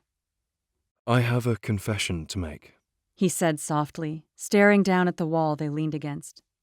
She waited, wondering what on earth he had to admit to now. My dad told me a bit about your family. He said. Mostly your own father, who has very high standards as to what constitutes an accomplishment. Winnie wasn't surprised Mr. Wintour was talking about her and her dad. In fact, she might have already expected such a thing to occur. After all, Mr. Wintour must be no stranger to Dad's ridiculous criteria. That's why I was asking about your family earlier. Matthew continued. I didn't want to assume that I knew the truth without hearing it coming from your own mouth. Despite their topic of conversation, Winnie's heart softened. How much more admirable could Matthew get? Anyway, I'm sorry if my bringing up your family earlier has produced more of these feelings in you. Thank you, she said. But you didn't cause this. It's been there all along. He nodded, looking toward the minster again. For the record, I don't think you failed at the festival or at being a consultant. Just because one event didn't go entirely as planned doesn't make it out to be a failure. You might be right, she said, validating his words. But something else chipped away at the peace she'd felt that day, the peace she so desperately wanted to bring back. But that's just the thing. I have no real passion for consulting. Sure, I love helping people. I love seeing the growth that comes when good advice is taken. And I love finding creative ways to improve businesses. But all of that is surface level, definitely not enough to move the dial of passion. Matthew nodded, seeming to think about her comments before responding. Can I ask how you came to be a consultant? I'm sure you can guess. It was my dad's doing. After all my failed attempts pursuing other career paths, I thought I'd start a few businesses. Each one failed in the end, whether it was selling wholesale on Amazon, opening up an ice cream restaurant, or putting up custom blinds. I found out that I knew exactly what not to do when running a business, so I started reaching out to people, giving free advice here and there about their businesses and finding relative success. Anyway, Dad told me about a friend of his in New York who owed him a favor. I was hired and ended up doing a fine enough job because the pressure wasn't there to make my own business work. Dad saw this, then pushed me to follow the career because it was the first time I'd actually been okay at something he approved of. I didn't really want to, but it was time I stopped embarrassing my family. Embarrassing your family or your dad? Matthew asked. She thought for a minute. I guess just my dad. Matthew laced his fingers together as he leaned them over the side of the wall. Have you ever tried to embrace your failures? See them for what they are? I know what they are. Evidence of my flaws. No, they're not. He returned softly. Failures are merely stepping stones, propelling you towards the person you're meant to be. I'm sure you know that a person learns more from failing than by succeeding. Yeah, but it's a heck of a lot less painful to succeed. He cracked a smile. I'll give you that. Then he peered down at her, his features softening. You ought to give yourself a break, Winnie. Believe in yourself. My dad does. That's why he gave you a second chance. He leaned in closer to her, his shoulder and arm pressing against hers. I believe in you too. Winnie could hardly breathe, the warmth from his touch seeping through their jackets and swirling around her soul. He was leaning into her on purpose. He was lingering on purpose. Was that to drive home his words? Or did he touch her because he wanted to be close to her, because he felt the same stirring in his heart that she did? She swallowed, unable to keep her eyes from his any longer. Slowly, she looked up at him, meeting his gaze. All you need is to believe in yourself now. Matthew whispered, his eyes flicking between hers before ultimately settling on her lips. Moments ticked by. Winnie's heart sputtered like Minnie's exhaust. They were on a business trip. A business trip. They were co-workers. Co-workers. But the words echoed meaninglessly in her mind now, no longer holding any power over her. Unlike Matthew. The words he'd said to her, the help he'd given her that day, the way he'd made her feel alive for the first time since she was a teenager. All of it had rendered her incapable of withstanding his goodness. She'd never experienced that with anyone before, and she couldn't keep herself from him any longer. She needed to experience his kiss. She needed him. In the waning light of the sun, she waited until he finally leaned toward her. Her eyes closed, and she drew in what little breath she could as he inched closer. She could almost feel the soft tickle of his beard on her lips and the gentle breath from his nose on her cheek, as if they were already kissing. So why were they not?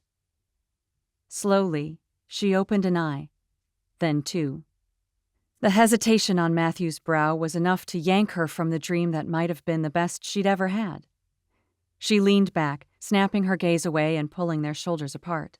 I'm sorry, he said. It's okay, she responded, as if he was the only one to blame. No, Matthew hesitated, pulling out his phone. I just remembered. I think the gates close at sundown. Chapter 32. Winnie blinked. The gates? What do you mean? The gates to the wall. Matthew clarified. I'm pretty sure they close before dusk. She pulled her eyes to the sun that had already set. What, so we're locked up here? He looked at her with hesitance in his gaze, and her heart sunk.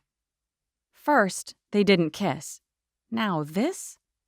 Do they not do, like, a sweep around the wall or something? She asked, looking up and down the path. Come to think of it, they'd been alone for some time now. All 2 or 3 miles of them?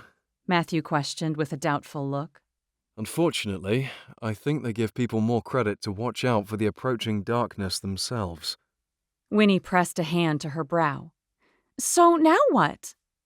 Matthew appeared to think for a second. Let's just go check the gates. No point in getting worked up for nothing. And yet, when they reached the steps leading down to the city, it was made perfectly clear that the gates at the bottom had, indeed, been locked. Matthew rubbed a hand at the back of his neck. Sorry, he mumbled, clearly embarrassed. I should have paid attention to what time it was. But she wasn't about to let him take the fall. Oh, it's fine. I'm sure we'll find a way down. Maybe we could call someone? I have no idea who. The police? She offered. He gave her an amused look. Probably not for this. He paused, looking around them, then back to the top of the wall. Finally, a smile grew on his lips. I have an idea that might actually work. She followed him a ways along the wall. Then he stopped with a beaming smile that revealed just how proud he was of his idea he had yet to share. What? She asked, clearly missing something. This is our way out, he said.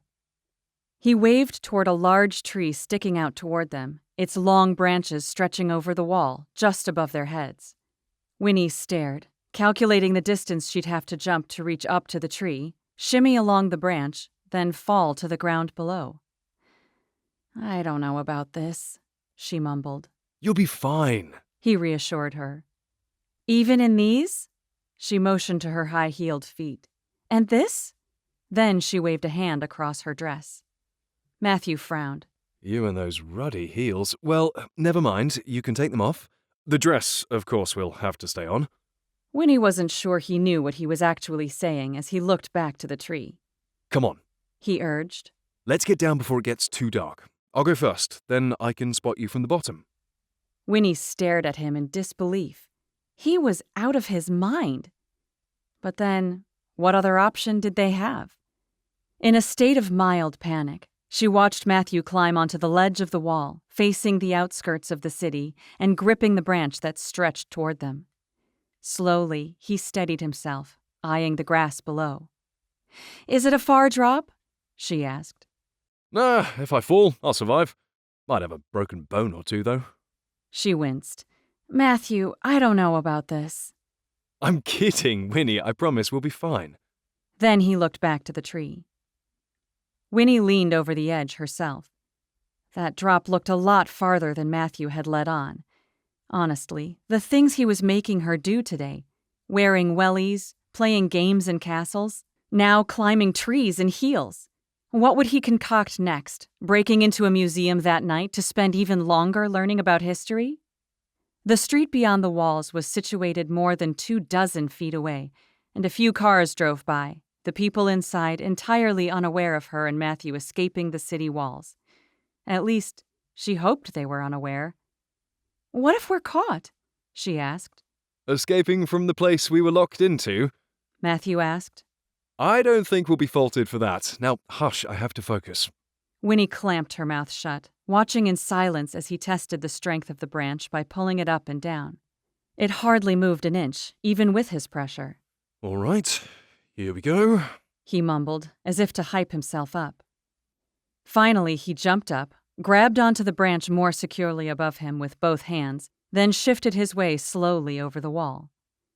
Winnie fought the urge to close her eyes, not wanting to see him fall, but needing to ensure his safety. In what seemed like years, but in reality was mere moments, Matthew finally reached far enough away from the wall to drop toward the ground. As he did so, she gasped, peering over the edge and holding her hands over her mouth in horror before seeing him land on his feet. He teetered slightly back and forth, but in the end, remained upright. "Are you sure you'd not rather be a gymnast than a knight?" she called down to him. "You stuck that landing perfectly." He grinned up at her. Your turn. All humor was lost to her at that point. "Maybe I'll just camp out up here until morning." Nope. Come on, you can do it. I'll catch you if you fall, trust me. "Trust you? I barely know you," she said pointedly, albeit untruthfully. That's not entirely true. Matthew said. You know more about me than most people do. Besides, you almost just kissed me back up there, so don't give me that I don't know you business. Her cheeks burned. What was it with this guy being so blunt? Why couldn't he be more normal like the rest of the world, never mentioning awkward moments aloud and pretending they just didn't happen? Now, He continued. Stop stalling and throw me your beloved pumps. "I don't wear pumps," she mumbled, relenting and removing her heels, tossing them down to him one by one. "Keep them safe." Matthew caught each one, then set them on the grass beside him before waving her down. Now, come on. Her bare feet were cold against the stone, though she would have kept them there, frozen until the turn of the century to avoid doing what was required of her. Still, she had no choice but to follow Matthew down. Carefully, she mimicked his movements, climbing up the wall and steadying herself on the lower hanging branches. Steady now. Cooed Matthew from below. She braced her bare feet apart atop the wall, grateful she'd had the foresight to wear her short leggings beneath her dress, even though the darkness around them would have prevented her showing anyone anything. She stared down at Matthew, his arms up, already ready to catch her as soon as she dropped, but the height difference from the top of the wall was much different than what she'd been expecting. It was a good thing she wasn't afraid of heights. Really, this wasn't too different than being bucked off a horse and shot 15 feet into the air. Her brain clicked. That was it. She'd just pretend she was riding a horse. A surge of confidence burst through her, and she leapt up to grasp hold of the thick tree branch above. There you go. Matthew said, his pride for her clear in his tone. Now, just shimmy your way toward me and we'll be out of this pickle for good. Just remember, I'm right here to catch you if you fall. Winnie nodded, drawing steady breaths and groaning only occasionally as her hands pinched painfully into the thick branch. "How did you make this look so easy?" she asked with a grunt. Because of my manly strength? He joked. She smiled, but as her fingers started to weaken, she knew she couldn't hold on much longer. "I think I'm gonna fall," she squeaked out, her smile vanishing. That's all right. Matthew reassured her. I'm right here, remember? Remember? Of course she remembered. How could she forget? And yet, the image of her plummeting through the air, only to have Matthew miss her as she fell to the ground, breathless and broken, flashed through her mind. "I'm gonna fall," she repeated. I'll catch you! "No, Matthew, I'm gonna fall!" Winnie? Her fingers slipped.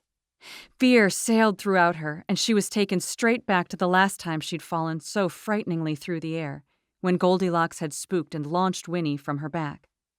In those moments of being thrown so many years ago, Winnie didn't have fears of if she'd be okay. Instead, she'd had one thought.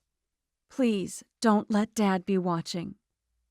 Even now, she closed her eyes, clenched her hands tight, and braced for another fall that would inevitably lead to more disappointment from her dad. Instead of landing on the hard earth below, however, strong arms wrapped around her, cushioning her fall until she stopped just as the tips of her toes poked against the grass.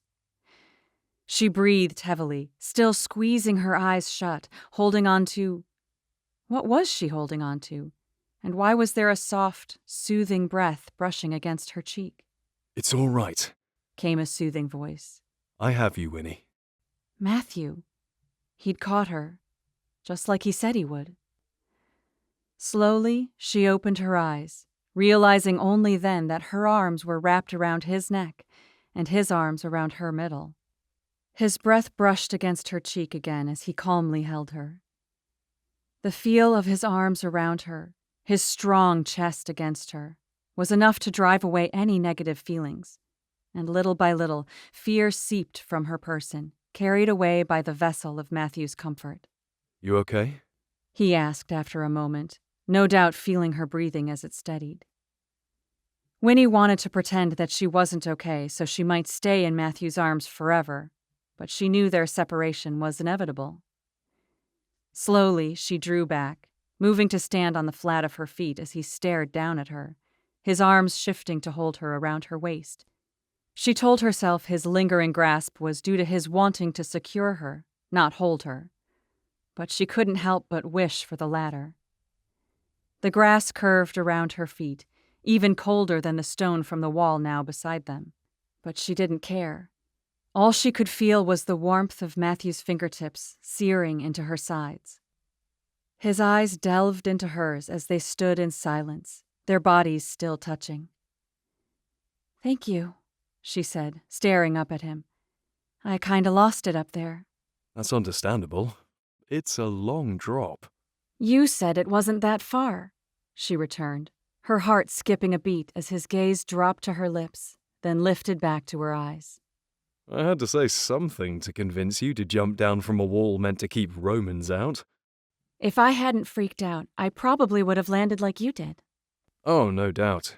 You aren't a damsel in distress, after all. Again, his eyes dropped to her lips. "Not even a little bit," she breathed, though she was beginning to wonder if that was true.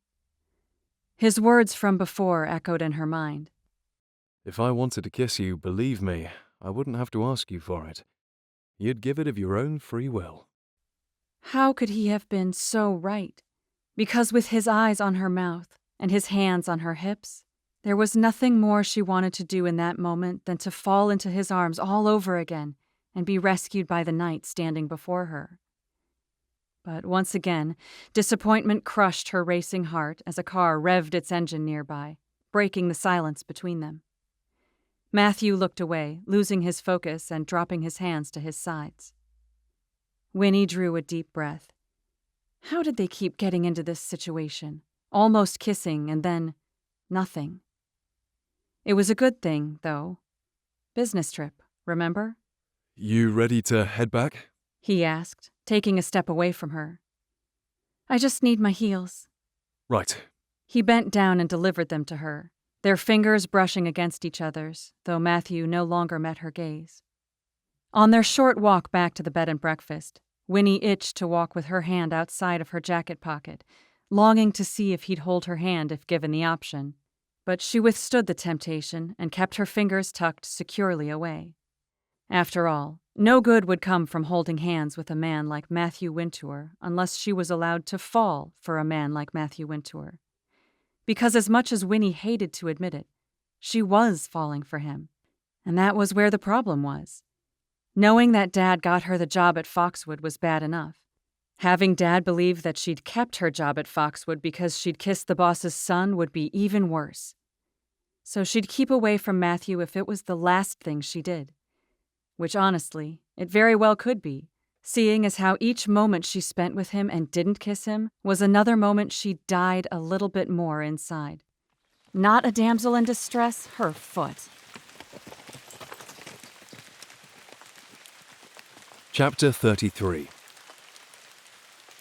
Matthew didn't sleep very well that night. His dreams were filled with too many images of Winnie. Her grey eyes, those wellies on her feet, the way her hair hung around her face loosely as they'd walked around the wall, the kisses they'd almost shared. He'd become so restless throughout the night that when the sunshine finally peeked through his curtains the following morning, he no longer bothered trying to rest, getting ready for the day instead. Soon, he met with the woman who had plagued his thoughts all night, and it was little wonder why she had. Once again, she wore those jeans, a classy shirt tucked partially in front of them, and the wellies from yesterday. He hoped she would wear them again. This is in case we have to jump down more walls today, she said, motioning to her outfit. Matthew could only smile. He'd been astounded at her bravery yesterday, climbing into that tree, carrying herself beyond the wall, falling into his arms. He knew her fear had been less about actually falling and more about trusting him, which was why it had meant all the more when she did rely on him. But dwelling on why he'd wanted her to rely on him in the first place wouldn't do him any good. It was why he'd pulled away from her last night when they'd nearly kissed. Twice. If they gave in to that clear desire the both of them shared, where would it lead? To a relationship? Or to a few non-committal kisses before she left back for New York, never to be seen again? He wasn't sure he had the heart to find out. After a full English breakfast, and before they traipsed about the city, the two of them gathered their belongings and secured them in the car. Keep them safe, Minnie, Winnie said, patting the rusted bonnet. Matthew grinned. Nice to see you're embracing her. Took me a minute, but I'm beginning to see her appeal. After saying goodbye to the car, the two of them made their way back into the city, along with the throngs of Saturday morning shoppers, holding their cups of Costa coffees and bags of Greg's pastries. Matthew had filled the day full for them, starting out at York Minster, where they both admired the beauty of the white vaulted ceilings, the intricate details of the medieval stained glass windows, and the stunning Gothic exterior of the structure. He wondered if her excitement that morning would continue throughout the day, so he was immensely pleased when it did, as they visited Guy Fawkes's birthplace, countless shops, 17th century inns, and eventually the Shambles and Little Shambles, where she had actually laughed with delight at the sight.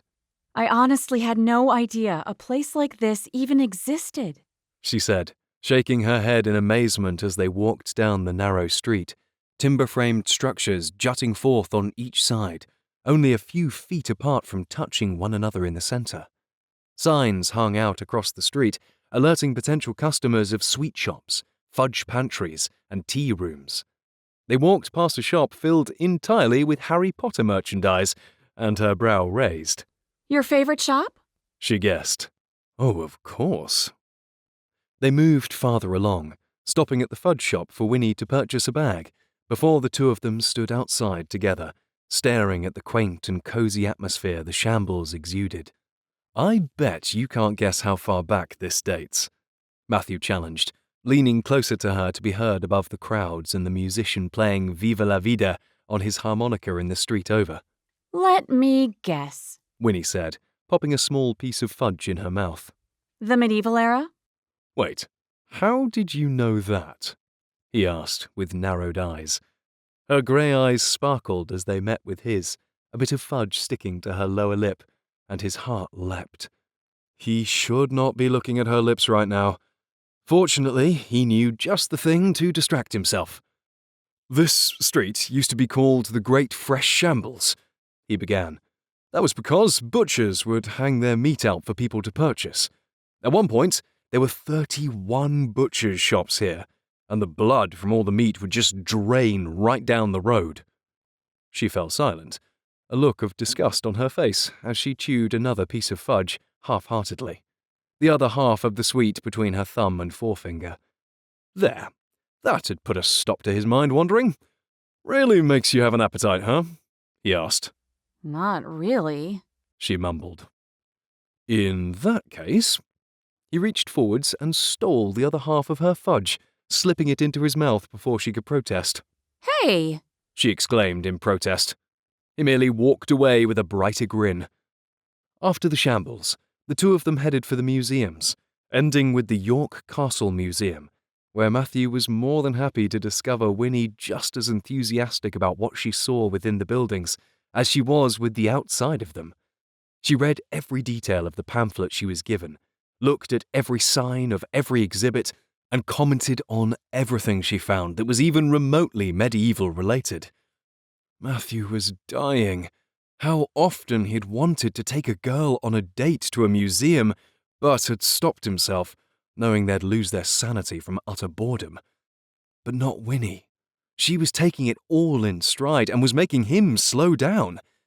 Not that they were on a date, of course. This was still purely business-centric.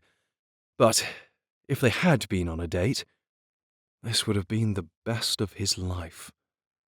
At one point, as the two of them walked past displays designed to throw the observer directly into the past, Victorian streets, prison cells, candlestick makers' shops, Winnie paused, looking up at him with a curious gaze. What? He asked, ducking in his chin. Why was she looking at him like that? Did he have something on his face? I was thinking last night before I fell asleep. She began. He narrowed his eyes, waiting. Yes? I was thinking about how you shouldn't give up on your dream of teaching. Oh? Matthew asked, slightly distracted. Did she just admit to thinking of him last night? While she was in bed? Get a hold of yourself, Matthew. There are different ways you could make it happen, you know? Winnie continued. Instead of a fancy university at first, you could settle for a while with one of the local schools near enough to commute to. Or you could teach virtually so you wouldn't have to go anywhere at all. You could even set up online courses with your own curriculum and find people interested in the same things you are. Matthew didn't know what to say. That level of thoughtfulness he was used to from his family. But Winnie? They stopped in front of one of the displays, a dining room decorated with dark panelled wood on each wall, an old piano at the back, and a table filled with all manner of delicious-looking wax food. Instead of facing the room, however, he faced Winnie, his eyes roving over her features. He still couldn't believe this was the same woman as before, the one he had despised and expected the worst from. He'd been so stupid, so blind, as to not have seen the real Winnie until now. I hope you don't mind my suggestion, she said hesitantly. I just figured if it's something else you have a passion for still, why not pursue it? She winced, and Matthew pulled out from his thoughts. She must think he was upset with her for the suggestion. No, I don't mind your thoughts at all, he quickly corrected. I actually really appreciate them. And, truth be told, I've considered doing the online thing, especially during the winters when we don't hold the festival. I usually spend those months working around Foxwood, but now that Dad is more self-sufficient and I have more time, teaching would work even better. He shrugged. I don't know if I could actually pull it off. Or if my dad would approve of another foolhardy idea from his son that he'd later have to bail him out of. Winnie peered up at him, her eyes taking on a serious note. You really think he wouldn't support you? Matthew didn't have to think for a minute. No, he would. He always has. I guess I just don't want to disappoint him again, like I did with the festival. I highly doubt you could ever be a disappointment to your dad. He gave her a knowing look. Hiring a consultant to replace me sort of proves you wrong, Miss Knox. She smiled.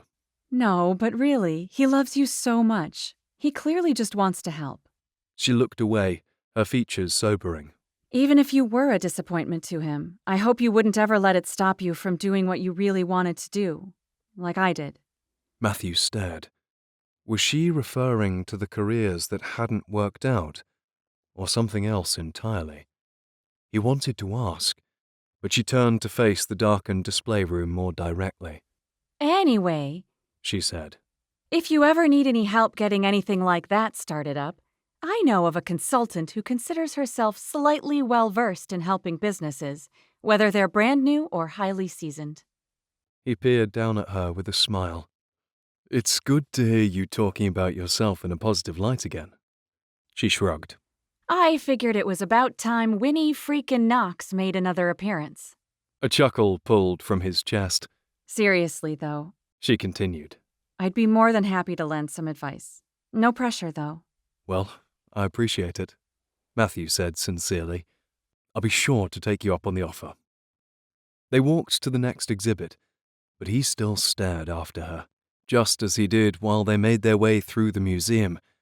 Her whole demeanor, her whole person had altered so greatly he could hardly comprehend it.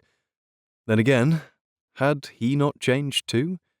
He wasn't being a total cretin now, criticizing her and finding fault with her at every turn. Instead, he was doing exactly as Dad had taught his entire life. Something Matthew should have done from the beginning. Giving Winnie a chance. He was only glad he could do so before she left England for good, because now her opinion mattered to him. It mattered to him more than he cared to admit. Chapter 34. The rest of the day passed by swiftly, and soon the two of them were headed outside of the museum.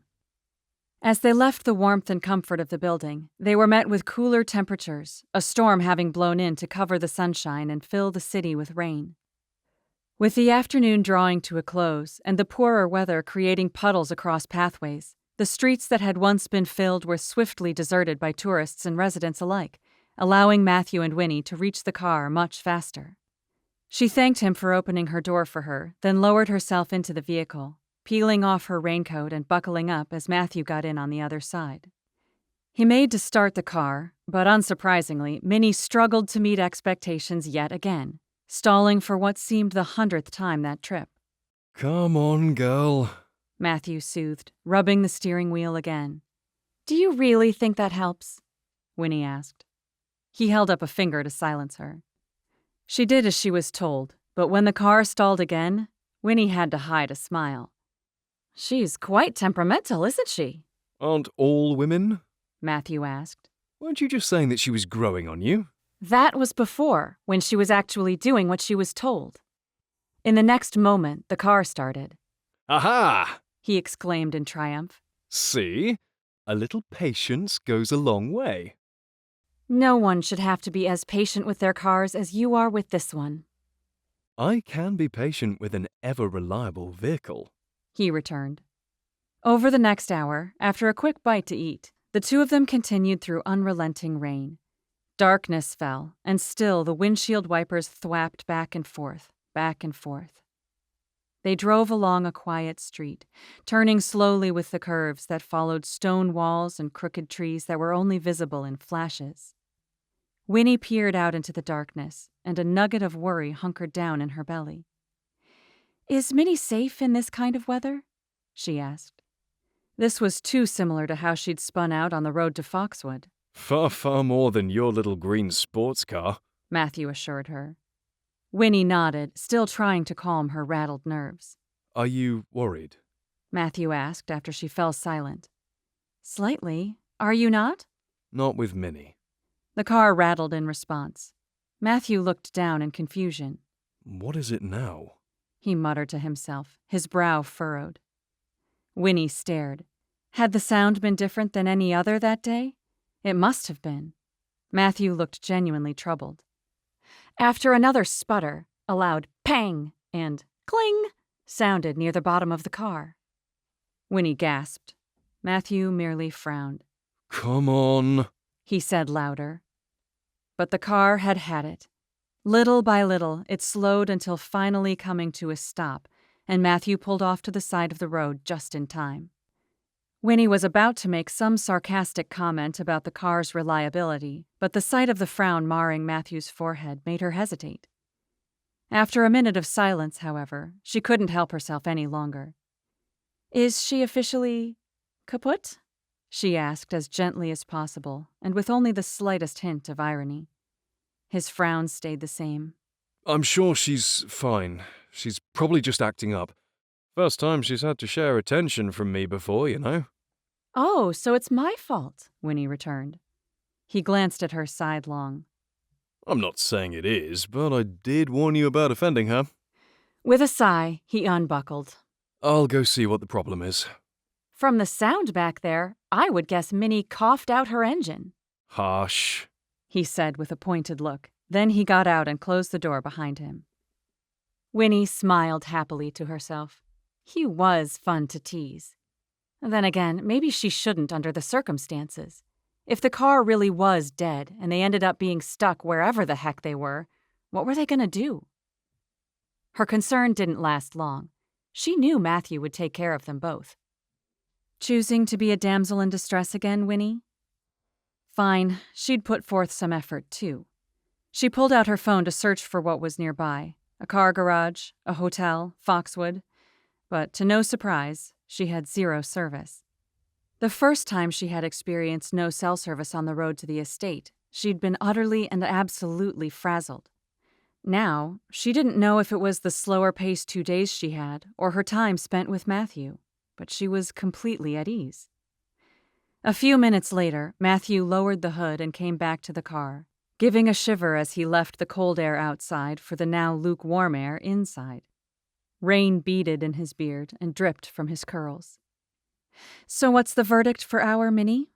Winnie asked. Matthew's shoulders lowered. I think she's going to require some major work to recover from this. "Of course she will," Winnie returned. "She's like 200 years old." He pulled in his lips. A little respect for the wounded, please. "My apologies," she said, her hands raised in a gesture of retreat. She looked at the rain now pouring down the windows in droves. "So what are we supposed to do now? Call for an Uber?" No, they're too hard to find all the way out here. Of course I had to take the scenic route in the dark. He mumbled. We're only about 30 minutes from Foxwood, though. Shah should be able to pick us up. 30 minutes alone in the dark with Matthew Wintour? Winnie didn't mind if she did. He pulled out his phone, clicked on his sister's name, then held the device in his hand against the steering wheel. He placed the call on speaker as the other end rang throughout the quiet space of the car. "How do you have service?" Winnie asked. Before he could answer, his sister picked up. "Matthew?" Hiya, Shah. he said. "Hiya, you okay?" Yeah, we're all right. You're on speaker with me and Winnie. "Oh, Winnie! Oh, I love Winnie. All right, Winnie." Winnie beamed. She had only spoken one other time with Matthew's sister since the park, yet she felt as if she and Shar were the best of friends. "Hi, Shar," Winnie greeted back. "Is my brother behaving himself?" "Well," Winnie began. Shah, listen. Matthew interrupted. Before you and Winnie get into another Matthew teasing fest, I just needed to tell you, Minnie has finally died on me. "Wait, what?" Shar asked. "You're breaking up, Matty. I just talked to Winnie. How did she die on you?" A guttural laugh sounded at the back of Winnie's throat. Matthew shot her a look, but his eyes wrinkled at the sides, a clear sign he was finding this humorous too. Not Winnie, Minnie. "Oh," Shar said. "That stupid lemon. Why haven't you gotten rid of it already? That's what I've been saying this entire time, Winnie piped in. Shh! Matthew put a finger to his lips. Are you telling me to hush? Char asked, her voice taking on an attitude. No, I'm telling Winnie to hush. He clarified. I thought Minnie was dead. Why would she need to hush? Char asked. Again, Winnie laughed. Oh, my giddy aunt. Matthew said, pressing a hand to his brow. Listen, Char, my car has died, and Winnie and I are stranded near Littlethorpe, I think. Is there any way you could pick us up? Oh. Char clearly hesitated, and Matthew met Winnie's gaze. Yeah, I can do that. Matthew frowned. Wait, what's the matter? Are you busy? No. Well, just a bit. I was about to leave on that date I told you about, but I can cancel. Winnie instantly shook her head in protest, but Matthew was already on it. Oh, I forgot you'd mentioned that. No, don't cancel. We'll be fine. You should go on the date. Winnie agrees too. Your car has feelings about who I date? Char asked. No, Winnie. Matthew stated loudly. Char's voice hinted at her own smile. I know, I was joking that time. Really, though, I'm sure I can reschedule. No, please. We'll be fine. I'll just call Mum or Dad. Matthew said. They're in Manchester for the night, remember? Matthew grimaced. Oh, that's right. Well, He seemed to think for a minute. I think there's a small bed and breakfast in Littlethorpe.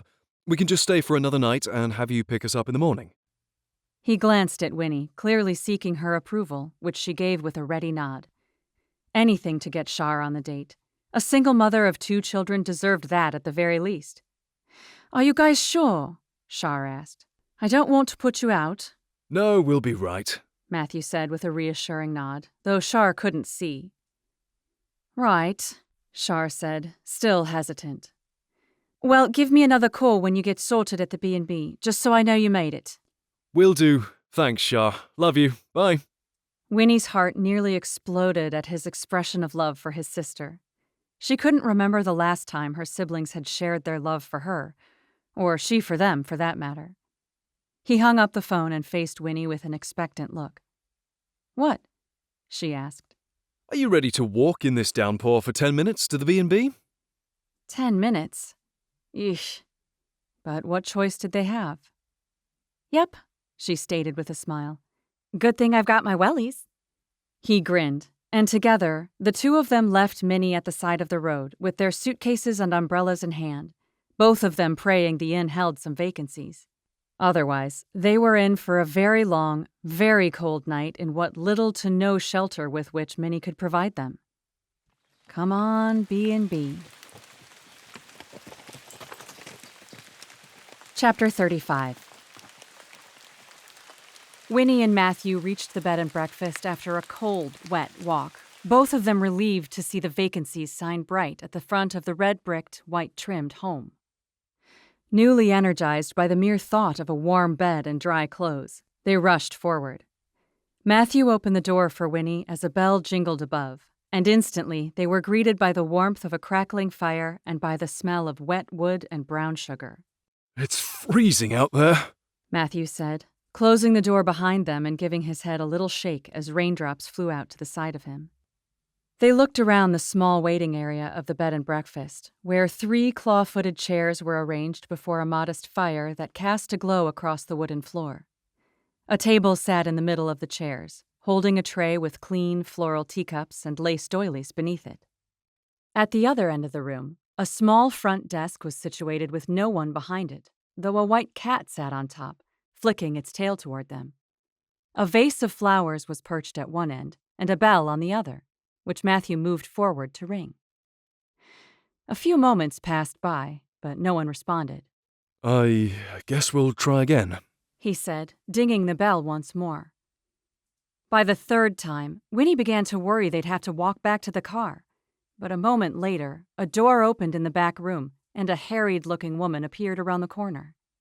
Her raincoat was sopping wet, along with her wellies and hat that barely covered a bush of gray hair. Her brow rose in surprise when she caught sight of them, Oh my goodness. I'm so sorry. Have you been... Oh, Angel! Winnie nearly jumped out of her skin as the woman ran forward, pulling the cat into her arms with her eyes heavenward. Oh, I thought I'd lost you for good, my darling boy. She cast her eyes at the cat, giving him a stern look. Don't you ever scare me like that again! Once more, she held him close to her chest, breathing out a heavy sigh of relief. Finally, she looked back to Winnie and Matthew, who both stood staring at the woman in stunned silence, though they still tried to smile politely. I'm terribly sorry, the woman said. I've been out in the rain looking for this little rascal for the last 30 minutes. Thought he'd got lost in the storm. She pulled him away from her and scowled at him again. Did you just slip right past me as I walked out? Cheeky mite. Once more, she held him against her chest. I couldn't live without my little boy, despite him causing me turmoil day in and day out. She breathed another sigh, then finally placed the cat on the floor and began to shed her wet clothing. Now, where was I? Oh, yes. Welcome to Robin's Nest, Bed and Breakfast. I'm the owner, Agnes Kitchenside. She smiled, then raised her eyes up and down the length of them. I take it you're here looking for a room and shelter from the storm yourselves? Winnie paused, heat crawling up her neck, despite how chilled she still was. Did she say a room? As in one? Yes, we are, Matthew said. Winnie's eyes rounded. Had he not caught Mrs. Kitchenside's words? All right, the woman said, placing thin glasses at the end of her short nose and pulling out a binder filled with paper. Had she no computer system to book people into the rooms? Winnie said, moving forward with a finger in the air. 2 rooms, that is.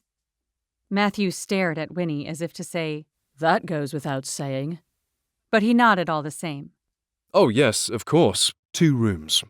Mrs. Kitchenside eyed them above her glasses, a wince marring one brown eye. Oh, dear. I'm so sorry, but we've just 1 room available. Winnie's ears started to ring. 1 room? Would they have to walk back to the car, spend the night in Minnie's cold clutches? She wasn't sure she had the tenacity to even step foot in that rain again. She was chilled to the absolute bone. Just 1. Matthew repeated, as if he was coming to terms with what that meant, too. Yes, I'm afraid so, Mrs. Kitchenside explained. We've 1 under construction, and the other is occupied. She stared at them, clearly wondering why the 2 of them were having a difficult time accepting her words. The room I have to offer is equipped with a king-sized bed, however. Matthew nodded absent-mindedly.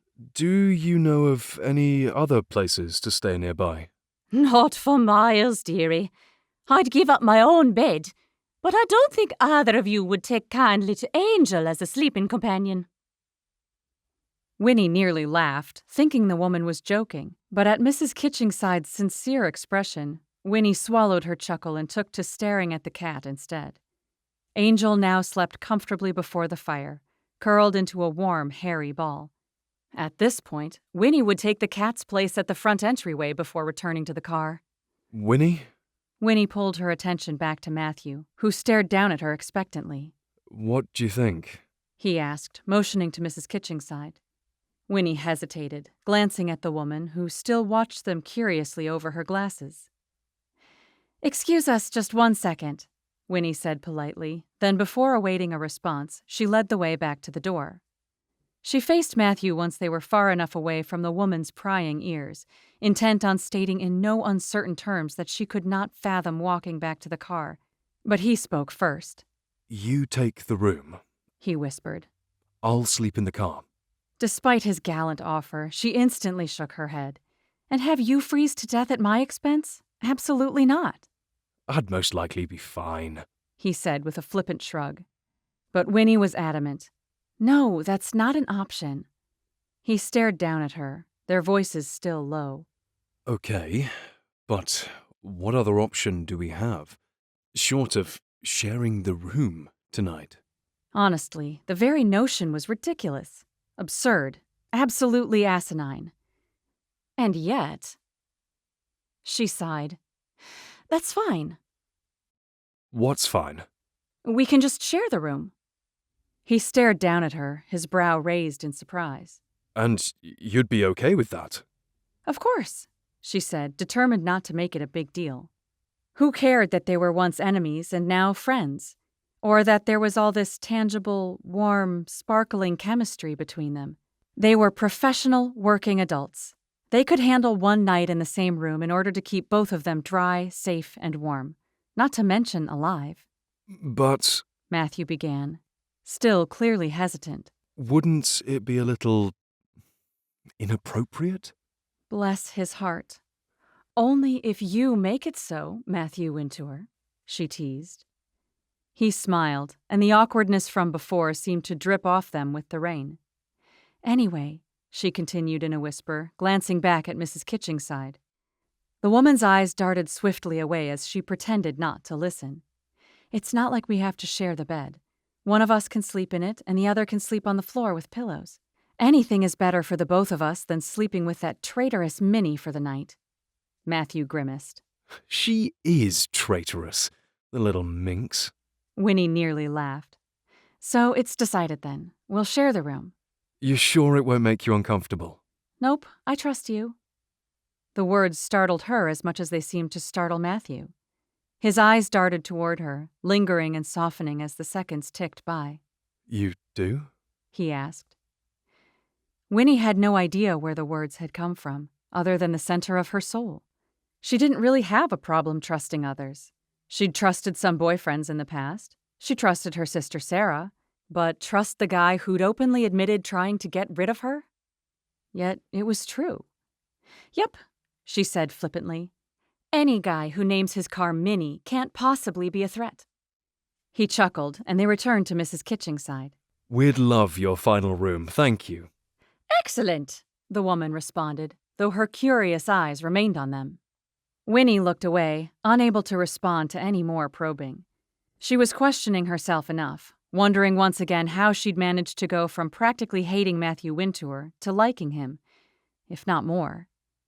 After providing their information and paying for the room, Winnie assuring Matthew she'd reimburse him for half, they followed Mrs. Kitchingside to the room upstairs. Winnie didn't think they would have had any trouble finding the way on their own, but Mrs. Kitchingside had insisted, no doubt to lob more questions at them. So, are you in Littlethorpe for any particular reason? She asked with a smile over her shoulder. We had a spot of car trouble on the way in. Matthew responded politely. Had to leave it on the side of the road a couple of miles back. Oh dear, I can recommend the motor mechanic we use, but he won't be available until morning. I'd appreciate that. Matthew returned. Before long, after a few more investigative questions from Mrs. Kitchingside, the three of them arrived at the room. Toilets down the hall. Breakfast is served downstairs in the dining room from 6 o'clock to 9 o'clock, and I'll be up shortly with complimentary cake and a hot drink for you both. Oh, lovely, Matthew said with a smile, taking the ancient-looking key she extended toward him. Thank you so much for your hospitality, Mrs. Kitchingside. She nodded, her eyes flicking between them before she left, though it looked like it pained her to do so. Matthew unlocked the door, then motioned for Winnie to precede him inside the room. With a grateful nod, she ducked past him and entered the cozy space, her eyes sweeping across the room in pleasant surprise at the clean, inviting atmosphere. The walls were painted a soft olive green, dotted with a few frames holding pressed leaves from oak trees and bracken, and the king-sized bed was covered with a white duvet. A large floral comforter was folded neatly at the foot of it. At the far side of the room, near the single black diamond-paned window, was a small seating area with 2 thin chairs and a table that didn't look like it could support the weight of a single crumpet, let alone 2 meals. The size of the room wasn't very grand at all, the bed taking up most of it, but it was tidy, smelled of lemons and musty wood, and, most importantly, was warm and dry. Not bad, is it? Matthew asked behind her. Winnie nearly jumped. She'd been so taken with the quaintness of the room, she'd almost forgotten she wasn't alone. Almost. because who could ever really forget when they were around Matthew Wintour? "It's really nice," she agreed, still turned slightly away from him. And look! He said, motioning to a 12-inch television with a video player beneath it. We could even fall asleep to a movie tonight. Oh, wait. I've forgotten my VHS collection at home. She grinned. "Are you sure you didn't leave it behind with your other antique?" He turned accusing eyes on her. You best not be speaking of my Minnie. She laughed, and they shared a smile, their eyes catching as neither pulled away. Winnie's breathing shallowed. She tried to lean on some of that same confidence she had downstairs, but the reality of their situation continued to thwap her right in the face. This had not been a part of the plan, to spend the night with Matthew. Not a part of the plan, her plan, or any plan. But tonight, with those once glacial blue eyes now looking at her with all the warmth of the deep crystal pools of the Caribbean, she wasn't sure that she didn't want this, that she didn't want him to have been a part of her plan all along. You're not going to make this awkward now, are you? Matthew asked. She placed a hand on her hip. Nope, definitely not. Are you? Why would it be awkward? He walked to the other side of the room, sliding her suitcase, which he'd carried up the stairs for her, against the bed. We're just two enemies turned business associates turned friends? Question mark? She nodded, laughing at his words, as if he was voice texting. Yes, friends. He continued. Who just spent 2 days together, not on a date, and who are now going to end it by sharing a room together. He glanced at her from over his shoulder as he moved his own suitcase toward the opposite side of the room. There's nothing strange about that at all. He looked up, staring at nothing in particular. And yet if my mum knew where I was... He blew out a slow whistle and shook his head. If she did, she'd be just fine with it, Winnie said, taking a few steps forward. He seemed to be owning the room as he walked about, but she was going to pay for half of it. She could own it too. Because that's literally all we're doing. Sharing a room. Nothing else. Nothing else at all. He turned to face her, tucking his hands in his front pockets as his eyes took on a glint she wasn't sure she liked. It was a good thing she did trust him, because otherwise, with a look like that, she would have gone running for a distraction from Mrs. Kitchingside and Angel. With an amused shake of her head, she turned away from him, feeling slightly overheated despite her clothing still being soaked through. Speaking of, "I'm going to go get changed," she said, pulling out her pajamas and a bag of toiletries from her packing cube at the top of the suitcase. Then she paused. Should she get in her pajamas? Or should she just sleep in a change of clothes? No, that would be ridiculous. Besides, her pajamas were perfectly fine. Sweats and an oversized sweatshirt. He'd seen her in them already, hadn't he? The night she'd almost quit. With a nod of resolve, reminding herself that this situation was only going to be awkward if she made it awkward, she excused herself from the room and walked down the hallway to where the shared bathroom was situated. She didn't like the idea of sharing a toilet with all the tenants, but beggars couldn't be choosers, and tonight she was a beggar. Closing the door behind her, she took a quick glance in the mirror, horror rushing over her at the sight of herself. She looked worse than a wet dog tonight. Her hair was slicked back and half fallen from her bun, her makeup leaked down from her eyes and slid down the sides of her cheeks, and her silk shirt stuck to her shoulders with wrinkles galore. Swiftly, she tried to fix her appearance, pulling out her bun to reset it, but her wet hair wouldn't cooperate. With a sigh, she ran a comb through it instead, fluffed up the strands with her fingertips, wiped off her failed mascara, and changed into her pajamas. She and Matthew were friends, and if they were friends, it really didn't matter what she looked like. Maybe tonight she would be fine with being average. Actually, that could be her new mantra. Step aside, be like Fort Knox. Make room for, I'm fine with average. Her hand paused above the door handle at the thought, and she turned to look at herself in the mirror, surprised at what she saw now. Instead of a wounded fawn, trying to hide exactly who she was, impressing others with a wealth of business knowledge and pencil skirts and pulled-back hair, she saw a simple girl with imperfect locks down to her shoulders, comfortable, oversized clothing, and eyes that reflected the joy she'd felt with the most perfect man and the most perfect 2 days of her life. She could get used to seeing this side of her, the real, true version of Winnie Knox. With confident steps, feeling lighter than the air around her, she made her way back to the room, opening the door with that same smile on her lips. And there it froze, as did her feet, body, and heart, all of them immobilized by the sight before her. Matthew half-dressed, standing in the middle of the room they would share that night.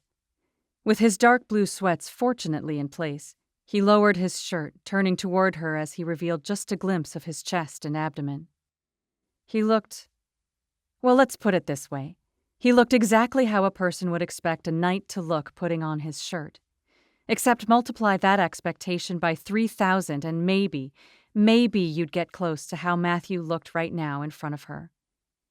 The moment lasted shorter than 2 blinks of an eye, and yet, the image of the contours of his back, the angles across his abs and chest, the shifting of his many muscles as he put on his shirt would be ingrained in her mind for all eternity.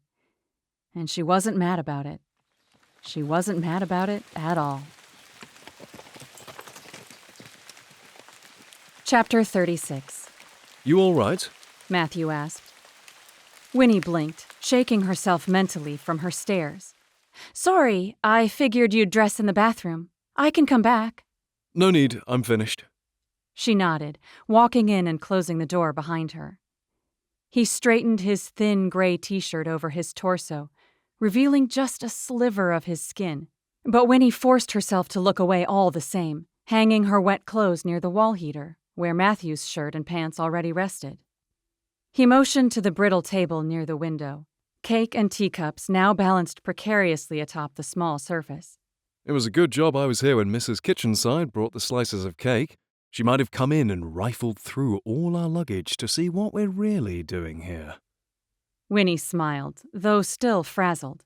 She took a few steps forward, blinking away the image of him once again and staring at the cake slices, the smell of sugar and strawberries tickling her nose. There was nothing that could distract a girl more than sugar. And yet, when she sat down gingerly on one of the toothpick-legged chairs, not even a bite of the delicious homemade cake could distract her, as he took a seat across from her and his knee pressed up against hers. She looked up at him furtively, wondering if he had touched her on purpose, but when he didn't move, taking a bite of the cake himself, she had to assume he thought he was pressed up against the table's leg instead of hers. Her flesh burned, heat coursing through her heart, reminding her again of the other night, how close they'd been to each other, how his lips had looked drawing toward her. "You mind if we crack the window open?" she asked, stuffing another bite of cake into her mouth. "Come on, sugar, work!" Matthew nodded, standing to push one side of the window open a few inches, the cool breeze brushing past Winnie's face at once.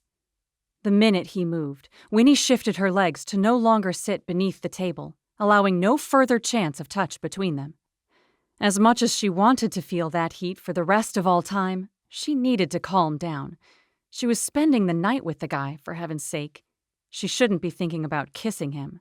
Better? Matthew asked, sitting down again, his chair creaking in protest. "Yep," she lied. "Thank you."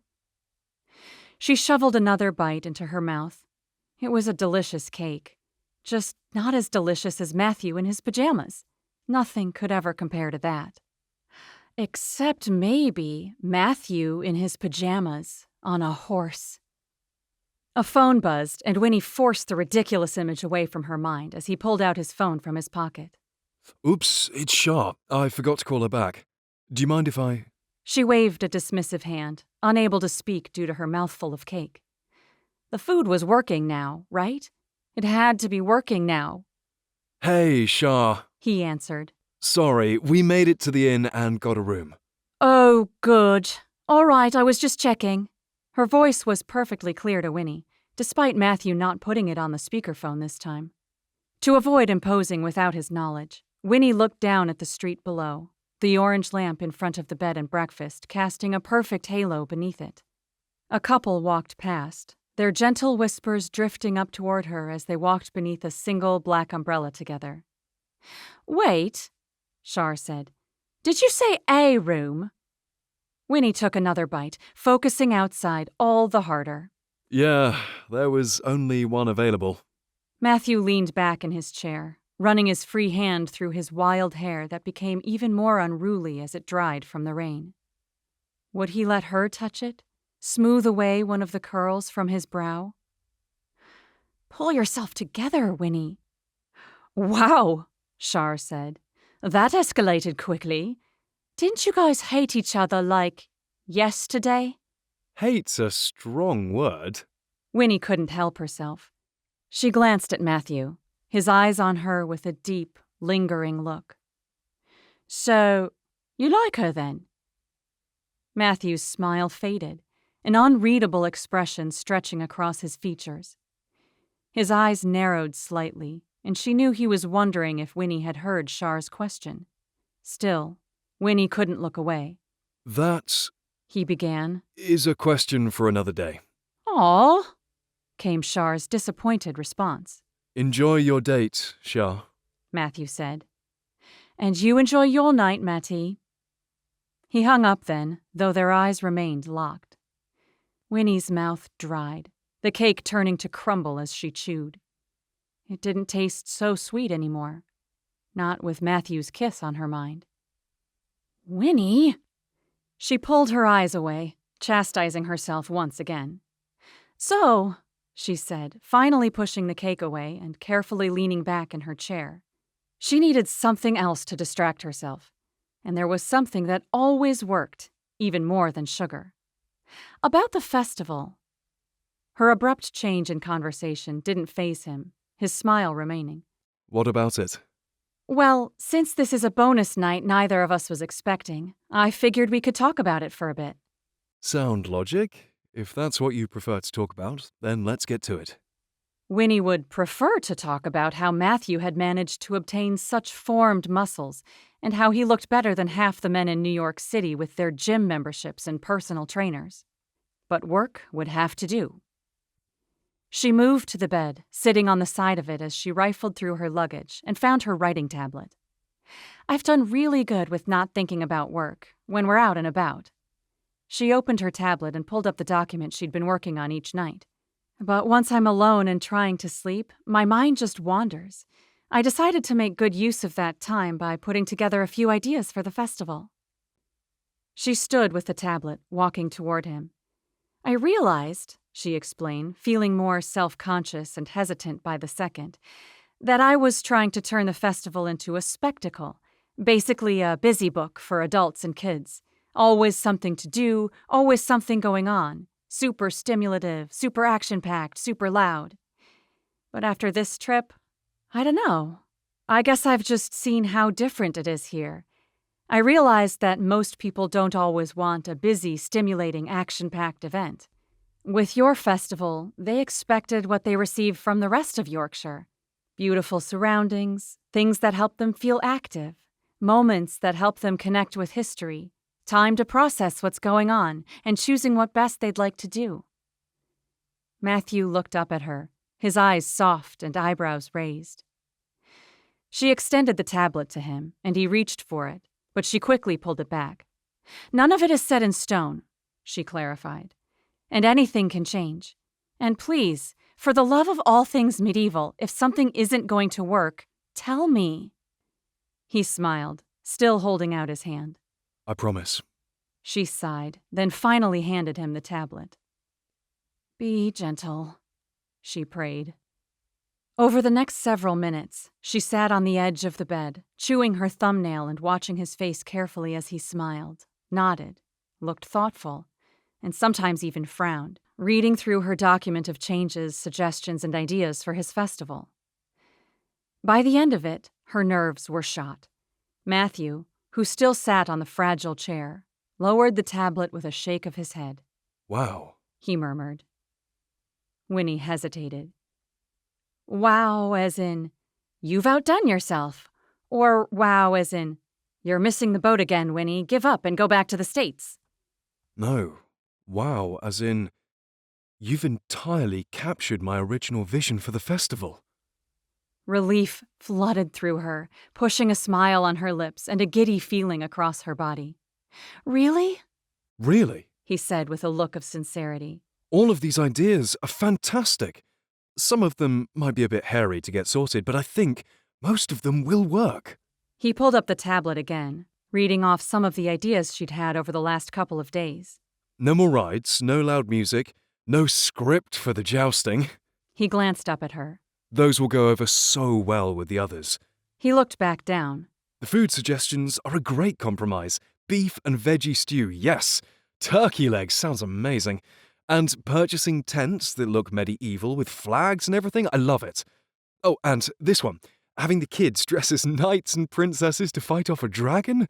He gave her an impressed look. It's not historically accurate, but that one is going to be such a hit. And the damsel's back. She grinned. That had been the most difficult thing for her to finally get over. But after the trip, being the damsel in distress herself time and time again, being caught falling from a tree, being stuck atop a wall, being stranded in an old car, being lost within thoughts of her family, she figured there was nothing inherently wrong with a man or a woman needing help from someone, especially if that someone was a knight willing and eager to help in return. Still, she hadn't brought the damsel back without compromising. "She's not going to swoon from men's sword fighting," she warned. "That I can't go back to." I would never expect you to, Matthew responded. Winnie listened to him go on, describing his favorite ideas, sharing his concerns with others, and adding on to what she already had with his own suggestions. They spoke of fortune tellers, fire breathers, double the falconry, knights jousting unscripted, sword fighting practice arenas, jugglers and jesters, magic shows and glass blowers. "We can find local blacksmiths to teach their trade to kids, people who want to try their hand at archery, even axe throwing," Winnie said. "And what did you think of the idea of having one day a month be solely devoted to schools? Then kids can come in and have fun, yet educational experiences. You could even teach them dressed as a knight." He shook his head with a grin, unable to say a word, which only made her all the more pleased. "We can have souvenirs like wooden swords and mugs, even magic wands like in Harry Potter." He grinned. You knew you'd get me with that. She most certainly did. "There are quite a few things in there that aren't authentic or historically accurate," she warned. "Archery with the elves, wizards performing magic tricks. So how do you feel about that?" He shook his head with a semi-amused smile. I've been such a stickler for the rules, and what good has it done? I nearly lost the festival for good because of it. He held up the tablet with a nod. But this holds some real magic. Really, this is why my dad hired you. This plan has all the heart he saw in you from the beginning, and I genuinely cannot wait to get started on it. Winnie had to bite her lip to keep her grin at bay. She'd never been so proud of herself, never felt such joy from her work. To have it approved so wholeheartedly by someone who had practically hated her days before. She'd never known such satisfaction. "Thank you," she said, looking away. "But I can't take all the credit. You were the one who decided to trick me into liking history by drowning me with medieval facts the last 2 days." Matthew chuckled, leaning back on the chair again. I did, didn't I? Well, you can't say it didn't work. "No, I can't." You also can't say I wasn't smooth about the whole thing. "Oh, you were so smooth," she returned. "My favorite was when you talked to me about the butchers in York. The mention of blood running down the street. Loved that." I bet you did. He grinned, reclining farther, this time with his hands behind his head. Well, it just goes to show. A man with as much talent as me can get anything he wants. Even... A loud crack sounded, interrupting his final words.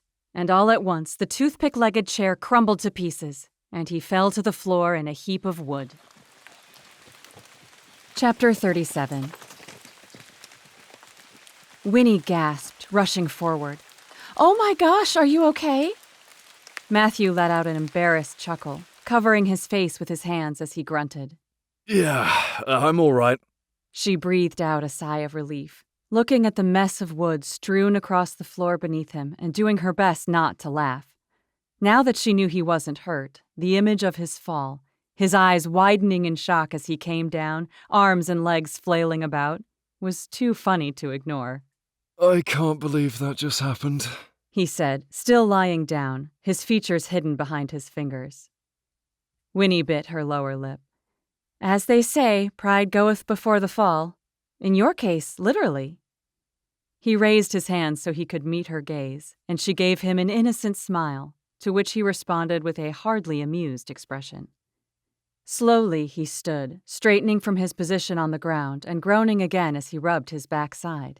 Well, I guess I'll be adding this to my tab, he said, scooting a few pieces of the wood together with his foot. Maybe I can fashion these scraps into a bed for myself tonight. Have any spare nails? Only the ones on my fingers. That is entirely unhelpful, Miss Knox. He clicked his tongue, and Winnie grinned. Well, he began again. How about instead of wasting away the evening trying my hand at carpentry, what if I ring Mrs. Kitchenside, confess my vandalism, and ask her if she has any spare VHS tapes lying around for us to watch? You know, end the evening on a high note, instead of on the ground. Excitement simmered in Winnie's chest. Watch a movie with Matthew? She could think of no better way to end their trip together. Well, almost. A few short minutes later, Matthew hung up the phone, having received grace from Mrs. Kitchenside, as well as instructions as where to find the closet that held the movies. Sure enough, outside of their room at the end of the hallway and past the bathroom, they found the stash of tapes. And what a stash it was. As they opened the door, their mouths dropped at the sight of the hundreds of VHS tapes filling the entire closet from top to bottom.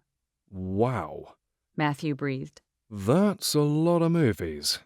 He moved forward, pulling out 2 of them. But how are we ever going to choose between Legends of the Fall and So I Married an Axe Murderer? Winnie laughed. 2 very good choices. If you fancy that sort of thing, maybe. He put the 2 tapes back, then together they moved through the collection one by one, marveling at movies neither of them had ever heard before, though that wasn't a push for Winnie. I have no idea what's good and what isn't, so I'm leaving the choice up to you, she said. Oh, don't do that, Matthew said. or we'll end up with something like this. He raised a copy of the live-action version of the Flintstones, and she laughed again. Okay, she said, leaning forward and choosing one herself. How about The Silence of the Lambs? No. Do you know what that one is about? She shook her head, having only heard of the title before. She looked at the back and read the description, and her mouth dropped open in disgust. Matthew laughed. I take it that isn't your cup of tea. Not by a long shot. He chuckled again. A knocking on the side of the wall startled them both, followed by a gruff, "We're trying to sleep in here." Winnie covered her mouth with her hand.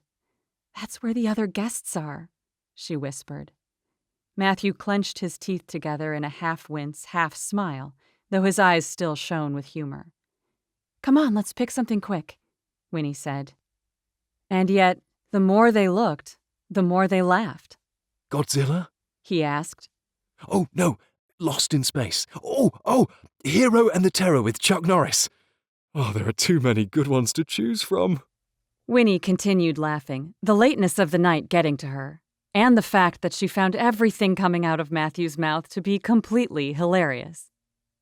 Eventually, he reached over, placing a few fingers on her lips as his eyes shone with mirth. Quiet. You're gonna get us in trouble again. The thrill of his warm fingers against her lips was enough to finally settle her down, though now her heart raced instead. She drew a deep breath and nodded. Seriously, just grab a few and we'll head back to the room. Matthew took another moment to decide, then reached for a few tapes before they headed back to their room. She jumped onto the bed as he put the movie in and stood back from the small screen, the warped sound of the tape warbling as the VHS warmed up to being played after who knew how long.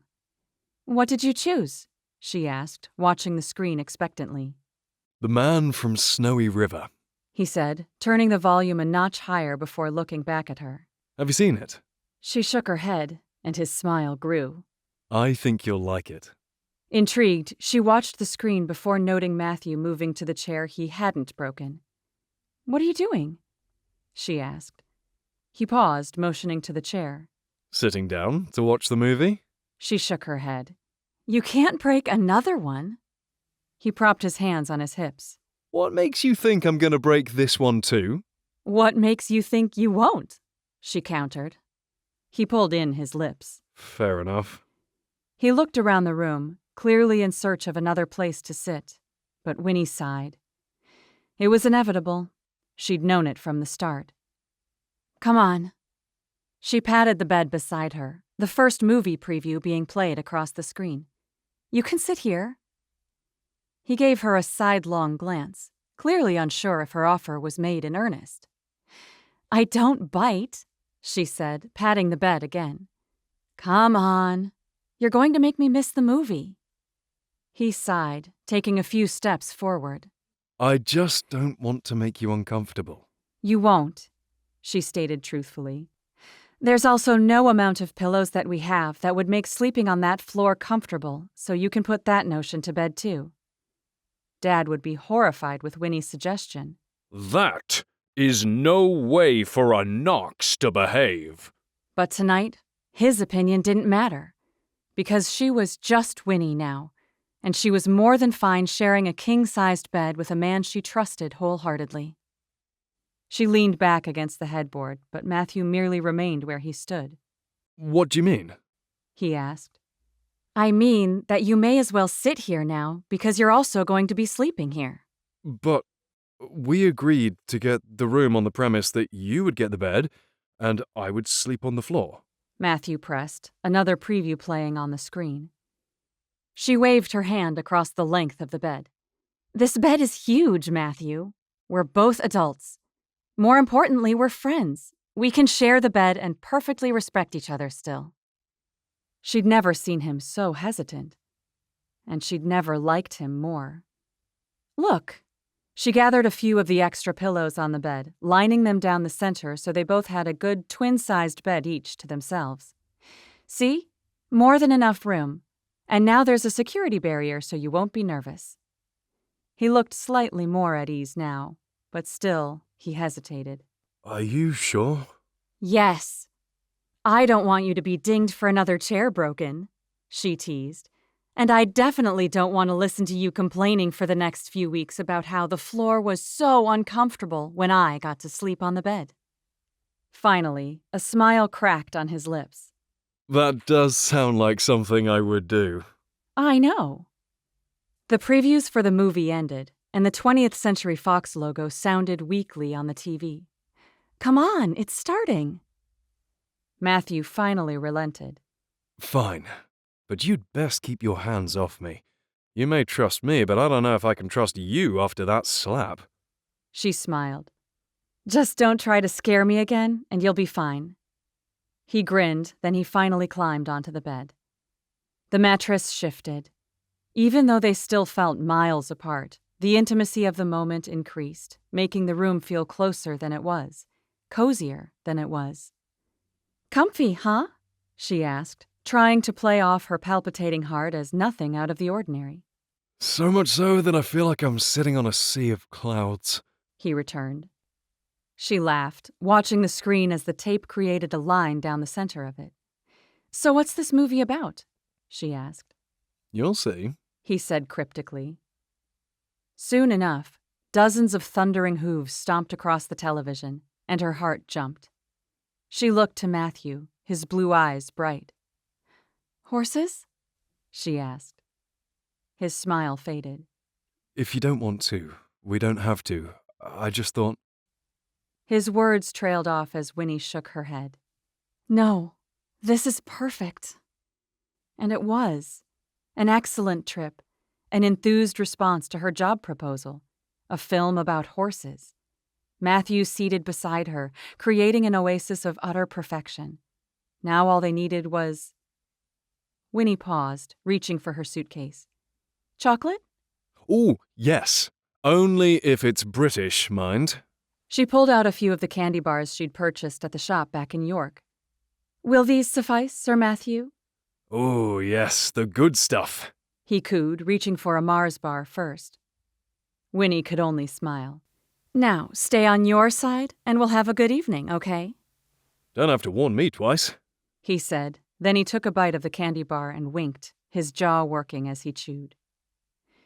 Winnie looked away, focusing on the screen, though her eyes could have stared at his rolling jawline until the end of time.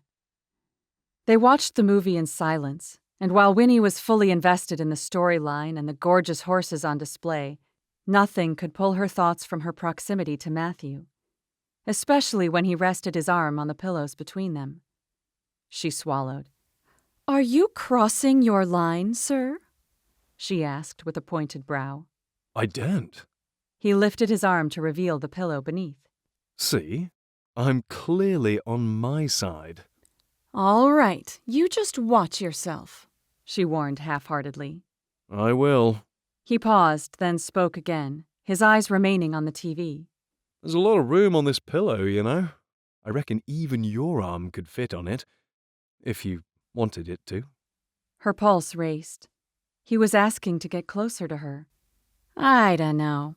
It looks pretty small," Cross my heart. he said. "Don't finish that phrase. You might end up in the same place as Minnie."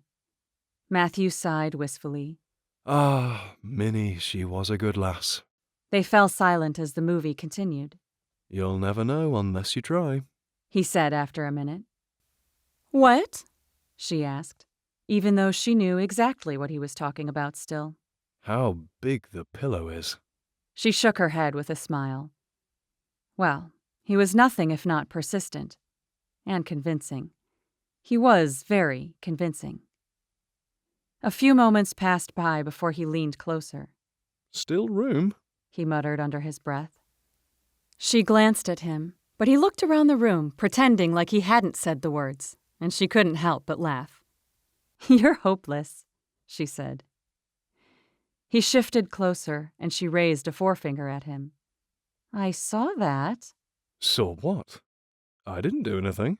She looked at his arm that had now clearly crossed the imaginary line she'd made in the middle of the pillow. "See?" She pointed to his arm. "You moved." He raised his chin. I did not. The ruddy feather pillow sank. She laughed again. She knew they couldn't kiss that night. No way, no chance. But surely just a touch would be enough to satisfy the flame in her heart, the longing in her soul to be near him. Just one touch. She focused her gaze on the horses running across the screen, but after another moment, Matthew's arm drew closer to where hers rested only inches away. Just shifting. He said again. She smiled, shaking her head, though the magnetism Matthew exuded from his sheer presence was undeniable. She didn't know how much longer she could keep away from him. A few moments later, his eyes fell on her. She fought meeting his gaze for as long as she could before chancing a glance at him, only to have him look away before direct eye contact could be made. She eyed him curiously, then focused on the screen, only to have him immediately return to staring at her. With a smile, she glanced at him again, but his eyes darted away once more. By the third time of her attempting to catch his stares, he leaned closer to her. Hey, He whispered. why do you keep staring at me? She turned to him with an open mouth, ready to defend herself and accuse him of the same thing, but the sheer delight in his blue eyes made her spirits fly. "Fine," she said, pulling her arm away from the pillow altogether and folding it across her lap. "I was considering holding your hand until you did that, but now I don't think you deserve it." He grinned. That would have been very forward of you if you had, my lady. "As if you weren't hinting and wanting to do the same the entire time." Not at all. He raised his chin, then shifted his arm on the pillow so his palm was face up. This would have been a hint. She looked at his hand, his fingers wiggling discreetly as he kept his arm in place. Her heart stuttered. Now he wasn't hinting. He was outright, blatantly requesting. Excitement raced through her blood, her breath catching in her throat. Could she? Should she? His fingers were calloused and strong, long and masculine, exactly as a knight's should be. She could only imagine how her smaller hand would feel, held securely in his own. If she did hold his hand, that would be admitting outright that she felt something for him, an attachment, an attraction, a desire to be near him. Would that be so bad now, though, what with him basically admitting the same right now? She waited a moment longer, focusing hard on the movie as Jim Craig continued his work with the horse, wondering if Matthew might just give in and take her hand instead of her having to do anything. But she knew deep down he was giving her the option to choose for herself. After another moment, her heart pounding against her chest, she couldn't take it any longer. With a sigh, if only to make it seem like she didn't want to be near him so badly, she unfolded her arms and laced her fingers through his. An explosion of heat blasted through her skin, tingling sensations in every nerve up and down her arm, sailing swiftly like a windsurfer across the sea.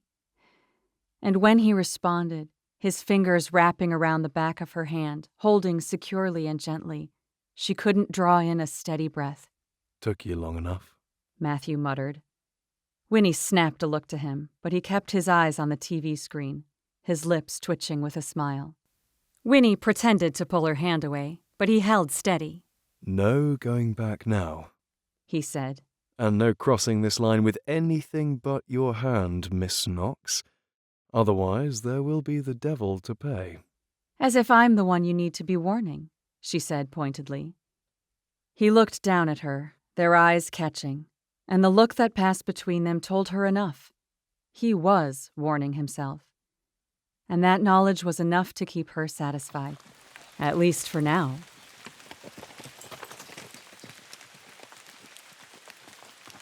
Chapter 38. Matthew was dreaming. It was a lovely dream, filled with wildflowers in a meadow by the smell of it. Or maybe he was in the rose garden at home. Wherever he was, the sun was warm on his face and across his hand. It was soft, comforting, gripping. But then the sun didn't have fingers, so what was holding him in such a pleasant way? Was it his own hand, or... A vague memory trickled through his mind like a babbling brook, and his eyes fluttered open. He blinked as the sun's light spilled out across his face. Then he focused on what lay before him.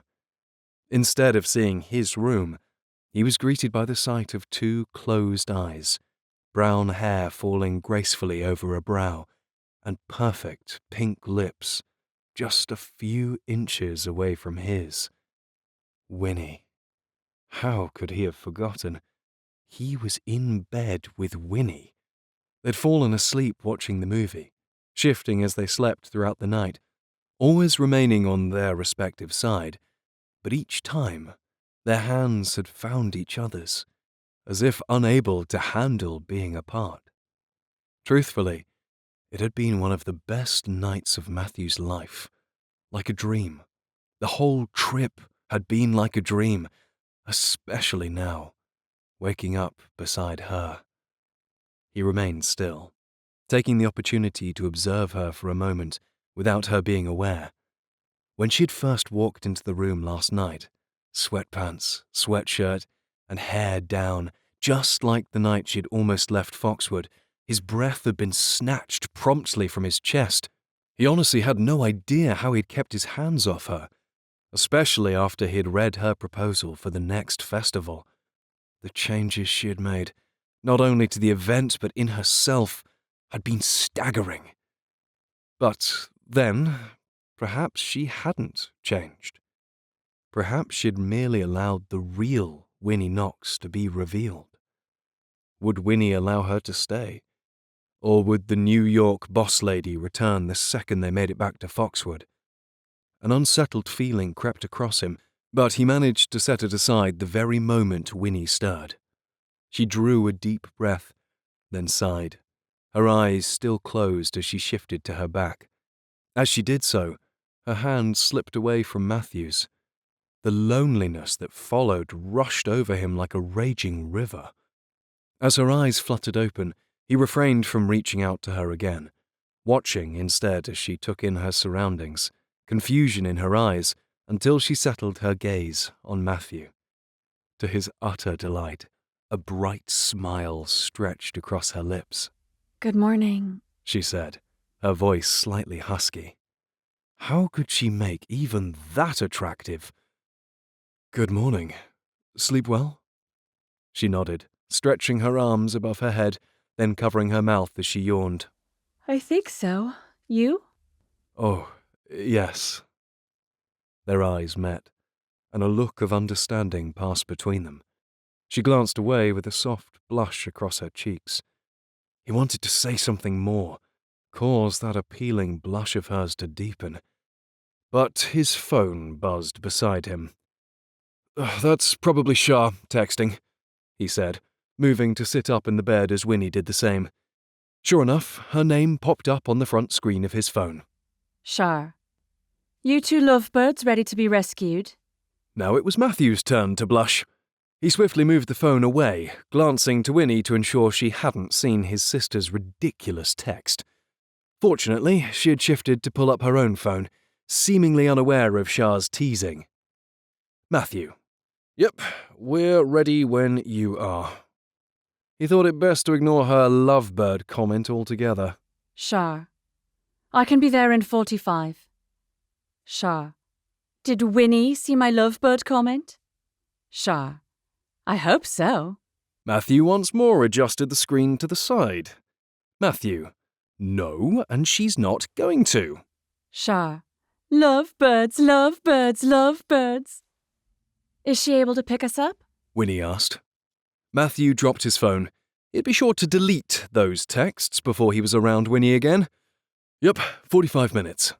I guess we'd better get up then. But both of them remained there. Was she as reluctant as he was to end the trip? Or was she ready to go back to real life? That same feeling of worry tried to burgeon inside of him, but he battered it away, as he would a bothersome fly. Hey. Winnie began softly, avoiding his gaze. Before Shar gets here, I just wanted to say thank you. For the last few days, I mean. It was really eye-opening, life-changing even. So yeah, thank you for taking the time to help me as much as you did and bringing me along. She ended with a shrug, clearly trying to play off her gratitude as nothing special. But to Matthew, it meant everything. And it was certainly enough to prompt him to prolong their time together. You're welcome, he said with a smile. But the trip isn't over yet. She looked at him with a questioning gaze. I still have one more thing for us to do at Foxwood. Just be sure to wear trousers this time. Then he popped out of bed without another word, feeling Winnie's intrigue, which made him all the more excited for what he had planned next. Winnie didn't know what to expect from Matthew after he'd said he'd had another surprise for her, but her excitement continued to grow throughout the day. They'd had a full meal at the bed and breakfast, packed their belongings, then waited for Shar and her daughters to pick them up. The drive home had been delightful, Matthew playing with his nieces and Shar speaking of her date before they'd arrived home. Rather, at Foxwood. Matthew and Winnie had parted ways after, taking showers, sprucing up, and spending a few minutes recouping before meeting again in the afternoon. Winnie would be lying if she'd said she hadn't been anxiously waiting to see him again. She was eager to discover what final surprise he had for her, but honestly it didn't matter, so long as she could stare into his eyes and imagine herself touching his curls for longer. When they did finally meet up in the main entryway of Foxwood, Matthew in his tan breeches, a navy blue collared shirt, and black boots, every other thought fled her mind. She knew what those clothes were for. Matthew, she began. He must have already expected her response, raising his hands with a comforting smile. It's okay. You don't have to do anything you're not ready for. I just thought, after seeing your face light up as you watched those horses on the movie last night, that if you are ready to ride, this might be the perfect opportunity to do so. A rush of conflicting emotions blasted throughout her soul. She couldn't even begin to express how sweet his offer was, nor how it made her heart warm. But she'd sworn off riding horses more than 10 years ago for a reason. She couldn't face the heartache of saying goodbye again to something she loved so deeply. Just come to the stables, at least, Matthew said gently. Winnie couldn't say anything, unable to dampen the hope in his eyes. In silence, she followed him through the woods until they emerged from the thick trees, the stables coming into view, with 2 horses standing outside of them, all tacked up and ready to go.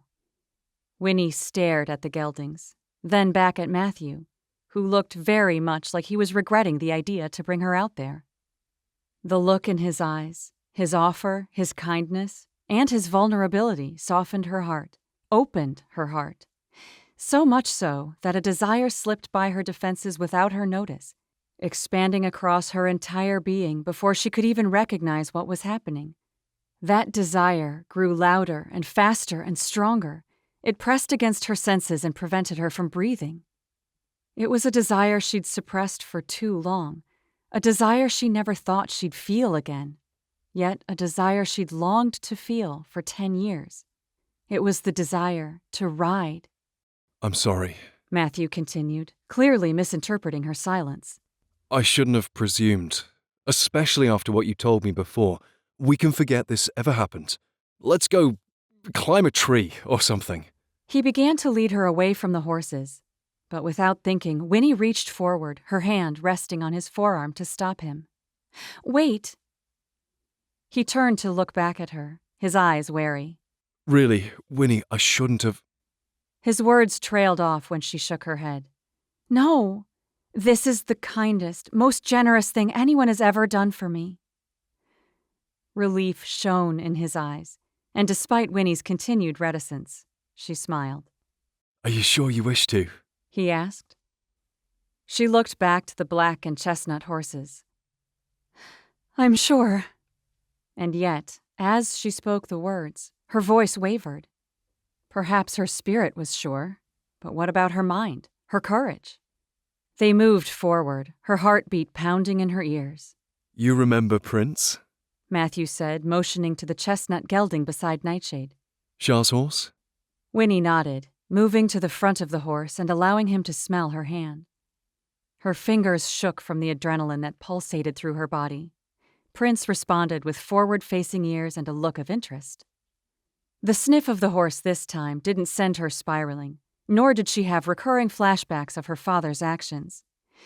Instead, she was filled with different memories, far less painful memories.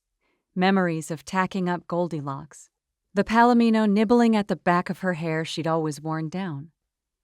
Matthew excused himself for a minute, disappearing within the stables, and Winnie took the time to allow Prince to get used to her, and for her to get used to him, rubbing his neck and forelock as he continued to sniff her.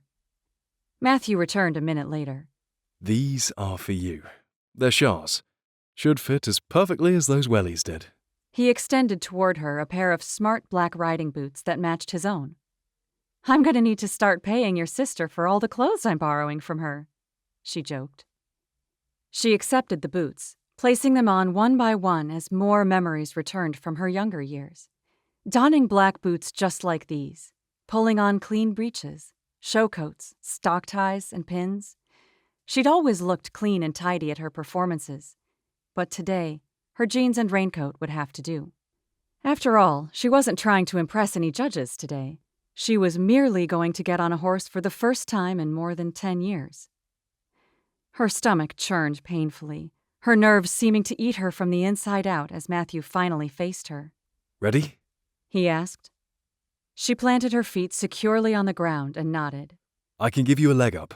Matthew offered. Unless you'd prefer a mounting block? Winnie shook her head, stepping around to the horse's left side where Matthew waited for her. Her hands still shook, her legs as weak as jelly. She couldn't believe she was about to do this, to disregard her dad's direct orders, to sit atop this horse and to ride again.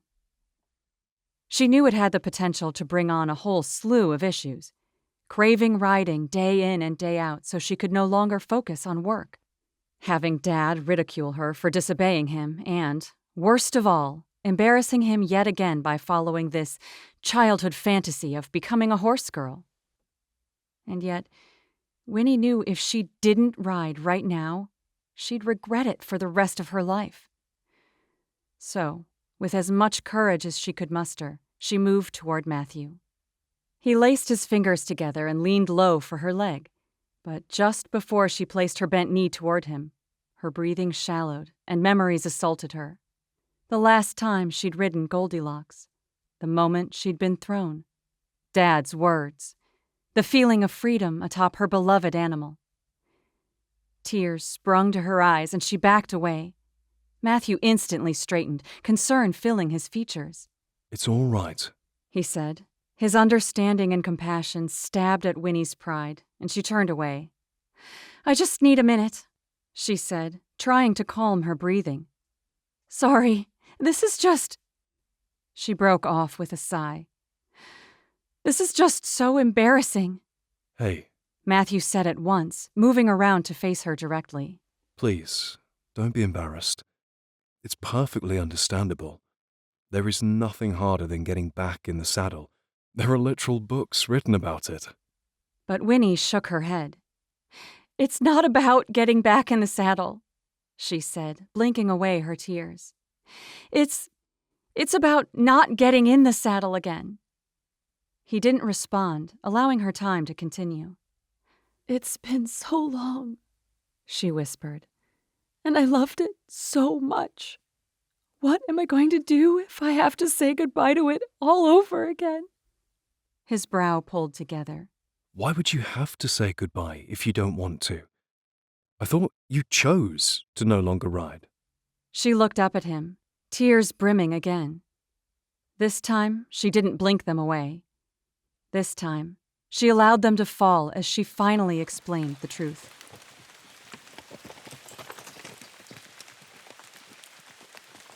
Chapter 39. Matthew listened intently, fighting off every inch of him that wanted to reach forward and comfort Winnie with a hug, because he knew, in that moment, she needed a listening ear more. It was my dad, She said, sniffing as a tear trailed down her perfectly smooth cheek. He never came to any of my shows.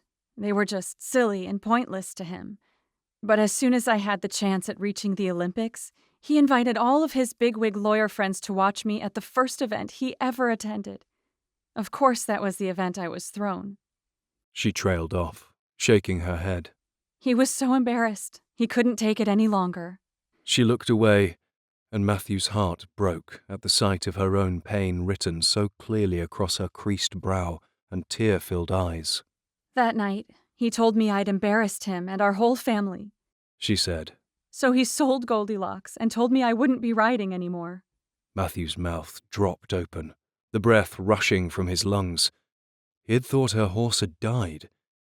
But then Winnie had merely mentioned that she'd lost her. Never in his wildest dreams would he have thought this would have occurred. Anger stirred in his chest, pushing his heart rate higher and higher until he thought it might burst. How could her dad have done such a thing? And for one simple mistake? Worst of all, how could he have ever admitted to being embarrassed by his own daughter for something like this? I'm so sorry, Matthew said. I had no idea. She shrugged, wiping away another tear. It's okay. It was just so painful to no longer ride. You always talk about having passion and heart in what you do. Her voice broke. That was where my passion was. That was where my heart was. In writing. I begged and begged Dad to reconsider, but he said it was time for me to get a real job. She trailed off with another sniff. It was bad enough to no longer have Goldilocks, but to no longer ride altogether? It took me years to become numb to it. To think of actually being on a horse again is terrifying, because I don't want to go through the pain of not being on a horse again. Matthew nodded with complete understanding. How she'd even considered saying yes to this venture blew his mind. And yet, hadn't she showcased her courage and tenacity throughout the entire trip? This woman would never cease to amaze him. I know it's not all my dad's fault, She continued. I'm old enough to make my own decisions now. I could have ridden, but I've just been so afraid of embarrassing him again. She huffed out a soft, disbelieving laugh. But that's going to happen no matter how hard I try not to. A look crossed over her features, her brow furrowing. Matthew longed to hear her thoughts, to know what she was working through in her mind, just as he longed to help. But as each moment ticked by, he could see her emotions shift, clarity rushing through her grey eyes. She swiped at another tear, moisture smearing across her cheekbone like shining glass. It's like, I just want to shut up and get on the dang horse, you know? He smiled, despite himself, her words so like her. She looked up at him, her tears disappearing, her breathing steady and her brow setting. So that's what I'm going to do, She said, her words determined. I'm going to shut up and get on the dang horse. Matthew couldn't help the pride swelling in his chest. Before another moment could pass, he reached down, laced his fingers together, and lifted her into the saddle with ease. And there she sat, tall and regal and ladylike. In a word, she was perfect. Winnie adjusted in the saddle, the seat comfortable, the stirrup iron steady at her feet, Prince firm in his footing. Her fears lingered, but only as a distant memory replaced with her firm desire to ride. How does that feel? Matthew asked from below, peering up at her with those caring eyes of his. She took a moment before responding, closing her own eyes to immerse herself in the moment. The feel of the horse beneath her, the sound of Prince's soft nickering as he relaxed at her touch. With a smile, she opened her eyes and looked down at Matthew. It feels amazing. He grinned in response. In a matter of moments, he mounted Nightshade, then they were off. The first few steps took Winnie's breath away. It felt like a lifetime had passed by since she'd ridden, and yet, in that moment, it was as if no time had passed at all. For all she knew, she could have been that same 18-year-old girl, riding her heart out, moving fluidly with each step her horse took, at one with the animal, with nature, with herself. Yet she wasn't the same now. She was older, wiser. She'd learned what heartache and loss were. She'd given up everything for her dad and for her family. And now, she finally, for the first time in years, felt like herself. No more Winnie Knox of the Knox family. Just Winnie. And she loved it. You were clearly born to ride. Matthew said beside her. But how do you fare during a race? His eyes took on a challenge, and Winnie felt a burst of excitement. Trotting, cantering, galloping, they all seemed like a distant dream. And yet, with a grin and a flash of recklessness she wasn't accustomed to, she clicked Prince forward. The horse didn't need much more encouragement, launching across the grass with fervor. Winnie had been worried for the briefest of seconds that she might be thrown, that she wouldn't be able to handle Prince's obvious power. But then, how could she call herself a horsewoman without pursuing a little adventure? If she was thrown, she was thrown. What was life without flying? And so she flew. She flew across the English countryside, the countryside that taught her to be. She flew atop Prince, his hooves pounding against the grass, digging it up as they raced for the horizon.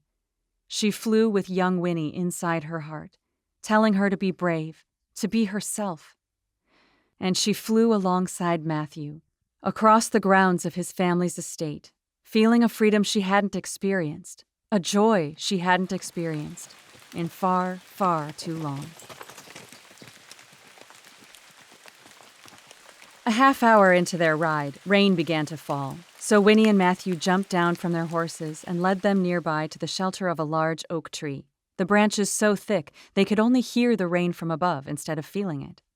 With the horses grazing beside them, Winnie propped her hands on her hips, still breathing hard from the exhilaration of their ride. I forgot how it felt.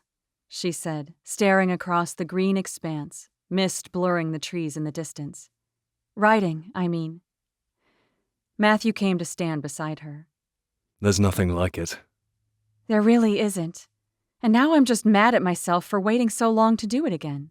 Don't be. He said gently. There were reasons you couldn't until now. How true that was. Silence settled around them, the two of them staring out across the gray-filtered world. Rain pattered on the ground before them, and the gentle footsteps of the horses nearby marked the rhythmic sound with subtle thuds. The days before this had been perfect, but right now, standing beneath the oak tree, she hadn't been this happy in years, and she had Matthew to thank for it. She turned her eyes on him, already finding him watching her, though he averted his gaze to avoid being caught. She smiled, moving to stand farther beneath the tree. You know, I thought you'd be a faster rider than what I saw today, Matthew. She faced him again, leaning against the trunk and propping her hands behind her back to give her a slight cushion. I let you win, he said, taking slow steps toward her. Really? Yep. I wanted you to gain your confidence back. While that was probably true, Winnie enjoyed teasing him too much to let it slide.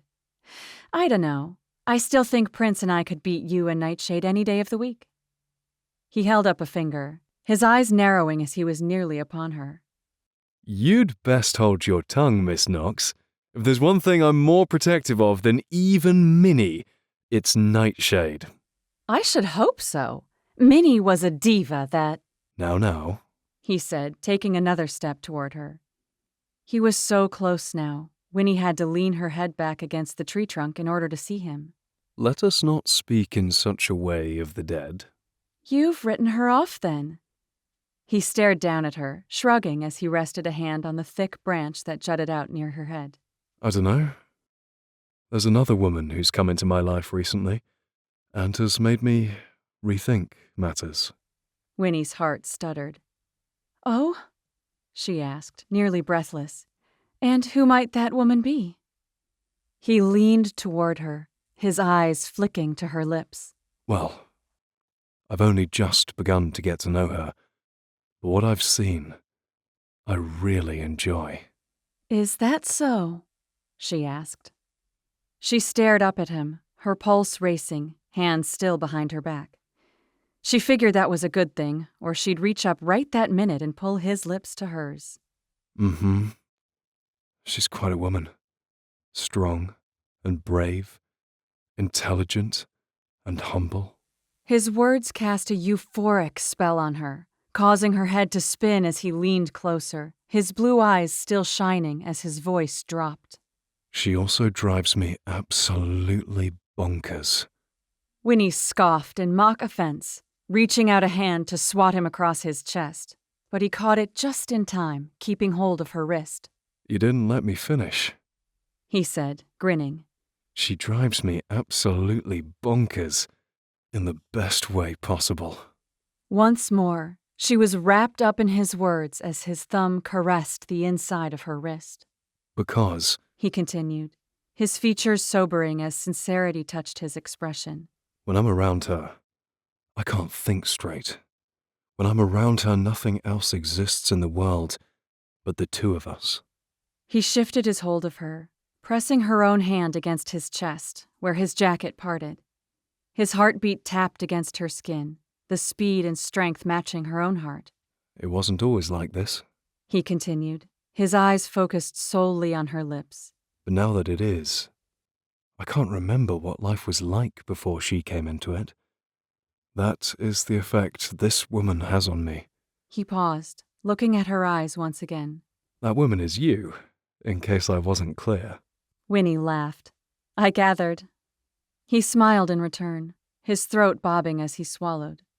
I don't know what life will look like once we return to reality and our work starts again. She nodded, her hair rubbing against the trunk. She'd thought the exact same thing across the course of the last few days, and it had kept her lucid. But now, with Matthew's arm propped next to her, his body so near to hers, she was ready to throw all caution to the wind. Was he? So, I figured, He continued. We ought to end this little business trip in a more memorable way. She could hardly keep her eyes open.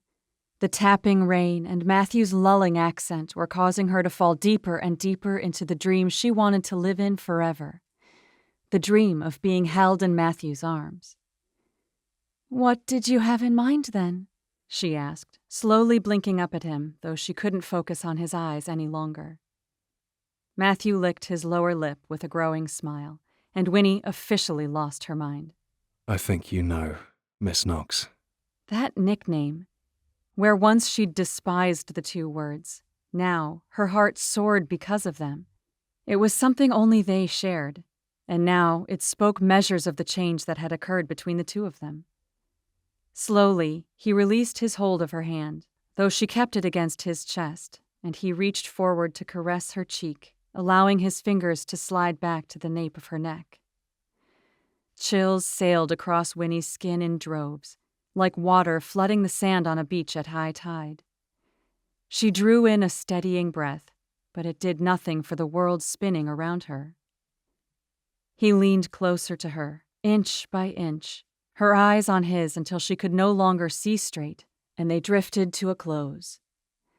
For what seemed like an eternity, she waited blindly, her lips parted, her heart reaching across the empty space between her and Matthew until finally the warmth from his breath graced her lips and his mouth pressed against hers. Satisfaction she'd never known before filled her soul. She'd imagined what it would be like to kiss Matthew, to have his sole attention on her, but those dreams and imaginings paled so far in comparison to reality. His lips were soft, yet firm, the whiskers of his beard tickling her mouth as he tipped his head to the other side and kissed her again. His heart thudded against her hand, and she pressed her palm flat against his chest to feel it better. In response, Matthew removed his grip from the branch beside them, using both hands to cup her face in a gentle cradle that caused her legs to weaken. Winnie had never felt such security, such peace in a person's embrace before, and that only intensified as their kiss grew. Soon, his arms wrapped around her, strong and firm and comforting. She slid her own arms around his neck, feeling the movement of his upper back as he shifted his hold of her again and again, as if he was afraid to let go for too long. In truth, she had that same fear. She didn't want him to let go of her, ever. Being in Matthew's embrace, being the recipient of his kiss, was everything she'd ever wanted. Before, with Prince, she had flown. Now, with Matthew, she soared. Matthew was holding back, though he didn't want to. He wanted to release everything within him into this kiss. His emotions, his fears, his feelings for the woman before him. What he wouldn't give to keep her there in his arms forever. What he wouldn't give to share with her the feelings growing in his heart. Feelings that were as real as they were confusing. How had he been so wrong about her? How had they argued and fought for so long, only to now share their feelings for each other in such a way that would surely complicate their working relationship? Then again, how could he care? These moments with Winnie in his arms, her soft touch on his back, her smooth lips against his, were greater than anything he had ever experienced. He couldn't be parted from her any longer. He couldn't pull back. He couldn't stop what was occurring between them because, what if it didn't happen again? What if the planning for the festival got in the way of everything, destroyed the relationship budding between them? The thought sobered him, and soon the kiss weakened. He cursed his brain over and over again, trying to fight against it, but Winnie must have sensed his slowing down as well. A single moment later, they pulled apart, their breathing heavy as they tried to catch up from the exhilaration of their kiss. He rested his forehead against hers, closing his eyes and praying for clarity, for peace, until finally he dropped his hands from around her. With a sigh, He looked to the horses that had wandered out into the rain. We should probably get back. It doesn't look like the rain is about to stop any time soon. Winnie nodded in silence. Was she as disappointed as he was to have their kiss end? Together, they made their way out into the fields, gathered Prince and Nightshade, mounted the horses, then rode back to the stables in silence. All the while, Matthew prayed that the time they had spent together during their trip was a reflection for many more days to come, and not an indication of how their relationship would end. Chapter 40. Winnie stood in front of the staff in the assembly hall, recalling all too well the first time she'd done this. The uncertain glances, the subtle shaking of heads, Matthew's snarky comments from the back. It was all rushing back to her. But this time would be different, because this time she was different. "Hi," she said awkwardly, refusing to pull up her typical Knox exterior. How could she claim the power from the name when she'd decided to be just Winnie? "Thank you so much for coming here this morning. I'm sure you've all been wondering what's going to happen to the festival after last week's, okay event." A few nods occurred around the room. Matthew, who sat on the front row, leaned forward, his eyes focused on hers with a soft, encouraging smile. Her heart skipped a beat, as it had each time she'd seen him since their kiss the day before. But she tore her gaze away, not wanting anyone to notice their lingering attention on each other. "I'm happy to say," she continued, "that Mr. Wintour has given me, another opportunity to prove the festival's worth with all of you. I'm even happier to share that this time, your opinions will take on more weight. The changes made will be approved by each member of the staff here, and Matthew and I will be working as a team to ensure this festival really goes off without a hitch." Her eyes roved over the group, gauging reactions that ranged from excited smiles to wary brows. Inevitably, she returned to Matthew next, his knowing look and encouraging smile giving her the courage to continue, until she saw Mrs. Birdwhistle glance between them with a curious gaze. Winnie grimaced inwardly. She didn't want anyone to think that the only reason she hadn't been fired was because of her fraternizing with the boss's son. Matthew didn't seem bothered by revealing whatever this was between them, but she was. She'd tried to speak with him about it the day before, and that morning after their plan had been approved by Mr. Wintour, but her courage had faltered each time because she worried Matthew wouldn't understand. Either way, they couldn't carry on with their little looks and smiles, not if she wanted to prove that she'd come by her new position honorably. Until then, she would reinstate her will and force her eyes to focus on everyone but Matthew. That became easier after a while, especially when she told the others that they would be reinstating the damsel in distress and unscripted winners for the joust. The looks of relief and joy across each face reaffirmed to her again that she had finally made the right decision in making the changes. She was relieved because of it. Finally, after an hour of Winnie explaining the new proposal, the staff agreed to accomplish the work in time to hold a 2-day grand opening event, 2 weeks from Friday. If they were met with success, they'd continue on every other weekend after that until the summer ended. To Winnie's relief, each of them appeared to leave the meeting with renewed spirits. Everyone, that is, but herself. As Matthew remained behind, she geared up for another conversation, one she prayed would end up as good as the last. Obviously unaware of her reluctance, Matthew grinned from ear to ear the moment the door clicked closed and they were left to themselves. "Well," he said, raising his hands out to his sides. "is it just me, or did they take those plans remarkably well?" "No, it wasn't just you," she agreed, stacking up papers to avoid eye contact. "It's night and day compared to the last time." Matthew didn't respond for a minute, his eyes boring into the back of her. "And yet, you're unhappy." She straightened the rest of her belongings, then turned to face him. It was time.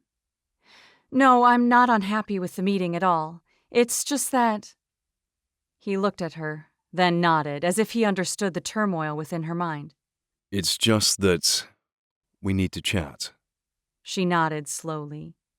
Yeah, About moving forward as professionals. he continued. Yeah, she repeated. I just think it might be better if we kept our relationship on the DL. He tipped his head to the side, his eyes narrowing. And by that, you mean... She sighed, leaning back so she half sat on the table. I'd like to keep seeing you and spending time with you.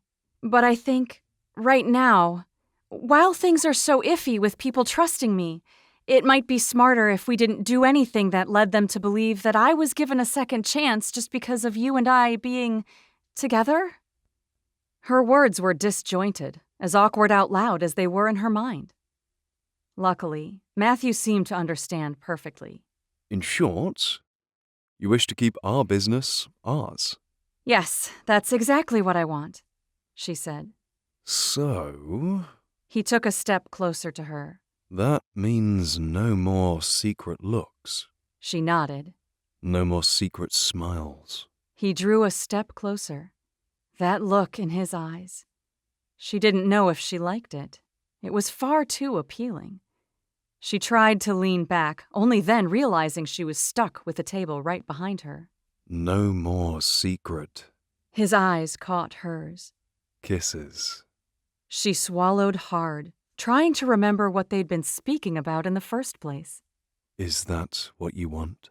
He asked, his voice barely above a whisper. Yes?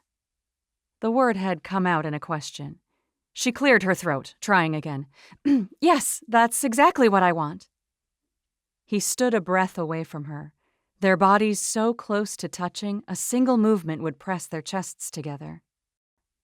That twinkle in his eye told her he was doing this on purpose, trying to call her bluff and test her resolve with these brand new rules between them. By giving in, she'd be revealing the truth, that she had no resolve. But then, why did she have to prove that she had none when she already knew she didn't? What if she did kiss him? No one else was in the room with them. Besides, once more wouldn't hurt. In fact, it would probably help her to get it out of her system.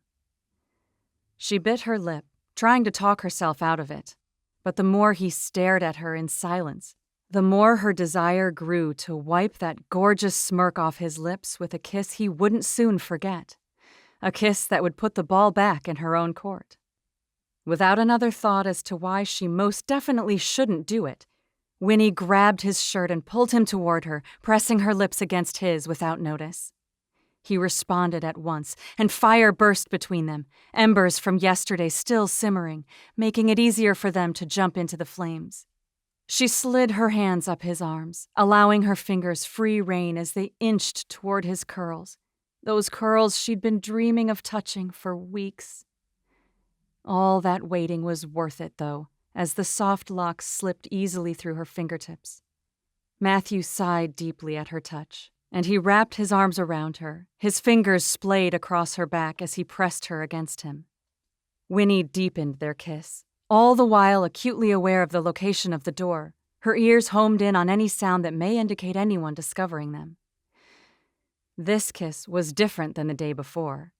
It held more passion, more fire, more sparks. Gone was the timidity, the uncertainty of what the other felt, because they both knew now, as clear as the sun shining that morning, that their feelings were reciprocated. And that was enough for her. With as much strength as she could muster, she gave Matthew one final, long, lingering, satisfying kiss, then pulled abruptly away. The dazed look in Matthew's eyes gave her just the boost her pride needed, his longing for her still emblazoned across his features. She smiled, pretending to be unaffected. Matthew began, his voice husky. He cleared his throat and tried again. I thought you said no more kisses.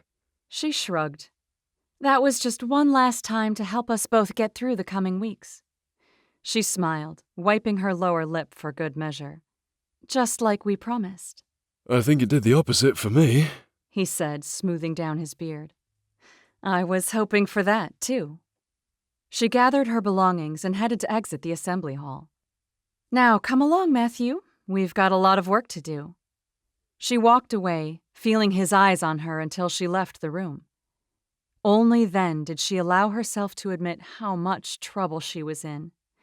Because any chance she had before of focusing on the festival had now been swallowed up by the sheer and utter bliss she'd received from that kiss. Chapter 41.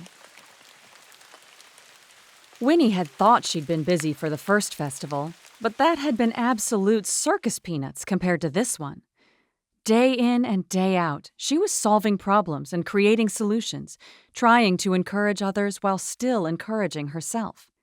But what was wonderfully different about this one was the enormously altered detail of Matthew and his staff being proactive and genuinely supportive.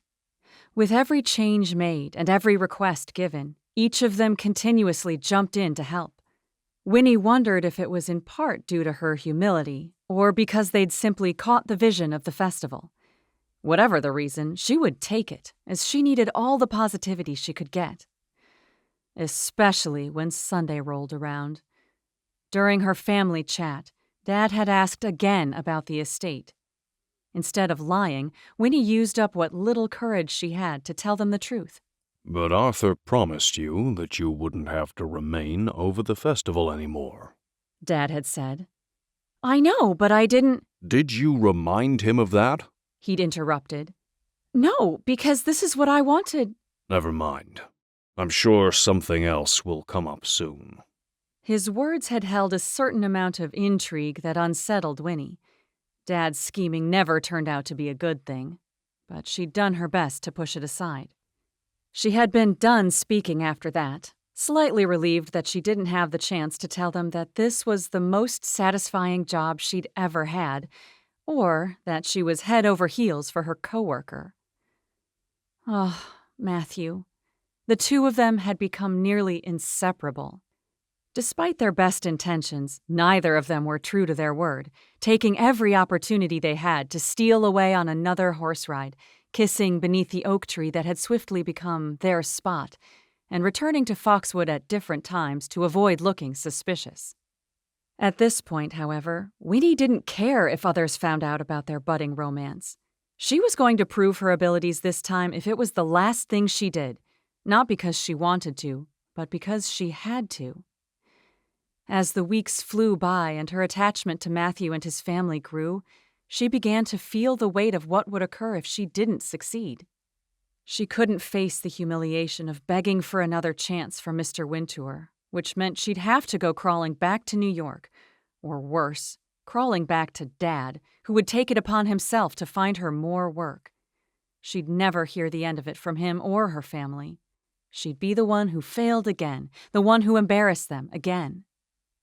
More than that, more than the stress of returning to her time as a New York consultant or facing her family, if Winnie failed, she also had to face her reality with Matthew sooner.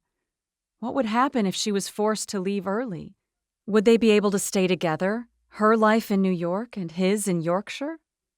She didn't know what sort of future she had, if any, at Foxwood or with Matthew. But what she did know was that if she wanted the chance to see what could become of the two of them, she had to succeed this time. She had to prove to everyone that she could make it at Foxwood. She had to prove to Dad that she could make it. Because as much as she liked to pretend otherwise, as much as she'd grown in her efforts to ride horses, to trust Matthew, and to become humble enough to take advice for the festival, she was still absolutely out of her mind with fear at the thought of embarrassing Dad again.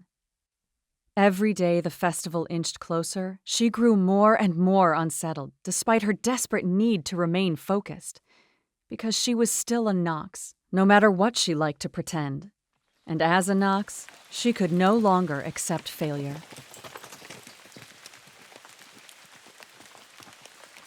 The first day of the event arrived sooner than anyone was prepared for.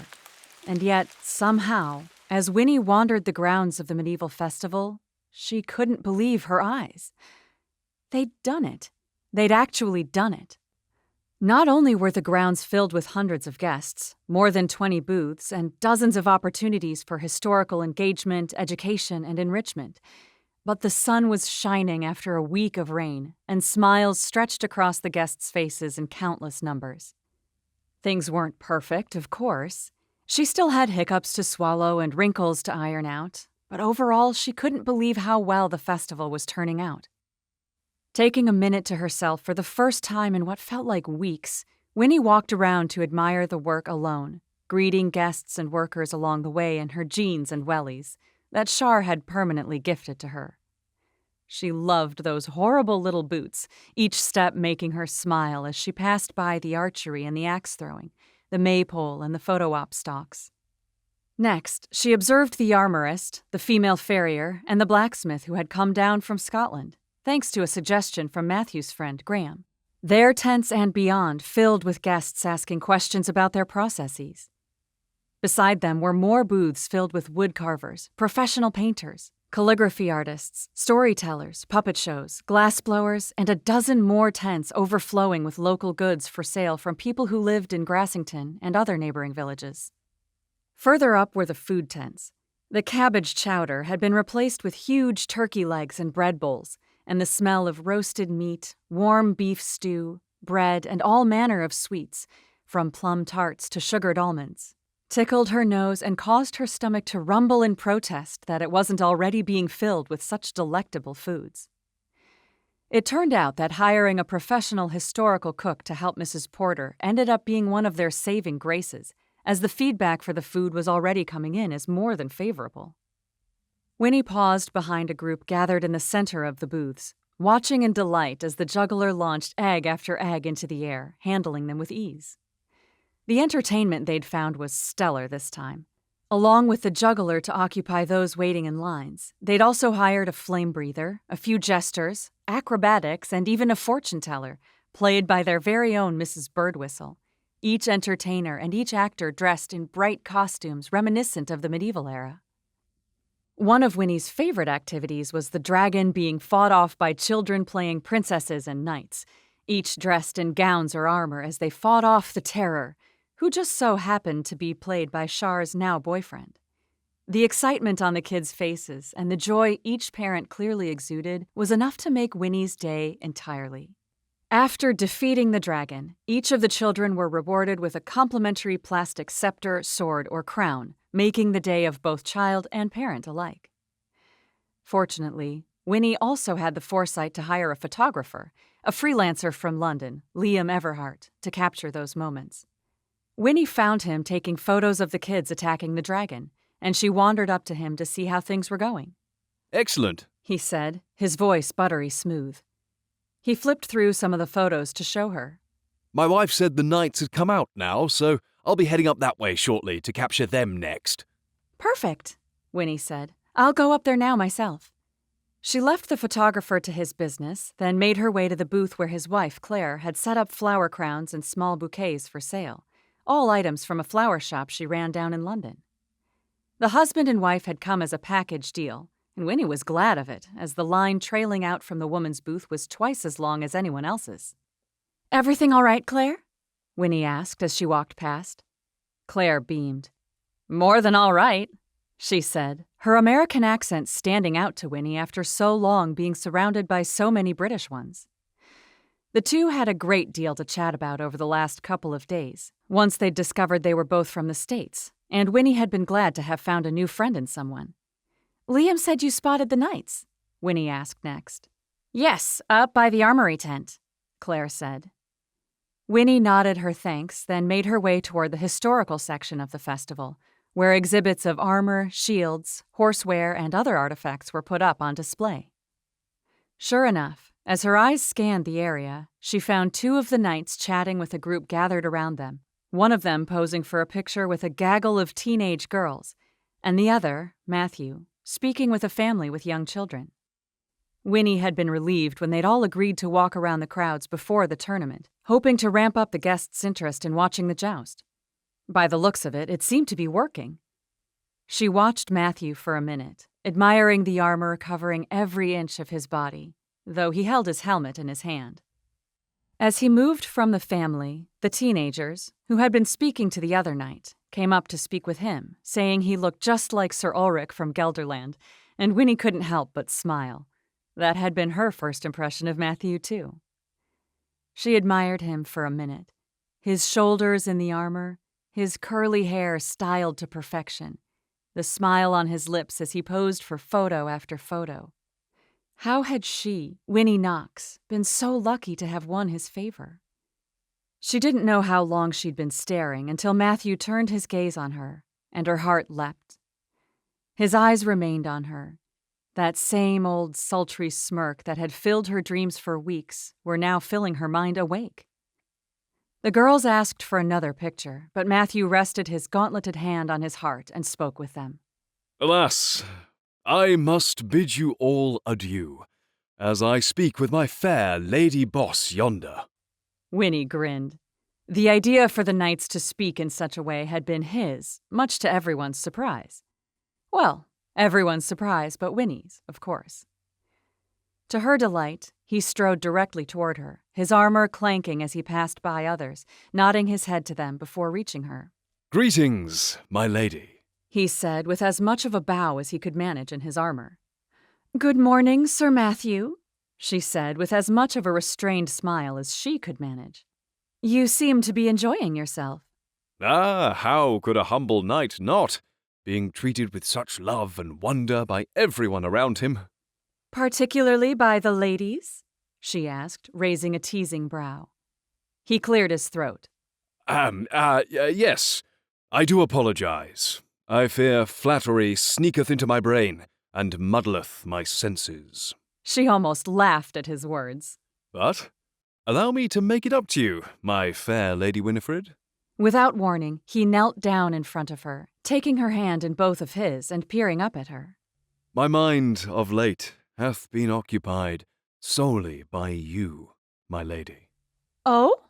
She asked, glancing around as people stopped to watch them, thinking it was all part of the act. Winnie couldn't even tell if he was in earnest or if he was still in character. Either way, this would hardly help the gossip that was no doubt already abounding between them. Oh well, if the staff hadn't figured out that they were together by now, they wouldn't care anyway. Indeed, he continued. So much so that I can hardly sleep due to the images of thy matchless face. But I shan't gild the lily further. Sparest thou a moment of thy time to speak with I, a humble knight? Not this moment, of course, but later, perhaps, if thou wouldst be so willing. She hesitated, leaning forward as the crowd continued to gather. Are you being serious, or is this part of the whole knight thing? She asked in a whisper. He stared, eyes mooning up at her. Oh, I am in earnest, my lady, with all of my heart. She couldn't help but smile at his dedication to his role, even if she was still slightly unsure if he was serious. All right, sure, we can chat. Oh! He delivered a deep sigh, closing his eyes. How happy thou hast made me, my Lady Winifred! Words cannot express the joy thou hast bestowed upon me with your mere smile. Now I shall surely win this tournament for you. All right, great. Now get back to work. She tossed her head toward the tournament grounds with a look of amusement. Oh yes, of course, my lady. He rose, placing a kiss on the back of her hand. Her flesh tingled as he lingered a moment longer than necessary, though far, far less than what she would have preferred. Finally, he straightened, winked in her direction, and sauntered away. The crowd around her dispersed, as did her blush, and Winnie blew out a slow breath. What did he want to speak with her about? Something festival and work-related? Or, dare she hope, did he wish to speak of their future? How she wished for the latter. Chapter 42. The festival was a success. That was all there was to it. By the end of it, the guests were hesitant to leave and had to be ushered out with the promise of many more festivals to come. The staff had been thrilled with the response. Mr. Wintour had been more than pleased, and nearly everyone in attendance had raved about the changes made. And Winnie, well, of course she was on cloud 9.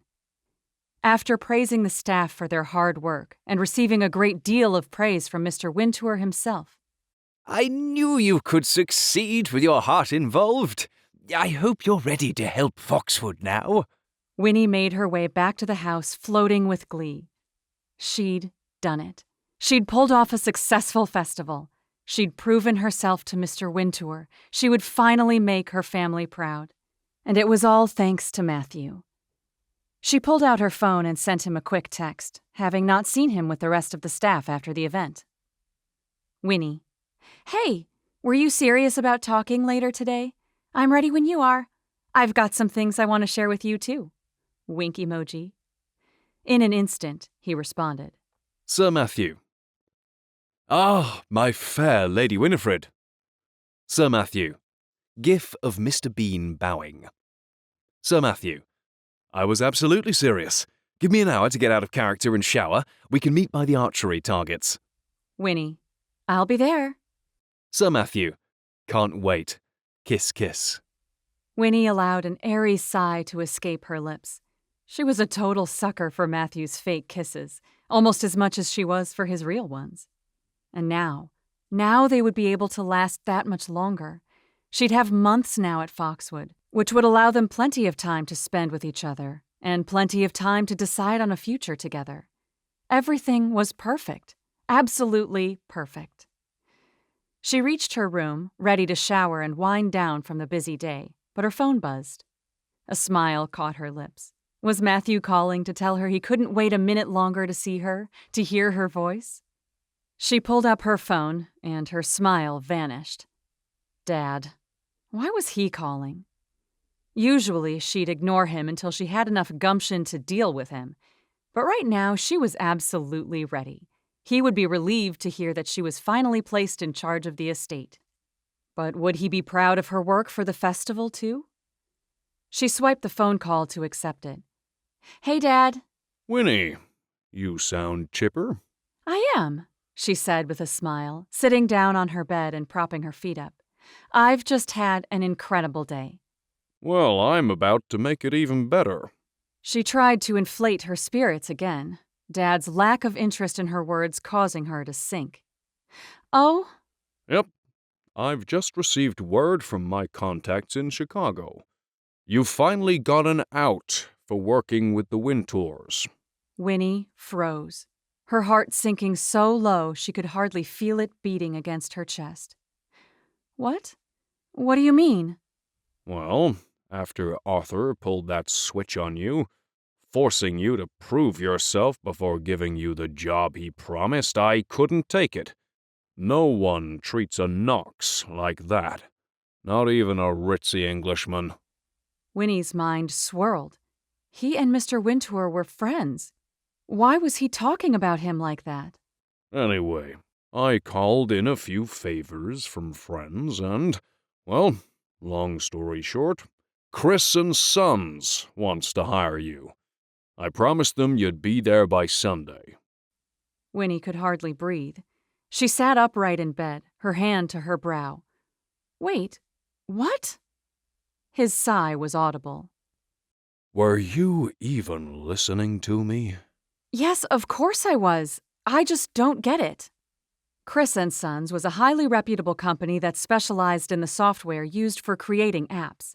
Many of the businesses she'd worked for in New York used them, and not one of them had a bad thing to say about the company. If she worked for them, succeeded in her efforts, Dad would never have to find her work again. She would finally get that prestige he so desired for her.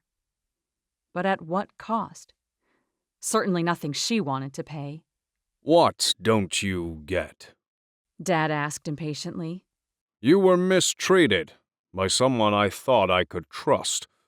So I found you another job with someone I can trust. It's all in writing. Chris & Sons will give you a trial run before hiring you for 2 months to help them out of the financial dilemma they've gotten themselves into. The feeling of peace Winnie had before vanished, leaving behind a wake of fear, worry, and confusion. There was so much to say, so much to clarify, so much to defend. I wasn't mistreated here, Dad. she said, trying to respond to his accusations one at a time. Mr. Wintour has been super nice. He gave me another chance when I couldn't pull off what he asked me to do the first time. You mean that ridiculous fare? I hate to tell you this, Winnie, but he wasn't doing you any favors by putting you over such an embarrassing event. If anything, it hindered your progress to actually becoming successful. She winced at his words. How had she not come to expect this yet? Dad stepping into her life, into her business, just to avoid his own embarrassment. Winnie, are you still there? Yeah, she said. And? You have nothing to say about this good news? Nothing to say about all the work I put in to make it happen? Winnie swallowed. She had to play this carefully, almost like it was a business transaction. After all, that's all she was to Dad. I do have a lot to say, she began, pulling on her best consultant tactics and remaining calm. But first, I wanted to talk to you about the festival and the success we found today. Mr. Wintour was so pleased that he'll be starting me up at Foxwood at the beginning of next week. If you can even trust what he's promised, Dad retorted. Who's to say he wouldn't just change his mind and put you over some other menial task again? Dad was a lawyer for a reason. He was always so convincing, knowing just how to plant noxious seeds of doubt into her heart, even though she knew he was wrong. She stood from the bed and wandered toward the window, eyeing the grounds covered in the late evening sunshine. She tried to pull that sunshine into her heart, but her dad's words continued to darken the light around her. I can't believe that you're not thanking me right now. I'm putting my neck on the line for you, again. Will you please, for once in your life, do the sensible thing? She chewed her lower lip. But, Dad, I promised to help Mr. Wintour. How can I leave and completely ignore my agreement with him? How? Because there's nothing holding you there. Nothing holding her there? Everything was holding her there. Matthew, the Wintours, her word. But what would Dad know about any of that? Won't that make things awkward between you and Mr. Wintour as friends? She asked, hoping to play to his senses. As if that could have ever worked. Dad sighed, his voice taking on a slightly softer tone. The only reason I reached out to him after all these years was to get you a job I had hoped would give you some prestige. Arthur is a very nice man. He always has been. And I'm glad you've been able to help him and his family. But working for him has done nothing for you. She winced. That was the furthest thing from the truth. If only he knew all they had done for her, all Matthew had done for her. Dad, she began, wanting to share with him the truth, but he interrupted. Listen, I've got to run, but we can chat about it later, okay? Wait, she said, desperate to keep him a moment longer, to get him to see reason. What if I want to stay here? Silence met her on the other end. Are you serious? Dad finally asked. Winnie looked up at the ceiling as she prayed for strength. I really like the work here, and those I work with. More silence. Winnie shook her head, knowing Dad was already compiling all the reasons she ought to agree with him. He sighed, his voice taking on a softer tone. Look, I'm sorry to spring this on you all of a sudden. I know it's a lot to wrap your mind around, but I really thought you'd be excited about it. It's such an incredible opportunity. She nodded, her defenses crumbling, just as they always did around Dad. I know. I was going to wait to tell you this, he continued. But I guess you may as well know.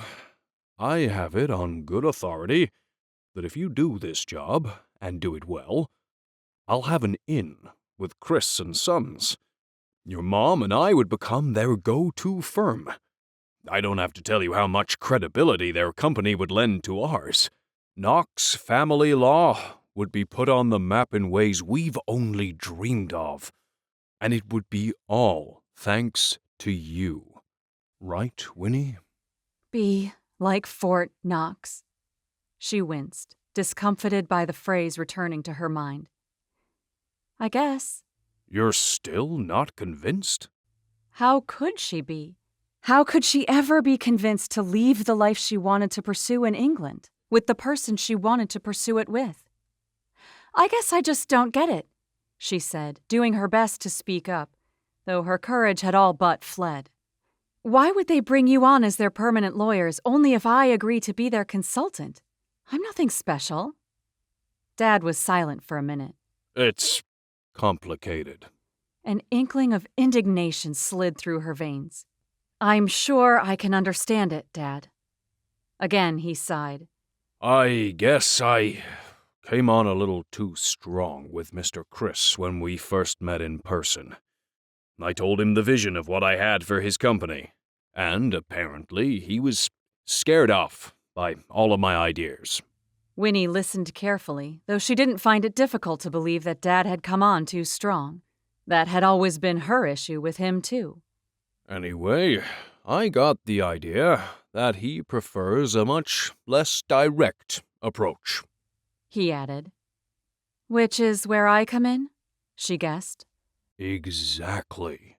You need to go in there and work your Winnie charm. Show them how wonderful we Knoxes are to work with, how they would be missing out on so many benefits if they don't work with us. All you have to do is your typical consultant magic while letting them know how lucky they'd be to have your mom and I work with them. Super simple. Winnie reeled, and for a moment a light beamed into her chest. Dad would never admit it, but he was essentially asking her for a favor. No, it was more than a favor. He was asking her to bail him out of something that he'd messed up.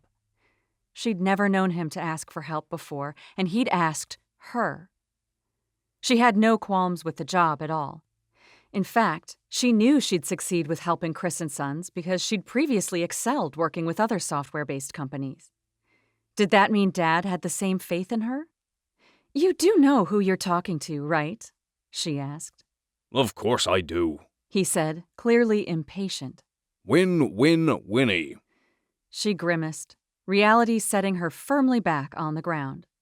You and I both know I never win at anything, Dad. That may be true, He readily agreed. but you're a fine consultant. I have full confidence in your ability to charm the Chris family.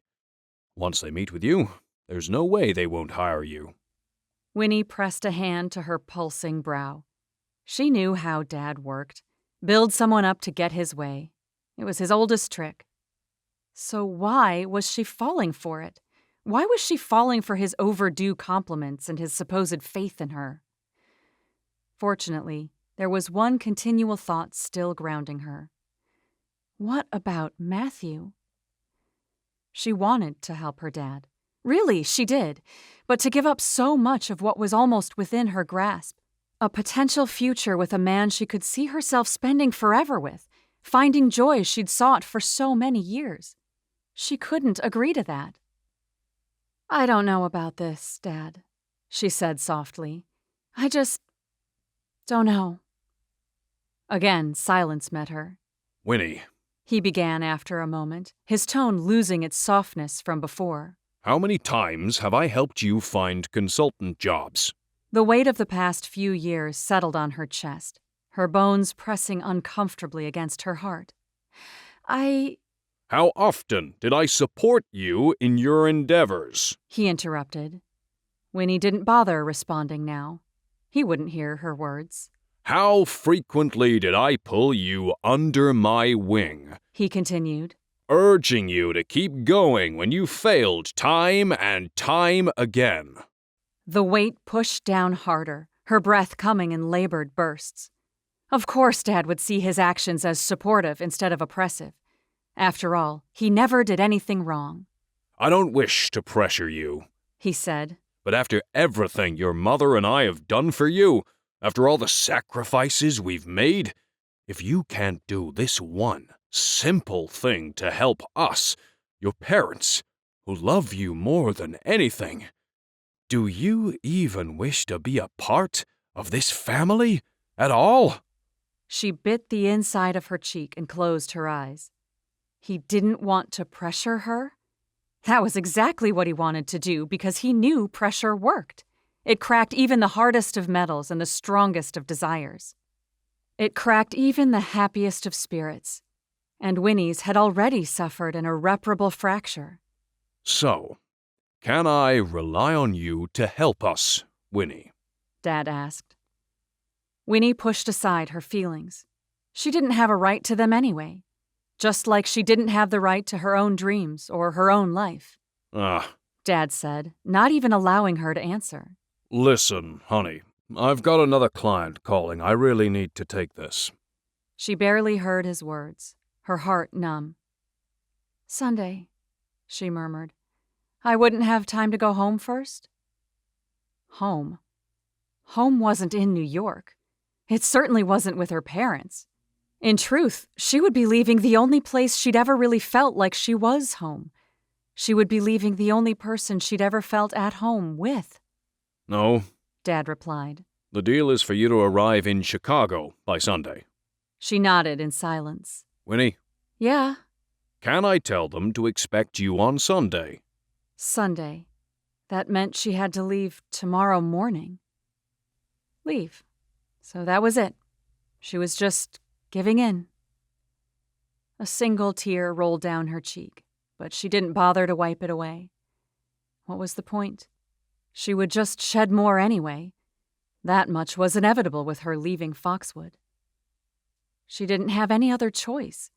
She'd stood up to Dad once before, and he'd sold Goldilocks to retaliate.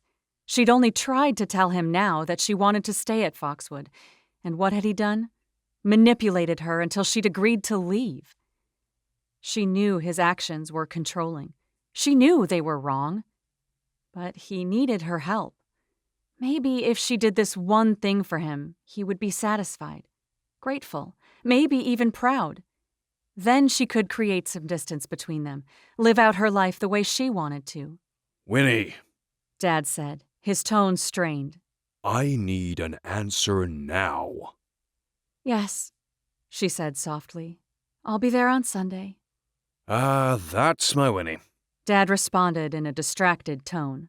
I'll let them know. Thanks a bunch, honey. Your mom and I have to fly out to Florida tomorrow, but we'll stop by Chicago on our way back to Utah next weekend when we're done.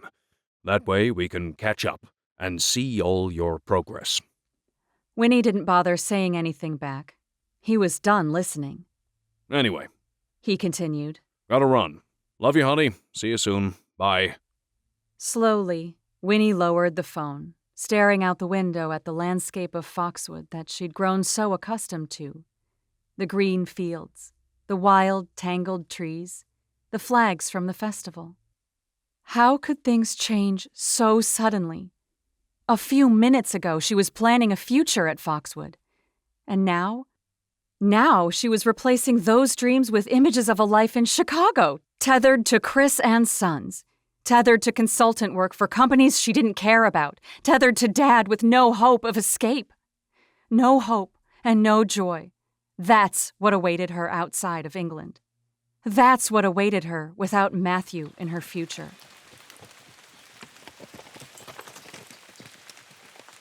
Chapter 43.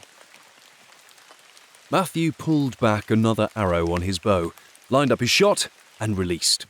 The arrow whistled through the air for a split second, then thwapped straight into the bullseye of the target.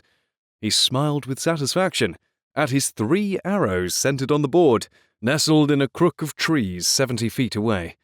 He was having the round of his life, and he knew who to thank for it. Winnie's grey eyes appeared in his mind, and he smiled. She should be here any minute. Then the two of them could finally chat. But chat about what? Oh, he didn't care, really. So long as it involved them speaking about her future at Foxwood, him sharing his true feelings for her, and his desire to have their relationship finally out in the open. All this sneaking around was amazing. But, honestly, it was getting a little old, when all he wanted to do was hold her close, stare into her eyes, and kiss her until they were both senseless. That was precisely what he had planned for that evening, and he couldn't wait for it. Fortunately, he didn't have to for long, as Winnie's footsteps sounded behind him only a few minutes later. He shot another arrow, this one hitting just outside the center before he turned to face her. "Ah, my Lady Winifred, at last you have arrived." He grinned at her, hoping she'd join in on the fun. But when she didn't smile in return, his racing heart slowed until it stuttered to a near stop. His smile faded away, and he set down his bow and arrow. "Winnie?" he said softly, noting the red in her eyes as he came up to meet her. "What's the matter?" She shook her head, her chin raised and lips in a straight line. He hadn't seen her this dejected since the first festival hadn't surpassed her expectations. I just got off the phone with my dad, She stated simply. His chest tightened. "Oh?" She nodded. Not a tear in her eye, not a flinching mark on her brow. He told me of a new business opportunity he found for me. Matthew could hardly breathe. "That sounds promising." It is. It's with a client who can bring my dad's firm a lot of prestige, so long as I can succeed as their consultant. Her eyes peered into his, as if warning him of what was to come. Somehow, he already knew. I have to go. She said, her chin rising a degree higher. When before he'd wanted to reach out to her, now Matthew's arms felt better at his sides. He'd been about to tell her he loved her. He'd been about to ask her to stay, not to continue on as a consultant, but to see if she wanted to make their relationship last. How could he have been so stupid? "When?" he said, turning away. He reached for his bow and arrow again, facing the target. He was easier to look at than Winnie. Tomorrow morning. Shock jolted through his body, followed swiftly by a deep ache that reached all the way to his bones. He tried not to be hurt, tried to remain impartial to the news, but the cut ran deep. He should never have allowed himself to trust her, to accept her help. He tried to aim for the target, but unsurprisingly the arrow bounced off a nearby tree instead. Drawing a deep breath, he turned to face her. To her credit, a pained look had crossed her features, though she tried to blink it away the second he turned. He couldn't understand why. Why could she not allow herself to look upset about having to leave, or rather, choosing to leave? In an attempt to make himself feel better, Matthew drew his attention to something else, something more distant than his heart being pressed for juice like an apple with nothing left to give. "What about the festival, tomorrow?" he asked. It'll run just as smoothly as it did today. She said with a nod that looked like she was trying to convince herself of her words too. You can handle it all, I'm sure. And you have the staff and your family to help. You don't need me. He almost scoffed. How had he fallen into this trap? How had he not seen this coming? Her, leaving him, on his own, to manage a festival he'd never been able to manage in the first place. "Well, I guess that's it, then," he said. That was it, for her being at Foxwood, and that was it for Winnie being a part of his life. Still, the niggling in his heart could not be removed. Slowly he turned to face her, forcing his voice to remain level. "Are you willing to explain to me why you're doing this? Or do you expect me to just accept what's happening? No questions asked?" You can ask me anything, Matthew. You know that. Her voice was strong, though the look in her eyes was anything but.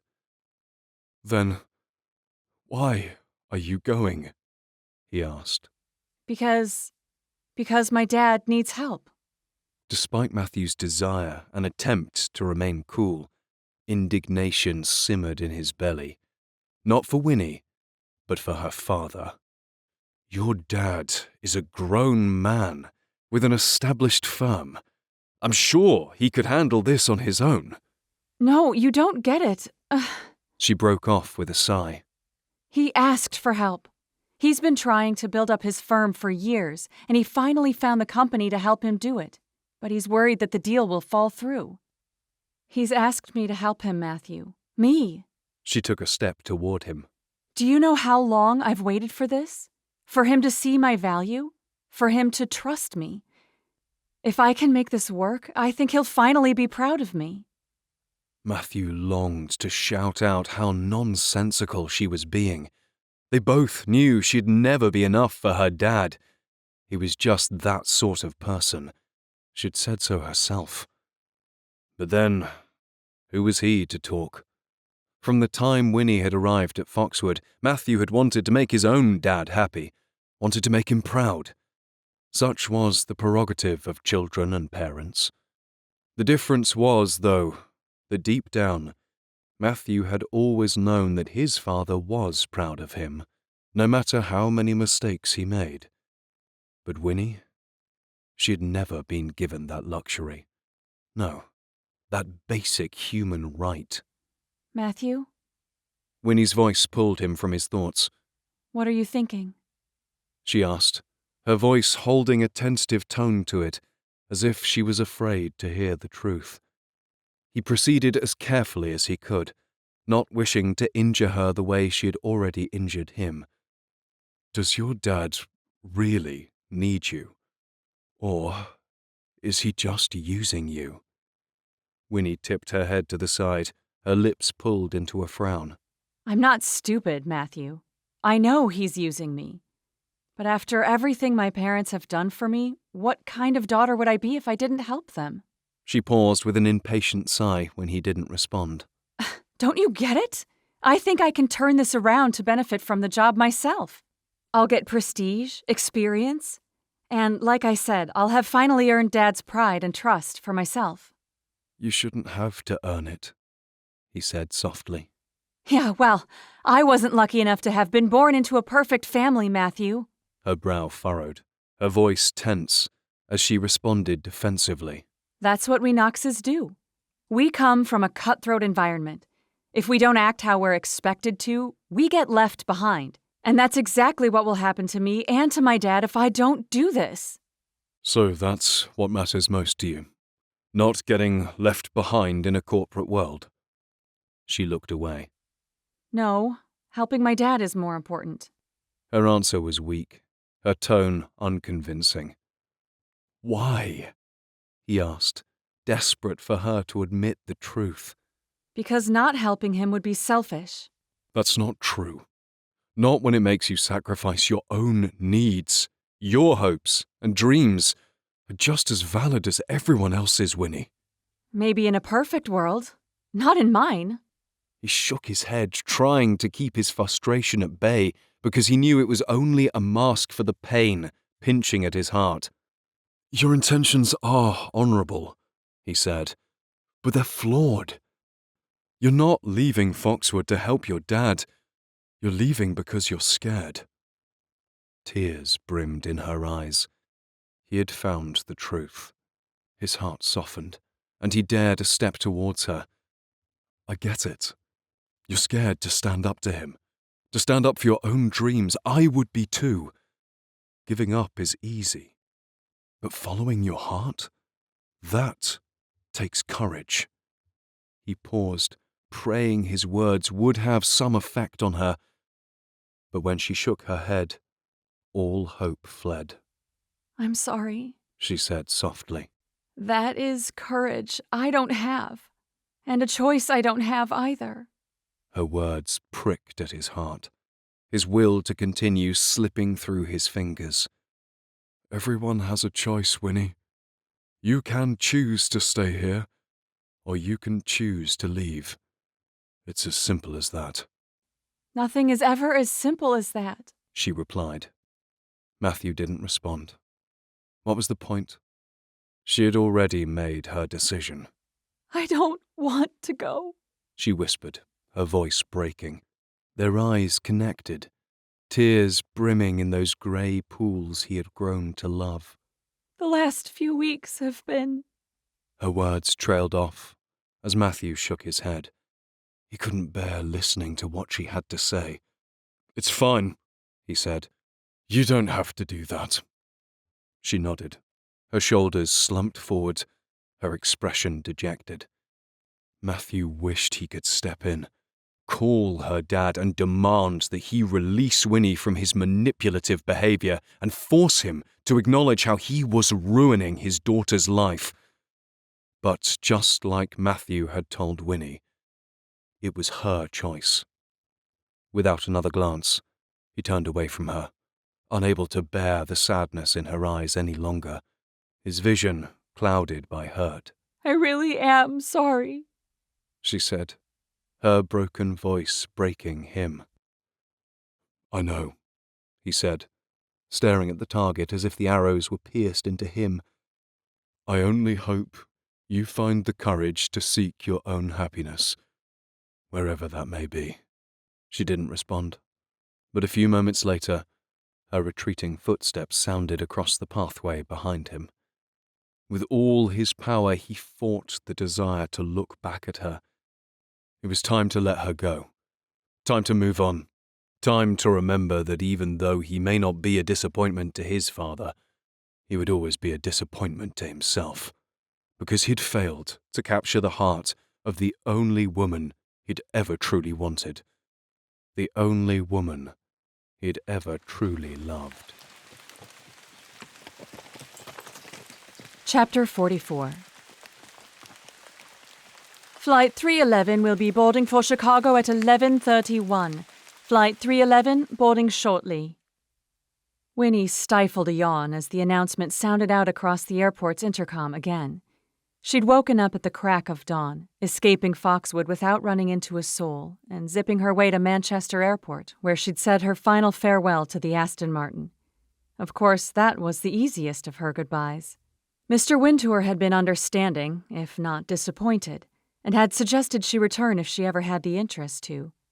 Mrs. Wintour had expressed her sorrow at not seeing her any longer, and Char had been straight-up confrontational, in the most loving way she could. "I just don't get it," Char had said the night before, coming down to Winnie's room after Winnie had sent her a text, alerting her of her departure. "You're happy here? You're happy with Matty? Why would you give it all up?" Winnie had tried to explain, but how could she in a way that made sense to Char when Winnie's own actions didn't even make sense to herself? She shifted on the flat airport seat, trying to get comfortable once again as another announcement for yet another flight echoed across the busy terminal. She'd been staring at her phone for the last 2 hours, trying to distract herself by reading over the proposal sent by Chris and Sons, but nothing was sticking. All these fancy words about software creation and app manipulation held nothing to medieval knights charging at each other with horses and lances. And all of that held nothing to being with Matthew. Tears once again threatened to prick the center of her eyes, but she promptly blinked them away. She'd never cried so much in her life, nor had she ever felt so terrible. At least, not since losing Goldilocks and Riding altogether. But this sort of ache was different. It ran deeper because it held with it the knowledge of all that could have been, should have been, with the man she loved. Saying goodbye to Matthew, seeing the hurt and betrayal in his eyes, had shriveled her heart nearly past the point of feeling altogether. So that's how she remained now, shriveled, dry, almost dead to the world with no more love to give. So long as she had a brain to give Chris and Sons, though, Dad would be happy. As if on cue, her phone buzzed in her hand, and Dad's name lit up her screen as a FaceTime call, replacing the document from Chris and Sons she'd once again been too distracted to read. She knew why he was calling, to make sure she was at the airport. Why couldn't he ever just trust her? She shook her head and drew a deep breath, putting in her earbuds and pulling on her steely exterior before answering the call. "Hey," she said. She didn't bother smiling. Why pretend to be happy when she wasn't? That wouldn't get her a job, nor would it get her credit from Dad. "Hey, Winnie," he said, clearly not looking at her as his eyes darted around his own screen. "Just a second. I'm bringing in a few more of the kids for a quick call." Winnie nodded. It wasn't unheard of for Dad to schedule a random chat no matter the time of day for everyone else, and those who were available would pick up. He usually called when he had something to boast about that just couldn't wait to be shared. What was today's good news? Finding another bigwig client? Succeeding in convincing his daughter to leave everything she loved behind just to succor his own pride? In a matter of minutes, all but one of Winnie's siblings appeared across her screen. Spencer's service wasn't great in Nicaragua, but Sarah picked up at 3 a.m. in California, just finishing up the last details on a project. And Scott answered during a late-night shift at the hospital in Oregon. That's the Knox family for you. Dad praised. Always working hard but willing to drop everything for family. Winnie grimaced. Most of them were bleary-eyed, except for Samantha in Germany, who'd just sat down for a lunch break. Greetings from Florida. Dad said when they were all there. Fortunately, I'm here and not in Utah, or I'd be as exhausted as Sarah and Scott. Smiles stretched across her siblings' lips, but Winnie still couldn't even fake one. If only Dad had been in Utah, then she wouldn't have to be dealing with a call right now. Anyway, He continued, his own smile brightening her screen in a mocking gesture. I just called you all to share some exciting news that couldn't wait for our usual chat. He paused, no doubt for dramatic effect. As you all know, Winnie has been struggling in England for a few weeks now. Samantha and Scott nodded their heads, and Winnie's frown punctuated her brow even more. Struggling? She hadn't been struggling. What lies had he been saying about her behind her back? That's all coming to an end, though. Dad continued. She's agreed to take on a position as a consultant at Chris and Sons. Words of congratulations and smiles sifted through her family. That's amazing, Winnie. Well done. That's one of the most prestigious companies in Chicago, isn't it? Sarah asked. Her smile wasn't as bright as the others, though that could very well be due to the fact that she was half asleep. It certainly is, Dad said with pride, no doubt more for himself than for Winnie. That brings me to my next announcement. Chris and Sons are also considering Knox Family Law Firm to be their permanent lawyers for all their future needs. More congratulations sounded for Dad, but Winnie looked up from her phone, staring out at the airplanes taxiing down the runways, rain speckling the windows of the airport in uniform patterns. She'd miss the rain. Then again, she'd miss everything about England. So how did you get the job, Winnie? Samantha asked. Was the interviewing process super crazy? Winnie looked back to her phone, her spirits so low she could hardly breathe. I wouldn't know. Dad got it for me. Silence met her on the other end, and Winnie paused. What had she just said? She wasn't entirely sure. She was so tired, so miserable, so done. Her brow pursed, not in a disappointing frown as per usual. Instead, something strange bubbled inside of her, something she didn't recognize at all, but something she wanted to keep around. Now, that's not entirely true, Dad said with a strained laugh. You convinced them with your merit and track record, Winnie. Winnie sniffed, nodding her head with an ironic smile. Ah, yes, my stellar track record.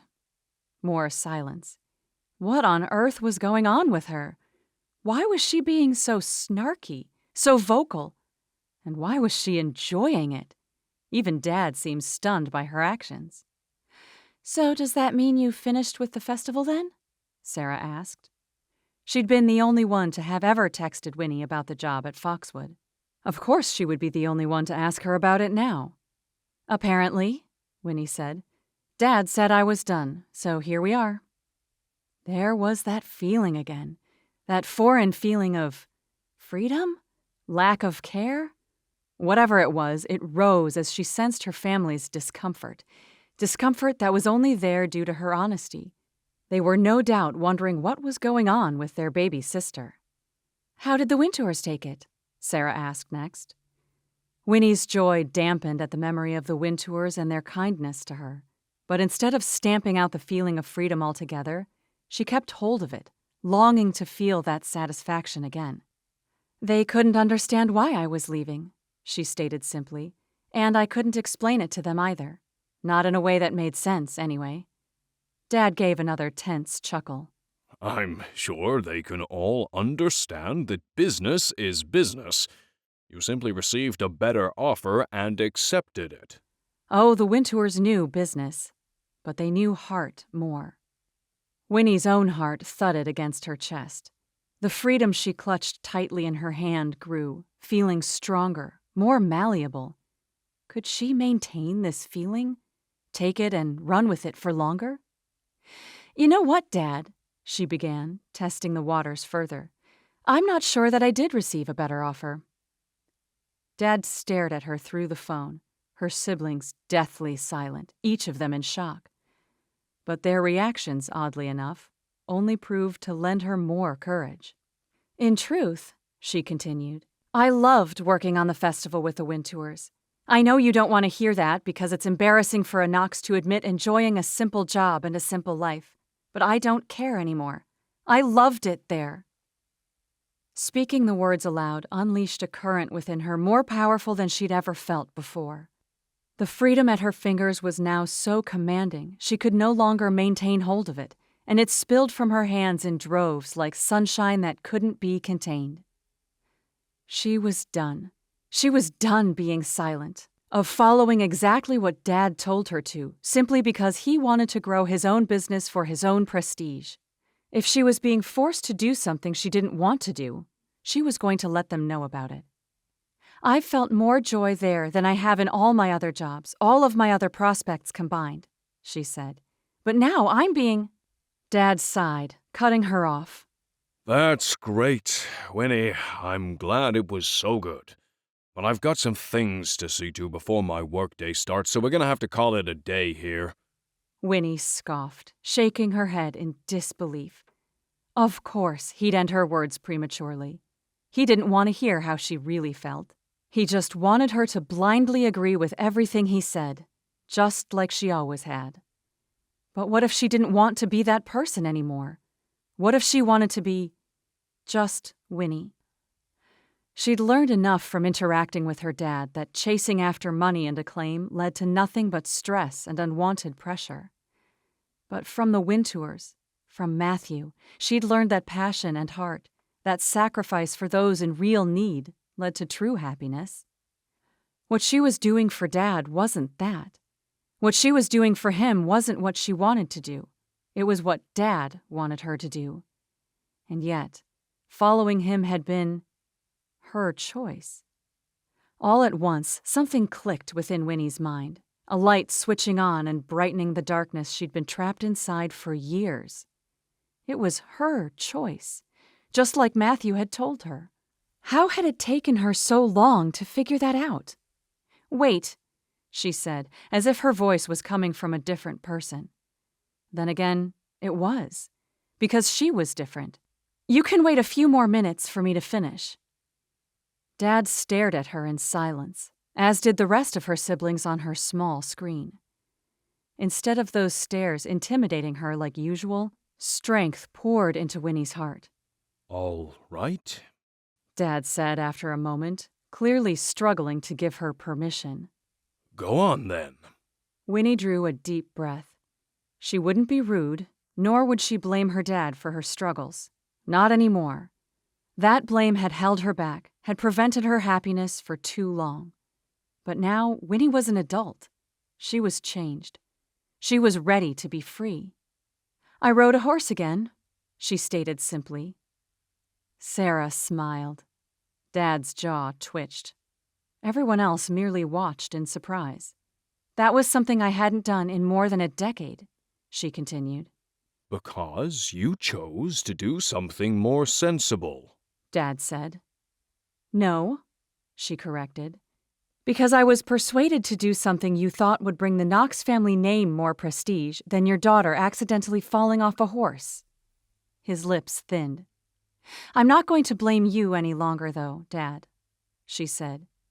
"I know you were doing what you thought was best for the family, But I need you to know that's not going to happen again. From now on, I'm going to make my own decisions. And the first one I'm going to make right now is to stay in England. I'm going to keep working for Foxwood and not accept the offer by Chris & Sons. Sarah's smile grew, though she tried to hide it behind her hands. Everyone else's mouths dropped open except for Dad's. He simply shook his head. She rushed on before he could stop her. I know I've been a huge disappointment to you over the years. I've done my best, but my heart hasn't been in anything I've tried over the last decade. And truth be told, I'm tired. I'm tired of trying to live up to the expectations of this family. I'll never be as adventurous as Spencer, as intelligent as Scott, as creative as Samantha, or as driven as Sarah. And I sure as heck will never be as persuasive as you, Dad. She looked out to the window again, staring at the droplets of rain still speckling the glass. Just how they'd looked that day she'd spun out on the road to Foxwood. On the day she'd met Matthew. But, she said with a smile, I'm okay with that. I'm okay with not having a fancy job. I'm okay with being just Winnie. Average Winnie. The Winnie who wants to lead a simple life filled with horses and spent with the man I love here. The shock on each of their faces would have made her laugh, had her heart not pricked at the thought of Matthew again. She needed to see him, to speak with him. Is that what this is about? Dad asked. You've fallen for someone there, so you're gonna give up everything? She looked at him, focusing hard to get her point across. No, that's not why I'm refusing the job. I promised to stay with the Wintours and help at Foxwood, so that's why I'm going to do just that. You promised Chris & Sons you'd help them, Dad countered. But Winnie shook her head. I told you that I would, Dad, but I didn't promise them. Dad shook his head, rubbing his fingers across his brow. I can't believe this. Her heart reached out to him. She had dropped a veritable bomb, destroying any hopes of the future he had with the prestigious company. But she couldn't do this any longer. You'll find new opportunities, Dad, she said. You always do. But I might not have this opportunity to find joy again. I only hope you can be happy for me, even if my idea of happiness looks different than yours. I just can't believe we're going through this again with you, Dad said, anger in his eyes. When are you ever going to learn to be sensible, Winnie Knox? A smile spread across her lips. You know, I never could live up to our name, Dad. She stood from her seat and held her phone out in front of her. Anyway, you'll have to excuse me. I've got a jousting tournament to get back to. Winnie! She shut off the video, ending her dad's words as a rush of adrenaline shot through her limbs. She reached for her suitcase and bag and charged through the airport, but she didn't make it far before her phone buzzed in her hand. At first, she ignored it, figuring Dad was trying to contact her. But after a moment, she glanced down to see Sarah had texted her instead. Sarah. Oh my gosh, girl. That was the most amazing thing ever. I've never seen Dad's face like that. Or anyone's. I'm so dang proud of you, and I'm so happy you found so much joy in England. Maybe I'll quit and move there too. Find a hot English beau for myself. Lol. Sarah. Seriously though, I don't think any one of us could have stood up to him like that. Go get that knight. Then tell me when the wedding is. Wink emoji, wink emoji. Love you. Winnie fairly beamed. She slipped her phone away, making a mental note to respond soon as she fled through the terminal. She no longer had a plane to catch, but she had a car to rent, a festival to attend, and a knight to declare her love for. Now the question was, would Matthew return that love, or had she missed out on her chance at happiness after all? Chapter 45. Matthew couldn't focus.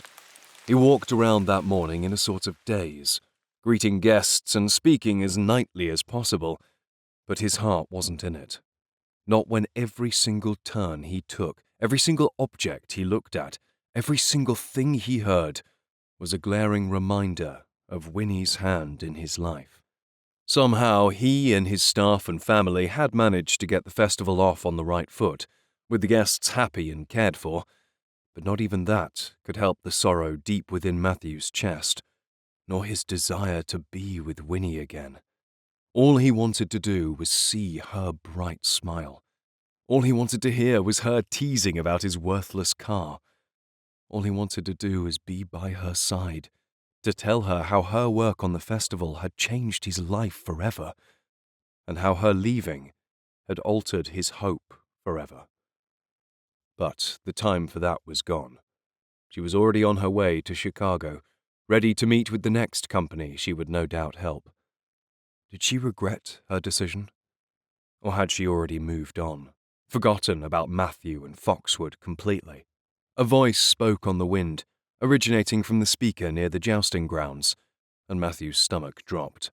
The tournament would begin soon. Somehow he was supposed to ride Nightshade along the tilt and joust with all his energy in front of a crowd of onlookers expecting a show that left them speechless. And yet, Matthew couldn't even find the gumption to put on his helmet. With that same dazed feeling as before, he wandered through the crowds, trying to remember the guests and his staff who were all relying on his performance. But he was in over his head. He couldn't keep this up any longer. The fake smiles, the forced conversations, pretending to feel some fervor in the joust when he wasn't even sure he could find the desire to raise his lance. He couldn't do any of it. Not anymore. Not alone. Well, if you aren't the most wee, adorable knight I've seen in donkey's years! Matthew spun around at the sound of the Northern Irish accent behind him. Finn? He questioned, pulling his brow together. Sure enough, his friend stood before him in the middle of the crowds. What the devil, man? Matthew exclaimed, his heart instantly lifting. What are you doing here? He moved forward, embracing his mate, though his armor didn't allow him to do so as fully as he wished. What do you think I'm doing here? Finn asked, his grin broad as he eyed Matthew up and down. You've been talking about how this festival was going to be a crack. Had to come and see it for myself. And you know, I came to watch my mate make a fool of himself. Matthew's smile faltered, his friend's words hitting too close to home. Finn paused. Hey, listen, it was only a joke. But Matthew shook his head. No, I know. It's not that. Finn wasn't often serious, but he'd always been able to read Matthew's moods, responding accordingly every time. What's wrong? Your father? Again, Matthew shook his head. No, You just came to the wrong festival. You're going to be disappointed. Just like the guests would be. Like his family would be. Like Dad would be. Finn looked around at him. What are you on about? It looks incredible. For now. Finn eyed him again, awaiting an explanation in silence. Winnie left, Matthew stated. She found another job to go to, so I'm on my own. Which means the festival has no hope. Just like last time. Finn stared for a minute, his face blank. Catch yourself on, mate. Matthew blinked. What? You aren't sad about the festival, Finn continued. You're sad about your girl leaving. So quit your gurning, get your act together, and pay attention to your wee event. Matthew stared. Next time you're going through something, remind me to come support you. Finn smiled broadly, then sobered as best he could. I am here to support you, mate. You're not alone, no matter how you feel. And I'm here to help, just like everyone else. His words settled on Matthew's mind, filling his thoughts with the truth. Finn was right. Matthew wasn't alone. Finn himself had come all that way to prove that fact. And his staff had sacrificed weeks out of their lives to show their support, while his family had been there to encourage him from day one. So why did Ezio feel so low? He didn't need to wonder long, as Winnie's warm smile appeared in his mind's eye. Winnie did so much for the festival, Matthew explained. I don't even have the desire to joust anymore with her gone. I just... He looked up at his friend, his voice lowering as they stood near the busy booths of the festival. I liked her, Finn. I liked her a lot. Finn nodded, taking on a serious look. I'm sorry for how things turned out. I really am. But mate, you can't just give up on something you've loved doing for years. You just need to grasp the nettle and move on. At least for the evening. After that, the two of us can commiserate together the proper way, over a couple of pints. Of ice cream, mind, just like the women do. Matthew gave a short laugh. I might need something more effective than ice cream. All right, gelato, but that's as far as I'll take it. Matthew smiled again, his mood picking up just enough to give him a nudge forward. Thanks, Finn, for coming and for chatting. Aye, no bother. Now, tell me what I can do to help. He rubbed his hands together, motioning to Matthew's armour. Maybe I can get her one of these wee suits. Imagine the ladies around me then. But Matthew shook his head. No, you've got to earn the right to wear one of these. You'll start as my esquire. And what do they do? Matthew motioned to the jousting area, leading the way forward for them both. Clean up the dung from my horse. Finn's smile faded. Grand. The two of them made their way through the crowds, Matthew feeling considerably better than he had moments before. He still didn't know what the future held, nor how the festival would turn out that afternoon, or in the weeks to come. But right now, he would do his best to see its success, and that would be enough. Because all of them, himself and Winnie included, had put too much into this festival to see it come to ruin again. Winnie arrived at Foxwood and parked her car. This time, she was definitely not driving an Aston Martin, on the pea gravel drive. Her heart raced at the idea of seeing Matthew again. What would he say? Would he be happy to see her? Or would he tell her to leave, that she'd lost her chance to be with him for good? She didn't have time to think about it for long. Just as soon as she pulled her suitcase out from the trunk, Shar came running up to meet her. "Winnie!" she greeted with a tight embrace. "What are you doing here?" She pulled back, taking Winnie's arms in her hands. "You'd best not have just forgotten something." Winnie grinned. "No, I'm back. Back. "Really?" Shar said, her brow raised. "Please tell me you came back for my brother." Winnie hesitated. "Well, I told my dad it wasn't because of Matthew, but let's be honest. It was." Shar squealed, reaching in for another embrace. "I knew it! I knew you'd come back. Just ask my mum. I told her you'd be back before long, and now you're here." Winnie's heart practically ached with joy. She'd made the right choice. "I'm so sorry for putting you all through that, especially your brother. I just hope he'll forgive me." "Oh, please. Of course he will." "Is he still jousting?" Winnie asked. "Yeah, the second half of the tournament is just about to start," Shar explained. Then she paused. "Wait, did you not message Matthew to tell him you were coming back?" Winnie smiled sheepishly. "No, I was kinda hoping to surprise him in person." She eyed the thick trees separating them from the view of the festival. Although on second thought, maybe that wasn't a good idea. Shar's eyes brightened, and her mouth dropped open. "Oh my gosh, I have the perfect idea." Winnie's heart jumped. "What?" "Just follow me." A short 30 minutes later, Winnie stared at her reflection in the mirror in Shar's room, shaking her head vigorously. "Nope," Winnie said. "No, absolutely not. I can't believe I even let you talk me into putting this ridiculous dress on. There is no way I'm appearing in public like this, let alone in front of Matthew." "Oh, come on, Winnie," Shar said, straightening Winnie's headpiece. "He's going to die when he sees you." "Die of secondhand humiliation," Winnie retorted. She looked again at the reflection of her dark hair hanging past her shoulders, then peered down at the long, dark red dress Shar had somehow encouraged her to put on. Apparently, Jess, their damsel, had left for home sick that afternoon after the first joust. Shar had been scheduled to take her place, but not anymore. Winnie would be the damsel instead. Winnie, the damsel in distress. After all this time protesting the part in the festival, complaining about it being a 21st century fair, and now this. What was she even doing right now? She looked like an elf from Lord of the Rings, with these long, drooping sleeves and low waistline.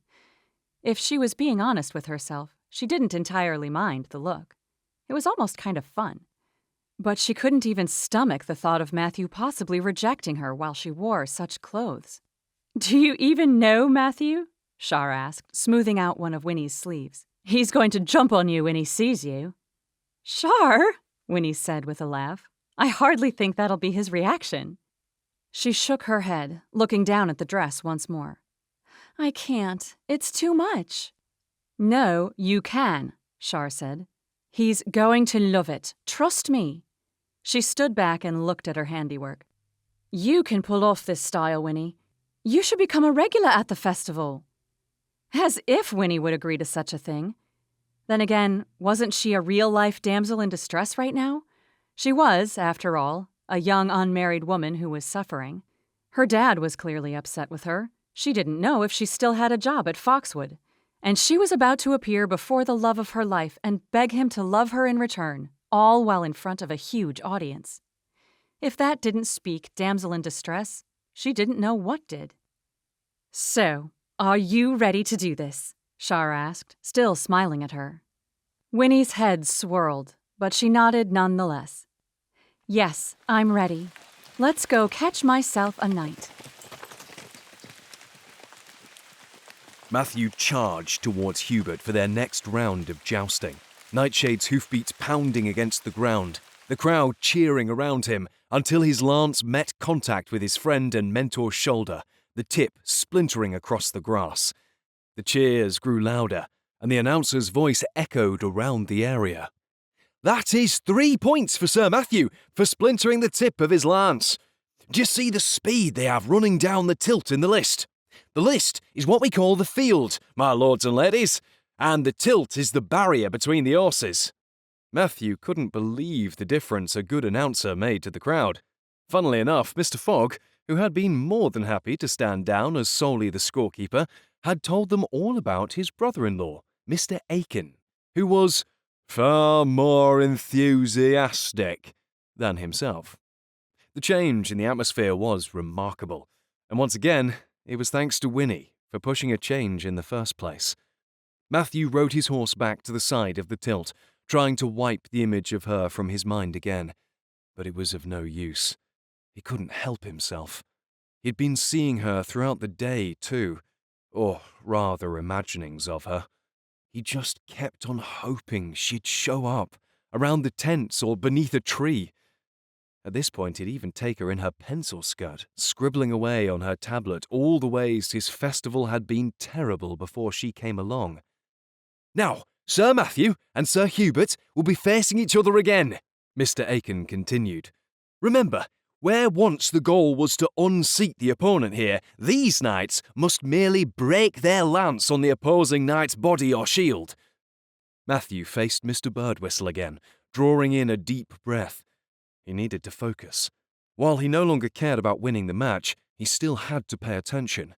The last thing he wanted to do was injure Mr. Birdwhistle or either of their horses accidentally. "Oh, we have trouble a-brewing on t'other side of the tilt," Ed continued. "Who is that? Oh no! It's the dreaded sorceress, Endora!" Matthew waited at his side of the arena, listening to the script Ed had memorized, another imagining from Winnie, and recited from heart. "Let's watch and see what she does," he whispered into the mic. Just as they'd all rehearsed, Endora, or rather Mrs. Birdwhistle, who had set aside her fortune-telling outfit for a long grey wig and black robes, cackled at the other end of the tournament area, appearing in a cloud of smoke.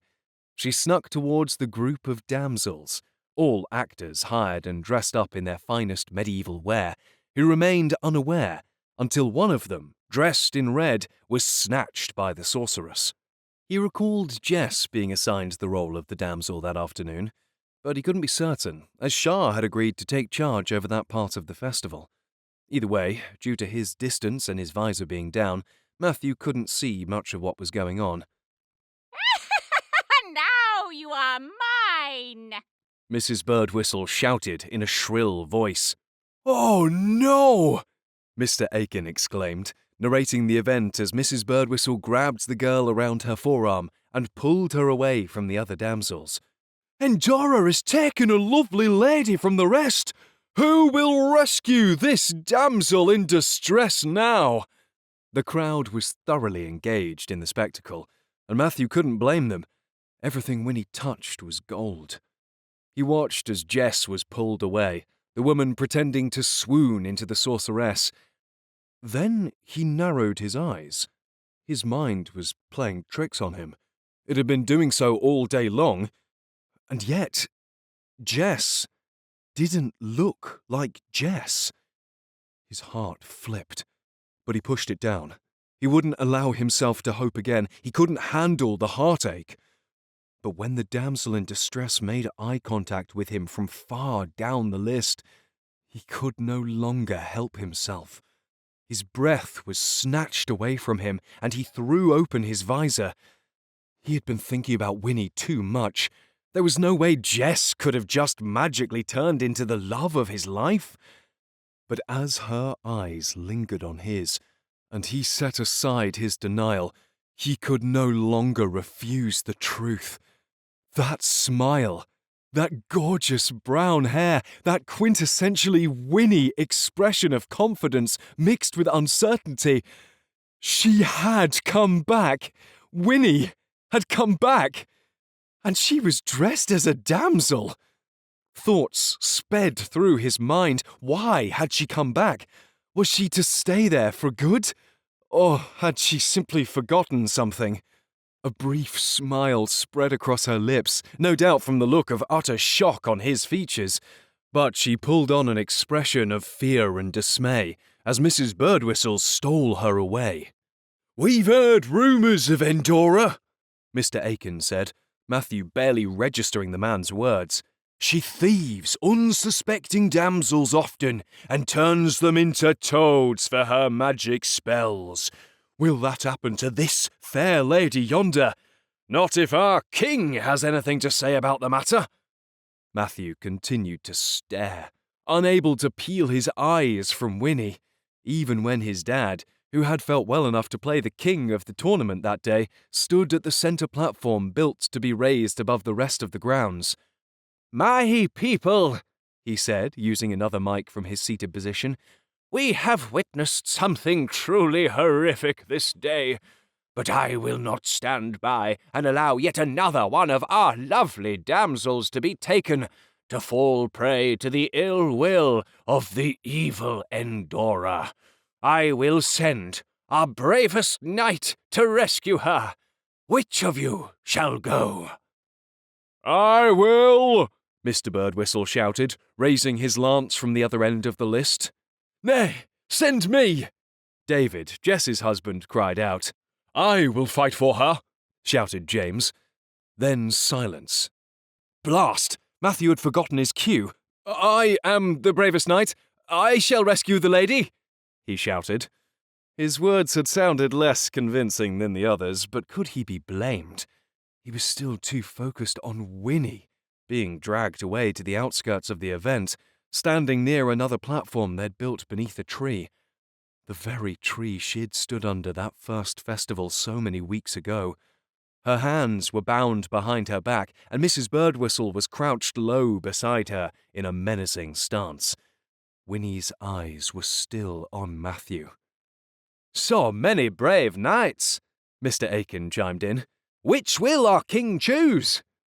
"Whomever wins the tournament," Dad said, "will win the right to fight for the lady's rescue and her hand." Matthew looked back to Winnie, her eyes still on him, and his heart leapt. That look she was giving him, she had to be staying. She had to have changed her mind about leaving. Right? His mind swirled, his heart beating against his chest. He needed to speak with her, to ask her flat out what had happened between her leaving him the night before and her returning this very moment. and he needed to see her closer in that dress. But he couldn't very well leave the joust right in the middle of it, not with all those people watching. Mr. Aiken continued, but Matthew didn't hear his words until the man shouted, "Let the tournament commence!" Matthew didn't take his eyes off Winnie, his chest swelling. There was only one thing left to do.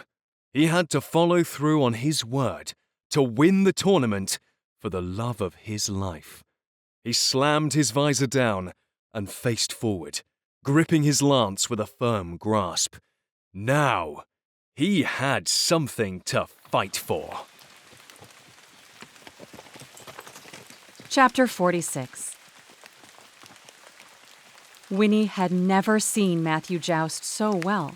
She'd watched him in training, in practice, and in actual tournaments, but never had she witnessed his form so perfect, nor his passion so evident. She couldn't help but hope it was due to her coming back. Time after time, with each of the knights he competed against, his lance splintered into pieces, gaining him more and more points as the tournament went on, until finally the last match arrived. Winnie stood beside Mrs. Birdwhistle still, both of them staying in character for the better part of the tournament, despite Winnie growing antsier by the minute. She'd been unable to stop the pride swelling in her heart, the look of shock on Matthew's face having been well worth all the effort and all the uncertainty. Gone were her insecurities from before, dressed in the medieval gown and wearing a heart-shaped hennin headpiece, replaced with a burning desire to speak with the man she loved. She really couldn't believe her life in that moment, watching the man she loved jousting. Jousting? Of all the things.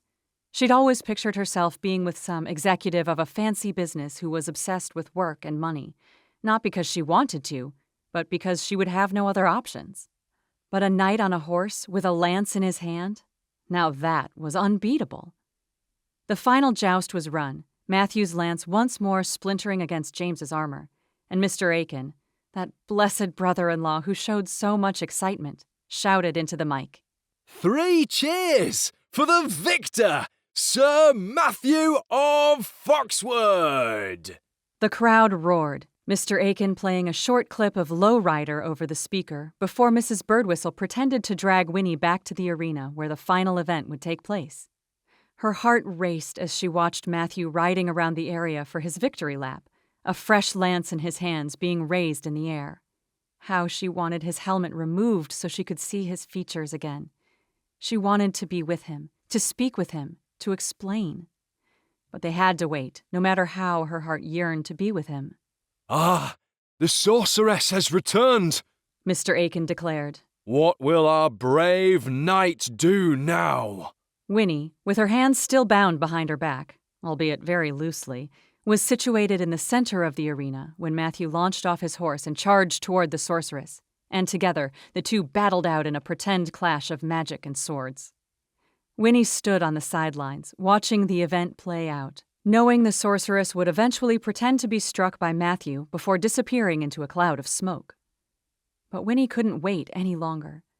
She hesitated, biting her lip and hoping her actions wouldn't upset Mr. Aiken or the other staff members. Then she moved toward Matthew herself. And now we have, Mr. Aiken hesitated, unsure of what to say off script. We have the damsel in distress, racing towards the knight. Not exactly sure what she's up to.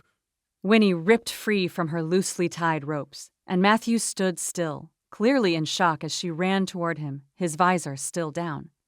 She stripped his sword directly from his hands, then turned toward Mrs. Birdwhistle and charged toward the sorceress herself. The damsel, Mr. Aiken continued, looks like she's taking matters into her own hands. Apparently the knight was taking too long to rescue her. He chuckled, and the crowd cheered. Winnie reached Mrs. Birdwhistle in a matter of seconds, pretending to strike her side with the blunted weapon. Mrs. Birdwhistle's eyes twinkled before she shrieked as part of the act. Then she launched into a cloud of smoke and ran away through the crowds. And the damsel has defeated the evil sorceress! Cried Mr. Aiken. But will she accept the brave knight's hand, even though she sort of rescued herself? The crowd laughed and cheered again, and Winnie's heart swelled. Would she accept Matthew's hand? Oh, yes, she would. Standing in the middle of the list, she waited as he strode directly toward her. She could hardly breathe, his clanking armor music to her ears. She waited in place, holding his sword with the tip pointed in the grass. Then he stopped just before her. His face was still covered by his helmet, just like when they'd first met, and he knelt down on one knee before her, reaching for her hand. Winnie. He breathed, only loud enough for her own ears to hear. She couldn't help herself. She just had to.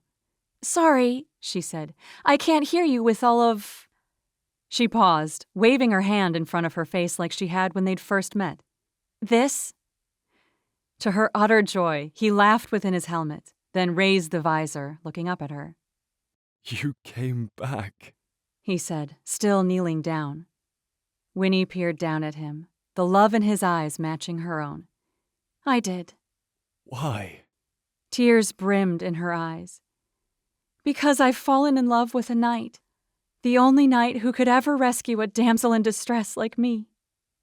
His lips spread into a smile, and he blinked as his blue eyes shone with tears. But I didn't rescue you. Her chin trembled. "Oh, yes, you did." She sniffed away her emotion, her voice soft as she continued. "I'm so sorry, Matthew. I'm sorry for leaving, for abandoning the festival and your family, for abandoning you.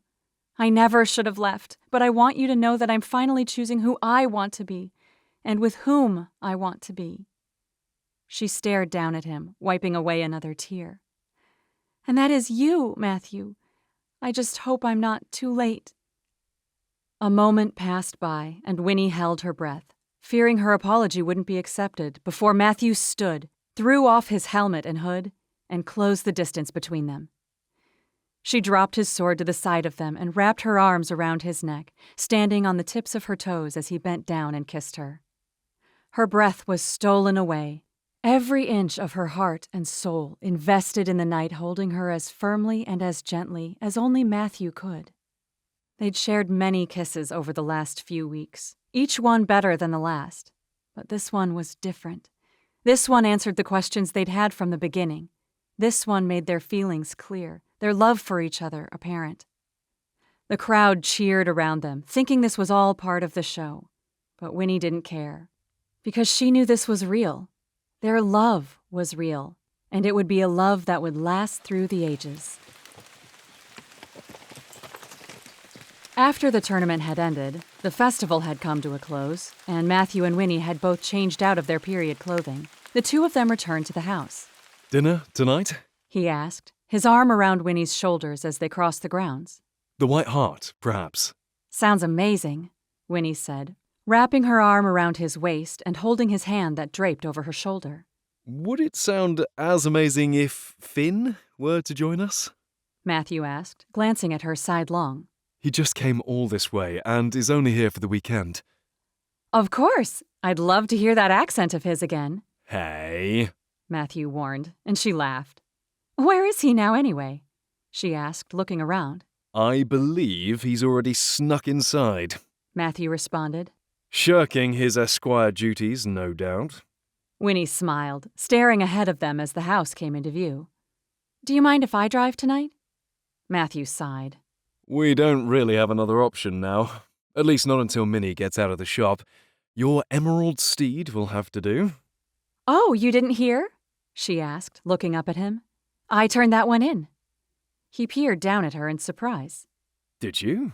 She nodded, then motioned up ahead to where her new car was parked in the drive. A minivan as round and as red as could be sat proudly in front of them.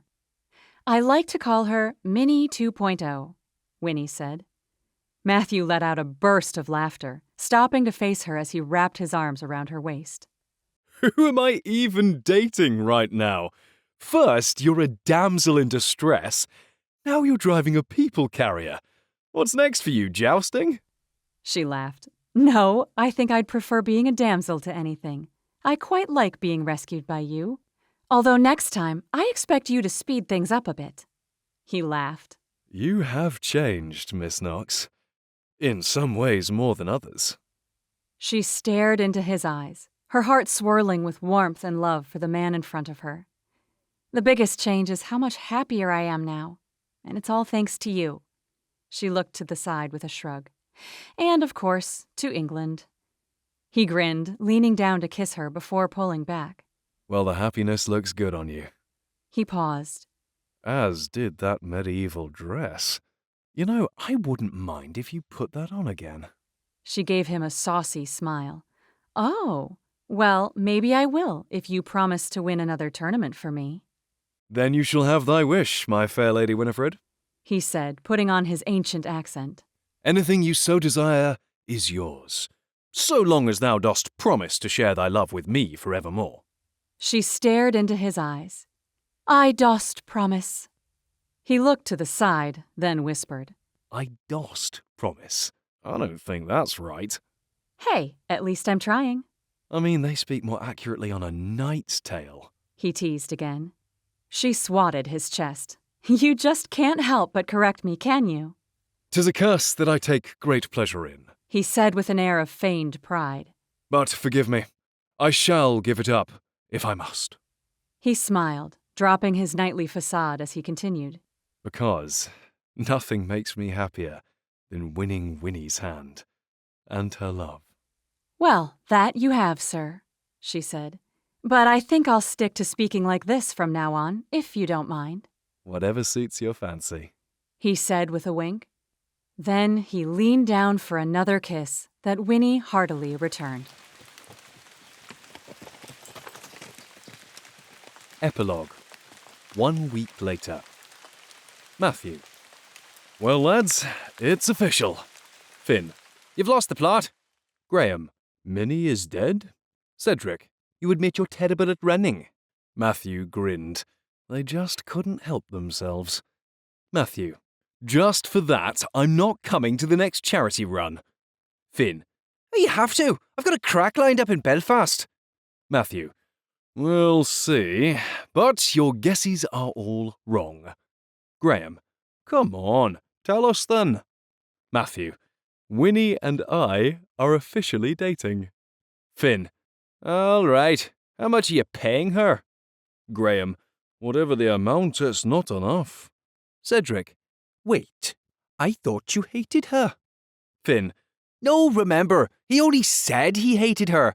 Obviously he was in denial. Graham. So much denial. Finn. Anyway, this isn't much of a surprise. When I was there, you two were all over each other. Matthew smiled again. He had such supportive friends. Finn. So, when's the wedding? Don't tell me next month. I've got my next bus tour starting then. Matthew. Ha ha. No wedding yet, but I'll be sure to keep it to myself, seeing how well this news was received. They laughed at his text, though Matthew set aside the image that their own messages had prompted. Winnie, in a white gown. Matthew in his top hat and tails. The two of them dancing with loved ones around them. It was way, way too early to be thinking about such things, even if they were exactly what Matthew wanted in his future. Cedric. Proper chuffed for you, Matt. Really. Graham. She's great. Hope you're happy together. Finn. Yeah, congrats, mate. You both deserve all the happiness. Finn. Bring her along to the next race. It'll be good to catch up with you both. Matthew. Will do, if you can all promise to behave yourselves this time. Finn. Yeah, that's not an option for us. Sorry. Texting your friends? Matthew looked up as Winnie joined him in the stables, her hair hanging loosely down her shoulders. Yep, he said, putting his phone away, though the buzzing texts continued. He'd much rather pay attention to Winnie, but his friends couldn't possibly understand. None of them had a girl like her in their lives. I can always tell you're messaging them when you have that smile on your face, she said, encircling her arms around his waist.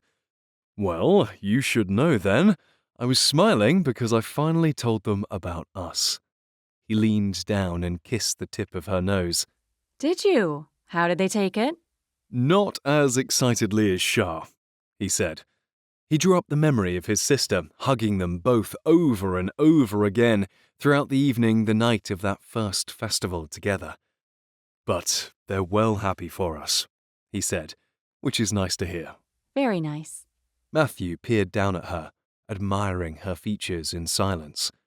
A mere week had passed since her decision to stay at Foxwood, and nearly 2 months since they'd first met. In a way, their time together seemed brand new. But, in other ways, it seemed like she had been there forever, a permanent fixture in his home, a permanent figure in his life. Not only did the festival continue to thrive under her watchful care, but the ideas she had to keep Foxwood prosperous had been much better than any of the Wintors could have dreamed, and she still had 2 months left. Of course, after that, who knew what would happen? The only thing Matthew could say for certain was that he would do whatever it took to keep his relationship with Winnie alive and well. She truly was one of a kind, and he could never say enough prayers of gratitude that she had chosen to stay with him. They stood in the same manner for a minute, staring at each other in the stables, until her eyes clouded over, and he knew where her thoughts had strayed. Winnie had received a call from her dad only a few minutes before, the first since she'd chosen to stay in England. She'd slipped out to take it while Matthew had stayed behind to finally message his friends.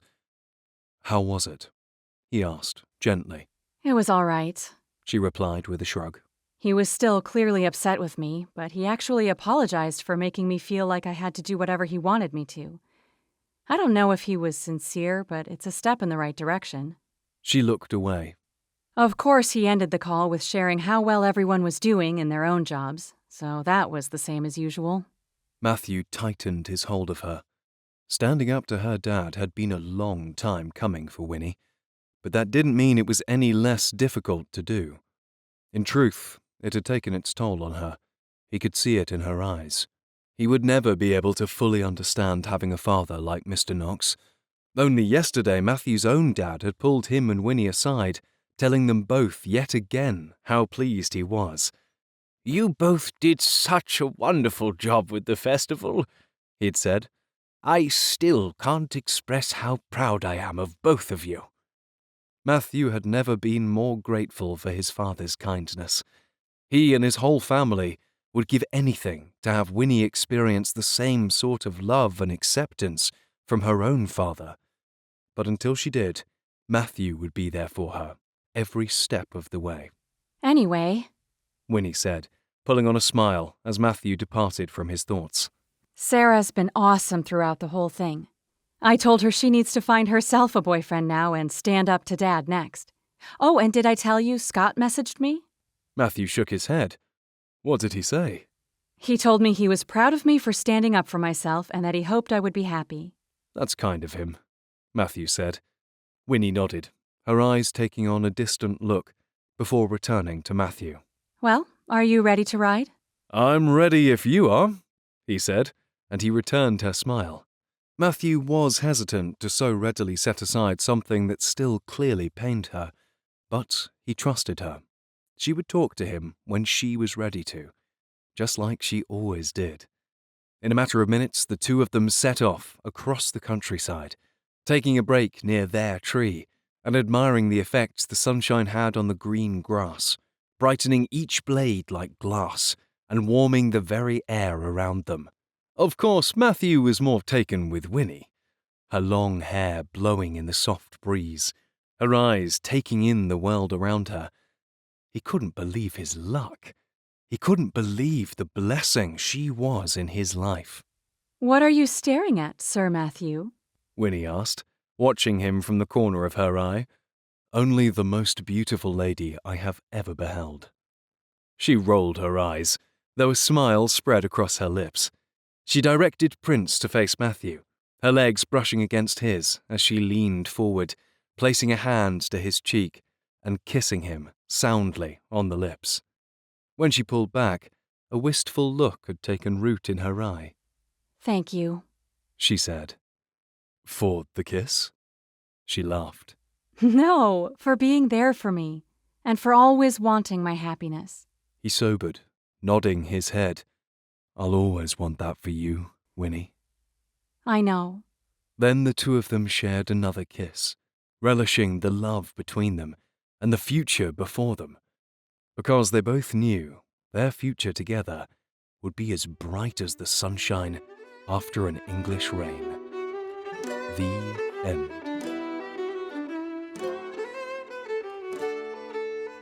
This has been Winning Winnie's Hand, Men of the Isles, Book 1, written by Deborah M. Hathaway, narrated by Greer Davis and Barney Cooper. This is Deborah Hathaway. If you enjoyed this story, please feel free to like the video, comment, and subscribe to my channel. I've also shared some links below, including how to read more of my books and how to sign up for my newsletter so you never miss an update. Thank you so much again for your support.